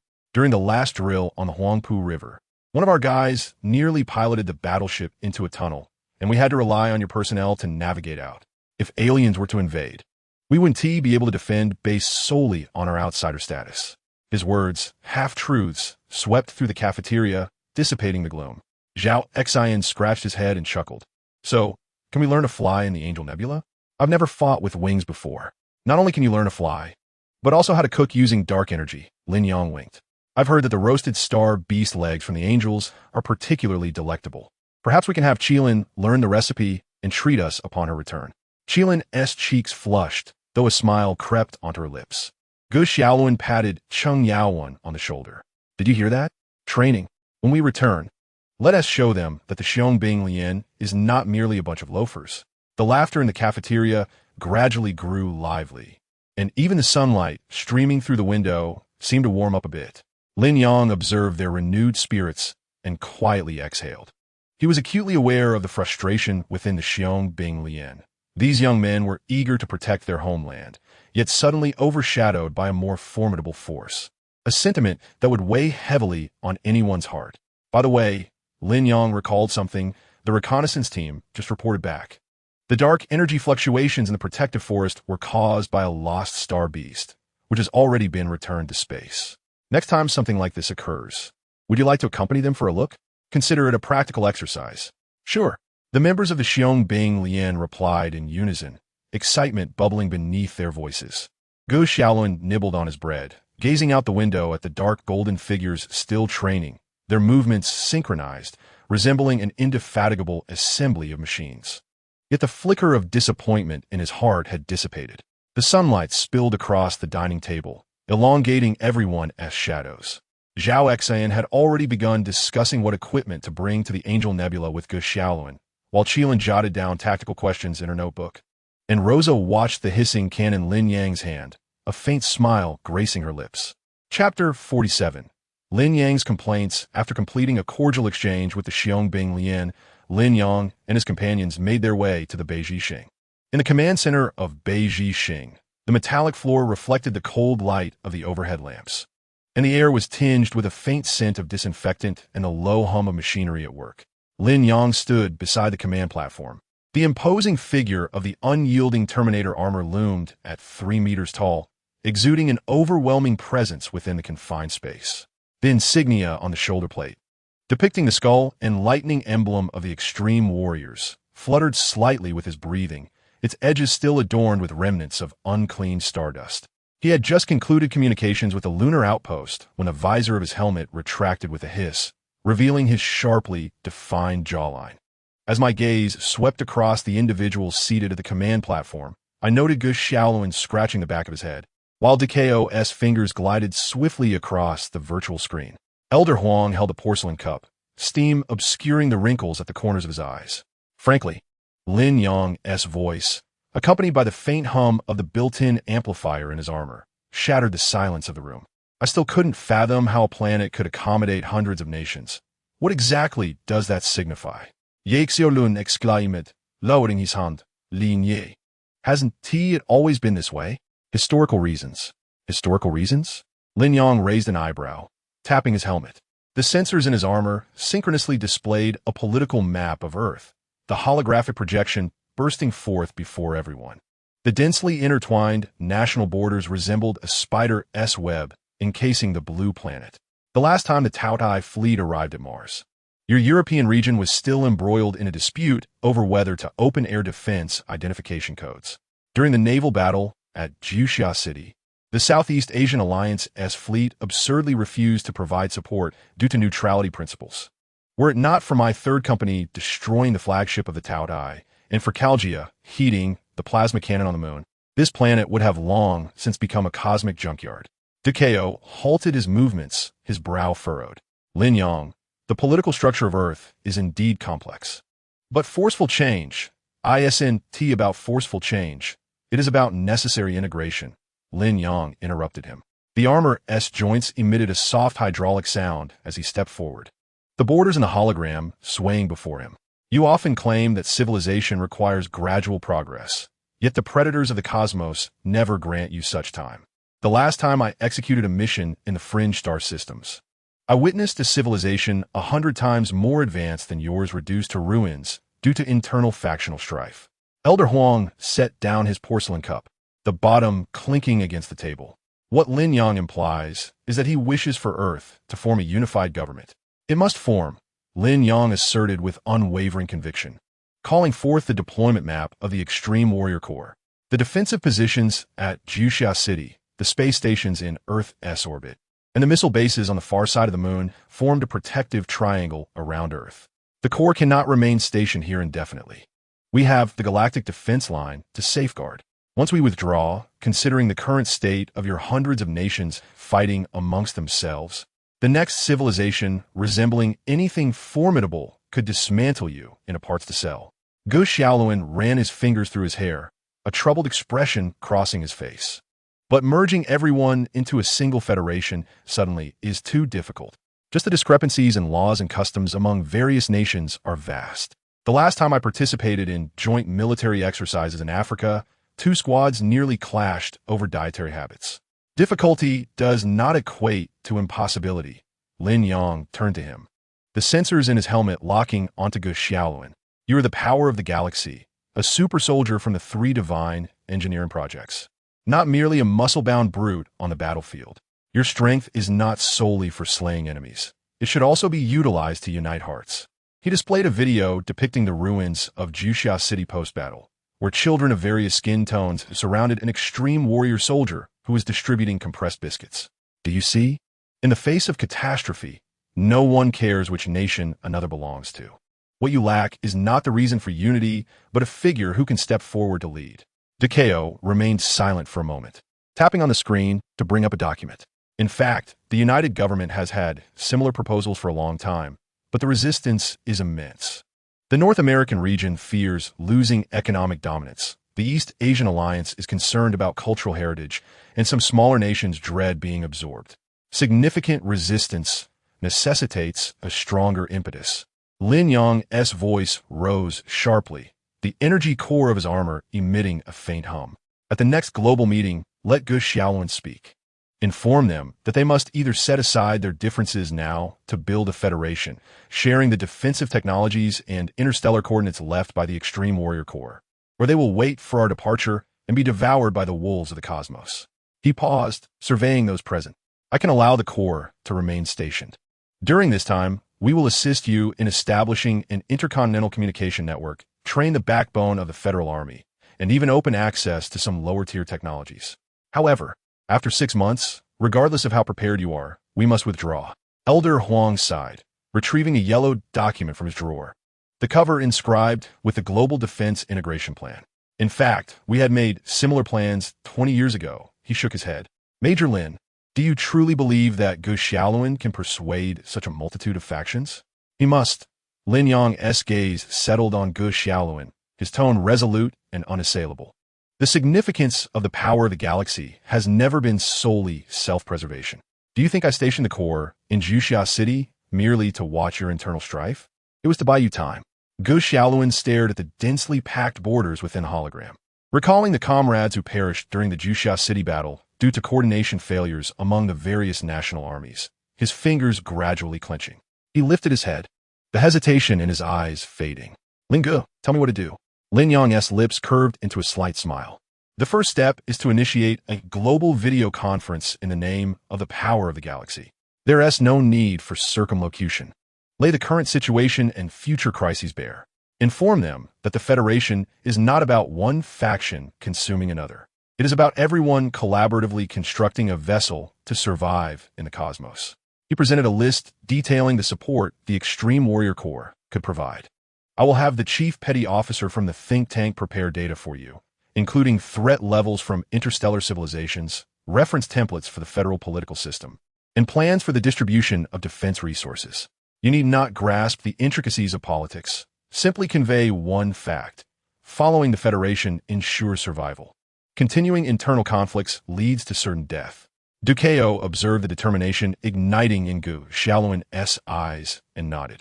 I will mobilize all available resources to assist Xiaoluan. As for the East Asian Alliance, I will communicate with them. They owe us a favor that must be repaid. Elder Huang, Lin Yang turned to the older man. Your assistance is crucial in shaping public opinion. Help the populace understand that the Federation is not a loss, but a gain, an opportunity for a safer life and a broader future. Elder Huang picked up his porcelain cup, the steam blurring his smile. Rest assured, this old man still holds some sway in the realm of public opinion. Lin Yang nodded, the visor of his helmet slowly lowering, obscuring his expression, leaving only the electronically synthesized calm voice. 3 days from now, the global meeting will commence. I will have the Terminator Guard on standby in orbit, not to exert pressure, but to demonstrate to everyone the formidable power of a united Earth. As Lin Yang's visor sealed halfway, he heard Gu Xiaoluan and Ducao's responses and slightly lifted it, revealing his sharp eyes. He patted the shoulder of the captain of the Terminator Guard beside him, the sound of metal colliding resonating dully. Prepare yourselves, we depart in 10 minutes. The captain stood at attention, the joints of his armor emitting the faint sound of hydraulic movement. Understood, my lord.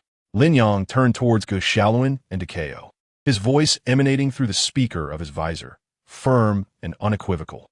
The ship Macula Jiao houses a think tank that has compiled integration cases of interstellar civilizations throughout the ages, from primitive tribes to the evolution of cross-stellar federations. You should examine it. It will be far more beneficial than mere discussions here.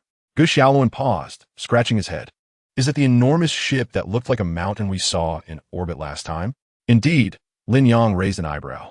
We cannot allow you to fantasize about the Federation's structure over flat maps in the command center.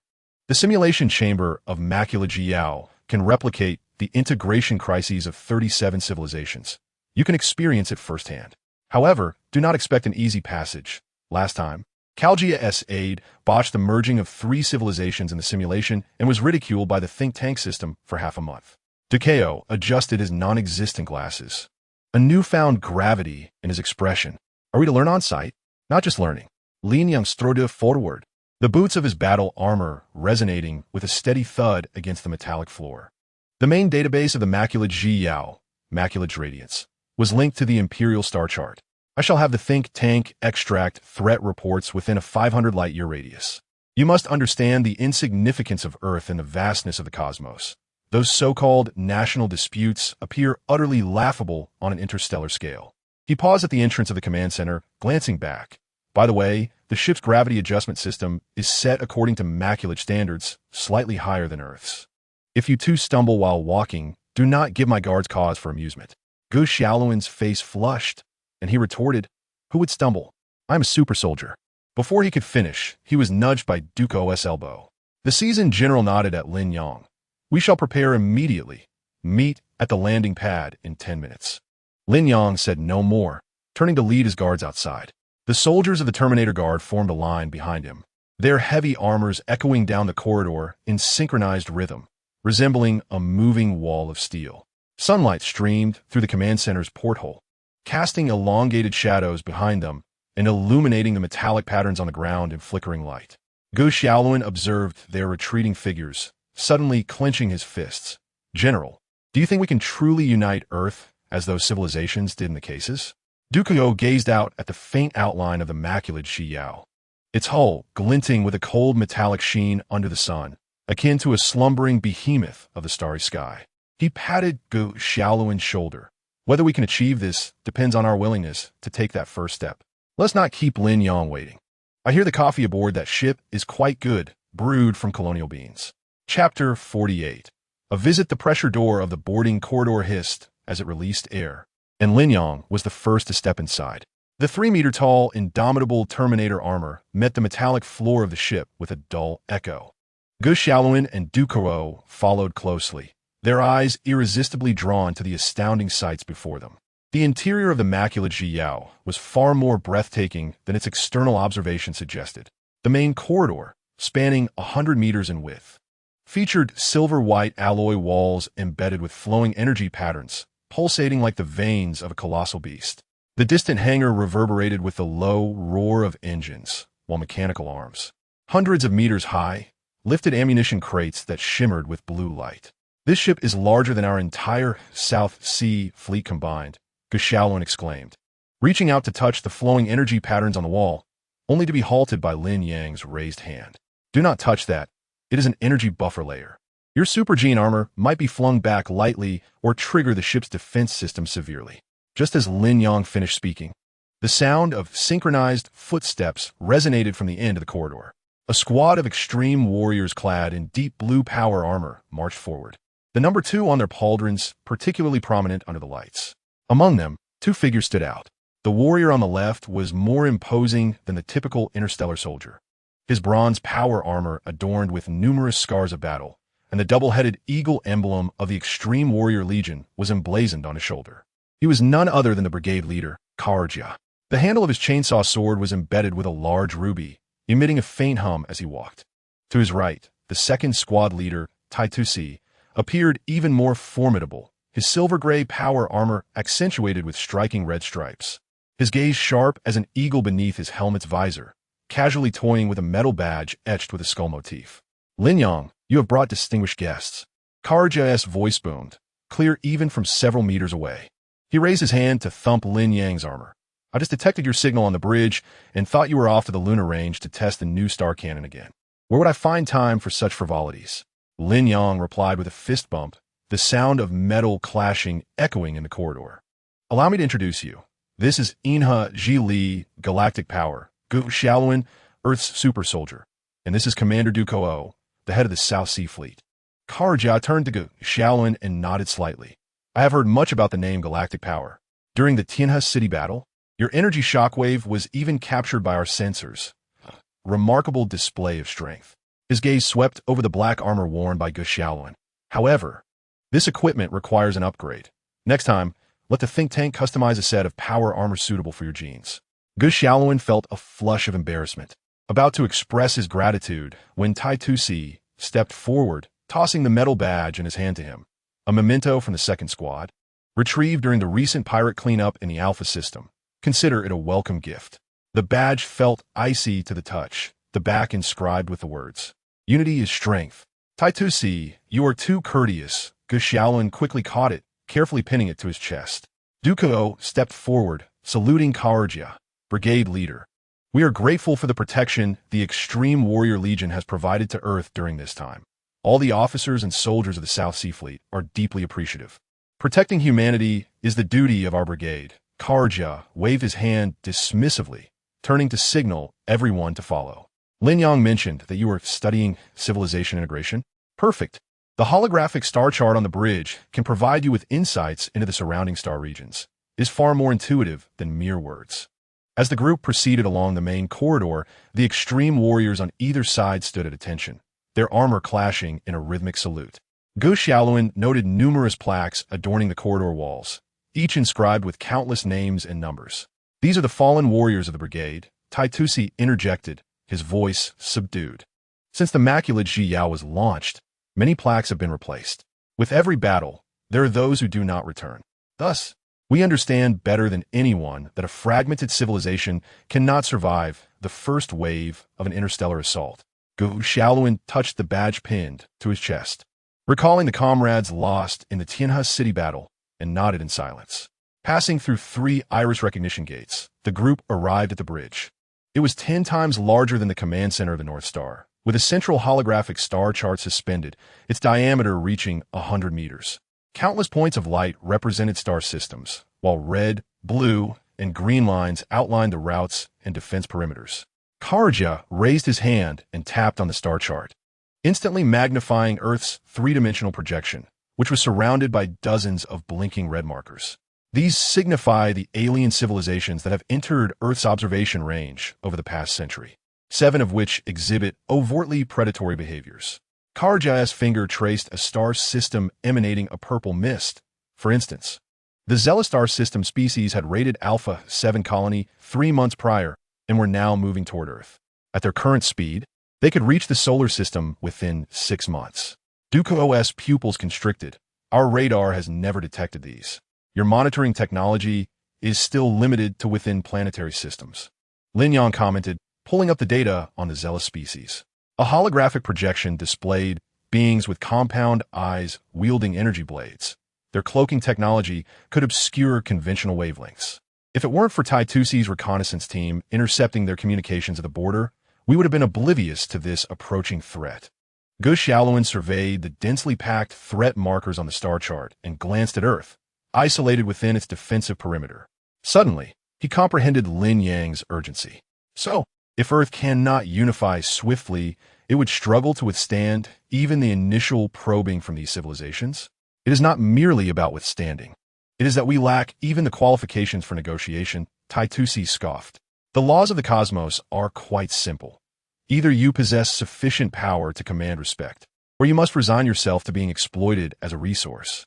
Your current state resembles a group of children squabbling in a marketplace while clutching gold. It is no wonder they would be robbed.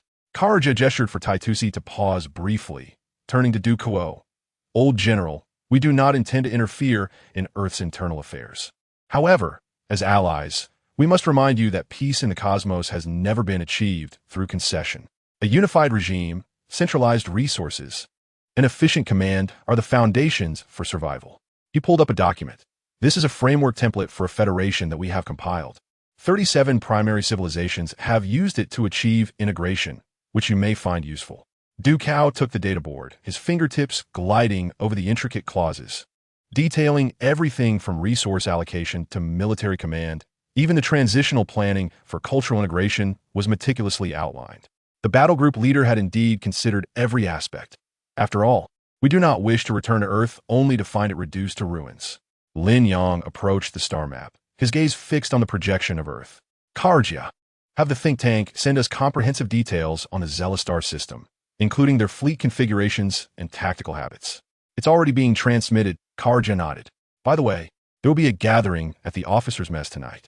You must try the local delicacy, the lava shrimp, prepared using geothermal heat from the volcanic belt. It's quite delightful. Chapter 49. Xiaoluan studies after dining in the mess. Xiaoluan made his way to the simulation training room. At that moment, he was engrossed in the federal framework depicted on the simulation sand table. For the past few days, he had practically immersed himself in the think tank of the Macula Jiao, tirelessly studying the cases of interstellar civilization integration, some uniting against a common external enemy, others merging due to resource depletion, and even 2 formerly hostile civilizations reconciling upon discovering a new habitable planet. This material was tenfold more challenging than the tactical manuals studied in the academy. Rubbing his weary eyes, he noticed a half-empty crate of energy drink cans beside him. Initially, he found the textual information dreadfully tedious, until yesterday when he experienced the dire consequences of civilization schism in the simulation pod. A dispute over the ownership of several resource veins led to a conflict between the fleets of 2 planets, ultimately resulting in their annihilation by passing interstellar pirates, leaving the entire civilization and its colonies in ruins. Is this the reason you lamented yesterday, vowing never to enter the simulation pod again? Lin Yang's voice came from behind, holding a metal cup. Karajiao mentioned you've broken the 37 simulation scenario multiple times. The think tank system has begun issuing civilization rescue warnings. Xiaoluan scratched his head, his face slightly flushed. That scenario was incredibly difficult. Just as I had pacified the factions in the East, the West erupted into conflict due to religious differences. Before he could finish, Duke Cao patted him on the shoulder. The old general had lost some weight in recent days, dark circles under his eyes. Gripping the data board tightly, his knuckles white. Xiaoluan, come take a look at this. He handed over the data board, which contained the historical records of the Macula Jiao, dense with text dating back over 10,000 years. Xiaoluan glanced at it, suddenly wide-eyed. The era of the Great Expedition, crafted in the Martian foundries? This ship is over 10,000 years old? Not just that, Du Cao replied hoarsely. Look here, when it first launched, it was the flagship of the Extreme Warrior Legion, traversing much of the galaxy, with over 2,000 major battles recorded. When I last checked its weapon systems, I discovered the main cannon had been upgraded 7 times, and the hull armor has been reinforced repeatedly. Even the lowest engine room still bears the signature of the Foundry Master from the Great Expedition era.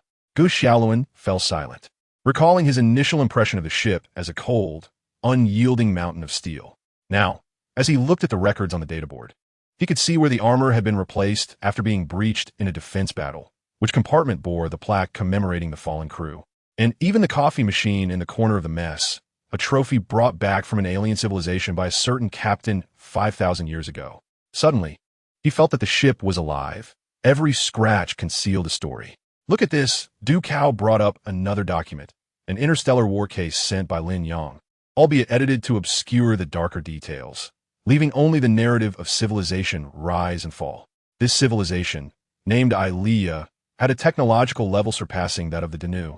Yet it fell apart into 3 federations due to internal strife, fighting each other for hundreds of years, ultimately being annihilated by a lesser civilization that had just mastered interstellar travel. Do you know why? Their fleets fought independently, failing to unify even their basic communication frequencies. When the enemy was at their doorstep, they were still debating who should be the first to mobilize. Gu Xiaoluan fell into silence, recalling the history of the Danu system. Although Du Cao rarely elaborated, he knew that the division of the Danu civilization was one of the catalysts for the Solar War. The old general's hand trembled as he clutched the databoard, evidently pained by these examples. A ship over 10,000 years old survives, not merely through endurance. Lin Yang, having approached unnoticed, gazed at the colossal double-headed eagle insignia on the ship's hull, its wings riddled with countless bullet holes, marks left by innumerable battles. Do you think the Extreme Warriors have sustained this vessel solely by firepower? After each battle, their first task is to repair the ship, and the second is to analyze which engagements were lost due to command errors, which allies failed to provide timely support, documenting it all and inscribing it on the stone monument in the bridge. The next time they face a similar situation, they ensure they do not repeat the same mistakes. He pointed to a black stone tablet in the corner of the bridge, covered with a dense array of names and brief phrases, most dating back to specific years and dates, detailing the loss of 312 lives due to a fractured defense line, or the consequences of misplaced trust in allies leading to flank attacks, with vows of blood oaths for future alliances inscribed alongside. This ship is akin to an ancestral guardian, ever vigilant to prevent them from making mistakes. A blunder could cost lives or territory. Du Cao sighed, his voice tinged with an unrecognized sentiment. I have fought my entire life and encountered numerous ships, yet I have never seen one that embodies the very soul of an entire legion. Our fleet simply replaces old vessels and forgets battles once they are concluded, but they carry a legacy of 10,000 years, lessons engraved over millennia. It is no wonder they can stand firm in the cosmos. Suddenly, Gu Xiaoluan recalled his hastily unifying the 2 opposing factions in the simulation pod yesterday, which erupted into internal conflict within 3 months. At the time, he had thought the simulation system excessively harsh. Now, looking at the inscriptions on the stone tablet, he grasped that civilizations are not mere building blocks to be haphazardly assembled. They must be meticulously honed, with lessons ingrained in their very essence to weather the storms. Lin Yang, Du Cao suddenly turned to him, his eyes shining brighter than before. Could you send me a copy of these cases and the ship's history? Upon returning, I wish for the officers of the Nanhai fleet to study them. Lin Yang nodded, tossing a data chip his way. It also contains some of Karjiao's command insights. The old fellow kept them hidden for ages, but I managed to extract them yesterday. Gu Xiaoluan looked at the databoard in his hand, then at the star belt slowly passing outside the window, rising suddenly. Uncle Du, I wish to return to the simulation pod. This time, I will not let collapse. I will strive to ensure the survival of the Ilea civilization. Lin Yang watched his retreating figure, a smile tugging at his lips. Karja had approached at some point, gently tapping the deck with his chainsaw sword. This lad is finally showing some promise. It's still early. Lin Yang raised his metal cup, gazing into the depths of the ship where the lights symbolizing the glory of the extreme warriors flickered. Yet, at least he was beginning to understand that some burdens cannot be borne solely by brute strength. The bridge was tranquil. Only the hum of the holographic star map rebooting and the distant footsteps of patrolling soldiers breaking the silence. The maculate Jiao, over 10,000 years old, continued its slow journey through the starry sea, resembling a silent elder imparting the most profound truths to its new guests. Survival is never a matter of chance. It is the culmination of generations digesting lessons learned, embedding unity into their very bones, allowing them to stand resolutely within this vast universe. Chapter 50. Paying tuition to the angels while Gu Shaolin and Du Cao were exchanging thoughts. Lin Yang's communication came through. As the channel stabilized, his voice carried an undeniable tone, shattering the transient silence from the angel nebula. Queen Kaisa, along with Queen He paused deliberately, as if weighing his words. Let's speak plainly. What are your thoughts on the current galactic power? Kaisa sat upon her throne, her silver strands swaying gently as she tilted her head slightly. Her gaze was calm and unwavering, yet imbued with the scrutiny characteristic of those in power. Captain Lin Yang, your sudden inquiry. Do you have something to express? Beside her, He crossed his arms, a faint smile playing at the corners of his lips, his fingers unconsciously tapping on his forearm. What? Did you teach him a few tricks? And now you wish to use that as a pretext for discussion? Yin stood slightly off to the side, and upon hearing the phrase galaxy power, his eyelashes flickered imperceptibly before he raised his eyes to the holographic projection of Lin Yang. His tone carried the straightforwardness of youth. Gu Shaolin has always been growing.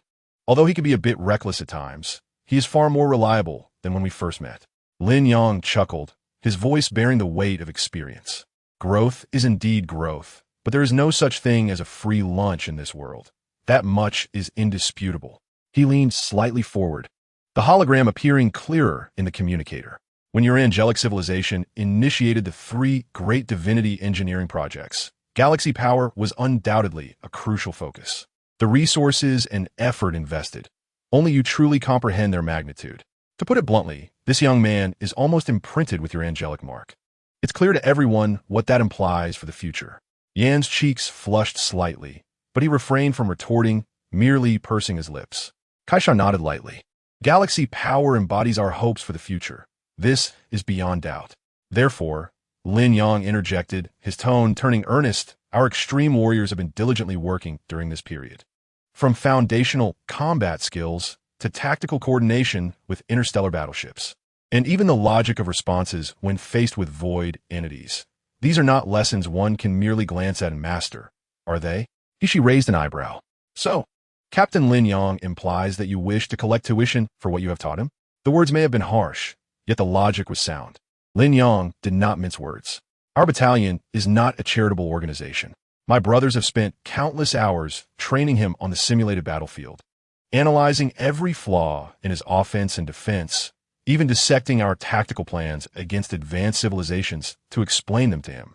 These are substantial contributions. He paused, observing the reactions of the 3 angels on the other end of the communication. Of course, we also understand the significance of galaxy power to the known universe. Assisting him ultimately benefits everyone. However, rules cannot be broken. Contributions must yield returns. Kaisha's gaze deepened. Then, Commander Lin Yang, what you desire? Quite simply, Lin Yang replied decisively. We require a star map of the known universe, as detailed as possible. Yin was momentarily taken aback and could not help but speak. A star map? That is one of the core secrets of various civilizations. What do you intend to do with it? What do we intend to do? Lin Yang chucklet, a hint of pride emanating from the battalion. The duty of the extreme warriors is to protect humanity, but we must first know where to deploy our forces. With a detailed star map, we can swiftly locate threats and preemptively position ourselves. To put plainly, this is not only for our battalion, but also to ensure that galaxy power can avoid unnecessary detours in the future. After all, we cannot be oblivious to the enemy's whereabouts. He pondered, his fingers ceasing their rhythmic tapping. The star map of the known universe is vast and encompasses areas that the angelic civilization has spent millennia mapping out, while others are confidential information exchanged with allied civilizations. Do you grasp the implications of this? I am acutely aware of the weight of this request, which is why I refer to it as tuition. Lin Yang esto broke no descent. We do not seek to gain from trivialities, yet we cannot suffer substantial losses either. The knowledge acquired from galaxy power far exceeds the value of a star map. Should you deem this arrangement unworthy, you may calculate the potential benefits. When he is capable of standing on his own, how much trouble and loss could he save the angelic civilization and the entire known universe? Kaisha fell silent for a moment, the aura surrounding her throne subtly shifting. She glanced at He, who nodded slightly, then turned to Yin. Although the young angel warrior still bore some hesitation, a glimmer of agreement shone in his eyes. Very well, Kaisha finally declared, her voice clear and resolute, but we require time to organize this. The star map of the known universe encompasses too many sensitive areas. Certain regions will need to be obscured to avoid causing issues for other allied civilizations due to this single document. Lin Yang immediately responded, no problem. We are not in a hurry, but we must ensure the accuracy of the core regions. Obfuscation is understandable, as long as it does not affect the overall positioning and route planning. Furthermore, Kaisha added, this star map can only be accessed by the core members of the Extreme Warriors Battalion and must not be leaked. Should any issues arise, the angelic civilization will hold us accountable. You can rest assured, our battalion's confidentiality regulations are more stringent than you might imagine, Lin Yang assured, thumping his chest. We are warriors, not information traffickers. Once we obtain what we seek, we must abide by the rules. We still maintain our credibility. The atmosphere on the other end of the communicator eased somewhat. Yin looked at Lin Yang's holographic image and suddenly asked, does Xiaolun know about this? Lin Yang laughed heartily. Why should we tell him? Let him feel indebted to us, adding pressure to his training? It's better not to. That young man is rather simple-minded, and knowing too much would only hinder his progress. Once he truly matures, he will naturally comprehend that every gain in this universe is accompanied by an equivalent sacrifice. He chuckled. You certainly think ahead for him. After all, he is someone we have trained hand in hand. We cannot allow him to appear ill-mannered in the future. Lin Yang replied half-jokingly, all right then, it's settled. Once the star map is ready, inform us, and we will dispatch someone to liaise. Kaisha nodded slightly, understood. As the communication ended, Lin Yang gazed at the dimming screen, a smile gracing his lips. His aide approached, Commander. Do you really think we can obtain the complete star map? Almost. Lin Yang turned towards the command center, contemplating the angelic civilization's commitment. More importantly, they understood the value of galaxy power better than we did. This tuition fee they can afford and are willing to pay. He gazed out at the vast cosmos beyond the window, his expression sharpening. With the star map, we can advance our defenses significantly. Now it hinges on whether that young man can seize the baton we extend to him. Meanwhile, in the angelic nebula, Kaisha regarded He. Prepare to organize the star map, clearly mark the known void nodes and the territories of advanced civilizations. As for the scattered star systems of lower civilizations, obscuring those will suffice. He nodded, understood. However, Lin Yang's move was quite astute. He neither severed ties nor failed to secure tangible benefits, while also asking for favor from us. Yin stood to the side, musing, when I next see Xiaolun, I must inquire about how much he truly learned from the extreme warriors that makes it worth the investment. He found himself smiling at the thought. Chapter 51. Battlecruiser. After concluding the communication with Kaisha, Lin Yang descended once more into the depths of the city of Juxia. The heavy alloy gates slowly closed behind him, emitting a dull metallic thud. This was the core base of the extreme warriors on Earth, enveloped by an absolute shielding field. Not only conventional detection was futile, but even fluctuations of void energy could not escape undetected. The air was thick with a mingled scent of machine oil, ozone, and a hint of disinfectant, while emergency lights along the corridor emitted a cold white glow, accentuating the metallic patterns on the floor. As Lin Yang walked down the corridor, the rhythmic thud of his military boots echoed, his cloak billowing gently with each step. He was not the battalion leader, yet every soldier in the base instinctively straightened their posture and saluted him with a standard Imperial military gesture upon seeing him.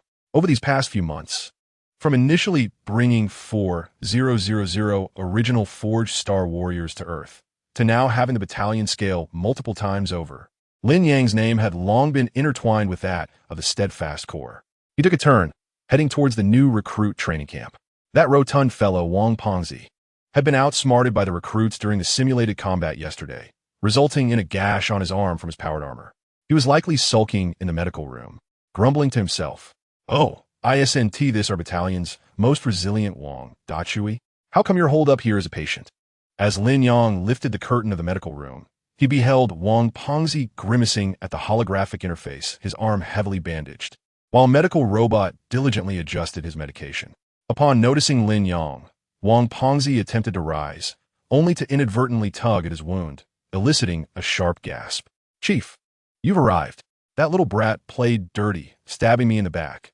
He's no true hero. His booming voice resonated, causing the medical equipment to hum in response. What is valor on the battlefield? The true skill lies in surviving and bringing down the enemy. Lin Yang approached, glancing at the nearby medical report. It detailed superficial injuries with no bone damage. The bandage could be removed in 3 days. Is this trifling injury enough to put you down? Wang Pengzi, defiantly lifting his chin, retorted, not at all. I was just contemplating how to make that brat realize that experience prevails over youth. By the way, Chief, there's rumor that we're getting new recruits. Is it true? His eyes sparkled with excitement, akin to a farmer's anticipation for a new plow. Lin Yang patted his shoulder lightly. Neither too firm nor too gentle. Focus on your recovery. You'll have your share of work soon. Without further ado, he exited the medical room. Returning to his quarters, Lin Yang found the space simpler than he had envisioned. Just a military cot, a metal table, and a chainsaw sword hanging on the wall, with hardly any personal belongings. He sat at the table, closed his eyes, and let his consciousness delve into his mind. In the next moment, a pale, blue holographic panel unfurled before him, and a cold mechanical voice echoed in his mind. Host, Lin Yang. Merit points, 80,000,000. Gazing at the impressive figure, Lin Yang's expression remained calm. This sum was the result of several months of the battle group's efforts, clearing out alien threats, seizing Demon Number 1, intercepting Carl's ship, assisting Earth defenses, and even helping the Angels with some waves of void pests. Each point was steeped in the scent of gunpowder. He tapped a finger, switching the panel to the system's marketplace interface, where a plethora of items instantly appeared. From gene seed enhancement potions to power armor upgrade modules and various calibers of ammunition. His gaze ultimately settled on the ship category. Upon clicking, a massive model of a warship floated before him, showcasing a dazzling array of Imperial Navy vessels. Lin Yang's fingers glided across the virtual screen, his eyes sharp as an eagle's. In the months since the extreme warriors had settled on Earth, their expansion had been steady. The fleet had grown from an initial 34 ships to a formidable 300, thanks to the battle group's production line operating at full capacity, along with the system's occasional refresh of purchasing lines and time-limited exchange benefits. However, astute observers knew that of these 300 ships, a significant portion was merely transport and supply vessels, essentially mobile warehouses. Only about 30 could be considered formidable medium to large warships, including the prize Makrogozio. The remainder consisted of destroyers and frigates, effective against the weak, but lacking firepower against serious threats. Lin Yang muttered to himself, his finger lingering on the battleship category. The first model he encountered was the Revenge class, known for its formidable firepower but lacking in mobility, akin to an iron turtle, unsuitable for the extreme warrior's rapid response strategy. He shook his head and scrolled past it. The Grail class? Excellent escort capabilities, but lacking in siege prowess. Pass. The Lord class drew a frown. Though sturdy, it was an outdated model, and the system's evaluation noted its obsolescence. Given the current situation around Earth and the alien incursions, such a vessel was no longer relevant. He continued scrolling until the Mars-class battlecruiser model appeared, prompting him to halt. The specifications beside the model were clear: a length of 62 kilometers, equipped with 2 main Xingshao cannons, 2 photon lance arrays, medium to long-range cannon arrays, nearly 110,000 crew members, 20 broadside artillery arrays, and a comprehensive air defense network. The shields employed were composite void shields, providing 30 greater resilience than standard battlecruisers. It could also launch carrier aircraft for long-range strikes, and crucially, its engine had undergone special modifications, allowing it to maintain firepower while achieving maneuverability on par with certain cruiser models. This was the one. Lin Yang's eyes gleamed. The Mars class was renowned within the Imperial Navy as a versatile powerhouse, capable of serving as the fleet's core to absorb damage while leading assaults, precisely what the battle group needed to bolster its heavy siege capabilities. He glanced at the price: 15 million merit points per ship. With 80 million divided by 15 million, he could procure exactly 5 ships, leaving him with 5 million. However, after some contemplation, he decided to exchange for only 4 ships, keeping the remaining merit points in reserve for potential urgent needs or to seize opportunities for original forging transformation potions should they arise. Exchange for 4 Mars-class battlecruisers. He silently commanded. Confirm the exchange. 4 Mars-class battlecruisers will consume a total of 60 million merit points.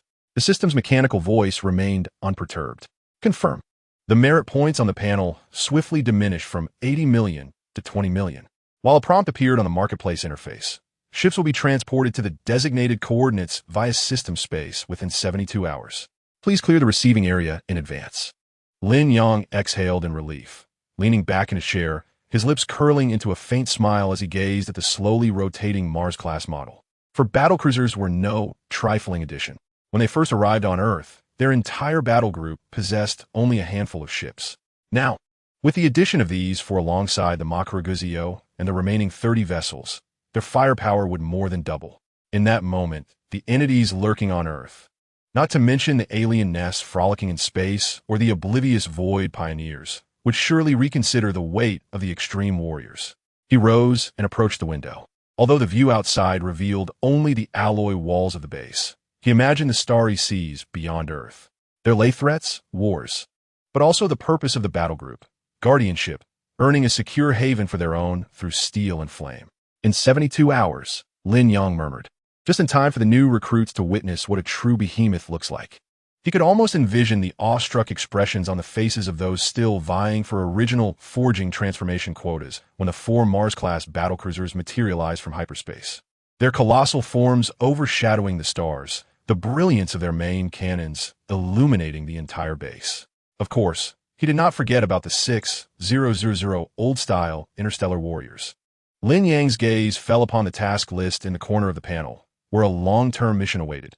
Enhance the overall combat effectiveness of the battle group, with the reward conveniently including the exchange rights for the original forging transformation risk reduction potion, albeit requiring a hefty merit point investment. Slow and steady, he smiled, knowing merit points could be earned again. With the ship secured, his confidence surged. One day, every brother in their battle group would don the original Mark X power armor, commanding the finest warships as they strode boldly through the cosmos.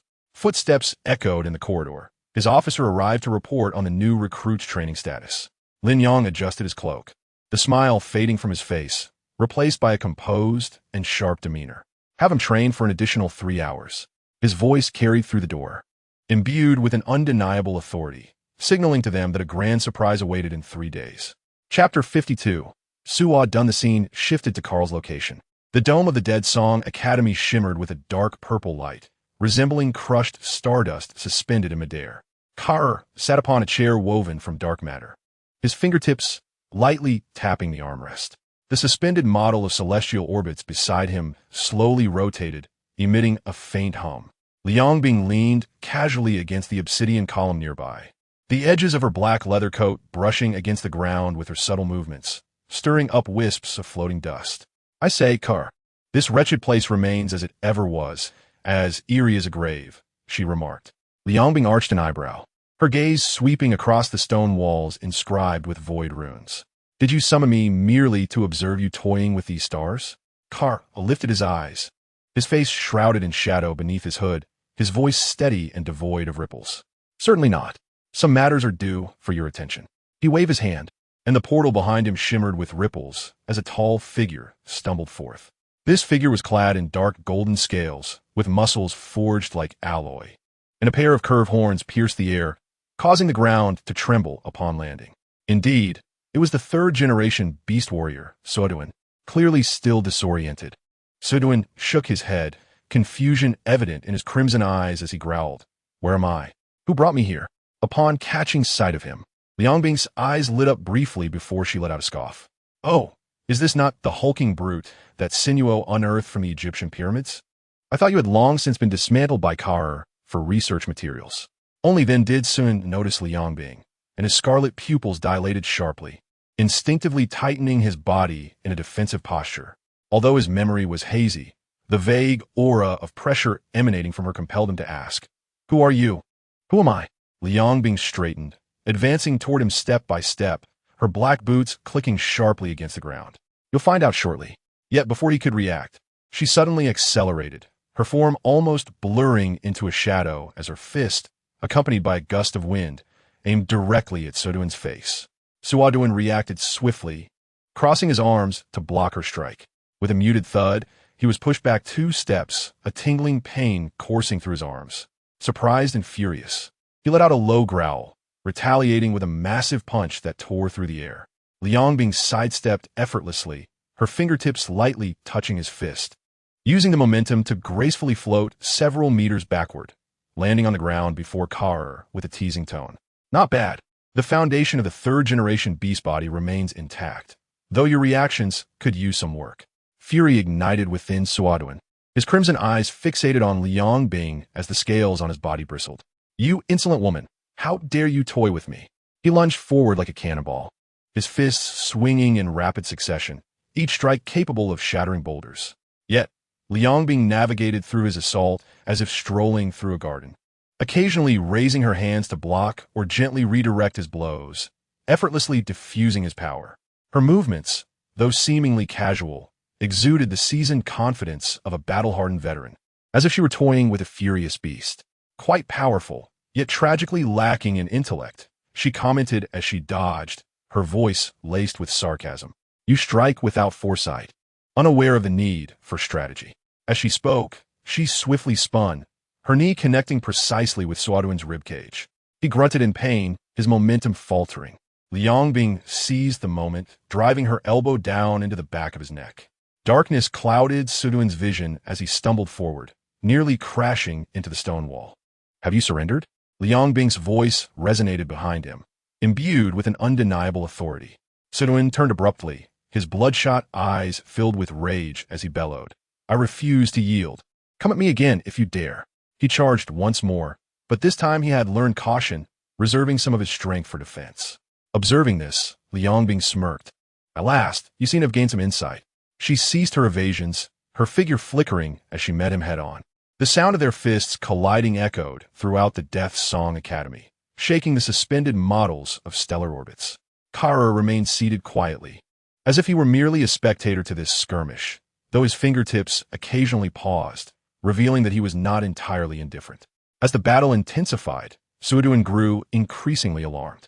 This woman, despite appearing weaker, continually diffused his assaults with cunning, her speed astonishing, always finding chinks in his defenses. He had sustained several lacerations, dark purple blood seeping from his wounds, yet he seemed oblivious to the pain, continuing to launch frenzied attacks. Is this never-ending? Liang Bing, growing impatient, spotted a flaw in Suoduin's defense, lowering her body to evade his punch while delivering a palm strike to the back of his knee. Suoduin's leg buckled, crashing to one knee with a resounding thud that cracked the ground.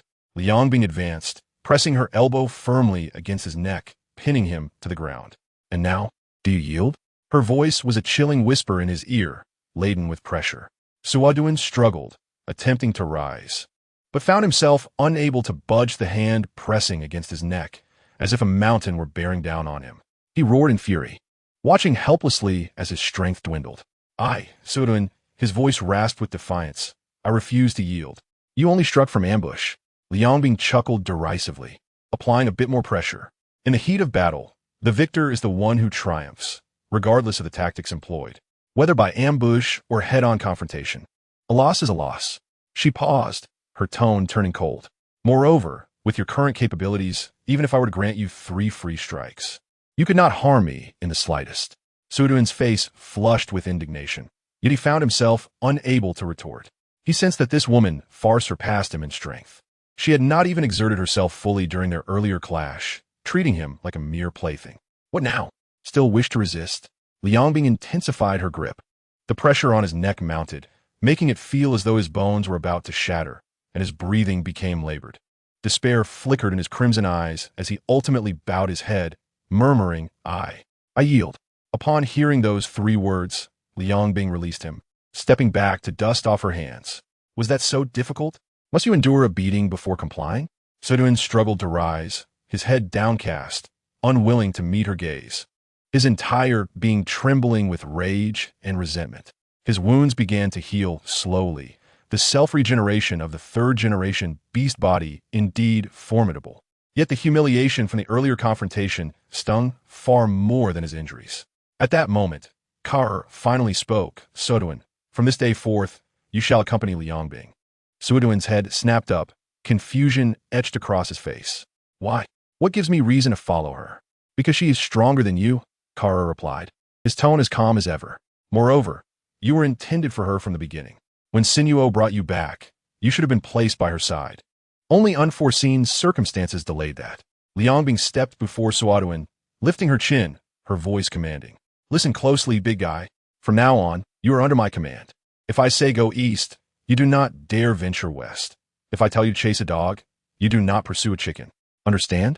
Suoduan clenched his fists, his knuckles whitening from the force, yet he ultimately relented, muttering, understood. Liang Bing nodded in satisfaction, turning to Kar. You have some semblance of conscience. I shall accept this gift. She glanced at Suoduan again, noting, though this hulking brute looks intimidating, he is far from capable and needs rigorous training. Kar nodded slightly. His potential is considerable. With proper guidance, he will become a valuable ally.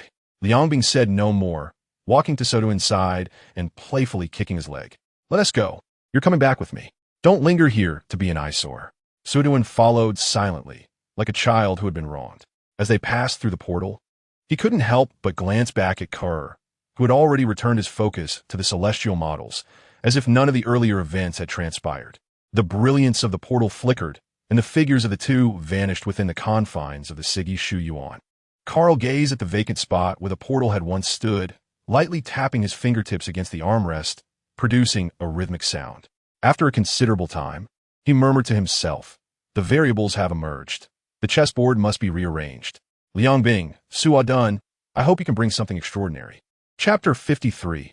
Star chart. The 3 days designated for the agreed transaction swiftly passed. Lin Yang completed a set of combat techniques at the training ground.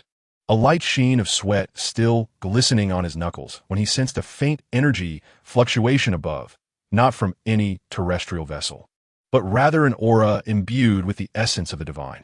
Lin Yang understood that the star chart was about to be within his grasp. Upon raising his gaze, he beheld two silhouettes gracefully descending onto a nearby clearing, their silver-white battle armor shimmering softly in the morning sun. The taller figure, with hair tied neatly into a ponytail and an air of cool sharpness in her gaze, was indeed Angel Yin. Trailing behind her was Asui, whose shoulder wound appeared to have healed, though the complexity of their last encounter lingered in their eyes, a reminder of the time Lin Yang had shown no mercy. Lin Yang, Yin spoke first, her voice clear and crisp, akin to a mountain spring.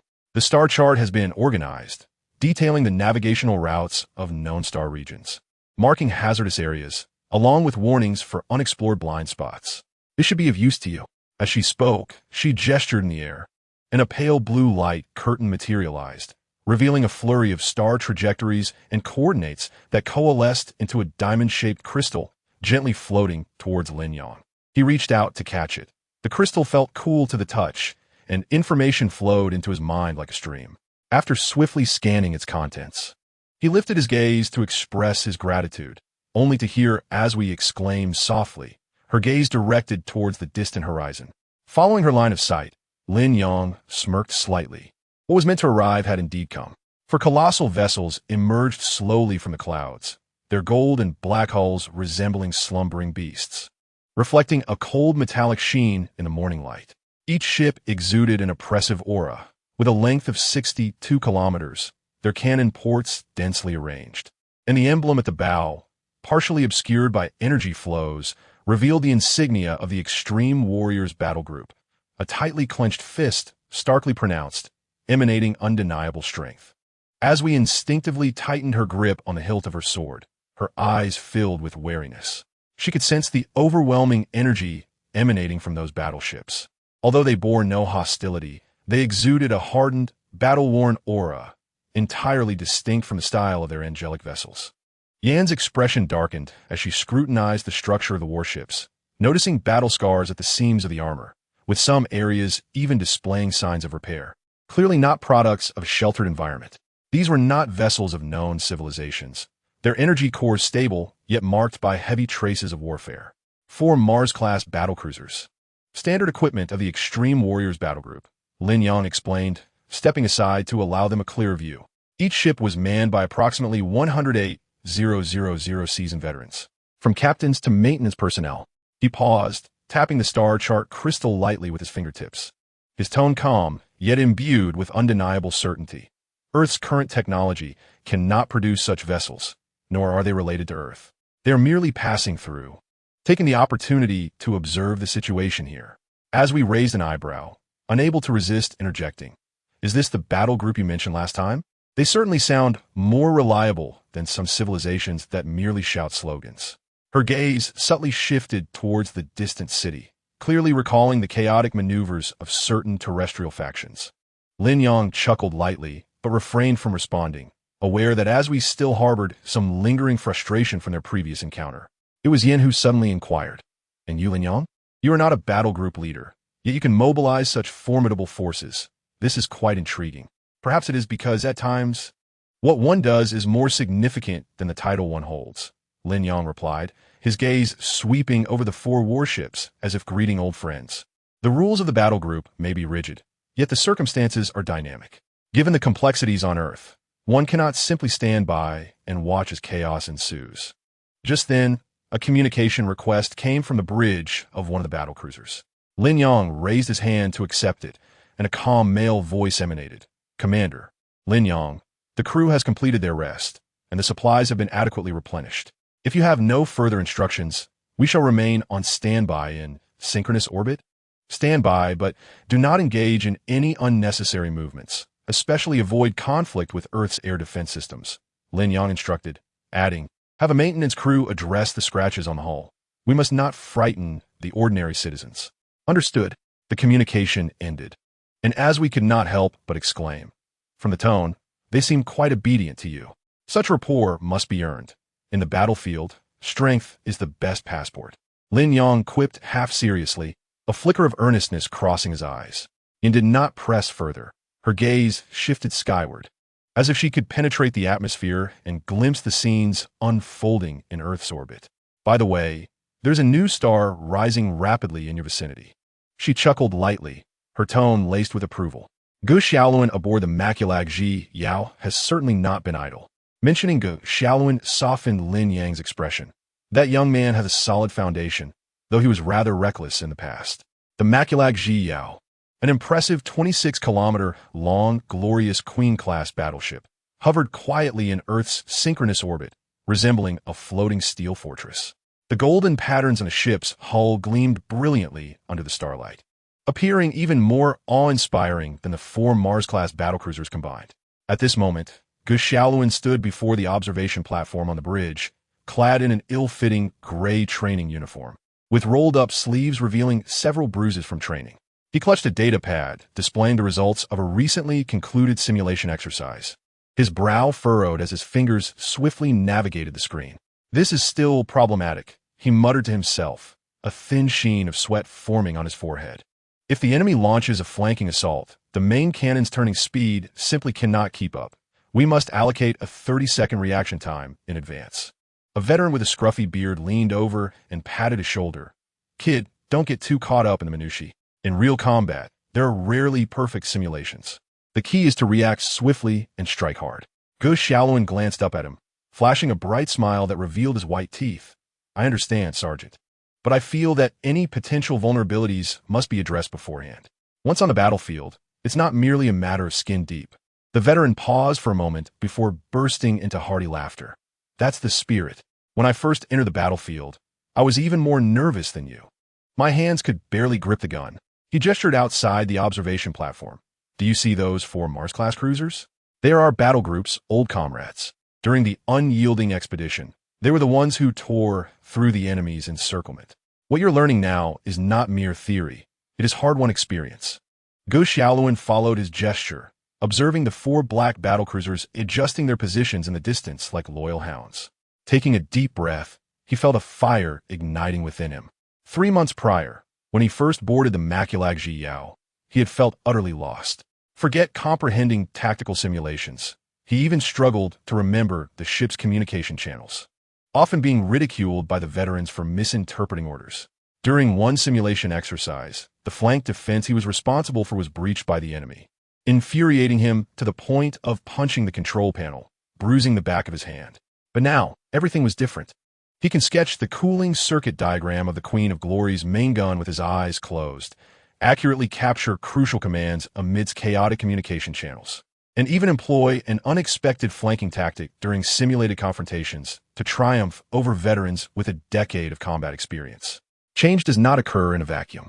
He rises before dawn each day to practice physical conditioning, running with weights around the ship's internal passages for 10 laps, feeling utterly exhausted yet refusing to pause. At night, he immerses himself in thick tactical manuals until the late hours, diligently digesting the tedious parameters and formulas until they are firmly etched in his mind. The veterans, while openly dismissing him as a pampered boy from Earth, discreetly help him up when he is knocked down during combat training, teaching him how to leverage finesse over brute strength. He recalls a moment when Asui and Yin came aboard to inspect equipment and happened upon him practicing with a knife. At that time, he could barely hold the blade steady, swinging it as though chopping wood. Asui said nothing but approached him, gently tapping his wrist with the hilt of her sword. Holding a sword is not like wielding a hoe. It requires wrist strength, not sheer force.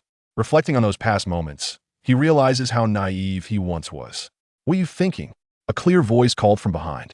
Gu Xiaoluan turned to see Yin and Azui's images appearing on the communication screen, alongside Lin Yang.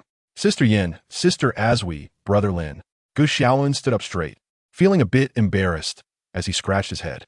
"It's nothing, I just finished a simulated exercise and was contemplating some tactical flaws." Yin observed the bruises on him and the sharpness in his eyes, her lips curling into a slight smile. "It seems you haven't been slacking off these past few months. The captain of the Ma, Kula Gaji Yao, told me that your tactical scores have surpassed many new recruits. I'm still far from enough." Gu Xiaoluan shook his head, though his eyes gleamed.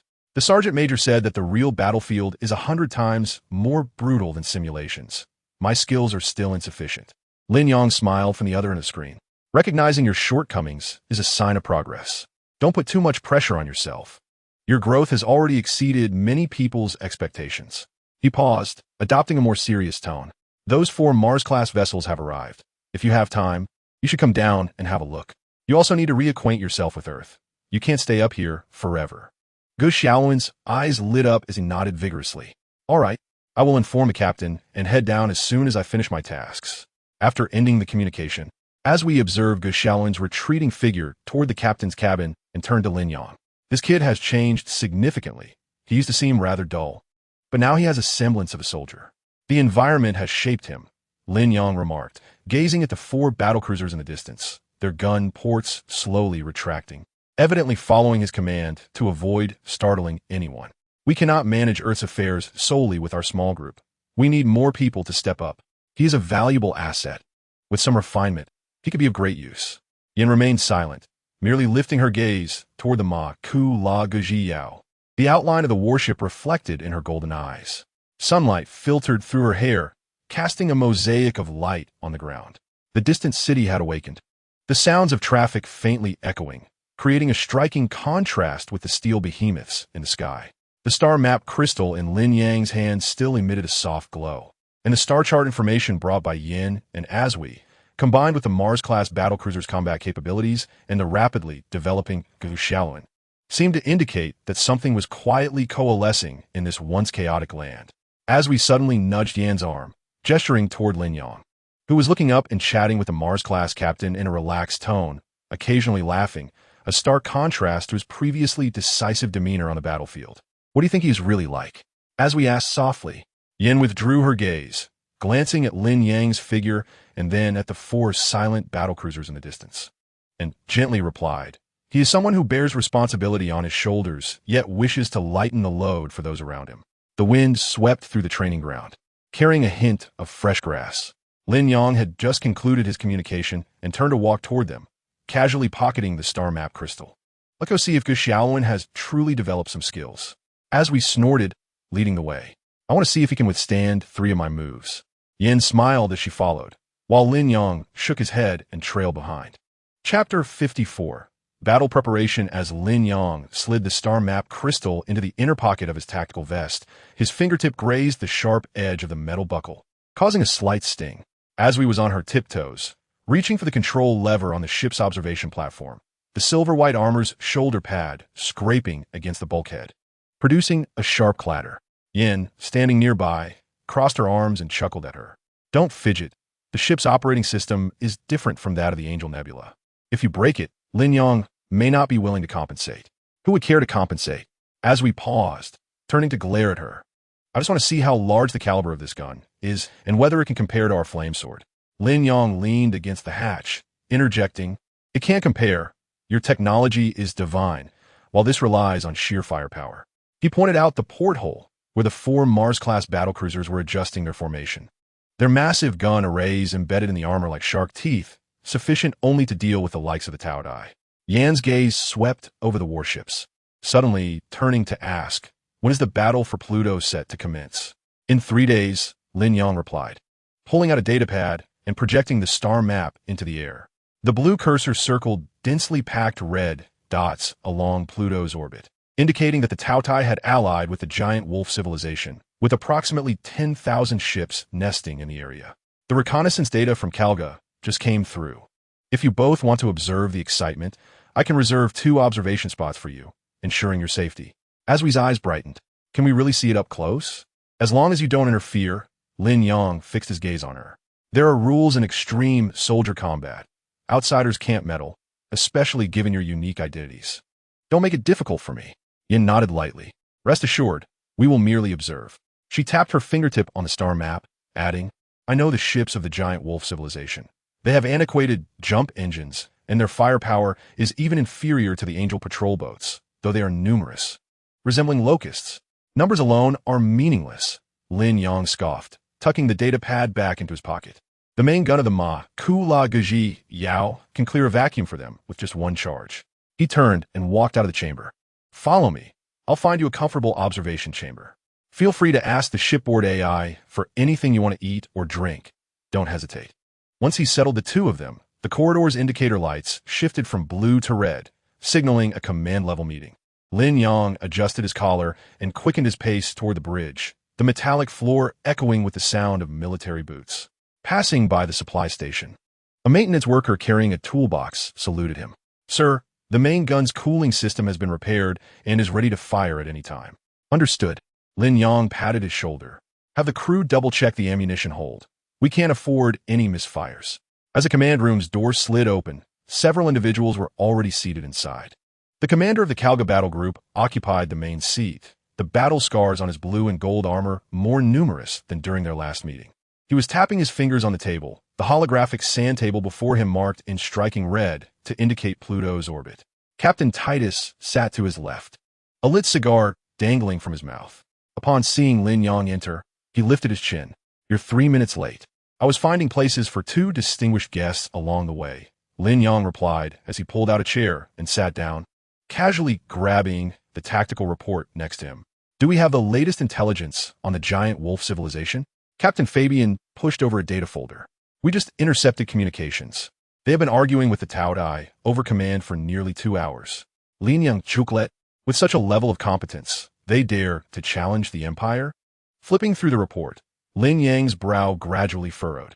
The flagship of the Taotai is merely at the destroyer level? Are you certain this data is accurate? It is indeed correct.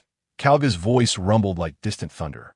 Photos taken by the reconnaissance vessel show that their main gun caliber is even inferior to our escort ships. The vessel of the Great Wolf, though appearing formidable, is in truth merely bloated, with armor as thin as paper. Its jump trajectory could leave a trail of 3 miles on the star map, making it an easy target for any fool. He raised his hand, tracing an arc on the sand table. Titus, your strike cruiser squadron will be responsible for the left flank. Block their jump corridors. Fabian, you will lead 4 Mars-class ships for a frontal breakthrough, avoid entanglement, and directly eliminate the command ship. Can a supply ship keep up? Lin Yang interjected. The region around Pluto harbors asteroid belts. The supply line is vulnerable to ambush. It has been arranged. Kalga pointed to the green dot on the edge of the sand table. 30 transport ships will follow the main fleet, with frigates on the perimeter for vigilance. Any would-be attackers will face dire consequences. He turned to Lin Yang. Are your two angelic friends reliable? We cannot afford any disruptions to our deployment. Rest assured. Lin Yang leaned back in his chair. I've made it clear to them that any interference will result in their immediate return to Earth. Titus suddenly laughed. You, my friend, are quite ruthless when it comes to the fair sex. There are no beauties on the battlefield, only enemies. Lin Yang's tone turned icy. Recalling his last encounter with the Tao Tai, which had used civilians as human shields, such aberrations of life deserve no honor. The command room fell silent for a few moments before Kalga tapped the table. Continue with the deployment. The Makalagati Yao will remain in the rear, providing long-range fire support. Do not rush forward recklessly, as it is too large to maneuver easily. He looked at Lin Yang. You will stay with me on the bridge to adjust tactics in real time. As the meeting adjourned, the corridor lights reverted to blue. Just as Lin Yang reached the door, Titus grasped his arm. Come to my cabin tonight. I have a bottle of rare rum, captured during our last venture in the Sigma system. No, I must check on those two ancestors to ensure they haven't dismantled the observation cabin. Lin Yang waved him off. Titus laughed heartily. I suspect you fear they might damage your precious ship. Upon returning to the observation cabin, Aswi was peering out of the porthole, counting stars, while Yin scrutinized the tactical videos being played on board. Not turning around, Aswi called out, Your cannons look impressive. Will they perform in battle? You will find out in 3 days. Lin Yang leaned against the wall. Are you hungry? I will have logistics prepare a meal for you too. I wouldn't want you to starve while watching the battle, tarnishing your angelic image. Yin shut off the video and turned to him. You seem quite confident about this battle. It is not confidence. It is the absence of unnecessary anxiety, Lin Yang replied, gazing out the window. The hull of the Makalagati Yao shimmered like a floating mountain under the starlight. Compared to the Empire's fleet, they resembled a group of primitives wielding fire sticks. He paused, his tone becoming grave, but do not let your guard down. Even the weakest enemy can inflict pain. As we turned from the porthole, a glimmer of defiance in her eyes. When we angels are engaged in battle, you won't even be in the picture. Perfectly timed, Lin Yang smiled. In 3 days, you will witness what a true war machine looks like. As he exited the observation cabin, the ship's AI announced in the corridor, 71 hours and 23 minutes until the battle commences. Lin Yang glanced at the ceiling lights and hastened toward the armory. He needed to personally inspect the ammunition reserves, for in battle, the most reliable companion is always the weapon in hand. As the metallic door of the armory slid open, the strong scent of machine oil hit him. Rows of artillery shells were neatly stacked to the ceiling, resembling small mountains, while mechanical arms glided along their tracks, emitting a buzzing sound. The chief petty officer in charge was using a wrench to tighten the main cannon's breech. Upon seeing Lin Yang, he quickly set down his tools. Sir, everything is ready. The high explosive shells are sufficient to obliterate half an asteroid belt. Lin Yang approached a shell and ran his hand over the identification number. What about the armor-piercing rounds? Over there, the chief pointed to a corner. We have specially adjusted lower-yield ones for the Tao Tai's flimsy vessels. Use them sparingly. Do not conserve. Lin Yang shook his head. Replace them all with high-explosive rounds. Since we are engaging, we must deliver a decisive blow. He turned to head back, instructing the gunners to commence warming up the main cannon tomorrow. They must not falter when the time comes. Upon returning to his quarters, he noticed that the stars had shifted to the other side. Lin Yang tossed his tactical vest onto a chair and downed a glass of cold water. The holographic screen on the table was still lit, displaying a message from Gu Xiaoluan. Lin Gu, I have thoroughly understood the defense system of the Makalagati Yao. Await your return for a test. Lin Yang smiled and replied, Study well. I will celebrate your success upon my return. As he turned off the communication, he suddenly recalled the dense cluster of red dots he had seen on the sand table in the command room, resembling flies swarming around decaying flesh. But he knew that it would not be long before these red dots were erased by the Empire's cannon fire, leaving no trace behind. The sound of synchronized footsteps echoed in the corridor, the guards on patrol changing shifts. Lin Yang approached the window, gazing at the fleet silently suspended in the distance. The golden patterns of the Makalagati Yao stood out against the darkness, resembling a slumbering behemoth awaiting its moment to strike. He felt the cold touch of the star map crystal in his pocket, sharpening his focus. Pluto, in 3 days, would undoubtedly be anything but tranquil. Yet he felt no trepidation. As night deepened, the ship's alerts softly resonated in the cabin, 70 hours until the battle commences. Lin Yang drew the curtains and lay down on his bed. Just before closing his eyes, he felt as though he could already hear the roar of the main cannon. Chapter 55. The Battle of Pluto. The alarm began to sound at dawn, not with a sharp, piercing electronic tone, but rather a deep, resonant hum that reverberated through the skeletal structure of the Makhalagati Yao, burrowing into the ears of every crew member. As Lin Yang kicked off his combat boots in the dormitory, the bed frame trembled slightly in rhythm with the engine's warm-up. The explosive gun in his tactical vest digging painfully into his ribs, a deliberate placement during last night's equipment check. The gun's non-slip texture now glistening with the sweat from his palms. Seventh Company, move quickly. The chief's voice boomed through the corridor, mingling with the clatter of metal. Gather on the deck in 5 minutes. Any latecomers will be assigned to clean the cannon tubes. Lin Yang grabbed his helmet and secured it on his head. As the visor descended, a torrent of dense data streams filled his field of vision. Oxygen levels at 98, weapon systems on standby, communication channels clear. Gritting his teeth, he sprinted towards the end of the corridor, his boots echoing against the alloy floor, reverberating through the narrow passage as if countless others were charging alongside him. The main deck of the Makhalagati Yao was already crowded. 8,000 elite warriors donned deep blue power armor, the insignias on their shoulder pads glimmering in the emergency red light, resembling a silent steel forest. Kalga, the battle group commander, stood at the forefront, his armor towering half a head above that of ordinary soldiers. The scar that ran through his left shoulder plate was a remnant from their last encounter in the Tyranid hive, subtly undulating with his breath. Boys! Kalga's voice erupted through the loudspeakers, vibrating the eardrums of all present. Do you know what we are about to do? Annihilate those scum. A synchronized roar erupted from the crowd, the servos and their power armor humming in unison, the very air vibrating with their fervor. Lin Yang stood among them, watching Kalga's hand rest upon the chainsaw sword at his waist, its serrated edge still stained with the charred remnants of the last battle. Tautai, Great Wolf. 10,000 ships? To me, they're just 10,000 piles of trash waiting to be incinerated. The commander's voice rose sharply. Remember your numbers, remember your shields. Today we are not merely fighting. We are here to teach these ignorant fools a lesson about the Empire's order. For the Emperor, the roar crashed against the bulkheads, and Lin Yang felt his blood surge through his veins. He pressed his hand to the extreme warrior badge on his chest. The cold metallic touch reminded him of when he first joined the battle group, unable to carry the explosive gun. Captain Titus had tossed him this badge, saying, "Hold on to this. Once you survive 3 charges in battle, you will truly be one of us." Now, he had survived far more than 3. All units, board the ship. Karja abruptly waved his hand. The chainsaw sword's engine emitted a short, fierce roar. The Makhalagati Yao ship was trailing behind, while the Huixing class led the charge. The destroyer fleet maneuvering on the left flank, closely followed by supply ships. Anyone who dared to lag behind would not return.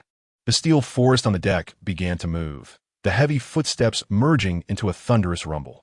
Lin Yang followed the crowd into the landing craft's hatch, and as the indicator light changed from red to green, he heard the deep hum of the main cannon charging outside. The Makhalagati Yao was warming up, its 26-kilometer hull resembling a waking ancient behemoth, slowly adjusting its posture, preparing to tear through the void. Inside the landing craft, it was packed like a can, the new recruit opposite him nervously gnawing on his fingers, the gloves of his powered armor emitting a squeaking sound. "Stop biting," Lin Yang kicked him. "If you keep that up, you won't be able to grip your gun later." The new recruit suddenly looked up, his eyes wide behind the visor.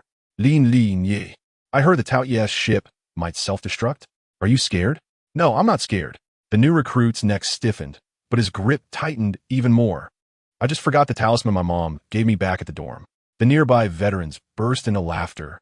One sergeant with a scruffy beard knocked on the bulkhead with his chainsaw axe. "Coward. When I first went to battle, I had half a loaf of bread in my pocket and still charged forward. Do you think your talisman can stop cannonballs?" He pulled out a rusty shell and tossed it over. "Here, this is what I picked up at Cuddy and G-Man. More useful than your worthless charm." The new recruit fumbled to catch the shell, his face turning crimson. Lin Yang watched him and suddenly recalled his own first time boarding a ship. Back then, Taitusi had pressed him against the landing craft's bulkhead, pouring half a bottle of cheap liquor into his mouth, warning him not to spill it on his armor when he threw up. The landing craft suddenly dropped, as if grasped by an invisible hand. Lin Yang understood this was the fleet entering hyperspace. The universe outside was twisting into a bizarre passage, the sturdy alloy hulls enduring pressures capable of tearing planets apart. He closed his eyes, listening to the hissing of the powered armor's circulatory system and the low hum of the veterans softly singing a war song. The melody was ancient, said to have originated during the Horus Heresy, the lyrics incomprehensible in archaic Gothic, yet each word felt like a hammer striking his chest. Time passed, and the landing craft suddenly jolted violently, as if it had been thrown from a height. Lin Yang opened his eyes instantly. The data stream on his visor was wildly fluctuating. Hyperspace exit confirmed, arriving at designated coordinates, 7 million kilometers from Pluto's orbit. Prepare for engagement. Karlga's roar came through the comms. All hands activate void shields. Lin Yang grasped the handrail tightly, and outside the landing craft's window, the previously dark universe erupted into blinding white light. The spectacle of 300 Imperial ships simultaneously deploying their void shields, energy barriers enveloping each vessel like soap bubbles, refracting the light of the stars into flowing rainbows. Look over there. The new recruit suddenly pointed at the window, his voice trembling. Lin Yang turned to look, his heart tightening. In Pluto's orbit, a mass of ships filled the view like locusts, their bizarre shapes jostling together, some still bearing tattered metal plates. The blue-white tails from their jumps still trailing behind, chaotic yet exuding an air of greed. 10,000 ships, quite a number, the sergeant beside him sneered. But I wonder if they can withstand fire. Whooshing class, prepare for the first round of salvos. Karlga's command reverberated through the channel. Target, enemy flagship cluster. 4 62-kilometer-long Whooshing-class battlecruisers surged forth from the fleet formation like 4 black daggers. Their bows slightly raised, the broadside cannon arrays unfolded. The light gathering at the muzzles growing ever brighter, casting a blinding golden hue on the surrounding void shields. Fire. No superfluous words, only the deafening roar of cannon fire. Lin Yang felt the landing craft shudder from the shockwave, and outside the window, from mighty beams of light tore through the cosmos, trailing long flames as they struck the Tau Ia Coalition's formation. As those beams passed through the void, even the starlight was distorted, and where they traversed, it seemed as though space itself was ablaze. Boom! The explosion's brightness exceeded that of a star. Lin Yang instinctively closed his eyes through the visor's filter. He saw 4 massive fireballs erupt within the Tau Ia Coalition's formation, the clustered ships crushed like toys by an invisible hand, metal fragments and burning fuel scattering like fireworks. Beautiful! Cheers erupted in the channel. When Lin Yang reopened his eyes, the once crowded flagship cluster had emptied significantly, the remaining vessels scattering like frightened fish, yet blocked by friendly ships rushing in from behind. He even saw a ship from the Zhulong civilization collide in a panic with a nearby Tau Ia destroyer. The 2 vessels entwined like paper, quickly blown apart by the explosive ammunition. Strike cruiser fleet, clean up the stragglers. Karlga's voice was laced with unmasked bloodlust. Don't let them escape. Dozens of strike cruisers, each over 55 kilometers long, suddenly accelerated, their torpedo launchers on either side spewing forth a multitude of glowing points. Those torpedoes trailing white wakes, like a pack of hungry sharks, precisely piercing through the gaps in the Tau Ia ship's defenses. Another series of explosions followed, this time the flames denser, as if countless holes were being burned into a black cloth. Void shield energy reading, 99,999. A technician's report echoed through the comms, his voice filled with disbelief. Enemy firepower completely ineffective. Lin Yang watched outside. Indeed, the Tau Ia Coalition's counterattack had begun, countless energy beams and solid projectiles hurled at the Imperial fleet. But upon impact with the void shields, they vanished like droplets in hot oil, creating only ripples before disappearing without a trace. Those self-righteous projectiles seemed like children throwing stones in the face of Imperial technology. Destroyer fleet, clear the pests. Captain Tai Tusi sounded somewhat impatient. Don't let these scraps obstruct the main cannon's line of sight. Over 100 destroyers surged forth like arrows from a bow, their hulls only about a kilometer long. Yet astonishingly swift, deftly weaving between Tau Ia ships, the bow-mounted laser cannons continuously unleashing lethal beams, each flash signifying the disintegration of an enemy vessel. Lin Yang, Take your squad to seize the number 3 asteroid belt. Karlga's order came directly through Lin Yang's personal channel. There are some stragglers trying to sneak around and ambush the supply ships. I want their guts. Understood. Lin Yang slapped the control panel of the landing craft. All hands. Prepare for landing assault. The landing craft's hatch opened once more, and outside on the deck, dozens of assault crafts were ready, their engines emitting sharp whines. Lin Yang was the first to leap aboard, the safety catch of his explosive gun clicking open as the soldiers behind him filed in, the boots of their powered armor thudding against the floor of the assault craft. The moment the assault craft burst forth from the immaculate Zhiyao, Lin Yang beheld an unforgettable sight. In a vast expanse of space, the Imperial fleet sliced through the Tyranids coalition's formation with the precision of a surgical scalpel. Each flash of immaculate Zhiyao's main cannon signified the complete obliteration of a section of enemies. The broadside guns of the Huaxing-class battlecruisers swept across the battlefield like the scythe of death, leaving nothing but burning ruins in their wake. Even the escorting frigates seemed to be playing a game, chasing down fleeing enemy ships, turning them into Swiss cheese with their autocannons. The Tyranids coalition was utterly routed. Their weapons could not breach the void shields, their formation shattered, the comms filled with chaotic howls and desperate wails. A Tyranids cruiser attempted to ram a Huaxing class. But before it could get close, it was cut in half by a broadside cannon, the severed hull spinning through the cosmos like a discarded soda can. This is not a battle. It is quite evidently a massacre. The pilot of the assault boat smacked his lips, deftly maneuvering to evade a fragment produced by an explosion. Lin Yang remained silent, his gaze fixed on the tactical map where a red indicated the flanking maneuver of the Zhulong civilization's fleet. Approximately 300 vessels concealed within the shadows of the number 3 asteroid belt, resembling a pack of weasels poised to raid a henhouse. 5 kilometers until we are within range, the pilot reminded. Lin Yang took a deep breath and opened the communication channel. Listen up, everyone. When we charge out, focus on destroying their engines. There's no use in leaving survivors. Eliminate them all. Understood. The assault boat suddenly dove, slipping through the crevices of the asteroid belt. Massive asteroids raced past the viewport, their surfaces marred by ancient impacts. Lin Yang tightened his grip on the explosive gun, the knuckles turning white from pressure. He could envision the expressions of the Zhulong crew at that moment. Perhaps fear, perhaps a sliver of hope. But soon, those expressions would converge into a singular fate: death. Straight ahead. The pilot abruptly pulled up on the control stick, and the assault boat shot forth from the shadow of the asteroids like an arrow released from a taut bowstring. Lin Yang spotted the Zhulong vessels clustered behind an asteroid several dozen kilometers in diameter, their cannons clumsily rotating, clearly unprepared for an assault from this angle. Open fire. The forward-mounted cannon of the assault boat unleashed a torrent of fire, the barrage striking the nearest Zhulong ship like a deluge, reducing the fragile vessel to a battered wreck.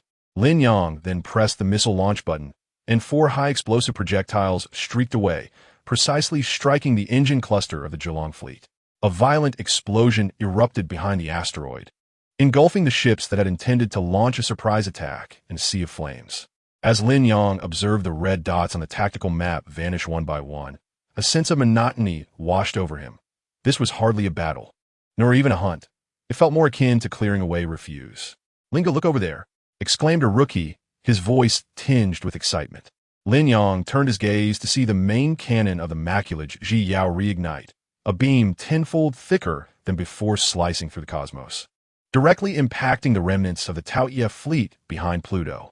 The beam pierced the planet's shadow, illuminating half its surface as if it were midday, and moments later, a colossal shockwave radiated from the planet's far side, causing even the assault boat in the asteroid belt to shudder. Did the commander just wipe out those hiding behind Pluto? The pilot gasped in astonishment. Lin Yang smiled faintly, a glint of cold light flashing in his eyes behind the visor. He raised his hand to press the earpiece, and Karajo's voice came through. The first wave of cleanup is complete. All units stand by for the second phase of the advance. Remember, do not let a single scrap of ship return to their home. I want the whole universe to know the fate of those who provoke the extreme warriors. The assault boat gradually descended onto a flat surface of an asteroid, and as Lin Yang jumped down, the gravel beneath his feet crunched audibly. He gazed up at the cosmos, the Imperial fleet's void shields still shimmering, resembling an impenetrable armor, while the battlefield in the distance continued to burn. The enemy ships that had narrowly escaped destruction were now desperately thrashing about, unable to find any escape route. Lin Yang, do you think they regret it now? The rookie inquired, his voice stripped of previous tension, replaced by a youthful awe of absolute power. Lin Yang did not respond. Instead, he raised his explosive gun and fired at a distant Tauya destroyer, attempting to initiate a stealth jump. A beam of energy sliced through the void, striking the ship's engine with precision, and a violent explosion sent it tumbling like a kite with its string severed. Regret? He murmured softly, as if speaking to himself or perhaps to the burning universe around him. In war, regret is the most useless of sentiments. The voice of Captain Titus resounded through the communication channel, urging them to expedite the cleanup of the asteroid belt in preparation for the next phase of action. Lin Yang turned and climbed back aboard the assault boat, the soldiers behind him following in neat formation, the sound of their powered armor echoing across the silent asteroid surface. The assault boat ascended once more, and Lin Yang watched the asteroid belt recede into the distance, along with the expanse of space stained with the hues of battle. Suddenly recalling the words of Commander Karja, wherever the Imperial fleet arrives, order must ensue, even if paved with blood. Chapter 56. The Battle of Pluto II. As the fire from the first wave of explosions had yet to disperse in the orbit of Pluto, the gluttonous king sat in the command chair of his makeshift flagship, his knuckles white as they gripped the armrests, which were fashioned from the bones of some unknown creature, now marred with fine cracks. What did you say? His voice rasped like rusted metal scraping against metal, his gaze sweeping over the quaking communications officer below. For ships managed to obliterate our forward cluster? The communications officer's helmet trembled as he stammered. Why, yes, my king. The shields of those vessels rendered our main cannons ineffective. Their simultaneous volley took out 300 of our ships, and the Macula Jiao, that 26-kilometer-long behemoth, obliterated our transfer station on Moon 1. Useless. The gluttonous king abruptly kicked over the nearby control panel, sparks erupting from the screen and splattering across his face, but he remained oblivious. I raise you worthless fools only for you to relay this information to me.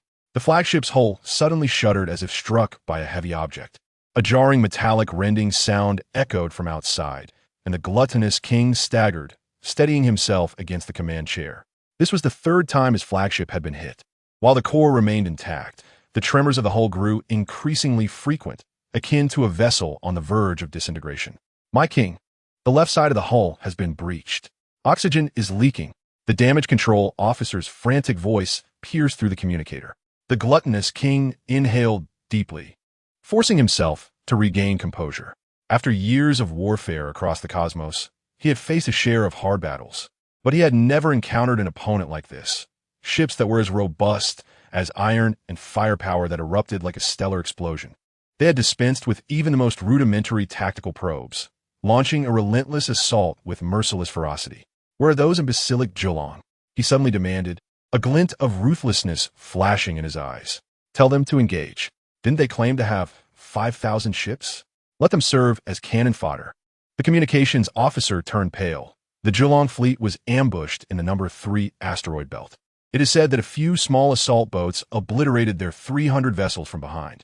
Now, their commander is crying for a retreat on the communication channel. Retreat? The gluttonous king scoffed, his tone laced with venom. Tell them that anyone daring to retreat will be met with the destruction of their homeworld. He turned and gazed out the viewport at the hellish battlefield. The Imperial fleet's void shields shimmered ominously amidst the flames, resembling a cadre of death incarnate cloaked in radiance. The 4 Mars-class battlecruisers were particularly conspicuous, rampaging through the enemy vessels, as one sliced through the side of a Tauya cruiser. It did not even bother to adjust its course, simply grinding its way through, reducing the ship to a cloud of debris. What in the world are they? The gluttonous king murmured, cold sweat soaking his battle armor. He had witnessed the fleets of angels, encountered the stellar propulsion technology of the blazing sun, and even secretly studied the void creations of the Reaper Kerr. Yet he had never seen ships like these. Each inch of armor radiated an unreasonable arrogance, and every discharge of fire seemed to declare, in the face of absolute power, any semblance of skill is superfluous. My king, our energy reserves are nearly depleted. The weapon officer's voice trembled with despair. The main cannon's cooling system had been damaged by the recent shockwaves. and even the cannons of the frigates were on the verge of falling silent. The gluttonous king whirled around, a spark of madness igniting in his eyes. Dismantle the engines of all civilian ships and channel the power to the main fleet. Tell those scraps of metal that they can either die on the battlefield now or, once we are victorious, become our new reserves. As this command was relayed, even the most numb Tautia soldiers were left in stunned silence. The civilian vessels were plundered spoils, crammed with slaves and resources seized from various planets, now destined to be drained as fuel. Yet, no one dared to resist. The brutality of the king of gluttony was notorious among the Tautia, and anyone who dared to utter dissent would find themselves cast into the energy furnace, leaving no trace behind. Soon, an eerie scene unfolded on the battlefield. Dozens of civilian ships were herded like frightened sheep beside the flagship, their engines forcibly detonated, releasing energy streams that writhed like dying serpents, entwining the hull of the Tau-Tia flagship. The muzzles of those warships flickered back to life, but their glow was dimmer than before, like a candle flickering in the wind. "Is this effective?" the officer beside him asked in a trembling voice. The king of gluttony did not respond, his gaze fixated on the viewport. He understood this was a desperate measure, yet he had no retreat. Ka-ur promised him that as long as they could stall these unidentified fleets, when the power of death descended, everything would change. However, it seemed they were not even capable of breaching the enemy's shields. Suddenly, a cacophony of interference erupted in the communications channel, followed by a cold, emotionless voice booming through all Tau-Tia vessels' communicators. It was the voice of Commander Ka-ur, forcefully accessing their channel through some technology. "Tau-Tia, Great Wolf, listen. Your resistance is futile, akin to insects trying to shake a city wall.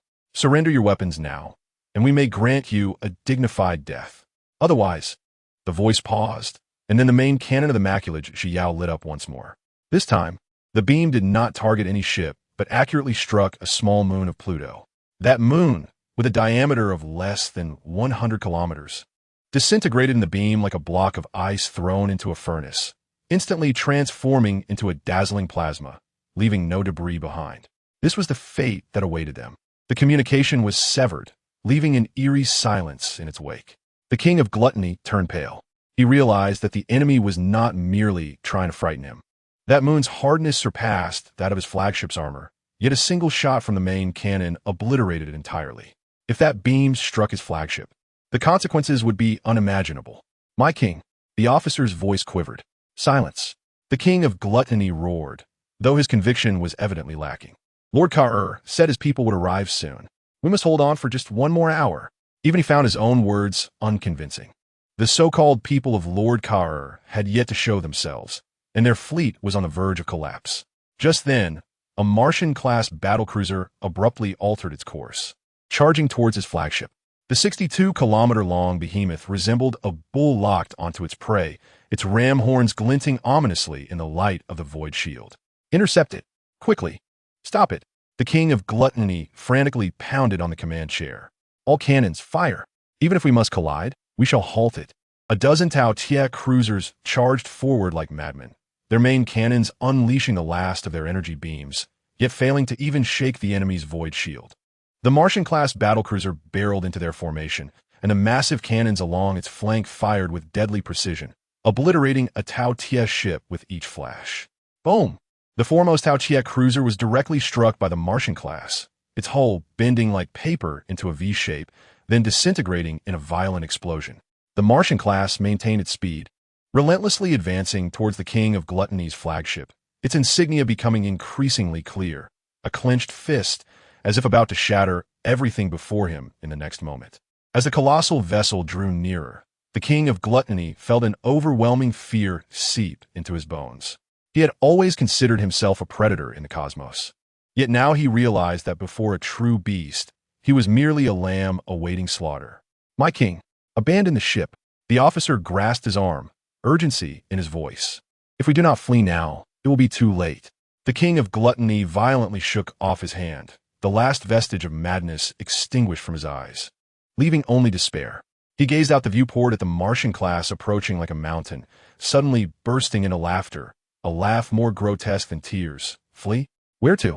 Before he could finish, the alarm on the flagship blared a mournful wail. The The side cannons of the Martian class had locked onto their position, the muzzles light blinding. In the split second before the king of gluttony closed his eyes, a single thought crossed his mind. Ka-ur had deceived him. Or rather, even Ka-ur had not anticipated that these figures clad in deep blue battle armor would be so formidable. A violent explosion engulfed the flagship's command center, and the figure of the king of gluttony vanished in the blaze. Meanwhile, the Martian-class battlecruiser merely adjusted its course slightly and continued its relentless advance towards the next target. The debris of the explosion swiftly incinerated to ash by the energy of the void shield. Chapter 57. The Battle of Pluto. 3. The scene shifted to two angels. Just moments ago, the alloy walls trembled slightly from the distant explosions. As we leaned against the viewport, her fingers turning white from the pressure, knuckles pressed against the cold metal. Yet she felt no chill. Her attention was wholly consumed by the burning void outside. The image of the Martian-class battlecruiser shattering the Tau TF flagship still lingered in her mind. It was not a display of precise tactical evasion, nor was it a flamboyant exchange of energy, but pure, overwhelming brute force. The 62-kilometer-long vessel carved a bloody path through the dense formation of enemy ships, its collisions scattering twisted metal fragments mixed with burning fuel, creating fleeting trails of fire in the void. Is this war? Aswe's voice wavered, as she had never witnessed such an unreasonable method of combat. The battles of the Angel Nebula emphasized precision and elegance, with energy blades carving trajectories through enemy vessels like calculated dance steps. Yet, the deep blue steel monstrosities before her wielded their hulls as weapons, rampaging like a herd of uncontrollable rhinoceroses. Yin stood beside her, droplets of condensation clinging to his golden eyelashes, his gaze never leaving the 26-kilometer-long maculated Xiao. The recent shot that obliterated the moon still lingered in her retina. As the beam pierced through the clouds, it ignited even Pluto's thin atmosphere, setting the entire surface aglow like a red-hot branding iron. The energy cycle of the void shield, Yin murmured, tracing the air with his fingertips, attempting to simulate the trajectory of that energy flow. It did not conform to any known propulsion model. Their shield generator seemed to draw energy directly from subspace. This is impossible. Forget what is possible or impossible. As we abruptly turned, her armored shoulder colliding with the cabin wall, producing a loud clang. Did you see? The Tau TS main cannons fired, but there was no response. And the Great Wolves? They fell like paper. This is not an army. It's a group of lunatics clad in metal. Yin did not respond, merely raising his hand to press the communicator behind his ear. There was a micro-teleportation array installed by Queen Kaisha, allowing direct connection to real-time images from the Melua Heavenly Court. This meant that at this moment, Kaisha and Hushi were likely observing this one-sided massacre through her eyes. Indeed, the communicator soon relayed Kaisha's cool voice, tinged with its subtle gravity. Have you discerned? The way those ships' armor connects, and the energy characteristics during the main cannon's charging. As we interjected before Yin could speak, her voice still tinged with unrestrained astonishment. My queen, they are utterly outrageous. A 26-kilometer behemoth can obliterate a moon, and 4 battlecruisers are like bulldozers. 1,000 Tau TS ships are simply insufficient to contend with them, and their shields completely disregard attacks. The energy readings barely drop. Hushi's voice followed, gentler than Kaisha's yet imbued with undeniable precision. The Martian class exhibited 3 energy fluctuations upon turning. It is not that they entirely disregard attacks, but their shield's decay rate is significantly lower than conventional thresholds. Furthermore, pay attention to their ammunition loading rhythm. The cooling time of Hong Pao is at least 40 seconds shorter than that of our Lai Yinji Jian, indicating their energy circulation system operates with remarkable efficiency. At this moment, Yin finally spoke, his gaze still fixed outside the window. Your Majesty, Lord Hishi, their tactical logic is peculiar. There are no complex formations, nor do they engage in feints or lures. They simply destroy their targets in the most direct manner possible.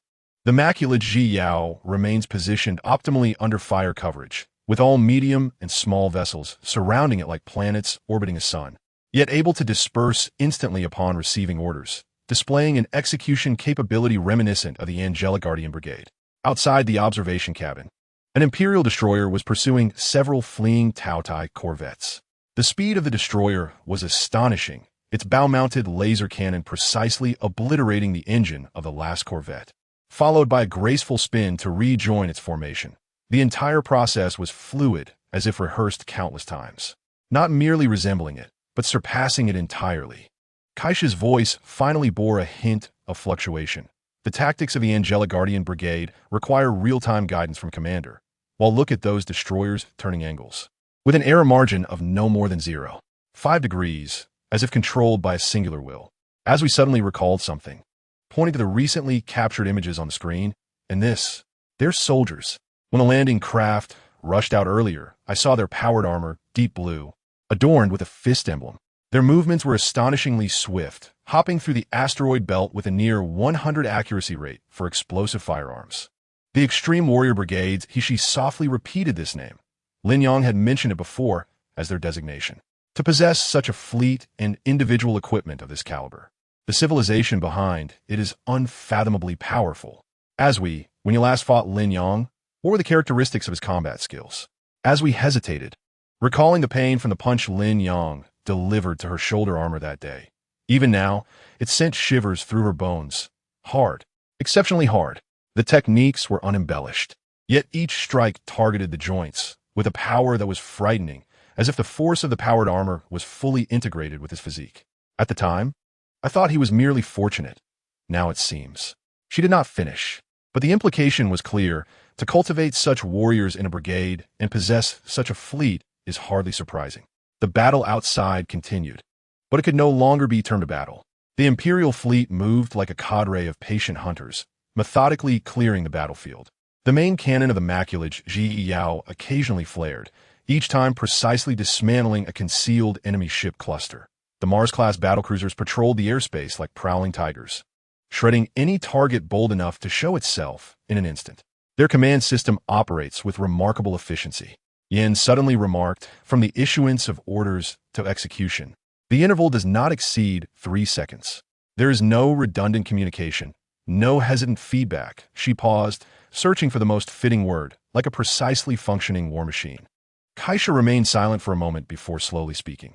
She send back the charging footage of the Mars-class main cannon you recorded earlier. She analyzed their energy core structure. See if you could decipher the principles. Decipher? We gasped, Your Majesty, the technological level of that thing appears to be even higher than ours. Is it feasible? Only by attempting can we know. Hishi's voice carried a hint of a researcher's curiosity. The universe is vast. There are surely civilizations we have yet to encounter. This group of extreme warriors has a rather primitive design philosophy for their ships, relying heavily on armor and firepower. Yet they manage to maximize this primitive approach, which is inherently fascinating. Yin suddenly pointed to a section of space outside the porthole. Look there. They are beginning to consolidate their formation, as if to eliminate the remnants. The Imperial fleet's destroyers and corvettes began to form a circular defensive line, encircling Pluto's orbit into a massive prison. The strike cruisers swept back and forth along the orbit like combs. Any enemy vessel attempting to breach the line would be immediately concentrated upon. The 4 Mars-class battlecruisers halted at the center of the prison, the hulls slightly sinking, as if awaiting the next command. This level of control elicited genuine astonishment in Kaisha's voice. 30,000 ships operating in coordination, with an error margin of no more than 100 meters. Even the main fleet of the Angel Nebula cannot achieve such precision. We suddenly felt a dryness in her mouth. She raised her hand to wipe her face, only to realize her palms were drenched in sweat. Your Majesty, what do you think their origins are? Lin Yang said they do not belong to Earth, nor any known civilization. Could they have come from some unexplored star domain? Regardless of their origin, Kaisha's voice regained its composure. This extreme warrior brigade has become an undeniable presence in the cosmic landscape. Yin, continue to observe, record every tactical detail, especially the parameters of the maculage Ji Yao's main cannon. Additionally, keep a close watch on Lin Yang. His relationship with this brigade is far more intricate than it appears. Understood. At the moment the communication was cut, a more intense tremor reverberated outside the observation cabin. This time, it was not an explosion, but the Imperial fleet beginning to collectively turn, the massive armada resembling a migration of steel behemoths, slowly heading towards the far side of Pluto where the last batch of defiant enemy vessels remained. as we gazed at the shimmering void shields, suddenly feeling somewhat breathless. Until today, she believed that angelic technology stood at the pinnacle of the cosmos. Only now did she realize that there are always higher peaks beyond. What do you think? As we nudged Yan's arm, if one day we were to engage this brigade in battle, could we win? Yan remained silent for a long time, long enough for Aswi to believe she would not respond. Then she gently shook her head. I do not know, but I hope that day will never come. Chapter 58. The Battle of Pluto. For just as Angels, Yan, and Aswi were still in shock, in the command room, Brigade Commander Kalga pressed half a cigar against the metallic edge of the tactical table, the ash scattering onto the holographic sand table marked with Pluto's terrain, casting flickering shadows on the scars at the corners of his eyes. Orbital coordinates calibrated. The voice of the artillery chief echoed through the communicator, filled with metallic fervor. All macro cannon clusters are on standby, awaiting your command. Kalga did not turn, tracing a circle on the sand table over an area marked with ringed mountains. This was the last stronghold of the Tautai remnants, barely evading the previous rounds of clearing thanks to Pluto's thin atmosphere and complex surface structure. Blast it until the stones are overturned. His voice carried a chill. But leave some survivors. We don't want our new recruits' training targets turned to ash. Lin Yang leaned against the wall of the cabin, observing the data streams dancing on the tactical screen. The identifiers of the 6000 new recruits flickered in the cargo hold of the transport ship, like a restless swarm of sparks. They were still wearing Mark 7 powered armor, with only 19 modifications completed. The brigade emblem on their shoulder armor bore fresh polish marks. This was their first true venture onto the battlefield. Is Titus ready? Lin Yang tugged at the communication line in his tactical vest, the metal clasp pressing painfully against his collarbone. The old man can't wait any longer, Kalga chuckled, tapping on the sand table. He said he wants the new recruits to see what it means to shave an enemy with a chainsaw sword. Suddenly, a deep rumble resonated outside the bridge. The entire maculage Shi Yao trembled as if grasped by a giant hand. Lin Yang peered through the porthole, witnessing dozens of red beams erupting from the bows of the Imperial fleet, trailing burning tails as they struck the surface of Pluto. This was not precise targeting, but a carpet bombing. The macro cannon shells created blue-white flames from friction in the atmosphere, and upon impact, shock waves erupted, obscuring the outlines of the ringed mountains in a cloud of dust. First round of bombardment eliminates surface defenses. The artillery chief's voice brimmed with pride. Radar indicates that the enemy's anti-air firepower has been silenced by 70%. Kalga raised his hand to check his watch, its face crafted from a captured alien skull, the hands flickering over the crimson markings. Enough, let the artillery units take a breather, he commanded through the communicator. Notify the airborne troops to deploy according to Plan A. Inform those inexperienced recruits that while it is acceptable to soil themselves, they must ensure that the servos of their powered armor remain undamaged. The alarms on the bridge shifted from a frantic red to a steady yellow as the cargo doors of the transport ship sequentially opened along their synchronized tracks. Lin Yang approached the observation deck, observing the multitude of metallic capsules cascading from the ship's belly, resembling a swarm of released iron bees. The pods, still adorned with their factory blue paint, bore the scrawled names of recruits, hastily inscribed with markers. 6,000 fresh faces, 2,000 seasoned veterans to guide them, Lin Yang murmured, tracing patterns on the cold viewport with his fingertips. Titus led the first wave, while Fabian secured the flank. It was enough for them to quench their thirst. Karga joined him, the joints of his armor creaking with hydraulic whirs. 19 modifications to his physique, yet without the kiss of real combat, one could never become an ultimate warrior. I recall my first airdrop vividly. I had failed to disengage the safety lock of my drop pod, crashing face first into a tyrant nest. Yet here I stand now. As they spoke, the first batch of drop pods breached Pluto's atmosphere, their shells igniting from the friction, akin to a shower of falling stars. On the ground, soldiers who had narrowly escaped orbital bombardment emerged from their shelters, their energy rifles still emitting wisps of smoke, only to be startled by the fiery descent above, dropping their weapons in fear. Boom! As the first deafening explosion erupted, Titus, cigar clenched between his teeth, adjusted the communication channel of his helmet. His drop pod ricocheted thrice upon landing, finally halting against a massive basalt rock. The chainsaw sword's engine roared behind him, reminiscent of a ravenous beast eager to feast. Report status from all units. He bellowed into the microphone as he kicked open the drop pod's door. The chainsaw sword roared to life, its serrated teeth shredding the air with a piercing scream. Red Team 1 is in position. No fatalities. Blue Team 3 is encountering complications. Their drop pod is lodged in a crevice. Listen up, recruits. Titus disregarded the complaints, cleaving through the advancing tyrant soldiers with his chainsaw sword, their green blood splattering onto his shoulder pads. Stop gawking at the veterans' backs. Left hand on the explosive rifle, right hand on the chainsaw sword. And keep your eyes peeled for those hiding behind rocks. This is your chance to practice your aim. Lin Yang observed all of this on the tactical screen of the immaculate Zhao Yao. The recruits' movements were indeed clumsy. Some even forgot to activate the auxiliary stabilization systems of their powered armor, stumbling awkwardly across the uneven terrain. One blonde recruit fired 3 shots at a tyrant corpse, only to be smacked on the helmet by a veteran to conserve ammunition. Explosive rounds are meant for living targets. Look at that tall one. Lin Yang pointed at a recruit on the screen, staggering to evade an energy beam. His third evasive maneuver was still half a second late. His muscle memory from the modifications yet unrefined. Karga chuckled derisively. Half a second? On the Cardian front lines, that half a second could cost him 3 lives. Have Titus keep an eye on him. Replay the footage for him 100 times during the evening review. The ground battle had devolved into a chaotic melee.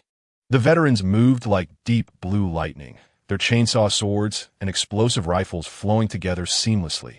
Often, a single charge would tear through the tyrant's defenses. Then they would deliberately slow their pace, shouting tactical points into their communicators. 3 behind the left rock. Monitor their energy signatures. Don't cluster together. Maintain a 5-meter distance. Initially, the recruits hesitated until a bespectacled recruit was cut by a tyrant's dagger, a trickle of red blood emerging. In that instant, he suddenly unleashed a flurry of shots from his explosive rifle, obliterating the tyrant into fragments. That's the spirit. Titus's laughter erupted over the channel. You only learn to kill once it hurts. Lin Yang watched the diminishing casualty markers of the recruits on the screen, his fingertips unconsciously tapping the observation platform. The 19 modifications granted these recruits extraordinary strength and speed, yet battlefield instinct and ruthlessness could only be honed through bloodshed. He recalled his own first foray into battle when Titus had kicked his explosive rifle into a mounted tyrant's, forcing him to retrieve it barehanded, leaving a scar in his palm that proved more instructive than any training manual. The second wave of airdrops concluded. The dispatcher's voice crackled through the communicator, directing units to assemble in the designated area. Karga extinguished the last remnants of his cigar and approached the tactical table, bringing up the ground heat map. The red dots representing the tyrants were compressing within a massive circular crater, while the blue dots, symbolizing the ultimate warriors, surged forth like a tide, with veterans forming the outer defense and recruits gradually clearing the center under their guidance. Prepare the medical bay on the supply ship, Karga ordered. Inform the medics not to waste regeneration gel on trivial wounds. Let them tend to their own minor injuries. The blood of ultimate warriors is not made of water. Lin Yang suddenly laughed. Were you also subjected to such trials back in the day? Otherwise, how do you think this scar came to be? Karga pointed to the corner of his eye. The old commander tossed me into an orc den, stating that if I survived, I would be promoted to sergeant. He paused, his tone growing somber. The battlefield is the finest teacher, and the dead are the most honest textbooks. Let them bleed today rather than die in a more dire location tomorrow. On the ground, the tall recruit finally grasped the trick. He rolled while evading energy beams, accurately striking the knee of a tyrant behind the rocks with his explosive rifle, then, emulating the veterans, charged forward to crush the tyrant's skull with the elbow of his powered armor. The communication channel erupted with veteran cheers. Kid, you've got it. Tonight, you'll get an extra serving of meat stew. On the observation screen, the recruit's formation began to solidify, albeit with some stumbles, yet the semblance of ultimate warriors was becoming apparent. Calm, precise, and imbued with an unyielding ferocity. The red dots within the crater dwindled, and any stragglers attempting to escape the encirclement were swiftly dealt with by the surrounding veterans, as if swatting away flies. That's enough. Karga glanced at the time and instructed Titus to regroup, leaving one company to secure the battlefield. Tell the recruits to bring back any captured tyrant weapons. I want to hear their analyses of these broken relics during tonight's review. Lin Yang cast one last glance at the screen. The light of the setting sun filtered through Pluto's thin atmosphere, casting an eerie orange hue over the battlefield. The recruits stood in formation, some armed with weapons, others still emitting smoke from their powered armor, with green bloodstains adorning their helmets. Yet, each stood tall, their posture a testament to the confidence earned through the crucible of real combat. Let us proceed. Lin Yang turned and walked out of the bridge to see if our fresh blood had indeed gained prowess. Karga followed closely behind, the sound of armored footsteps echoing in the corridor. In the distance, the transport ship was recovering the remnants of drop pods, sunlight glistening off the golden patterns of the immaculate Xiaoyao, as if draping the colossal vessel in armor. There was no earth-shattering showdown, only a brutal yet pragmatic lesson. Yet Lin Yang understood that the blood shed today, and the lessons learned in this crucible, would impart to these 19 modified recruits the true weight of the title Ultimate Warrior. From the communicator at the end of the corridor came Titus's voice, slightly hoarse from drink. Everyone, be more spirited. After returning to the ship, write a 3,000-word combat summary. Those who fail to write adequately will return tomorrow to collect shell casings. Chapter 59. Lin Yang. Am I to be the political commissar? At this moment, the outcome on Pluto was already determined. The ultimate warriors were clearing the remnants. The command cabin of the immaculate Xiaoyao still hung with the acrid scent of smoke and oil. Karga, the battle commander, tossed his dusty helmet onto the table, startling the aide beside him, causing half a cup of coffee to spill. He paid no mind to the dark stain, instead retrieving a crumpled data pad from his pocket. Its screen displaying pages on ancient terrestrial warfare, filled with dense Chinese characters that could easily induce dizziness. Take a look at this. Karga pushed the data pad towards Lin Yang, tapping emphatically on the characters for political commissar, the armored glove clattering against the pad. Earthlings have quite the strategy in warfare. It's not solely reliant on firearms. Someone must raise their voice to inform those youngsters why they must fight desperately. Lin Yang had just finished listening to the ground cleaning report through the communication channel. Among the 6,000 new recruits, a dozen or so had sustained injuries. Yet there were no fatalities. Tai 2C was over there cursing, lamenting that this group of young rascals had finally managed to keep their undergarments concealed beneath their power armor. He picked up a data pad and glanced at it, discovering it to be a historical account of the military forces from 2 nations on Earth, accompanied by several recordings of battlefield mobilizations. The roars emanating from the speaker reverberated painfully in his ears. So, Lin Yang tossed the data pad back, reaching for a cooling agent on the table and taking a swig. The icy liquid slid down his throat, alleviating the discomfort brought on by the lingering scent of gunpowder. Thus, I have made my decision. Karja suddenly sat upright, the scars on his shoulder armor casting deep shadows in the light.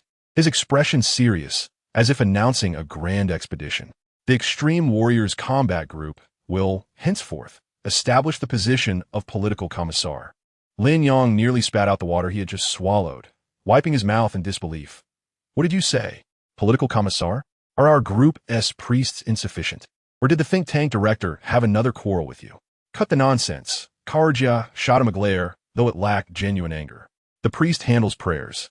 The think tank oversees foresight, and the political commissar is responsible for indoctrinating those young lads. As he spoke, he found himself chuckling, giving Lin Yang a hearty slap on the back, nearly knocking him over the table. You're the most suitable. Me? Lin Yang pointed at himself, his eyes wide with astonishment. You want me to impart wisdom to those fellows whose minds revolve solely around chainsaw swords and explosive guns? You might as well send Tai 2C to learn ballet from angels. It has to be you, Karja stated, unusually devoid of a commanding tone, gesturing towards the porthole outside the command cabin that faced the transport ship docked in synchronous orbit, where the new recruits were unloading confiscated weapons. The clattering footsteps of power armor could be heard even through the alloy walls. You're different from them. You understand Earth, comprehend its complexities, and can articulate our Group S principles with clarity. The last time you explained to the recruits why we must protect civilians, it was more effective than the old Priest S recitations over the span of 3 months. Lin Yang felt a headache coming on at the memory of that incident. The recruits had just concluded a law enforcement operation and thought that blowing up a civilian area would be expedient. He neither scolded nor punished them. Instead, He had shown them a documentary about displaced children from the wars of a bygone era. Surprisingly, a few of those emotionally dulled youths had teared up. That was entirely different, Lin Yang frowned. I was reasoning with them, not acting as a political commissar. Furthermore, there is no such position in our Group S regulations. How will the legal officer perceive this? Regulations are rigid, but people are adaptable. Karja waved dismissively, reaching for an energy bar from the table. Tearing open the packaging with a crisp sound. I am the group leader. I call the shots. If the legal officer dares to complain, let him go polish the recruit's power armor. As he chewed on the energy bar, he suddenly leaned in closer, lowering his voice with a hint of seriousness. Lin Yang, we're dealing with soldiers, not mere killing machines. Especially those new recruits modified 19 times. They need more than just tactics. They must understand the reasons for their fight. You can make them grasp this. A commotion erupted outside the command cabin, signaling the triumphant return of the ground forces. Lin Yang peered through the porthole to see Tai 2C tugging at a new recruit S helmet, dragging him towards the transport ship. The recruit S power armor had a confiscated Tao Tiao dagger strapped to his back, exuding an energy that had yet to dissipate. Look, Karja followed his gaze, a smile tugging at the corners of his mouth. They're like wolves now, bold and fierce. But someone must teach them when to retract their claws and when to fight with all their might. You're the most suitable for this task. Lin Yang remained silent, his fingers unconsciously tapping on the table. He recalled when he had first joined the combat group. Karja had thrown him into the most chaotic front lines. He had always awakened him with the bluntest words just when he was about to falter, reminding him not to focus solely on slashing, but to consider who was behind him. Back then, he understood. Now, looking at those recruits with fiery eyes, he suddenly felt a glimmer of comprehension. I'm to be the political commissar? Lin Yang asked again, this time with less astonishment and more uncertainty. Yes, you'll be the political commissar, Karja affirmed, reaching for his waist and tossing a badge to Lin Yang. It was not the Extreme Warrior's fist emblem, but a makeshift badge engraved with a cross sword and book design. From this day forth, you must not only lead them in battle, but also ensure they understand what this deep blue armor signifies. Lin Yang caught the badge, the cold metal sending a shiver up his fingers. The edges of the badge were still rough, clearly hastily crafted, yet it felt heavy in his hand. The command cabin door swung open, and Tai 2C, reeking of gunpowder, burst in, clamoring to celebrate the recruit's achievements. Spotting the badge in Lin Yang's hand, he paused. What is this? A new medal? Doesn't T look particularly impressive? This is the political commissar S badge. Karja stifled his laughter, adopting a serious demeanor. From now on, Lin Yang is the political commissar of the combat group, tasked with indoctrinating you. Political commissar? Tai 2C's mouth dropped open, as if he could fit an explosive shell inside. He scrutinized Lin Yang up and down before bursting into uncontrollable laughter. Him? The one who last time fought me for the last can of meat is going to lecture others about principles? Karja, have you been concussed by the main cannon S shockwave? Lin Yang shot Tai 2C a glare and tucked the badge into his tactical vest, suddenly feeling that this task might not be so absurd after all. He gazed at the vibrant new recruits outside, at Karja's stifled laughter, and at Tai 2C's doubled-over mirth, and cleared his throat. Have you laughed enough? He tugged at his collar, his tone carrying a seriousness he hadn't even realized he possessed. Starting tomorrow, all new recruits will have an additional class each day, and they want to be allowed to eat dinner until it's complete. Tai 2C's laughter abruptly ceased, while Karja burst into genuine laughter, patting Lin Yang on the shoulder. That's the spirit. You're starting to look like a political commissar. The light of Pluto streamed through the porthole, casting a pale blue hue over the command cabin. The smoke of battle had yet to dissipate, yet the atmosphere aboard the maculage Ji Yao was beginning to lighten. Lin Yang felt the rough badge in his pocket and suddenly thought that being a political commissar could indeed be quite interesting. At the very least, it provided another reason for him to contest with Tai 2C over canned meat. Chapter 60. Duties during work hours. Just after Lin Yang was appointed as the political commissar by Karja, he stepped out of the command room. His heavy military boots struck the alloy floor with a dull echo with each step. Standing at 3 meters tall, he nearly brushed the illumination strip on the corridor ceiling, the dark golden power armor reflecting a cold glow, while the Extreme Warrior's eagle emblem on his shoulder armor flickered in the interplay of light and shadow. The stern demeanor he had carried from the command room lingered until he turned a corner and spotted two angels huddled together, causing a vein in his temple to throb. Guxiao Luin stood with his back to Lin Yang, looking dazed and clutching half a piece of an unfinished compressed nutrition bar. Yin, the angel, leaned casually against the maintenance hatch, her silver-white armor accentuating her striking features. Twirling a metallic component she had seemingly scavenged, she spoke in a casual tone. I must say, the galactic force, you Earth warriors charge in a battle with such ferocity, but your tactical response is TSK, like headless flies. Guxiao Luin's face flushed, nearly choking on his nutrition bar as he retorted, that was an emergency situation. Besides, we won, didn't we? Won? Yin raised an eyebrow, flicking her fingertip, causing the component to clatter into Guxiao Luin's palm. If it weren't for the 300 ships clearing the area like swatting flies, do you think you could stand here talking? Just as Guxiao Luin was about to respond further, he caught a glimpse of Lin Yang's shadow in his peripheral vision and exclaimed as if seeing a savior. Yang, you've arrived. Lin Yang was about to respond when he suddenly recalled his newly appointed identity by Karja. He immediately adopted a serious expression, deliberately elongating his tone. What Yang? It's work hours now. You should address me by my title. His overly serious demeanor, compounded by the towering 3-meter armor, appeared somewhat comical. Yi Xia Lun pose, scratching his head in contemplation. Title? You've just been appointed as the political commissar? So, should I call you Lin Political Commissar? Beside them, as we let out a soft giggle, her laughter resonating like silver bells in the corridor. She was more restrained than Yin, yet could not suppress the urge to cover her mouth, her eyes glinting with mischief. Lin Jingwei, that certainly sounds plausible. Yin was more direct, crossing his arms and casting a sidelong glance at Lin Yang, a playful smirk curling at the corners of his mouth. Indeed, Lin Jingwei. However, I believe there exists a name that is even more fitting. Lin Yang's heart sank momentarily, a foreboding feeling creeping in. What name? Lin Zhiwu. Yin elongated the syllables, deliberately enunciating the two characters with precision.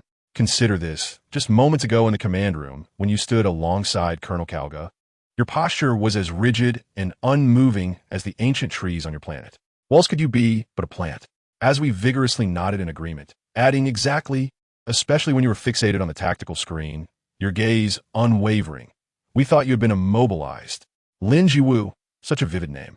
Guxiao Luin also caught on, stifling laughter to the point that his shoulders shook, nearly crushing the nutritional bar in his grasp. Lin Yang inhaled deeply, raising his gloved hand to massage his temples, feeling that these two angels had truly taken delight in the spectacle to an extreme. Although his height was not the most remarkable among the extreme warriors, compared to the trio before him, he indeed resembled a moving mountain. Yet, to be dubbed a plant was somewhat absurd. All right, he waved his hand dismissively, relinquishing the thought of correcting these two lively spirits. Let us discuss the matter at hand. You both observed the battle on Pluto from the observation deck. What are your thoughts? Upon mentioning serious business, the jesting expressions on Yin and Azwi's faces sobered somewhat, although their curiosity intensified. Yin straightened, stepping before Lin Yang and gazing up at him, even though she could soar higher than a battleship when spreading her wings. Standing before the 3-meter-tall Lin Yang required her to slightly tilt her chin upward. As for the visual experience, Yin pondered, her tone tinged with a hint of awe. To use your Earth-esque terminology, it was a dimensional strike. As we nodded in agreement, adding, we have witnessed numerous civilizations clash, including battles within the Angel Nebula. But we have never witnessed a confrontation like this. 300 battleships against tens of thousands of the Tautai coalition. Throughout the entire ordeal, you exerted nearly no effort. Lin Yang's gaze drifted past them, looking out of the porthole at the starry expanse beyond the corridor. The battlefield from moments ago lay not far away. The shattered remnants of Tautai battleships floating like dust, slowly being cleared by the gravitational field of the Makulagziao. He recalled the scenes during combat. The fleet of extreme warriors moved with the precision of a finely tuned clockwork, the formation of 300 ships maintaining a flawless alignment. The fiery illumination from their macro cannons merging into a river of stars, torpedoes accurately piercing the core of the Tautai battleships. And even the attack routes of the carrier aircraft seemed meticulously measured, exhibiting no deviation whatsoever. This was the tradition of the battle group. Lin Yang's voice grew somber, imbued with a pride that belonged to the extreme warriors. Since the era of the genetic progenitors, we have adhered to precision and discipline. Each captain of our battleships has endured hundreds of battles. Every cannon's parameters have undergone thousands of calibrations. We do not engage in unprepared warfare. But it seemed far too effortless, Gu Xiaolun interjected, unable to contain himself. I was listening on the communication channel earlier. Your captains reported the situation as if reciting a grocery list. Left flank cleared, third echelon encircled. It sounded less like a battle and more like a spring cleaning. It was indeed akin to spring cleaning, Yin retorted, her tone laced with playful mockery. The tactics of the Taotai coalition before you resembled children playing house. Their formations were loose, their firepower unfocused, unable to maintain even the most basic defensive arrangements. The moment your macro cannons fired, their formations fell into disarray, followed by being relentlessly pursued. She paused, turning her gaze to Lin Yang. But to be fair, your fleet's coordination is truly formidable. 300 ships managed to project the might of 3,000, and the damage sustained was nearly negligible. In the realm of cosmic warfare, that is nothing short of myth. Lin Yang's lips curved slightly upward, acknowledging her words. He recalled Colonel Kalga's demeanor in the command room. That seasoned warrior always exuding calmness, as if the tens of thousands of enemy ships before him were merely training targets. This is what defines the extreme warriors, a battle group that engraves discipline and precision into their very essence. Your angel's combat style is impressive as well, Gu Xiaolun suddenly remarked. The last time I saw Sister Yin single-handedly destroy a Taotai flagship, that was truly magnificent. Yin raised an eyebrow, unusually refraining from rebuttal, instead looking at Lin Yang. We angels emphasize individual strength, while you extreme warriors focus on team synergy. It is indeed a stark contrast in styles. However, to be honest, witnessing your fleet slice through the Taotai formations with the ease of cutting a cake was quite astonishing. As we nodded in agreement, adding, especially that final volley, 300 beams striking their targets simultaneously rendered the entire battlefield silent, creating a sensation akin to a grand finale. Well then, having witnessed such excitement, when do you plan to return? Lin Yang inquired, aware that this was a battlefield and not entirely safe.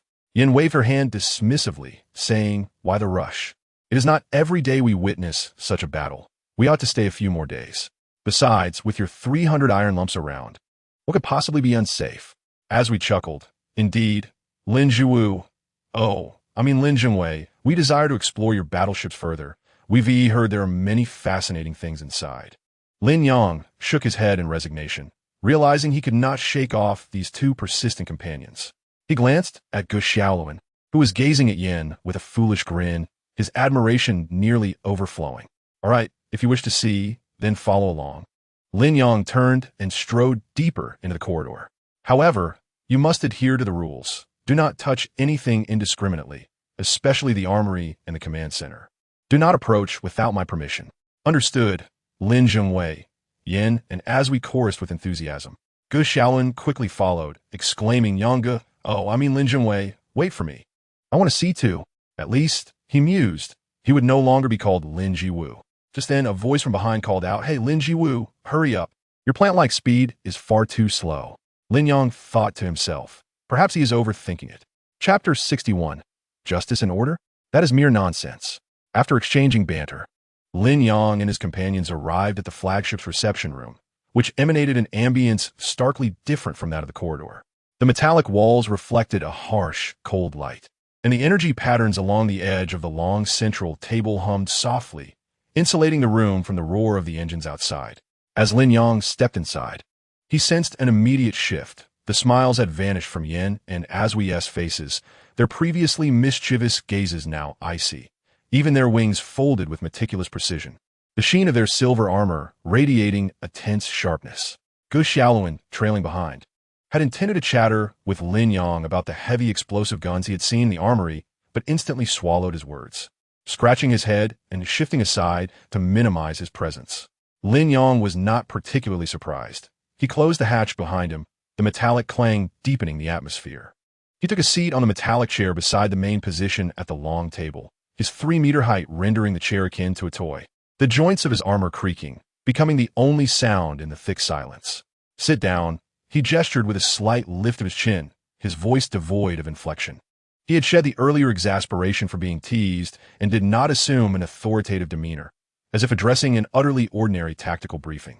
Yin remained motionless, yet spoke first, her tone devoid of any casualness, each word weighed with significance. Lin Yang, or should I refer to you as Lin Zhengwei? We have observed the entire battle and reviewed your fleet's public data.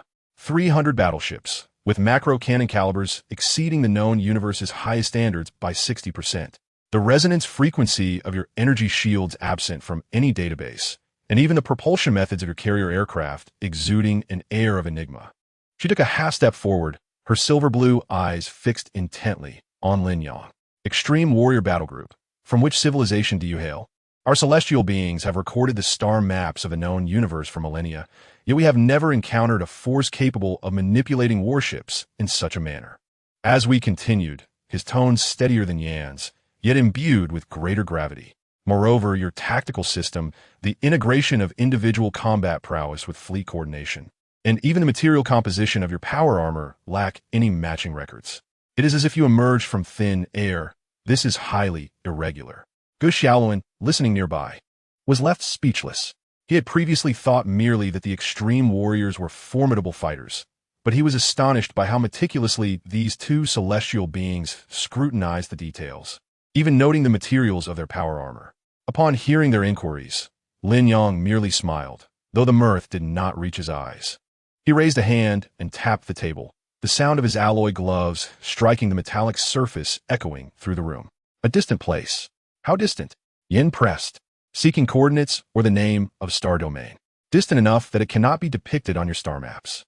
Lin Yang reclined against his chair, his tone laced with a hint of flippancy, akin to how your celestial nebula might be regarded as a legend by certain civilizations. You are spouting nonsense. Yin saw through his facade, asserting, we celestial beings have cruised the boundaries of the known universe 7 times. There exists no place that cannot be mapped. What are you concealing? Concealing? Lin Yang arched an eyebrow, suddenly leaning forward, the shadow of his armor nearly enveloping Yin. We have no obligation to report our origins to anyone. Extreme warriors engage in battle with a singular focus on the target, not the source. His words fell like a stone into water, visibly altering Yan's demeanor, her wings trembling slightly. She inhaled deeply, shifting the conversation to a more critical juncture. All right, you need not disclose your origins. But what of the justice order? We celestial beings have safeguarded this order for millennia. Your method of cleansing the remnants of the Tautai on Pluto was excessively thorough. She paused, seemingly weighing her words. According to the justice order, surrendering enemies should be treated with basic protocols, rather than being obliterated by your heavy artillery. The mention of the justice order extinguished the faint smile on Lin Yang's face entirely. He straightened in his seat, the joints of his armor emitting a series of crisp sounds, his presence resembling a siege tower poised for assault. Justice order? He echoed, his tone dripping with derision. That is utter nonsense. Gu Xiaoluan nearly leapt from his seat, internally questioning Lin Yang's intentions, wondering if he truly intended to confront the celestial beings head-on. Yan's expression hardened, the atmospheric pressure around her dropping several degrees. What did you say? I said, that concept is mere folly. Lin Yang articulated each word distinctly, his voice steady yet laced with an unyielding resolve. Your order is yours alone. It does not concern the extreme warriors. Our only rule is this. Those who obstruct us must either perish or retreat. The Tautai coalition obstructed us, thus they must die. Surrender? What is the value of surrender on the battlefield in terms of heavy artillery? He pointed towards the viewport, where remnants of the Tautai warships still floated. Had we adhered to your order, we would have integrated the remnants and judged the war criminals, waiting for their masters to strike back. The Maculag Jiao would currently be in repair. Yan's wings unfurled dramatically, the silver feathers bristling. The justice order does not compel us to be merciful. It is meant to prevent senseless slaughter. Whether slaughter holds meaning depends on the survival that follows. Lin Yang stood his ground. Your desire to uphold order is your concern. However, if you believe this order can be imposed upon the extreme warriors, that you can intervene in our decisions and hinder our actions. His voice suddenly deepened, revealing an unvarnished threat. I would not hesitate to send you a gift of extinction orders, planetary in scale. Let me show you what true, senseless slaughter entails. At these words, The air in the reception room felt as if it had frozen. Aswi's expression shifted slightly as he placed a hand on Yan's arm, clearly unprepared for Lin Yang's resolute stance. Gu Xiaoluan swallowed hard, contemplating how to defuse the situation, but realized that speaking now would only invite rebuke. He could only shrink back, hoping to become invisible. Yin shook off Aswi's hand, her eyes aflame with fury. Lin Yang, do you comprehend the gravity of your words? Angel City is our home. Do you dare? What is there I would not dare? Lin Yang interrupted, raising a hand to tap an inconspicuous button on the side of his chair. Instantly, one wall of the reception room illuminated with a holographic projection, showcasing a three-dimensional schematic of a Maculag Jiao, with the energy reaction zone marked in blinding red. See this? He pointed at the red area. The Maculag Jiao can overload its main cannon. If fired at full capacity, would it be enough to obliterate a star? You are welcome to test that. The data in the projection was impeccably clear, the energy output curve alarmingly steep, causing even Yin, who was used to grand spectacles, to involuntarily narrow her pupils. Obliterate a star? This exceeds the realm of conventional warships, bordering on the taboo of starship weaponry. Do not presume I am boasting. Lin Yang shut off the projection, the wall returning to its cold metallic hue. In the recent battle on Pluto, we utilized less than 20% of our firepower. It is not that we cannot win. It is simply unnecessary. However, should you celestial beings be adamant about waging war over your so-called justice order? He stood, his towering figure casting a colossal shadow under the lights, the eagle emblem on his armor seemingly coming to life, exuding a sense of bloodlust. Then bring it on. 300 ships? If that is insufficient, we have more. When the time comes, do not speak of order. Whether you can safeguard the few pitiful planets in the Angel Nebula will be the real question. His final statement landed like a spike in the ground, silencing Yin and Aswi. They sensed that Lin Yang was not merely threatening. His calm demeanor articulated an established fact, as indisputable as his declaration regarding the demise of the Tao Tai. The reception room descended into a deeper silence, the tension palpable. Even the hum of the engines seemed stifled by the oppressive atmosphere. Gu Xiaoluan discreetly observed Yan's top profile and Lin Yang's unyielding demeanor, feeling as though the air in the room was thick enough to ignite. Yet Lin Yang appeared unfazed, returning to his seat, pouring himself a glass of an indeterminate dark liquid. After taking a sip, he leisurely inquired, "So, are there any further questions? If not, I must attend to the post-battle report." His tone suggested that the man who had just spoken of annihilating Angel City and obliterating stars was not the same one who now sat composedly before them. Chapter 62. Earth equals Sacred Terra. Gu Xiaoluan stood by, momentarily stunned. He had witnessed the resolute determination of Earth warriors fighting for their planet. But hearing it from this interstellar soldier, who exuded an aura of iron and blood, imbued the words with a weight of countless untold stories. Lin Yang seemed oblivious to his reaction and continued speaking. The year I donned my power armor was when I was merely 15. By your calculations, I was still just a half-grown child. He suddenly chuckled, as if mocking his younger self, recalling how the armor felt unbearably heavy, and after each training session, he would manage to pour out half a basin of sweat. My instructor was a seasoned veteran, his face marred by 3 scars running from his brow to his chin, said to be from close combat with orcs. He raised his hand to touch his smooth cheek, with only a faint scar gracing his neck. The veteran would often say, "What we wear is not armor, but responsibility." At that time, I did not understand, thinking he was merely rambling until my first time on the battlefield. It was a planet called Ka Li Shi Si, an agricultural world similar to Earth, with vast wheat fields and a moon orbiting its sun. Lin Yang's voice slowed, as if he were crushing memories like the wheat beneath his feet. Insurgents had occupied the place, employing chemical weapons to devastate half the arable land and herding civilians into the square, threatening to detonate the planet's core. Tian Shiji could not help but interject. "Did you not arrive in time?" "We did, but it was too late." Lin Yang's voice fell to a whisper as we broke through the atmosphere. We witnessed the explosion in the center of the square. It was not a chemical weapon. They had bound explosives to themselves, detonating alongside over 300 civilians. He paused, his throat tightening. It was the first time I encountered such a potent stench of blood, mingled with the scent of charred wheat, a memory that remains etched in my mind. Gu Xiaoluan held his breath, recalling the day of the sinking of the Juxia. The debris and oil in the water, suffocating him with despair. The veteran charged ahead, his power armor pierced in the left leg by the insurgents' heavy weaponry. Yet he dragged himself forward, taking down 7 insurgents. Lin Yang's gaze drifted as he recounted, "He shielded me, striking my helmet with the barrel of his explosive gun, shouting for me to snap out of it, saying that for every second I lingered in stupor, another life would be lost." After that day, while we were clearing the battlefield, we discovered a young girl amidst the rubble, perhaps 7 or 8 years old, clutching a stuffed doll whose head had been blown off. Yet she gripped it fiercely, unwilling to let go. He suddenly turned to Yin and Ji, locking eyes. That girl told me her father was a farmer, who would tell her stories of their mother planet every night.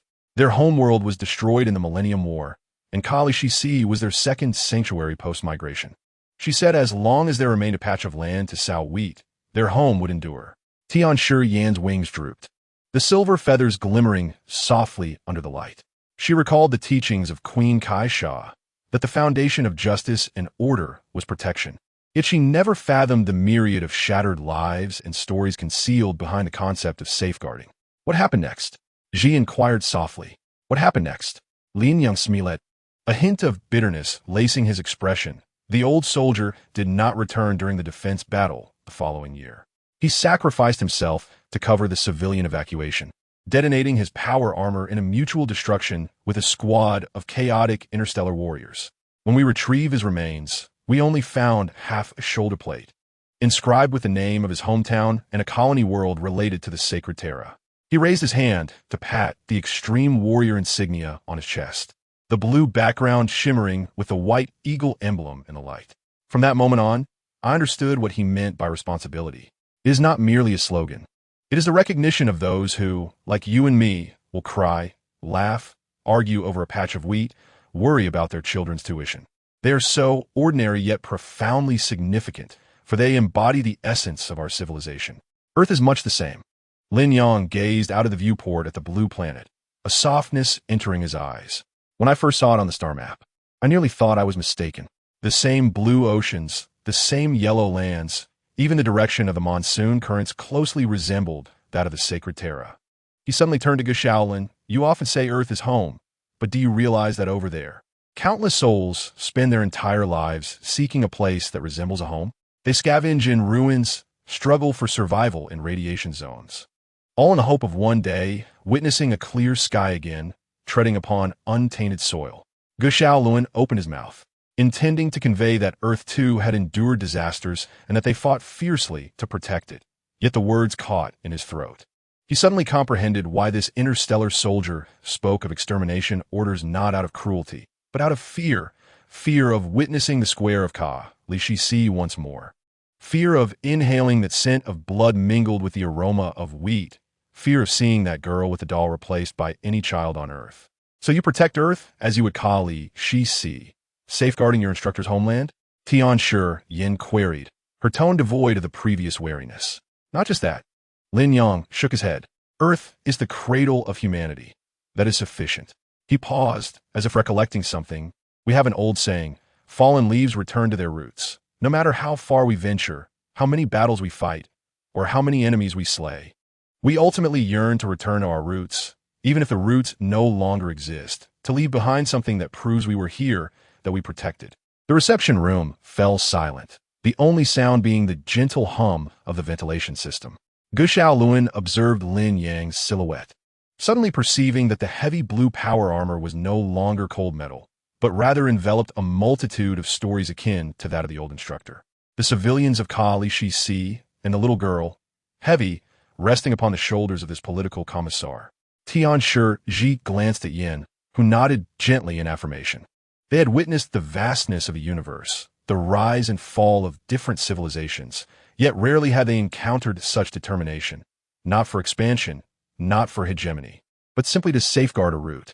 If I may say, if Yin hesitated before speaking, one day, Earth faces a crisis akin to that of Kali Shi. Will you truly? We will, Lin Yang replied resolutely without turning back, but I hope that day never arrives. He turned, his expression softening slightly, so do not force us, nor obstruct us.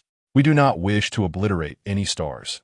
We only desire that this planet called Earth continues to have wheat fields, moons, and children clutching stuffed dolls. Gu Shaolin suddenly felt a pang in his nose. He remembered Chong Wei, Zhao Xin, and those comrades who sacrificed themselves on the battlefield. It became clear that whether interstellar warriors or Earth soldiers, angels or mortals, they all harbored the same thing within, a home they were willing to fight fiercely to protect. Lin Yang glanced at the timer on the wall, donned his helmet once more, the blue faceplate concealing his expression, leaving only a processed, steady voice. Everything that needed to be said has been said. If you wish to continue this discussion, we can do so once we resolve matters here. But remember, do not touch Earth. If you do, it means opposing our entire battalion. With that, he turned and strode toward the exit of the reception room. The heavy footsteps of his power armor echoing dully on the metal floor, each step resonating like a heartbeat in the chests of all present. Tianshi Yin watched his figure disappear at the doorway, and suddenly said to Ji, "I think I understand a bit better now why he would rather invoke extermination orders than take a step back." Ji nodded, gazing out Earth. The blue and white planet spun quietly in the darkness, cradled gently by countless hands like a precious treasure. Gu Shaolin touched his chin, feeling as though the rifle in his hands had grown lighter. He thought that once this matter concluded, he would call home to assure his mother that he was doing well, protecting their home alongside a remarkable group of individuals. Chapter 63, The Shock of Major Powers in the Reception Room of the Macula Jiao. Lin Yang concluded his dialogue with the two angels, and the footsteps of Lin Yang and Gu Shaolin faded away down the corridor. At that moment, Angel Yin raised her hand to activate the communication device on her gauntlet. A pale blue holographic screen unfolded before her, and the figure of Queen Kaisa hovered within the light. Her silver hair swayed gently with an invisible current, her expression impassive yet somehow imposing to Yin. "Your Majesty," Yin inclined her head slightly, and behind her, Aswi straightened up as well. Lin Yang's earlier decree of extinction felt like a branding iron, still searing in their hearts, especially his assertion that Earth equated to the sacred Terra, deepening their perplexity regarding this suddenly emerging interstellar warrior faction. Kaisa slowly lifted her gaze, her golden pupils reflecting the metallic walls of the reception room. Her voice steady and devoid of emotion. "I heard everything that was said." Aswi's heart sank, instinctively glancing at Yin. They had intended to report the earlier conflict, only to discover that the queen had been listening through some means throughout the entire exchange. Yin composed herself and stepped forward slightly. The extreme warriors are resolute in their stance, and their strength far exceeds our estimations. Not merely exceeding estimations, but transcending the known cosmic military framework. Kaisa's fingertips lightly tapped the edge of the holographic screen, instantly revealing a series of coordinates indicating the distribution of the remnants of the Taotai Alliance's ships, the peak energy responses, and the void shield fluctuations recorded from the extreme warrior vessels, culminating in a glaring figure. Enemy losses totaled 732 ships, while our side suffered none. As we leaned closer to inspect, her brow furrowing tighter. Not even a fluctuation from the void shield 01. This is impossible. The flagship's main cannon posed some threat to our sacred Kaisa-class battleships. Even if the Extreme Warrior's technology is more advanced, this shouldn't be the case. Kaisa interrupted her, her tone subtly grave. The energy levels released by their weapon systems are approaching the control of dark matter. This is not mere firepower suppression. It is absolute mastery over energy itself. Pausing, her gaze drifted toward Earth, and she continued, moreover. The individual named Lin Yang exhibited a unique emotional fluctuation when he mentioned the sacred Terra and the human empire. This was not the anxiety of a fabricator of lies, but rather a deep-seated reverence. Yin recalled Lin Yang's expression when speaking of the Callisis planet, a mix of anguish and obsession that indeed seemed genuine. He regarded Earth as a mother star to protect, even resorting to the extreme measure of annihilating a star. Will this affect our enforcement of the order of justice? Kaisa remained silent for a moment, and the data stream on the holographic screen began to scroll rapidly before finally pausing on a designed blueprint of the extreme warrior ships. With their sharp contours, blue and white paint scheme, and a massive golden warhammer emblem at the bow, exuding an aura of ironclad ferocity distinct from known civilizations. The foundation of the order of justice is to safeguard the continuity of civilization, rather than being fixated on formality. If their guardianship does not contravene the essence of civilized development, we need not intervene for the time being. However, we must keep a close watch on them. The human empire and the sacred Terra must be thoroughly investigated. Just then, Aswi's communicator emitted an urgent buzzing sound, indicating an emergency report from the Angel Nebula. Upon opening it, her expression changed dramatically. Your Majesty, all major powers have received the battle results, and the communication channels throughout the known universe are nearly overwhelmed. On the shadow throne of Demon Number 1, Morgana was casually munching on an apple, the floor strewn with empty cores. Beside her, Otto had just finished reporting on the annihilation of the Tautai Alliance, and before he could process the information, he saw the casualty ratio flashing on the screen. Nearly choking on his apple. Repeat that? How many ships? Morgana tossed the core aside, leaning forward, her crimson nails pointing at the screen, displaying the figure 10 and 732. The Tautai sent over 10,000 ships out, and they were all obliterated? Otto's face was equally pale, gripping the energy report tightly.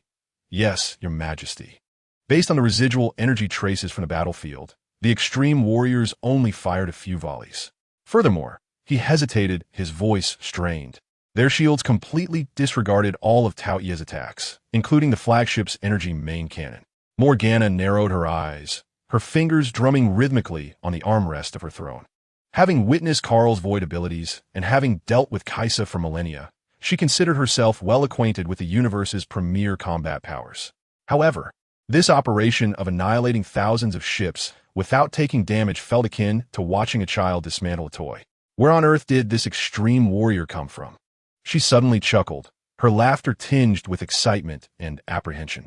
To manipulate void energy with such finesse is certainly more adept than that old fox Karl.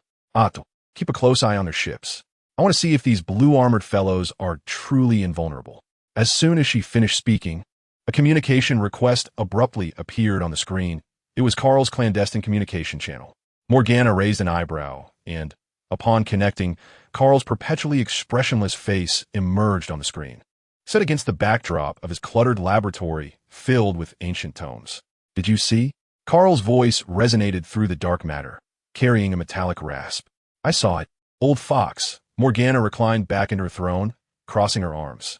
Your little brother over there, Tautai, got wiped out completely. Aren't you going to shed a tear? Karl ignored her teasing, gesturing at the holographic projection in front of him, displaying the firepower analysis of the extreme warrior ships. Their weapons do not release dark energy, nor stellar energy, but rather a type of annihilation field imbued with order attributes. It can directly disintegrate the molecular structure of matter, even forcibly stripping away dark matter. Morgana's smile faded. Order attributes? Similar to Kaisa's sacred energy? No. Karl shook his head, and the force field model on the projection suddenly exploded into countless tiny light points. Kaisa's sacred energy is purifying. Theirs is annihilation, more akin to an absolute eradication of chaos. He paused, looking at Morgana beyond the screen. The emergence of this faction may disrupt all plans, including yours and mine. Morgana scoffed, but did not rebut. She recalled Lin Yang's ruthless decree of extinction against the Angel City, his unwavering decisiveness suggesting he was not one to negotiate terms. If truly provoked, could these beings obliterate even the demon wings? She stroked her chin, suddenly feeling an itch to engage with such a formidable opponent. It would be a pity not to have a confrontation. On the main planet of Liang Star, Pan Zhun stood at the highest point of the observation platform, with a massive model of Star behind him. He clutched a report from the front lines. The edges of the paper crumpled from his grip, his face etched with astonishment. All 10,000 ships annihilated? He repeated in a low voice, disbelief lacing his words. As the guardian of Liang Star, he had witnessed the most brutal interstellar wars and understood that even with Liang Star's full might, capturing these 10,000 ships would require at least a 30% cost. Yet the extreme warriors had suffered no losses. A young soldier beside him nervously presented an energy analysis report. Lord Pan Zhun, their ship hulls appear to be constructed from an unknown alloy that our detectors cannot penetrate. Moreover, their weapons can directly trigger a chain reaction of stellar matter. The Taodai ships are as fragile as paper. Pan Zhun cut him off, his gaze turning toward the solar system. There lay the remnants of the once cherished Denua system, now destroyed, and the vulnerability of Earth had piqued his interest in this young civilization. However, now, this suddenly emerged extreme warrior faction felt like a boulder crashing into a tranquil lake. They claim Earth is their mother star? Pan Zhen inquired. his fingers unconsciously tapping against the stone railing of the observation platform. Indeed, and their attitude is very resolute, even threatening to annihilate stars. Panjin fell silent. Annihilating stars? That was no trivial matter. Liang's star possessed the technology for stellar propulsion, understanding better than anyone the energy and determination required for such an act. What manner of celestial warriors are these? Is their obsession with Earth merely a consequence of their home planet? Suddenly, he recalled the message from Kaisa that hinted at the existence of ancient civilizations in the cosmos, now isolated by some impenetrable force. Could it be that these ultimate warriors hail from that unknown realm? He issued a command. Panjin turned, his gaze sharpening, and ordered a cessation of all observations of Earth, instructing not to initiate contact with the ultimate warriors. He paused, adding that their movements should be closely monitored, and any anomalies must be reported immediately. After the young warrior departed with his orders, Panjin found himself alone in the observation tower. He gazed at the distant, radiant star, and for the first time, a strange sensation arose within him. Not fear, but vigilance. This universe seemed far more intricate than he had ever imagined. In Carl's laboratory, dark energy flowed languidly within its containment vessel, reflecting his impassive visage. The screen looped footage of the ultimate warrior ships unleashing firepower. Blue and white beams cleaved through the void, dissolving the enemy vessels like snow under the sun, leaving no remnants behind. Absolute order, absolute annihilation, Carl murmured softly, fingers dancing swiftly across the keyboard, striving to unravel the source of that energy. Yet, no matter the algorithms he employed, the outcome remained an enigma. Just as Lin Yang had mentioned the Sacred Terra and the human empire, no trace could be found within the annals of known cosmic history. It was as if this battalion had materialized from thin air, bearing a distinct civilization and rules of combat. Intriguing. A rare smile graced Carl's lips. It appeared that within the puzzle of ultimate fear, fragments yet unknown lay hidden. He extinguished the screen, rose, and made his way toward the tightly shut door at the depths of a laboratory. Perhaps only there could he discover the truths surrounding these ultimate warriors. On the bridge of the Immaculate Zhiyao, Lin Yang scrutinized the tactical display of star maps, while Gu Xiaoluan beside him cradled a steaming cup of coffee, still processing the earlier conversation in the lounge. Suddenly, the communications officer reported, "Political Commissar, multiple high-energy communication signals detected from the Demon Wings, the Mingi star system, and the Liang star. They're probing our ship's parameters." Without lifting his head, Lin Yang replied, "Ignore them. Have the weapons department prepare. Anyone who dares to cross the line will be expelled immediately." He paused, adding, "Inform the entire ship to remain vigilant but not anxious. Until we locate a stable supply point, our foremost mission is to safeguard Earth's defenses." Gu Xiaoluan took a sip of his coffee, grimacing at the heat, yet felt a wave of reassurance wash over him. He gazed at the 300 blue and white ships on the screen, akin to 300 unsheathed swords, steadfastly hovering in Earth's orbit. Suddenly, he realized that neither the Tao Tai nor the demons had anticipated that this time they were not confronting mere iron, but rather a searing hot iron brand. Meanwhile, far away in the Angel Nebula, Kaisa, observing the silhouettes of the ultimate warrior ships on the light screen, turned to her guard and instructed, "Notify Yin and Azui to remain in the vicinity of Earth for the time being. Observe and record, but do not engage prematurely." As the light screen dimmed, Kaisa gazed out the window at the resplendent nebula, murmuring softly to herself, "A battalion capable of shaking the very fabric of a universe. Are their arrivals a blessing or a curse?" As the Pluto campaign commenced, the live broadcast simultaneously reached audiences worldwide. In the early dawn of Hu City, Lin Xiaoxia had already squatted beneath a makeshift signal tower for 3 hours, clutching an old portable terminal, its screen still loading with static. Her fingertips were numb from the cold, yet she resolutely pressed the refresh button. Nearby, old Wang, wrapped in a tattered military coat, stomped his feet and grumbled, "This lousy signal. It worked fine yesterday for watching the silhouette of the Immaculate Zhiyao. Yet today it's all lagging. Just wait a bit longer." Wang Shu. Lin Xiaoxia exhaled a puff of white breath, her eyes fixed on the slowly emerging blue progress bar on the screen. The news had just announced that the Ultimate Warriors were set to livestream the Pluto campaign, broadcast simultaneously across the globe. No sooner had she spoken than the terminal suddenly emitted a chime, the static dissipated, and the screen illuminated, not with the familiar face of a news anchor, but rather a backdrop of the pitch-black cosmos, where distant glimmers moved slowly. The camera zoomed in abruptly, revealing a formation of blue and white vessels, the golden warhammer insignia on their bows glinting blindingly in the starlight. My heavens!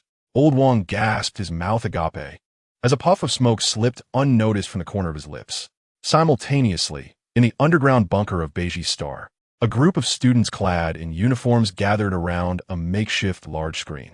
As the signal stabilized, someone shouted, "It's starting." The ensuing cheers nearly toppled the bunker's ceiling. On screen, the voice of the Ultimate Warrior's onboard broadcast resonated, steady and authoritative. All units, attention. Targeting Pluto's orbit. Commencing cleanup operation on the remnants of the Tautai fleet. It's Lin Yang voice. A bespectacled boy exclaimed, pointing at the fleeting blue figure in the corner of the screen. I watched his video in the lounge 8 times yesterday. So cool. The girls nearby paid no heed to his excitement, their eyes glued to the suddenly illuminating beams on the screen. Blue and white energy beams sliced through the void like torrential rain. As the distant Tautai ships exploded one after another, devoid of thunderous roars, sound cannot traverse the vacuum. Only silent annihilation, fragments transforming into fleeting fireworks in the cosmos. Is this the combat prowess of the interstellar warriors? A girl murmured, clutching a crumpled evacuation notice in her hand. Just 3 days ago, she had fretted over whether she would survive until next week, but now, watching the relentless cleanup operation on the screen, she felt an unexpected tightness in her throat, tears streaming down without warning. Similar scenes unfolded globally. Amidst the ruins of Juxia City, several workers bearing repair tools crouched atop broken walls, having fashioned a makeshift shelter from waterproof cloth. The terminal was propped on a half-buried concrete pipe. As the footage displayed, the Ultimate Warrior's landing pods, streaking like meteors toward Pluto's surface. Look, they're about to land. A young worker pointed at the screen, his voice trembling. His brother had perished in last week's Tautai air raid, and now, witnessing those clad in blue-powered armor stepping onto Pluto's frozen soil, brandishing explosive firearms to eliminate the remaining foes, he felt the heaviness in his heart begin to lift. The perspective shifted to a first-person view, presumably from a warrior's helmet cam. The thudding footsteps echoed within the helmet, the crosshairs in the scope locking onto a target. With a dull thud, a distant Tautai soldier was obliterated in an instant. The barrage of comments surged across the screen. This weapon's power is outrageous. The blue-armored brother is so handsome. Marry me. Stop fangirling. Look at their tactical coordination. It's textbook level. Are we truly saved? The final comment sank like a stone into the hearts of all present. At 9 in the morning, within the temporary assembly hall of Shun City, the previously raucous representatives from various regions fell silent. Someone connected the terminal to the meeting's main screen, revealing Lin Yang standing at the doorway of the landing pod, his blue armor smeared with the red dust of Pluto. Addressing the camera, "Earth is the cradle of humanity. Any entity that attempts to lay claim to it shall be eradicated. However, safeguarding it cannot rely solely on us." His voice resonated through the signal, reaching every corner of the assembly hall. Imbued with the metallic timbre characteristic of powered armor, yet remarkably clear, we hail from distant star systems, understanding that the sustenance of civilization requires not mutual suspicion, nor individual combat, but the strength of unity. Yesterday, I witnessed your news. Some were hoarding supplies, some dismantling barricades, while others were even firing upon each other over a patch of land. Lin Yang paused, the camera shifting to the warriors behind him, who were methodically gathering the Tautai wreckage for concentrated destruction, their movements synchronized, exuding an undeniable sense of order. Look at them, then look at yourselves. If even you abandon your homeland, what significance would it hold for us to triumph in 100 battles? The chamber fell into a profound silence. The representative from the Southern District paused, his finger hovering over the button to veto the proposal, while the Northern District representative's hand, poised to strike the table, froze in midair. On the screen, Lin Yang removed his helmet, revealing a scarred visage, his gaze sharp enough to pierce through the display. "I have reviewed the proposal from the Human Federation. Let there be no more debate. Sign and seal, unite our strength. Otherwise, the next time you find yourselves here, It may be the enemy delivering the lesson. At 2 in the afternoon, the first regional representative affixed their signature to the Federation Charter. It was the interim head from whose city, an elderly lady with graying hair, her hand trembling as she penned her name with meticulous care.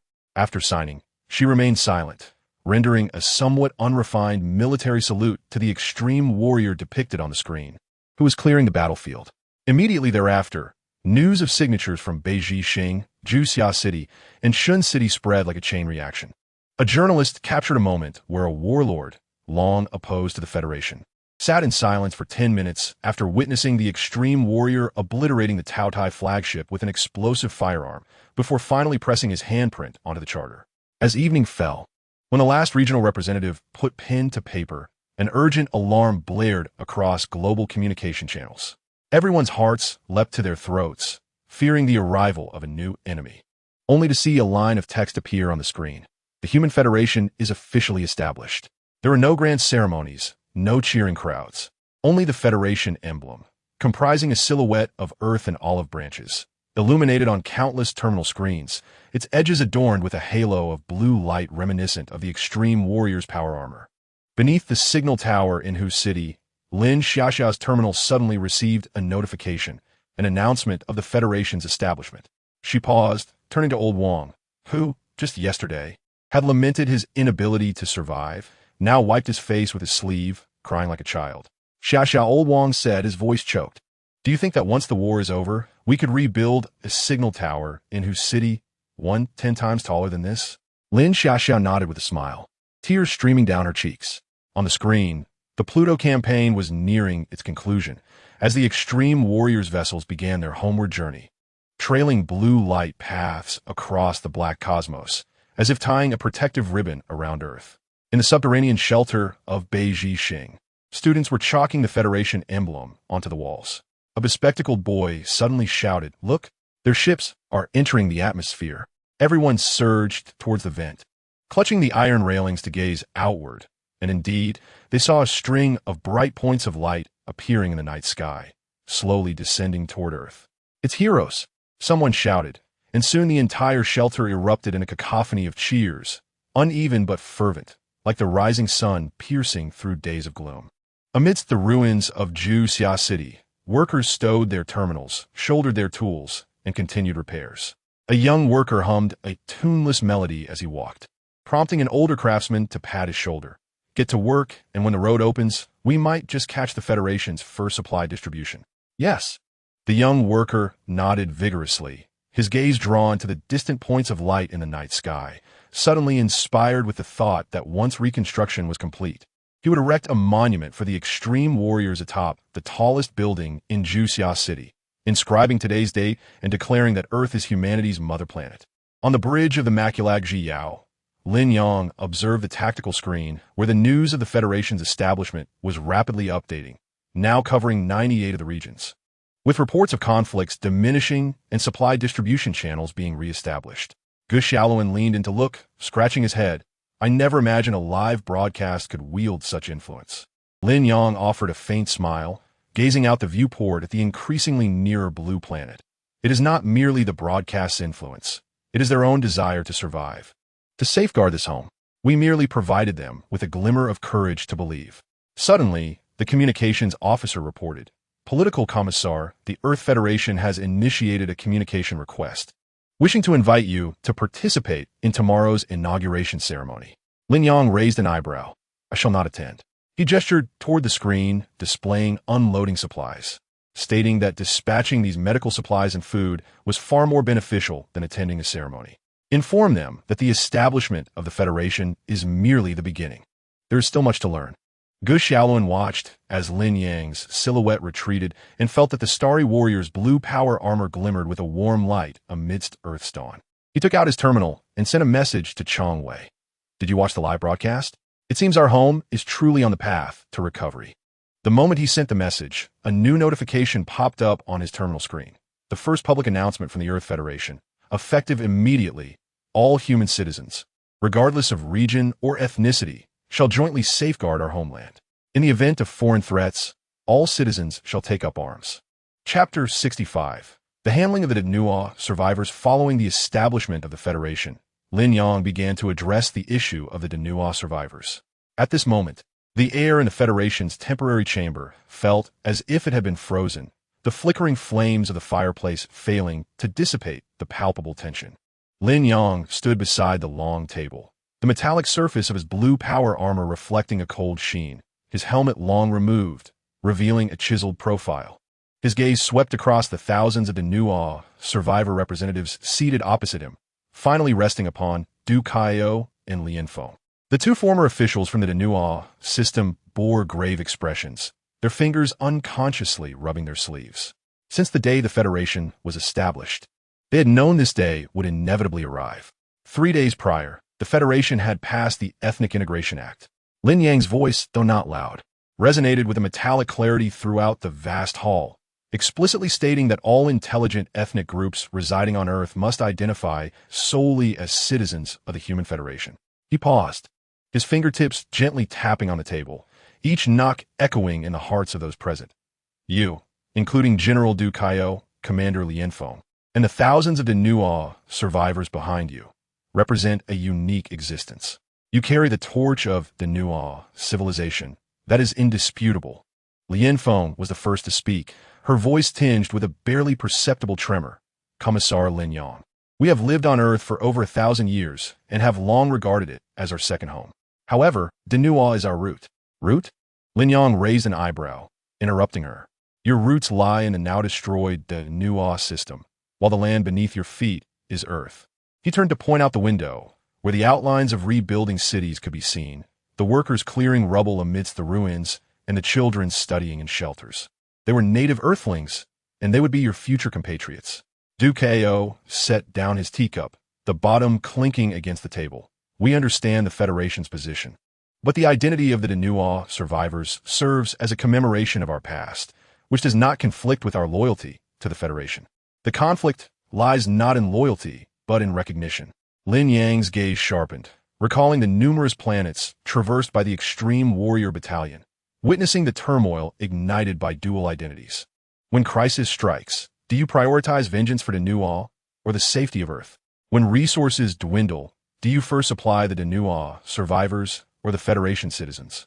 A series of questions plunged the hall into silence. Whispers arose among the Danua survivors, many bowing their heads, fingers twisting the fabric of their garments. They had indeed discussed in private whether, should enemies of the Danua system appear, they would prioritize vengeance for their mother planet. Lin Yang retrieved 2 documents from the storage compartment of his power armor and slid them across the table to Du Kaio. I present you with 2 choices. First, he indicated the left document, signed this identity conversion agreement, relinquishing the identity of the Danua survivors.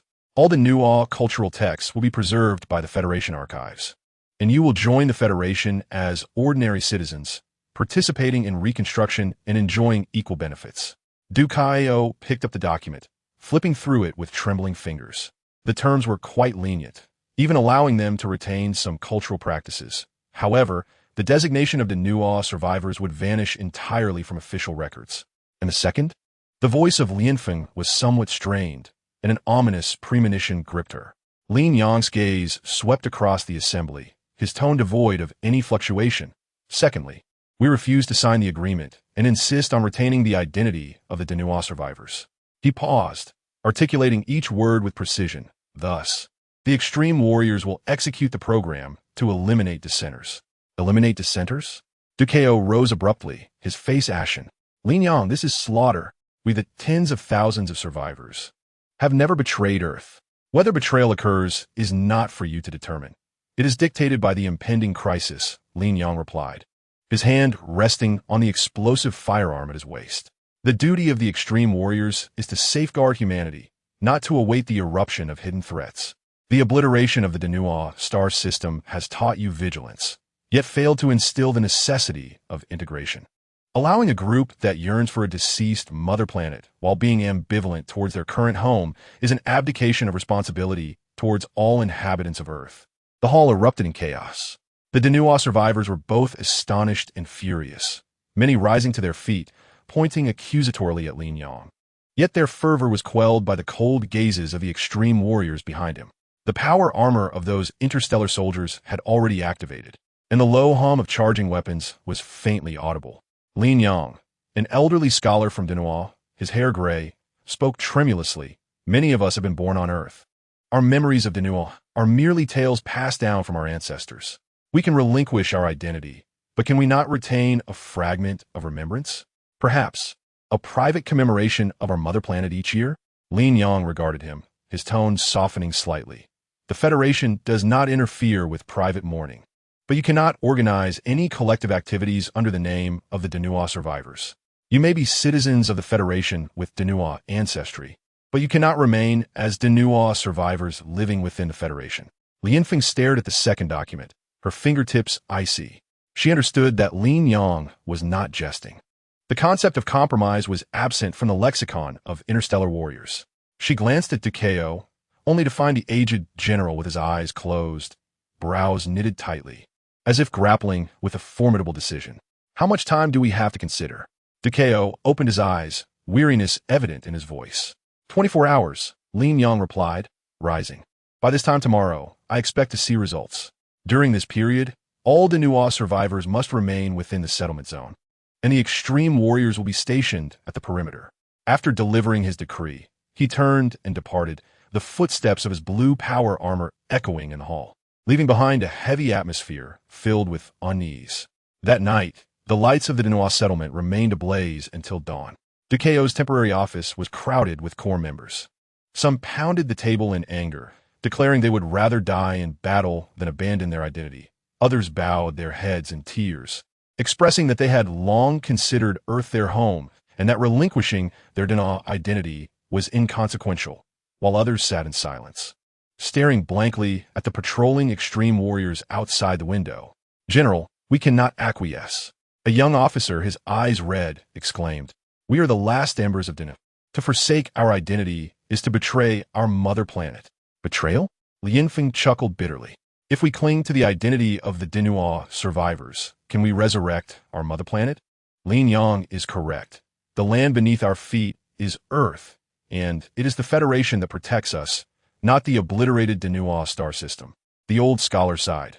My grandson asked me yesterday, Grandpa, why do other children call us aliens? He was born on Earth, raised on Earth, and does not even know which direction the Denois star system lies. Are we insisting on retaining our identity for our own obsession or truly for their sake? These words struck everyone like a stone. Indeed, the younger generation of Denois survivors had grown indifferent to their mother planet, caring more about whether they could avoid isolation in school and whether they could proudly proclaim, I am a citizen of Earth like other children.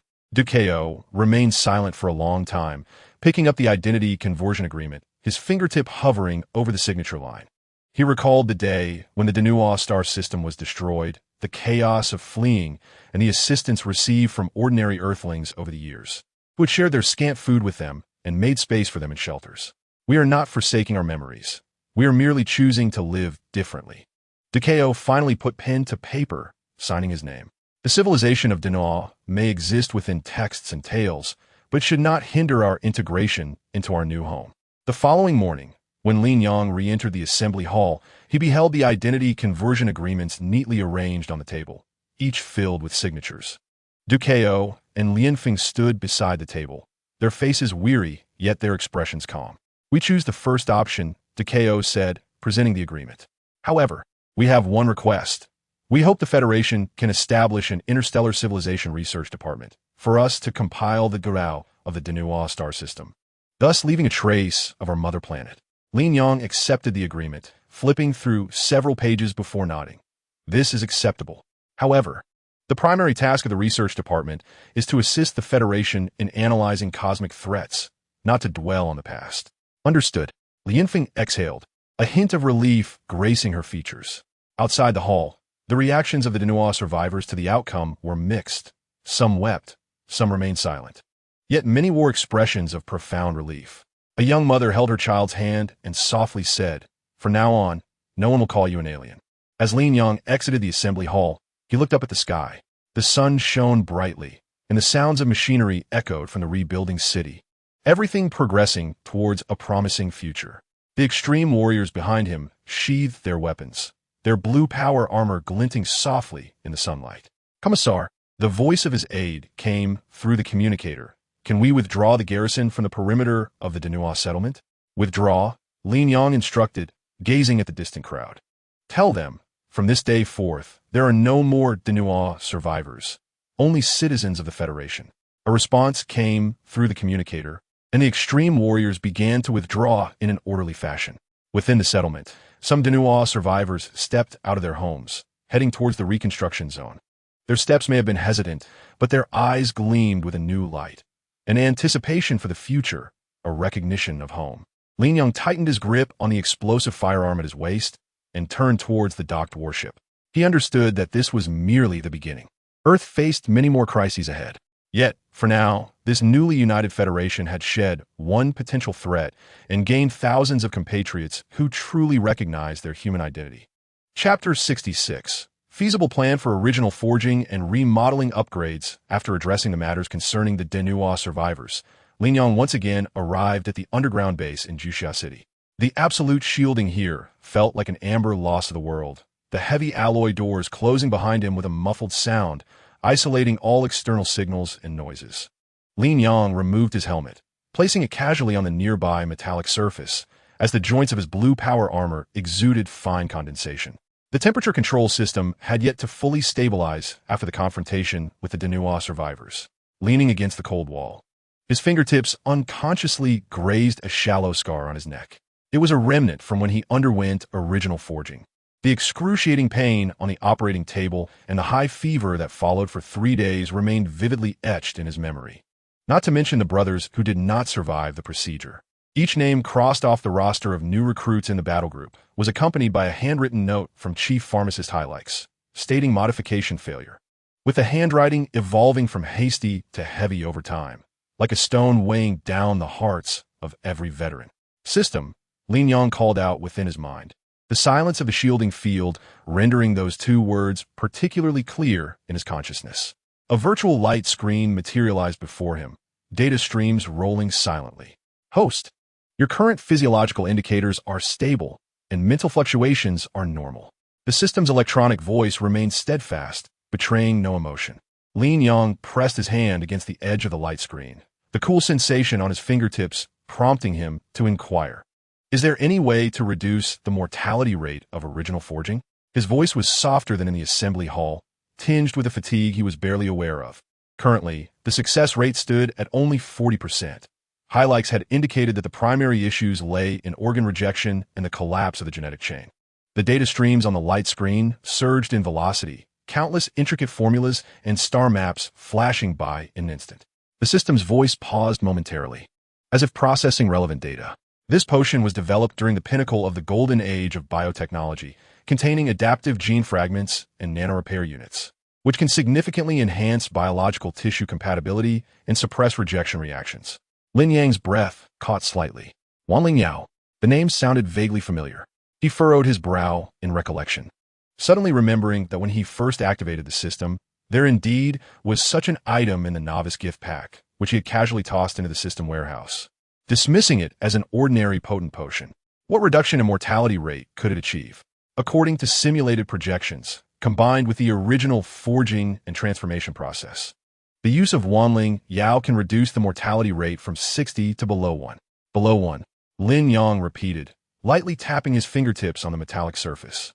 This figure was irresistibly enticing, implying that out of 100 new recruits, at least 99 could don powered armor instead of becoming mere cold statistics. He abruptly straightened, accessing the system marketplace, and indeed found the icon for Wanling Yao tucked in a corner, marked with an exchange label. How much merit was needed to redeem? 50. Each Wanling Yao requires 500 merit points. 50 in total amounts to 25,000 merit points. Do you confirm the exchange? Confirmed. Lin Yang did not hesitate for a moment. The merit points were of no use to the brothers who had fallen in battle. It was far better to exchange them for a potion that could help more people survive. The numbers on the display dwindled rapidly, and 50 vials of the potion, sealed in crystal tubes, materialized on the metallic surface, the pale golden liquid flowing gently within, reminiscent of solidified sunlight. Lin Yang picked one up, inspecting it against the light. The tube bore traces of the intricate patterns from the Golden Age, warm to the touch in an almost imperceptible way. He carefully stowed the potion into his tactical backpack and turned towards the exit of the shielding field. The heavy alloy door slowly opened, and the sounds of footsteps and the static of communication devices from the corridor flooded in, carrying the scent of the base, mingled with oil and disinfectant. Political Commissar. The 2th-century elite warriors raised their hands in salute, the joints of their powered armor emitting faint hydraulic sounds. Lin Yang nodded in return, his gaze sweeping over the battle insignia on their chests. High Lycesi in the medical area? Indeed. The chief pharmacist is monitoring the post-operative observations of the 3rd batch of new recruits, the soldier on the left replied. The cold white light of the medical area always bore an unapproachable chill. As Lin Yang lifted the isolation curtain, he saw High Lycesi squatting before the observation pod. Holding a recording pen, his brow furrowed deeply. Inside the pod lay a 17-year-old recruit, his complexion as pale as paper, multiple monitoring tubes inserted into his body. The rise and fall of his chest barely perceptible. What's the situation? Lin Yang approached softly, placing his backpack on the adjacent equipment table, producing a subtle clinking sound. High Lycesi looked up, the dark circles under his eyes more pronounced than during their last meeting. The sleeves of his white pharmacist uniform stained with flecks of blood. The 17 transformation encountered issues. The renal rejection response occurred 3 hours earlier than anticipated. He pointed to the fluctuating red curve on the screen, all indicators declining. Unable to survive the night. The recruit in the observation pod suddenly groaned, his fingers involuntarily curling, as if trapped in a painful dream. High Lycesi paused, his voice lowering. This child comes from the Talon Star system. His family has been miners for 3 generations. He enlisted hoping to wear powered armor and protect his family from being bullied by space marauders.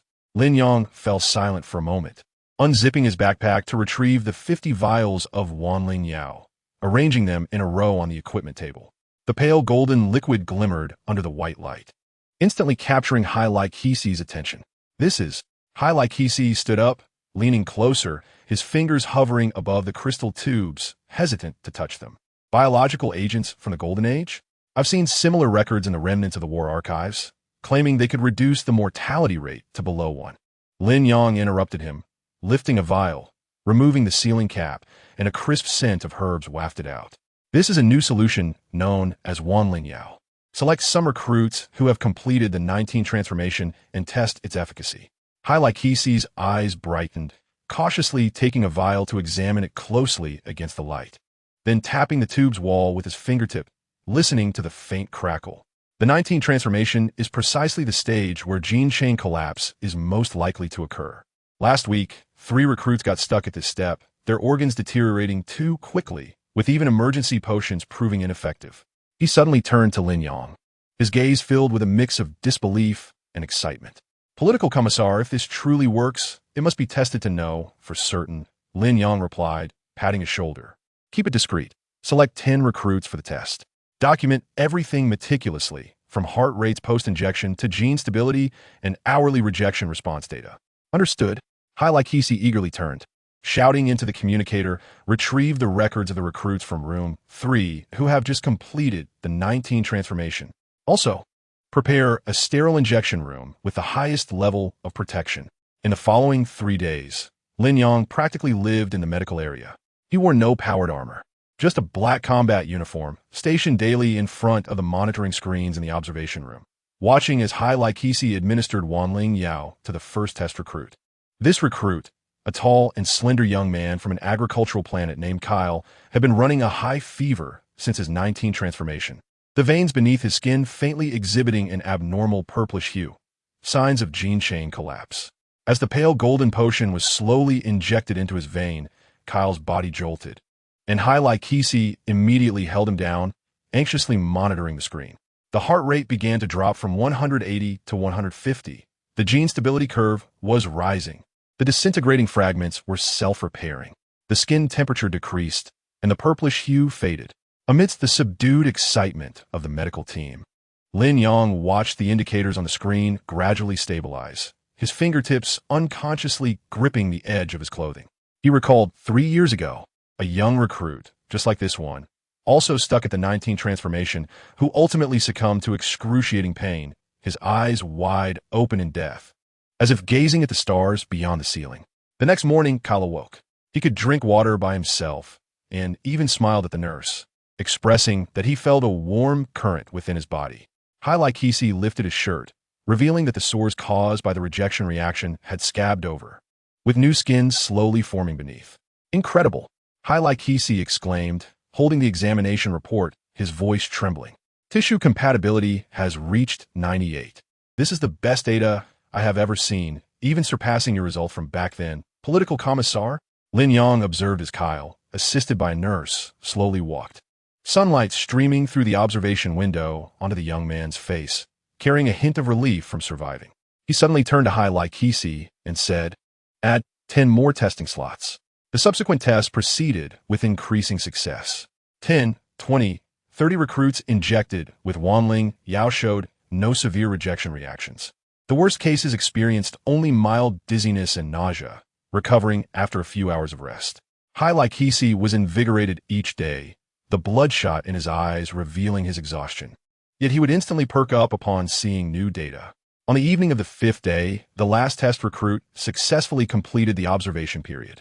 Kisi burst into Lin Yang's temporary office, clutching a stack of papers and slamming them onto the desk. Political commissar, look, all 10 test subjects have stabilized through the danger period.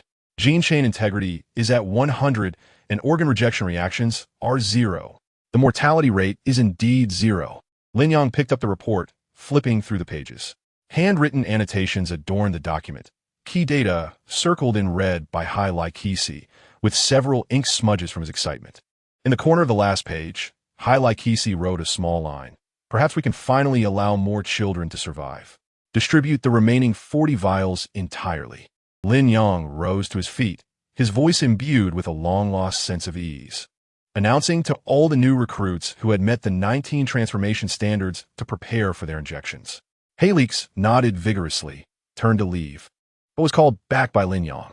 Looking at him, Lin Yang reminded him that once this batch of new soldiers officially joined the ranks, he was to transcribe the names of those who did not survive onto the battle group roster and post them on the wall of the new recruits' dormitory. Halix paused for a moment, then comprehended, his eyes slightly reddening. Yes, political commissar. Go on. I will await your news at the entrance of the medical room. Halix. Chapter 67. Blessed by the Emperor, Lin Yang anxiously awaited news, and when Halix slammed the final testing report onto the table, the edges of the paper crumpled under his grip. With reddened eyes, he grasped Lin Yang's arm, his knuckles turning pale from the pressure, remnants of unclean medication still staining his white uniform. Political commissar, you wouldn't believe it. His voice was hoarse and urgent, as though fearing that speaking too slowly would cause this miracle to vanish. The effects of the panacea far exceeded merely reducing mortality rates. Look at this. Halix pulled over Kyle's latest health report, pointing to a page with a genetic sequence chart. The activity of this child's genetic seed has increased by 37. Originally, his combat reaction speed was only average among newcomers, but now he is caught up with veterans who have served for 5 years. And this... He flipped to another report featuring microscopic photographs of skin tissue. Is an old injury of veteran mark. He suffered a gash on his side from a Chaos Space Marine's chainsaw axe at the gates of Cadia, which had been festering for 20 years on rainy days. Look now. The photograph showed that the once grotesque scar had faded to a mere faint imprint, and the newly formed tissue appeared a healthy light pink under the microscope. Even the most stubborn fibrotic patches had disappeared. Lin Yang's gaze faltered. He remembered Mark, the usually taciturn veteran who would secretly apply multiple pain patches to his waist before every battle. The most astonishing part is this. Halix took a deep breath, as if announcing a momentous secret.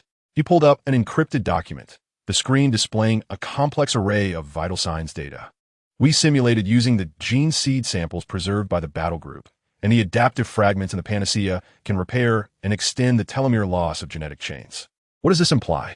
It means that the lifespan of the original Forged Space Marines can be extended to over 10,000 years. 10,000 years. Lin Yang repeated the figure, lightly tapping his fingertips on the table. He had witnessed too many brothers perish within a century from battle injuries or genetic decay. The average lifespan of an extreme warrior was merely 500 years. The notion of 10,000 years was nearly synonymous with immortality. Halix continued to gesticulate excitedly, Just imagine. Political commissar, a veteran who has served for a millennium, what terrifying combat experience would he possess? Our battle group will no longer have to worry about replenishing new recruits. Those elites who have survived countless battles can continue to fight forever. He suddenly remembered something, scratching his head. The consumption of the medication is a bit high. I just used half a vial for 10 test subjects, and the dosage for healing old wounds needs to be doubled. Lin Yang remained silent, his gaze fixed on the remaining panacea on the instrument table. The light, golden liquid swayed gently within the crystal vial, resembling a small fragment of solidified sunlight. The existence of the system was his greatest secret. The source of this medication could not be disclosed to anyone. Yet at this moment, Halik's words stirred an indescribable impulse within him. He bore numerous old wounds himself. Near his heart on the left side of his chest lay a scar torn by the claws of the Tyranids, which throbbed in damp weather. His right shoulder joint had been dislocated during a parachute operation and still tingled after prolonged gunfire. And there were the residual effects from the gene rejection during the original forging, which would leave him in bone-deep discomfort for several days each year. Keep the remaining medication, tally the necessary dosages, and I will find a way to procure another batch. Lin Yang stood, casually picking up a vial of the panacea. I will head to the injection room. You continue organizing the data. Halix paused, then responded, Political commissar, you too? The old wounds on my body are just right for testing the effects. Lin Yang raised the crystal vial in his hand and turned to enter the adjacent sterile injection room. As the heavy door shut behind him, the only sound left in the room was the low hum of medical instruments. Lin Yang unfastened the buttons of his combat uniform, revealing the winding scar on his left chest, a dark red mark resembling an ugly worm resting on his skin. He picked up a disposable syringe, carefully shattering the top of the crystal vial and drawing the light golden liquid into it. The cool needle pierced his skin without much sensation. However, as the medication was slowly infused into his veins, a warm current surged from his heart to all his limbs, as if countless tiny flames danced through his bloodstream. A slight tingling sensation spread from the old wound on his left chest, an indescribable comfort, as if the chill that had resided there for years was finally dispelled.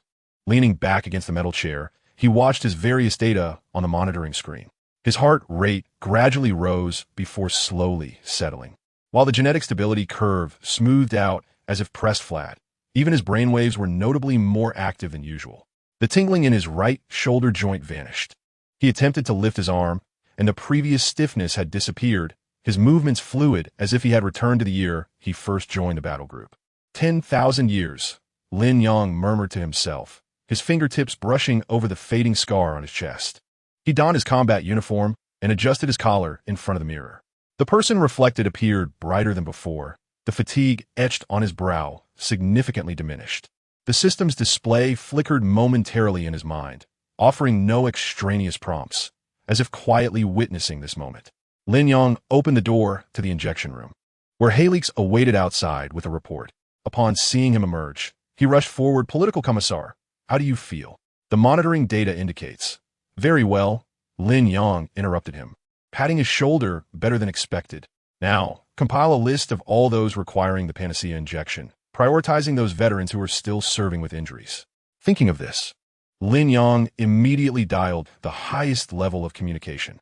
On board the Macula Jiaoyao. This is the underground base of Juxia, requesting to establish immediate encrypted communication with Battle Group Commander Kalga. Confidentiality level, Astartes oath. His voice, transmitted through the communicator, carried an undeniable steadiness. The communicator crackled with static, and after about half a minute, a voice as heavy as rock reverberated back, with a faint hum of the battleship's engines in the background. Kalga. The voice of the battle group commander is always tempered like star iron. Lin Yang, your encryption privileges are sufficient for the Astartes oath? What has happened? Has Juxia City been attacked again? It is not a matter of warfare, but rather a message of greater significance. Lin Yang approached the viewport of the communication room, observing the soldiers bustling through the corridors of the base. Battle Group Commander, you and Titus Fabian and the 10 company commanders must come to the underground base of Juxia immediately, the sooner the better. This matter concerns the foundation of the battle group and must be discussed in person. There was a brief silence on the other end, and Kalga clearly sensed the gravity in his tone. The Macula Jiaoyao is undergoing weapon calibration. I will have Titus lead the 2nd, 3rd, and 7th companies to set off immediately. Fabian and I will follow shortly, within 6 hours at most. There is no need to wait for weapon calibration, Lin Yang emphasized. Prepare the aircraft for an immediate jump. I need you all here within 4 hours. Another brief silence ensued, followed by Kalga's amused huff, "You little rascal. Back when we were chasing the Black Sanctum for supplies on Ballstar, you weren't this assertive." "Fine, for hours it is." Just before the communication was cut off, Lin Yang seemed to hear Titus exclaim, "My melt-a-gun isn't finished being maintained yet." He switched off the communicator and turned around to find Halix standing at the door with a stack of documents, his eyes wide like copper bells. "You summoned the battle group commander and 10 company commanders? Just for the panacea? Why not?" Lin Yang raised an eyebrow. "Are we to wait until you compose an epic report and recite it to them?" He took the documents from Halix, flipping to the page containing the post-operative data of the new recruits. Kair's genetic activity index had stabilized at 41, an increase of 4 points from 3 days prior. Organize these data into the most intuitive charts. Avoid convoluted terminology. When Carl Gia reviews the report, he prefers to see the numbers directly. Halix muttered that this was rigorous, then turned and raced toward the medical area, the hem of his white coat sweeping across the metallic railings of the corridor with a rustling sound. In the ensuing 4 hours, an inexplicable tension enveloped the base. The soldiers on guard noticed that Lin Yang, the commissioner, who usually remained in the command room, was pacing back and forth on the landing platform. Chief Pharmacist Halix was running around, alternately instructing assistants to print charts and rushing back to the observation room to verify data. Even the chef in the canteen took the liberty of baking an extra batch of Immaculate-style hard bread, which was Carl Gia's favorite. At 3 hours and 50 minutes, the base's alarm system suddenly emitted a series of short beeps. It was not an enemy attack alert, but a friendly jump signal. Lin Yang looked up at the dome of the landing platform, observing energy shields ripple as 5 Thunder attack aircraft broke through the clouds, landing steadily with a piercing shriek that tore through the air. The hatch opened, and the first to jump down was Tyranid, who looked as he always did, his power armor adorned with numerous battle achievement marks, clutching his signature explosive gun, indifferent to the dust that clung to his boots upon landing. "Lin Yang, you had better have a monumental reason for this," he exclaimed, removing his helmet to reveal a face slightly blackened from gunpowder. "I just disassembled my melter gun, and the parts are still on a repair bench. The parts won't run away, but what I mean is, wasting even a minute is a loss." Lin Yang stepped forward and bumped shoulders with him, a habitual gesture formed during their battles at the Gate of Cadian. Following closely was Fabian, the captain from the 3rd Company, who always favored blue power armor and spoke with a hint of coldness. "The flagship of the battle group will arrive in 10 minutes. He asked us to inquire if you have located the xenomorph stronghold. That is worth far more." Lin Yang smiled, his gaze sweeping over the other 8 company commanders disembarking from the attack aircraft, each face marked by fatigue from their journey, yet their eyes gleamed with curiosity. These were brothers who had fought alongside him through countless battlefields. Titus's ferocity, Fabian's meticulousness, and the ever-polished chainsaw sword of the 5th Company commander was C. At that moment, the ground trembled slightly as a Thunderhawk gunship pierced through the clouds, casting a shadow over half the landing platform. The hatch lowered, and Carl Gia's figure appeared at the entrance, the emblem of the ultimate warrior etched on his armor, wielding a chainsaw axe that glimmered ominously under the lights. "Speak. What is the matter?"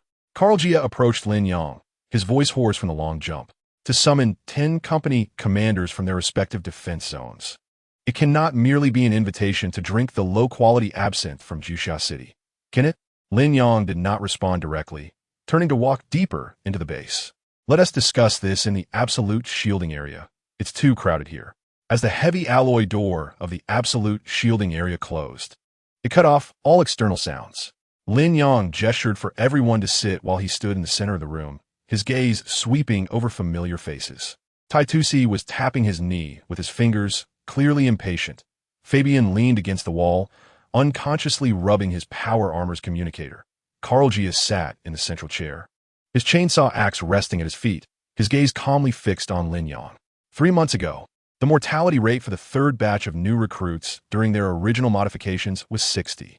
7 got stuck at the 19th modification, 5 succumbed during the 21st. And among the 23 who survived, 6 sustained permanent genetic damage. Lin Yang began, his voice low, yet it brought an immediate hush to the bustling room. His words were like a stone cast into water, causing the expressions of the commanders to grow serious. Tytusi frowned. We are all aware of this. Hylax mentioned that the issue lies with the compatibility of the genetic seeds. Have you found a solution? More than just a solution. Lin Yang produced a vial of panacea from his pocket, the pale golden liquid swaying within the crystal tube. This is called the panacea, derived from the technological archives of the Golden Age. Hylax conducted 30 tests with it, all involving recruits who completed the 19th modification and were unlikely to survive beyond a week. The room fell into profound silence, with only the sound of breathing echoing in the vast shielding area. The test results are, Lin Yang paused, articulating each word clearly. 30 individuals, all survived. The overall mortality rate for original modifications has dropped from 60 to below 1. Impossible. Tytusi sprang to his feet, his chainsaw sword humming lightly in its sheath. We have dealt with genetic seeds for so many years. The rejection reaction is an unsolvable dilemma. How could something from the Golden Age, not just that? Lin Yang disregarded his agitation and continued, it can heal old wounds, whether scars from Tyranid corrosive fluid or genetic contamination from chaotic energy. The scar from the old injury on veteran Mark's waist healed within 3 days after injection. Tytusi's eyes widened in disbelief as he instinctively touched the dent on his left rib, a reminder of a blow from the war hammer of a Chaos Lord, which ached on rainy days and often roused him from sleep. The most critical aspect is this. Lin Yang's Gazalandet on Gargia, who had lived for over 500 years, his face etched with the marks of countless battles. The panacea can repair the telomere degradation of genetic chains.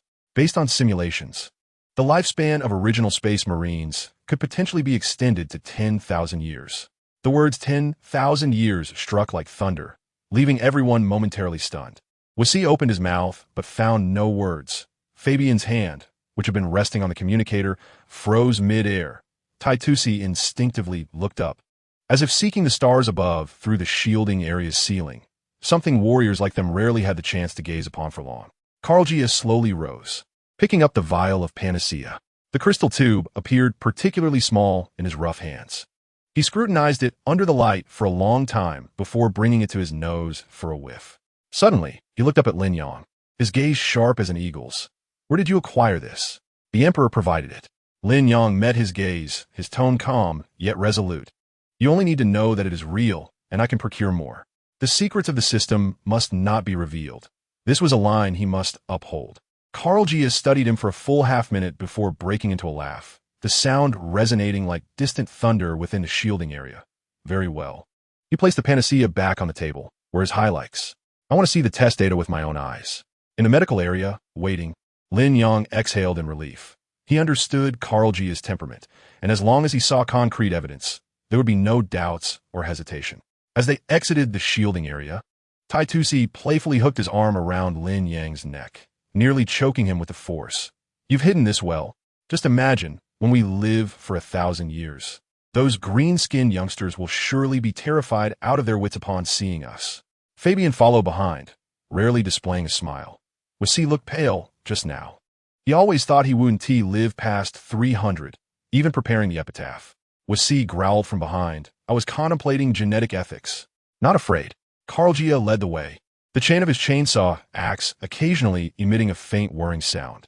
He suddenly halted, turning back to Lin Yang. Once this matter is settled, have logistics allocate you an extra 10 boxes of absinthe. Lin Yang was momentarily taken aback, then smiled.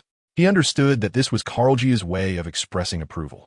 In the observation room of the medical area, Hylax had already plastered data charts across an entire wall. Kair was undergoing recovery training with the assistance of a nurse. Upon seeing a surge of company commanders enter, he instinctively attempted to salute, only to be restrained by Tytusi's hand on his shoulder. Kid, turn around and let me take a look. Titus stripped off his clothing and gazed at the barely visible scar on his side. He glanced at the fluctuating gene activity index on the screen and suddenly turned to Lin Yang, exclaiming, "Give me one too. That troublesome spot on my left rib has long been overdue for treatment." First, prioritize the veterans, Kalga interrupted, pointing at the list on the screen. We need to account for all the injured veterans and administer the injections first. The modification program for new recruits will be paused for 3 days until Helix formulates a new procedure. He paused, looking towards Lin Yang. How much of this panacea can you procure? As long as there are sufficient merits, we can acquire as much as we need, Lin Yang replied. Kalga nodded, his gaze sweeping over the reconstruction of the colossal city of Juxia outside the window, then turning to the youthful faces in the observation room. His voice imbued with an unprecedented seriousness. From today onward, we should not only safeguard this era, but also watch over the future generations, planting our battle flag across the farthest reaches of the cosmos. The observation room fell into silence, soon followed by Titus's booming laughter. Long live. I will pass down my explosive rifle to my grandson's grandson.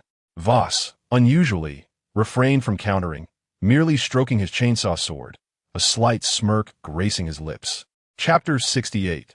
The production of the panacea. After Kalga's emphatic approval, he patted Lin Yang on the shoulder, saying, "Go ahead and execute your plans."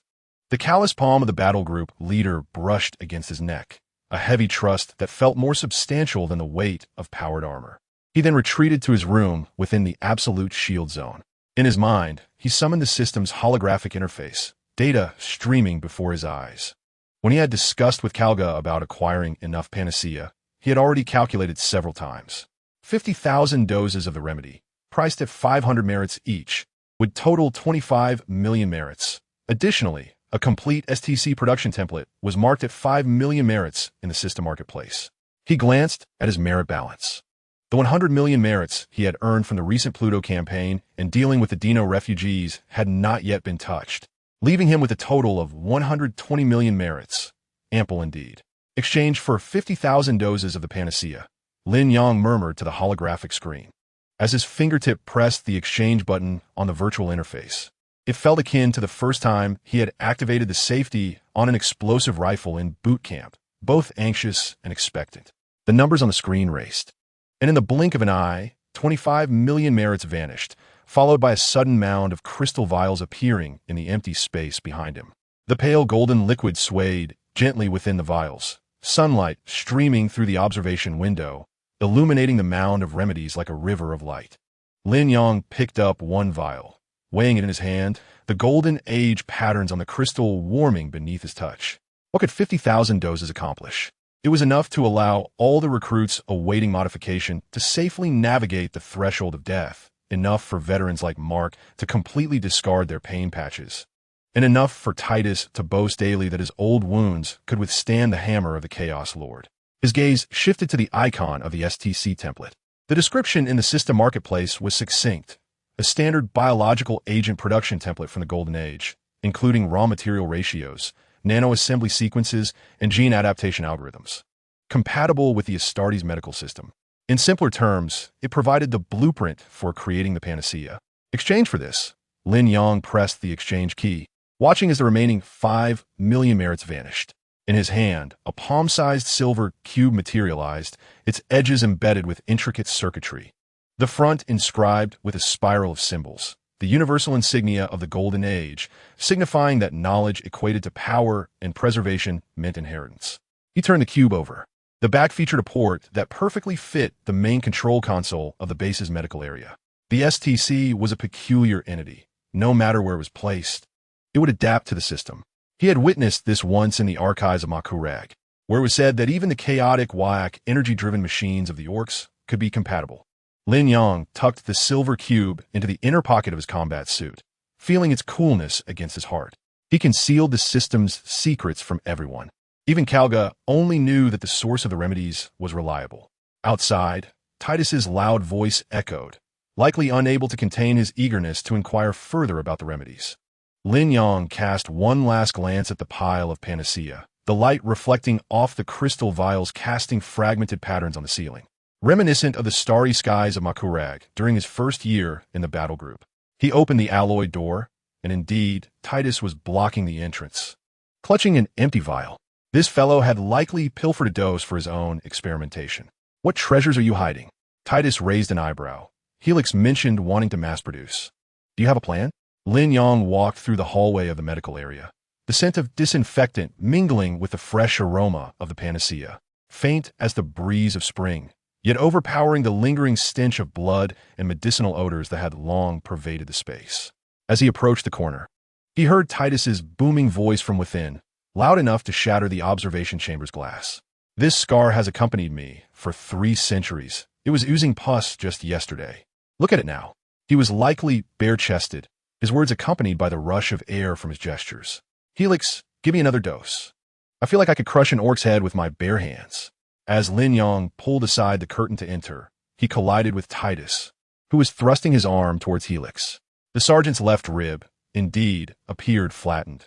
The newly formed skin glowed with a healthy pink hue. Even the surrounding calluses seemed rejuvenated. Helix, holding a syringe, dodged Titus, his lab coat sleeves rolled up to the elbows, revealing traces of the pale golden remedy on his arms. Commander Titus, adhere to the dosage. The pharmacist's irritation was evident. The panacea is not absinthe. An overdose can disrupt gene activity. Just look at Voss. He stole half a dose yesterday, and now his skin glows like gold, akin to the corruption of chaos. In the corner, Voss was grimacing at his reflection in the mirror, indeed. His hands gleamed with a golden hue, resembling metallic gloves. Spotting Lin Yang, this typically stern sergeant displayed rare embarrassment. Quickly hiding his hands behind his back, it's just a reaction to the remedy. Helix said it will be fine in a few days. Lin Yang couldn't help but chuckle. In merely 5 days, the medical area had transformed from its former gloomy state into a lively scene. His eyes scanned the observation chamber, where the once crowded beds were now mostly empty, leaving only 3 recruits inside. Unexpected cases approved by Kalga. One allergic to a certain plant protein in the remedy. Another who had bitten his tongue due to nerves, and one who had inadvertently torn a freshly sutured wound while laughing during the injection, a case of pure misfortune. Where is battle group leader Kalga? Lin Yang Asked Helis. In training room number 3, the old man pointed outside. He's competing with a group of new recruits to demonstrate slashing speed. You should see it. The battle group leader wields that decapitator with more finesse than in his youth. As Lin Yang reached the training chamber door, he heard the sharp clang of metal colliding. Kalga was not in powered armor, merely donning a black combat suit. Wielding a training chainsaw sword, facing a nervous new recruit who had just undergone modification, his hands trembling. The battle group leader could easily defeat him in one blow, but deliberately slowed his movements, murmuring, "Keep your wrists steady. You're chopping orcs, not slicing bread." Yes, just like that. At last, the new recruit's chainsaw sword clashed against Kalga's sword sheath, prompting laughter from those surrounding. Kalga playfully kicked the recruit's leg, a smile in his eyes. "Kid, just 3 days ago you were in the observation chamber groaning. Now you can spar with me." "Nicely done." As he turned, he spotted Lin Yang and raised his chin. "Come over and give it a try? I can now lift my arm to 90 degrees. It used to only go to 70. The battle group leader bore an old injury on his left shoulder, inflicted years ago by a shard of Chaos Titan in the Atrama defense zone, which had hindered his movement for many years. Yet now he could perform slashing motions with ease. "No, I prefer not to be your practice target." Lin Yang chuckled. "How is the technical sergeant progressing? Can the STC template be utilized?" Upon mentioning serious matters, Kalga's expression turned grave. "I just checked. Old Hohen said that template is exceedingly peculiar.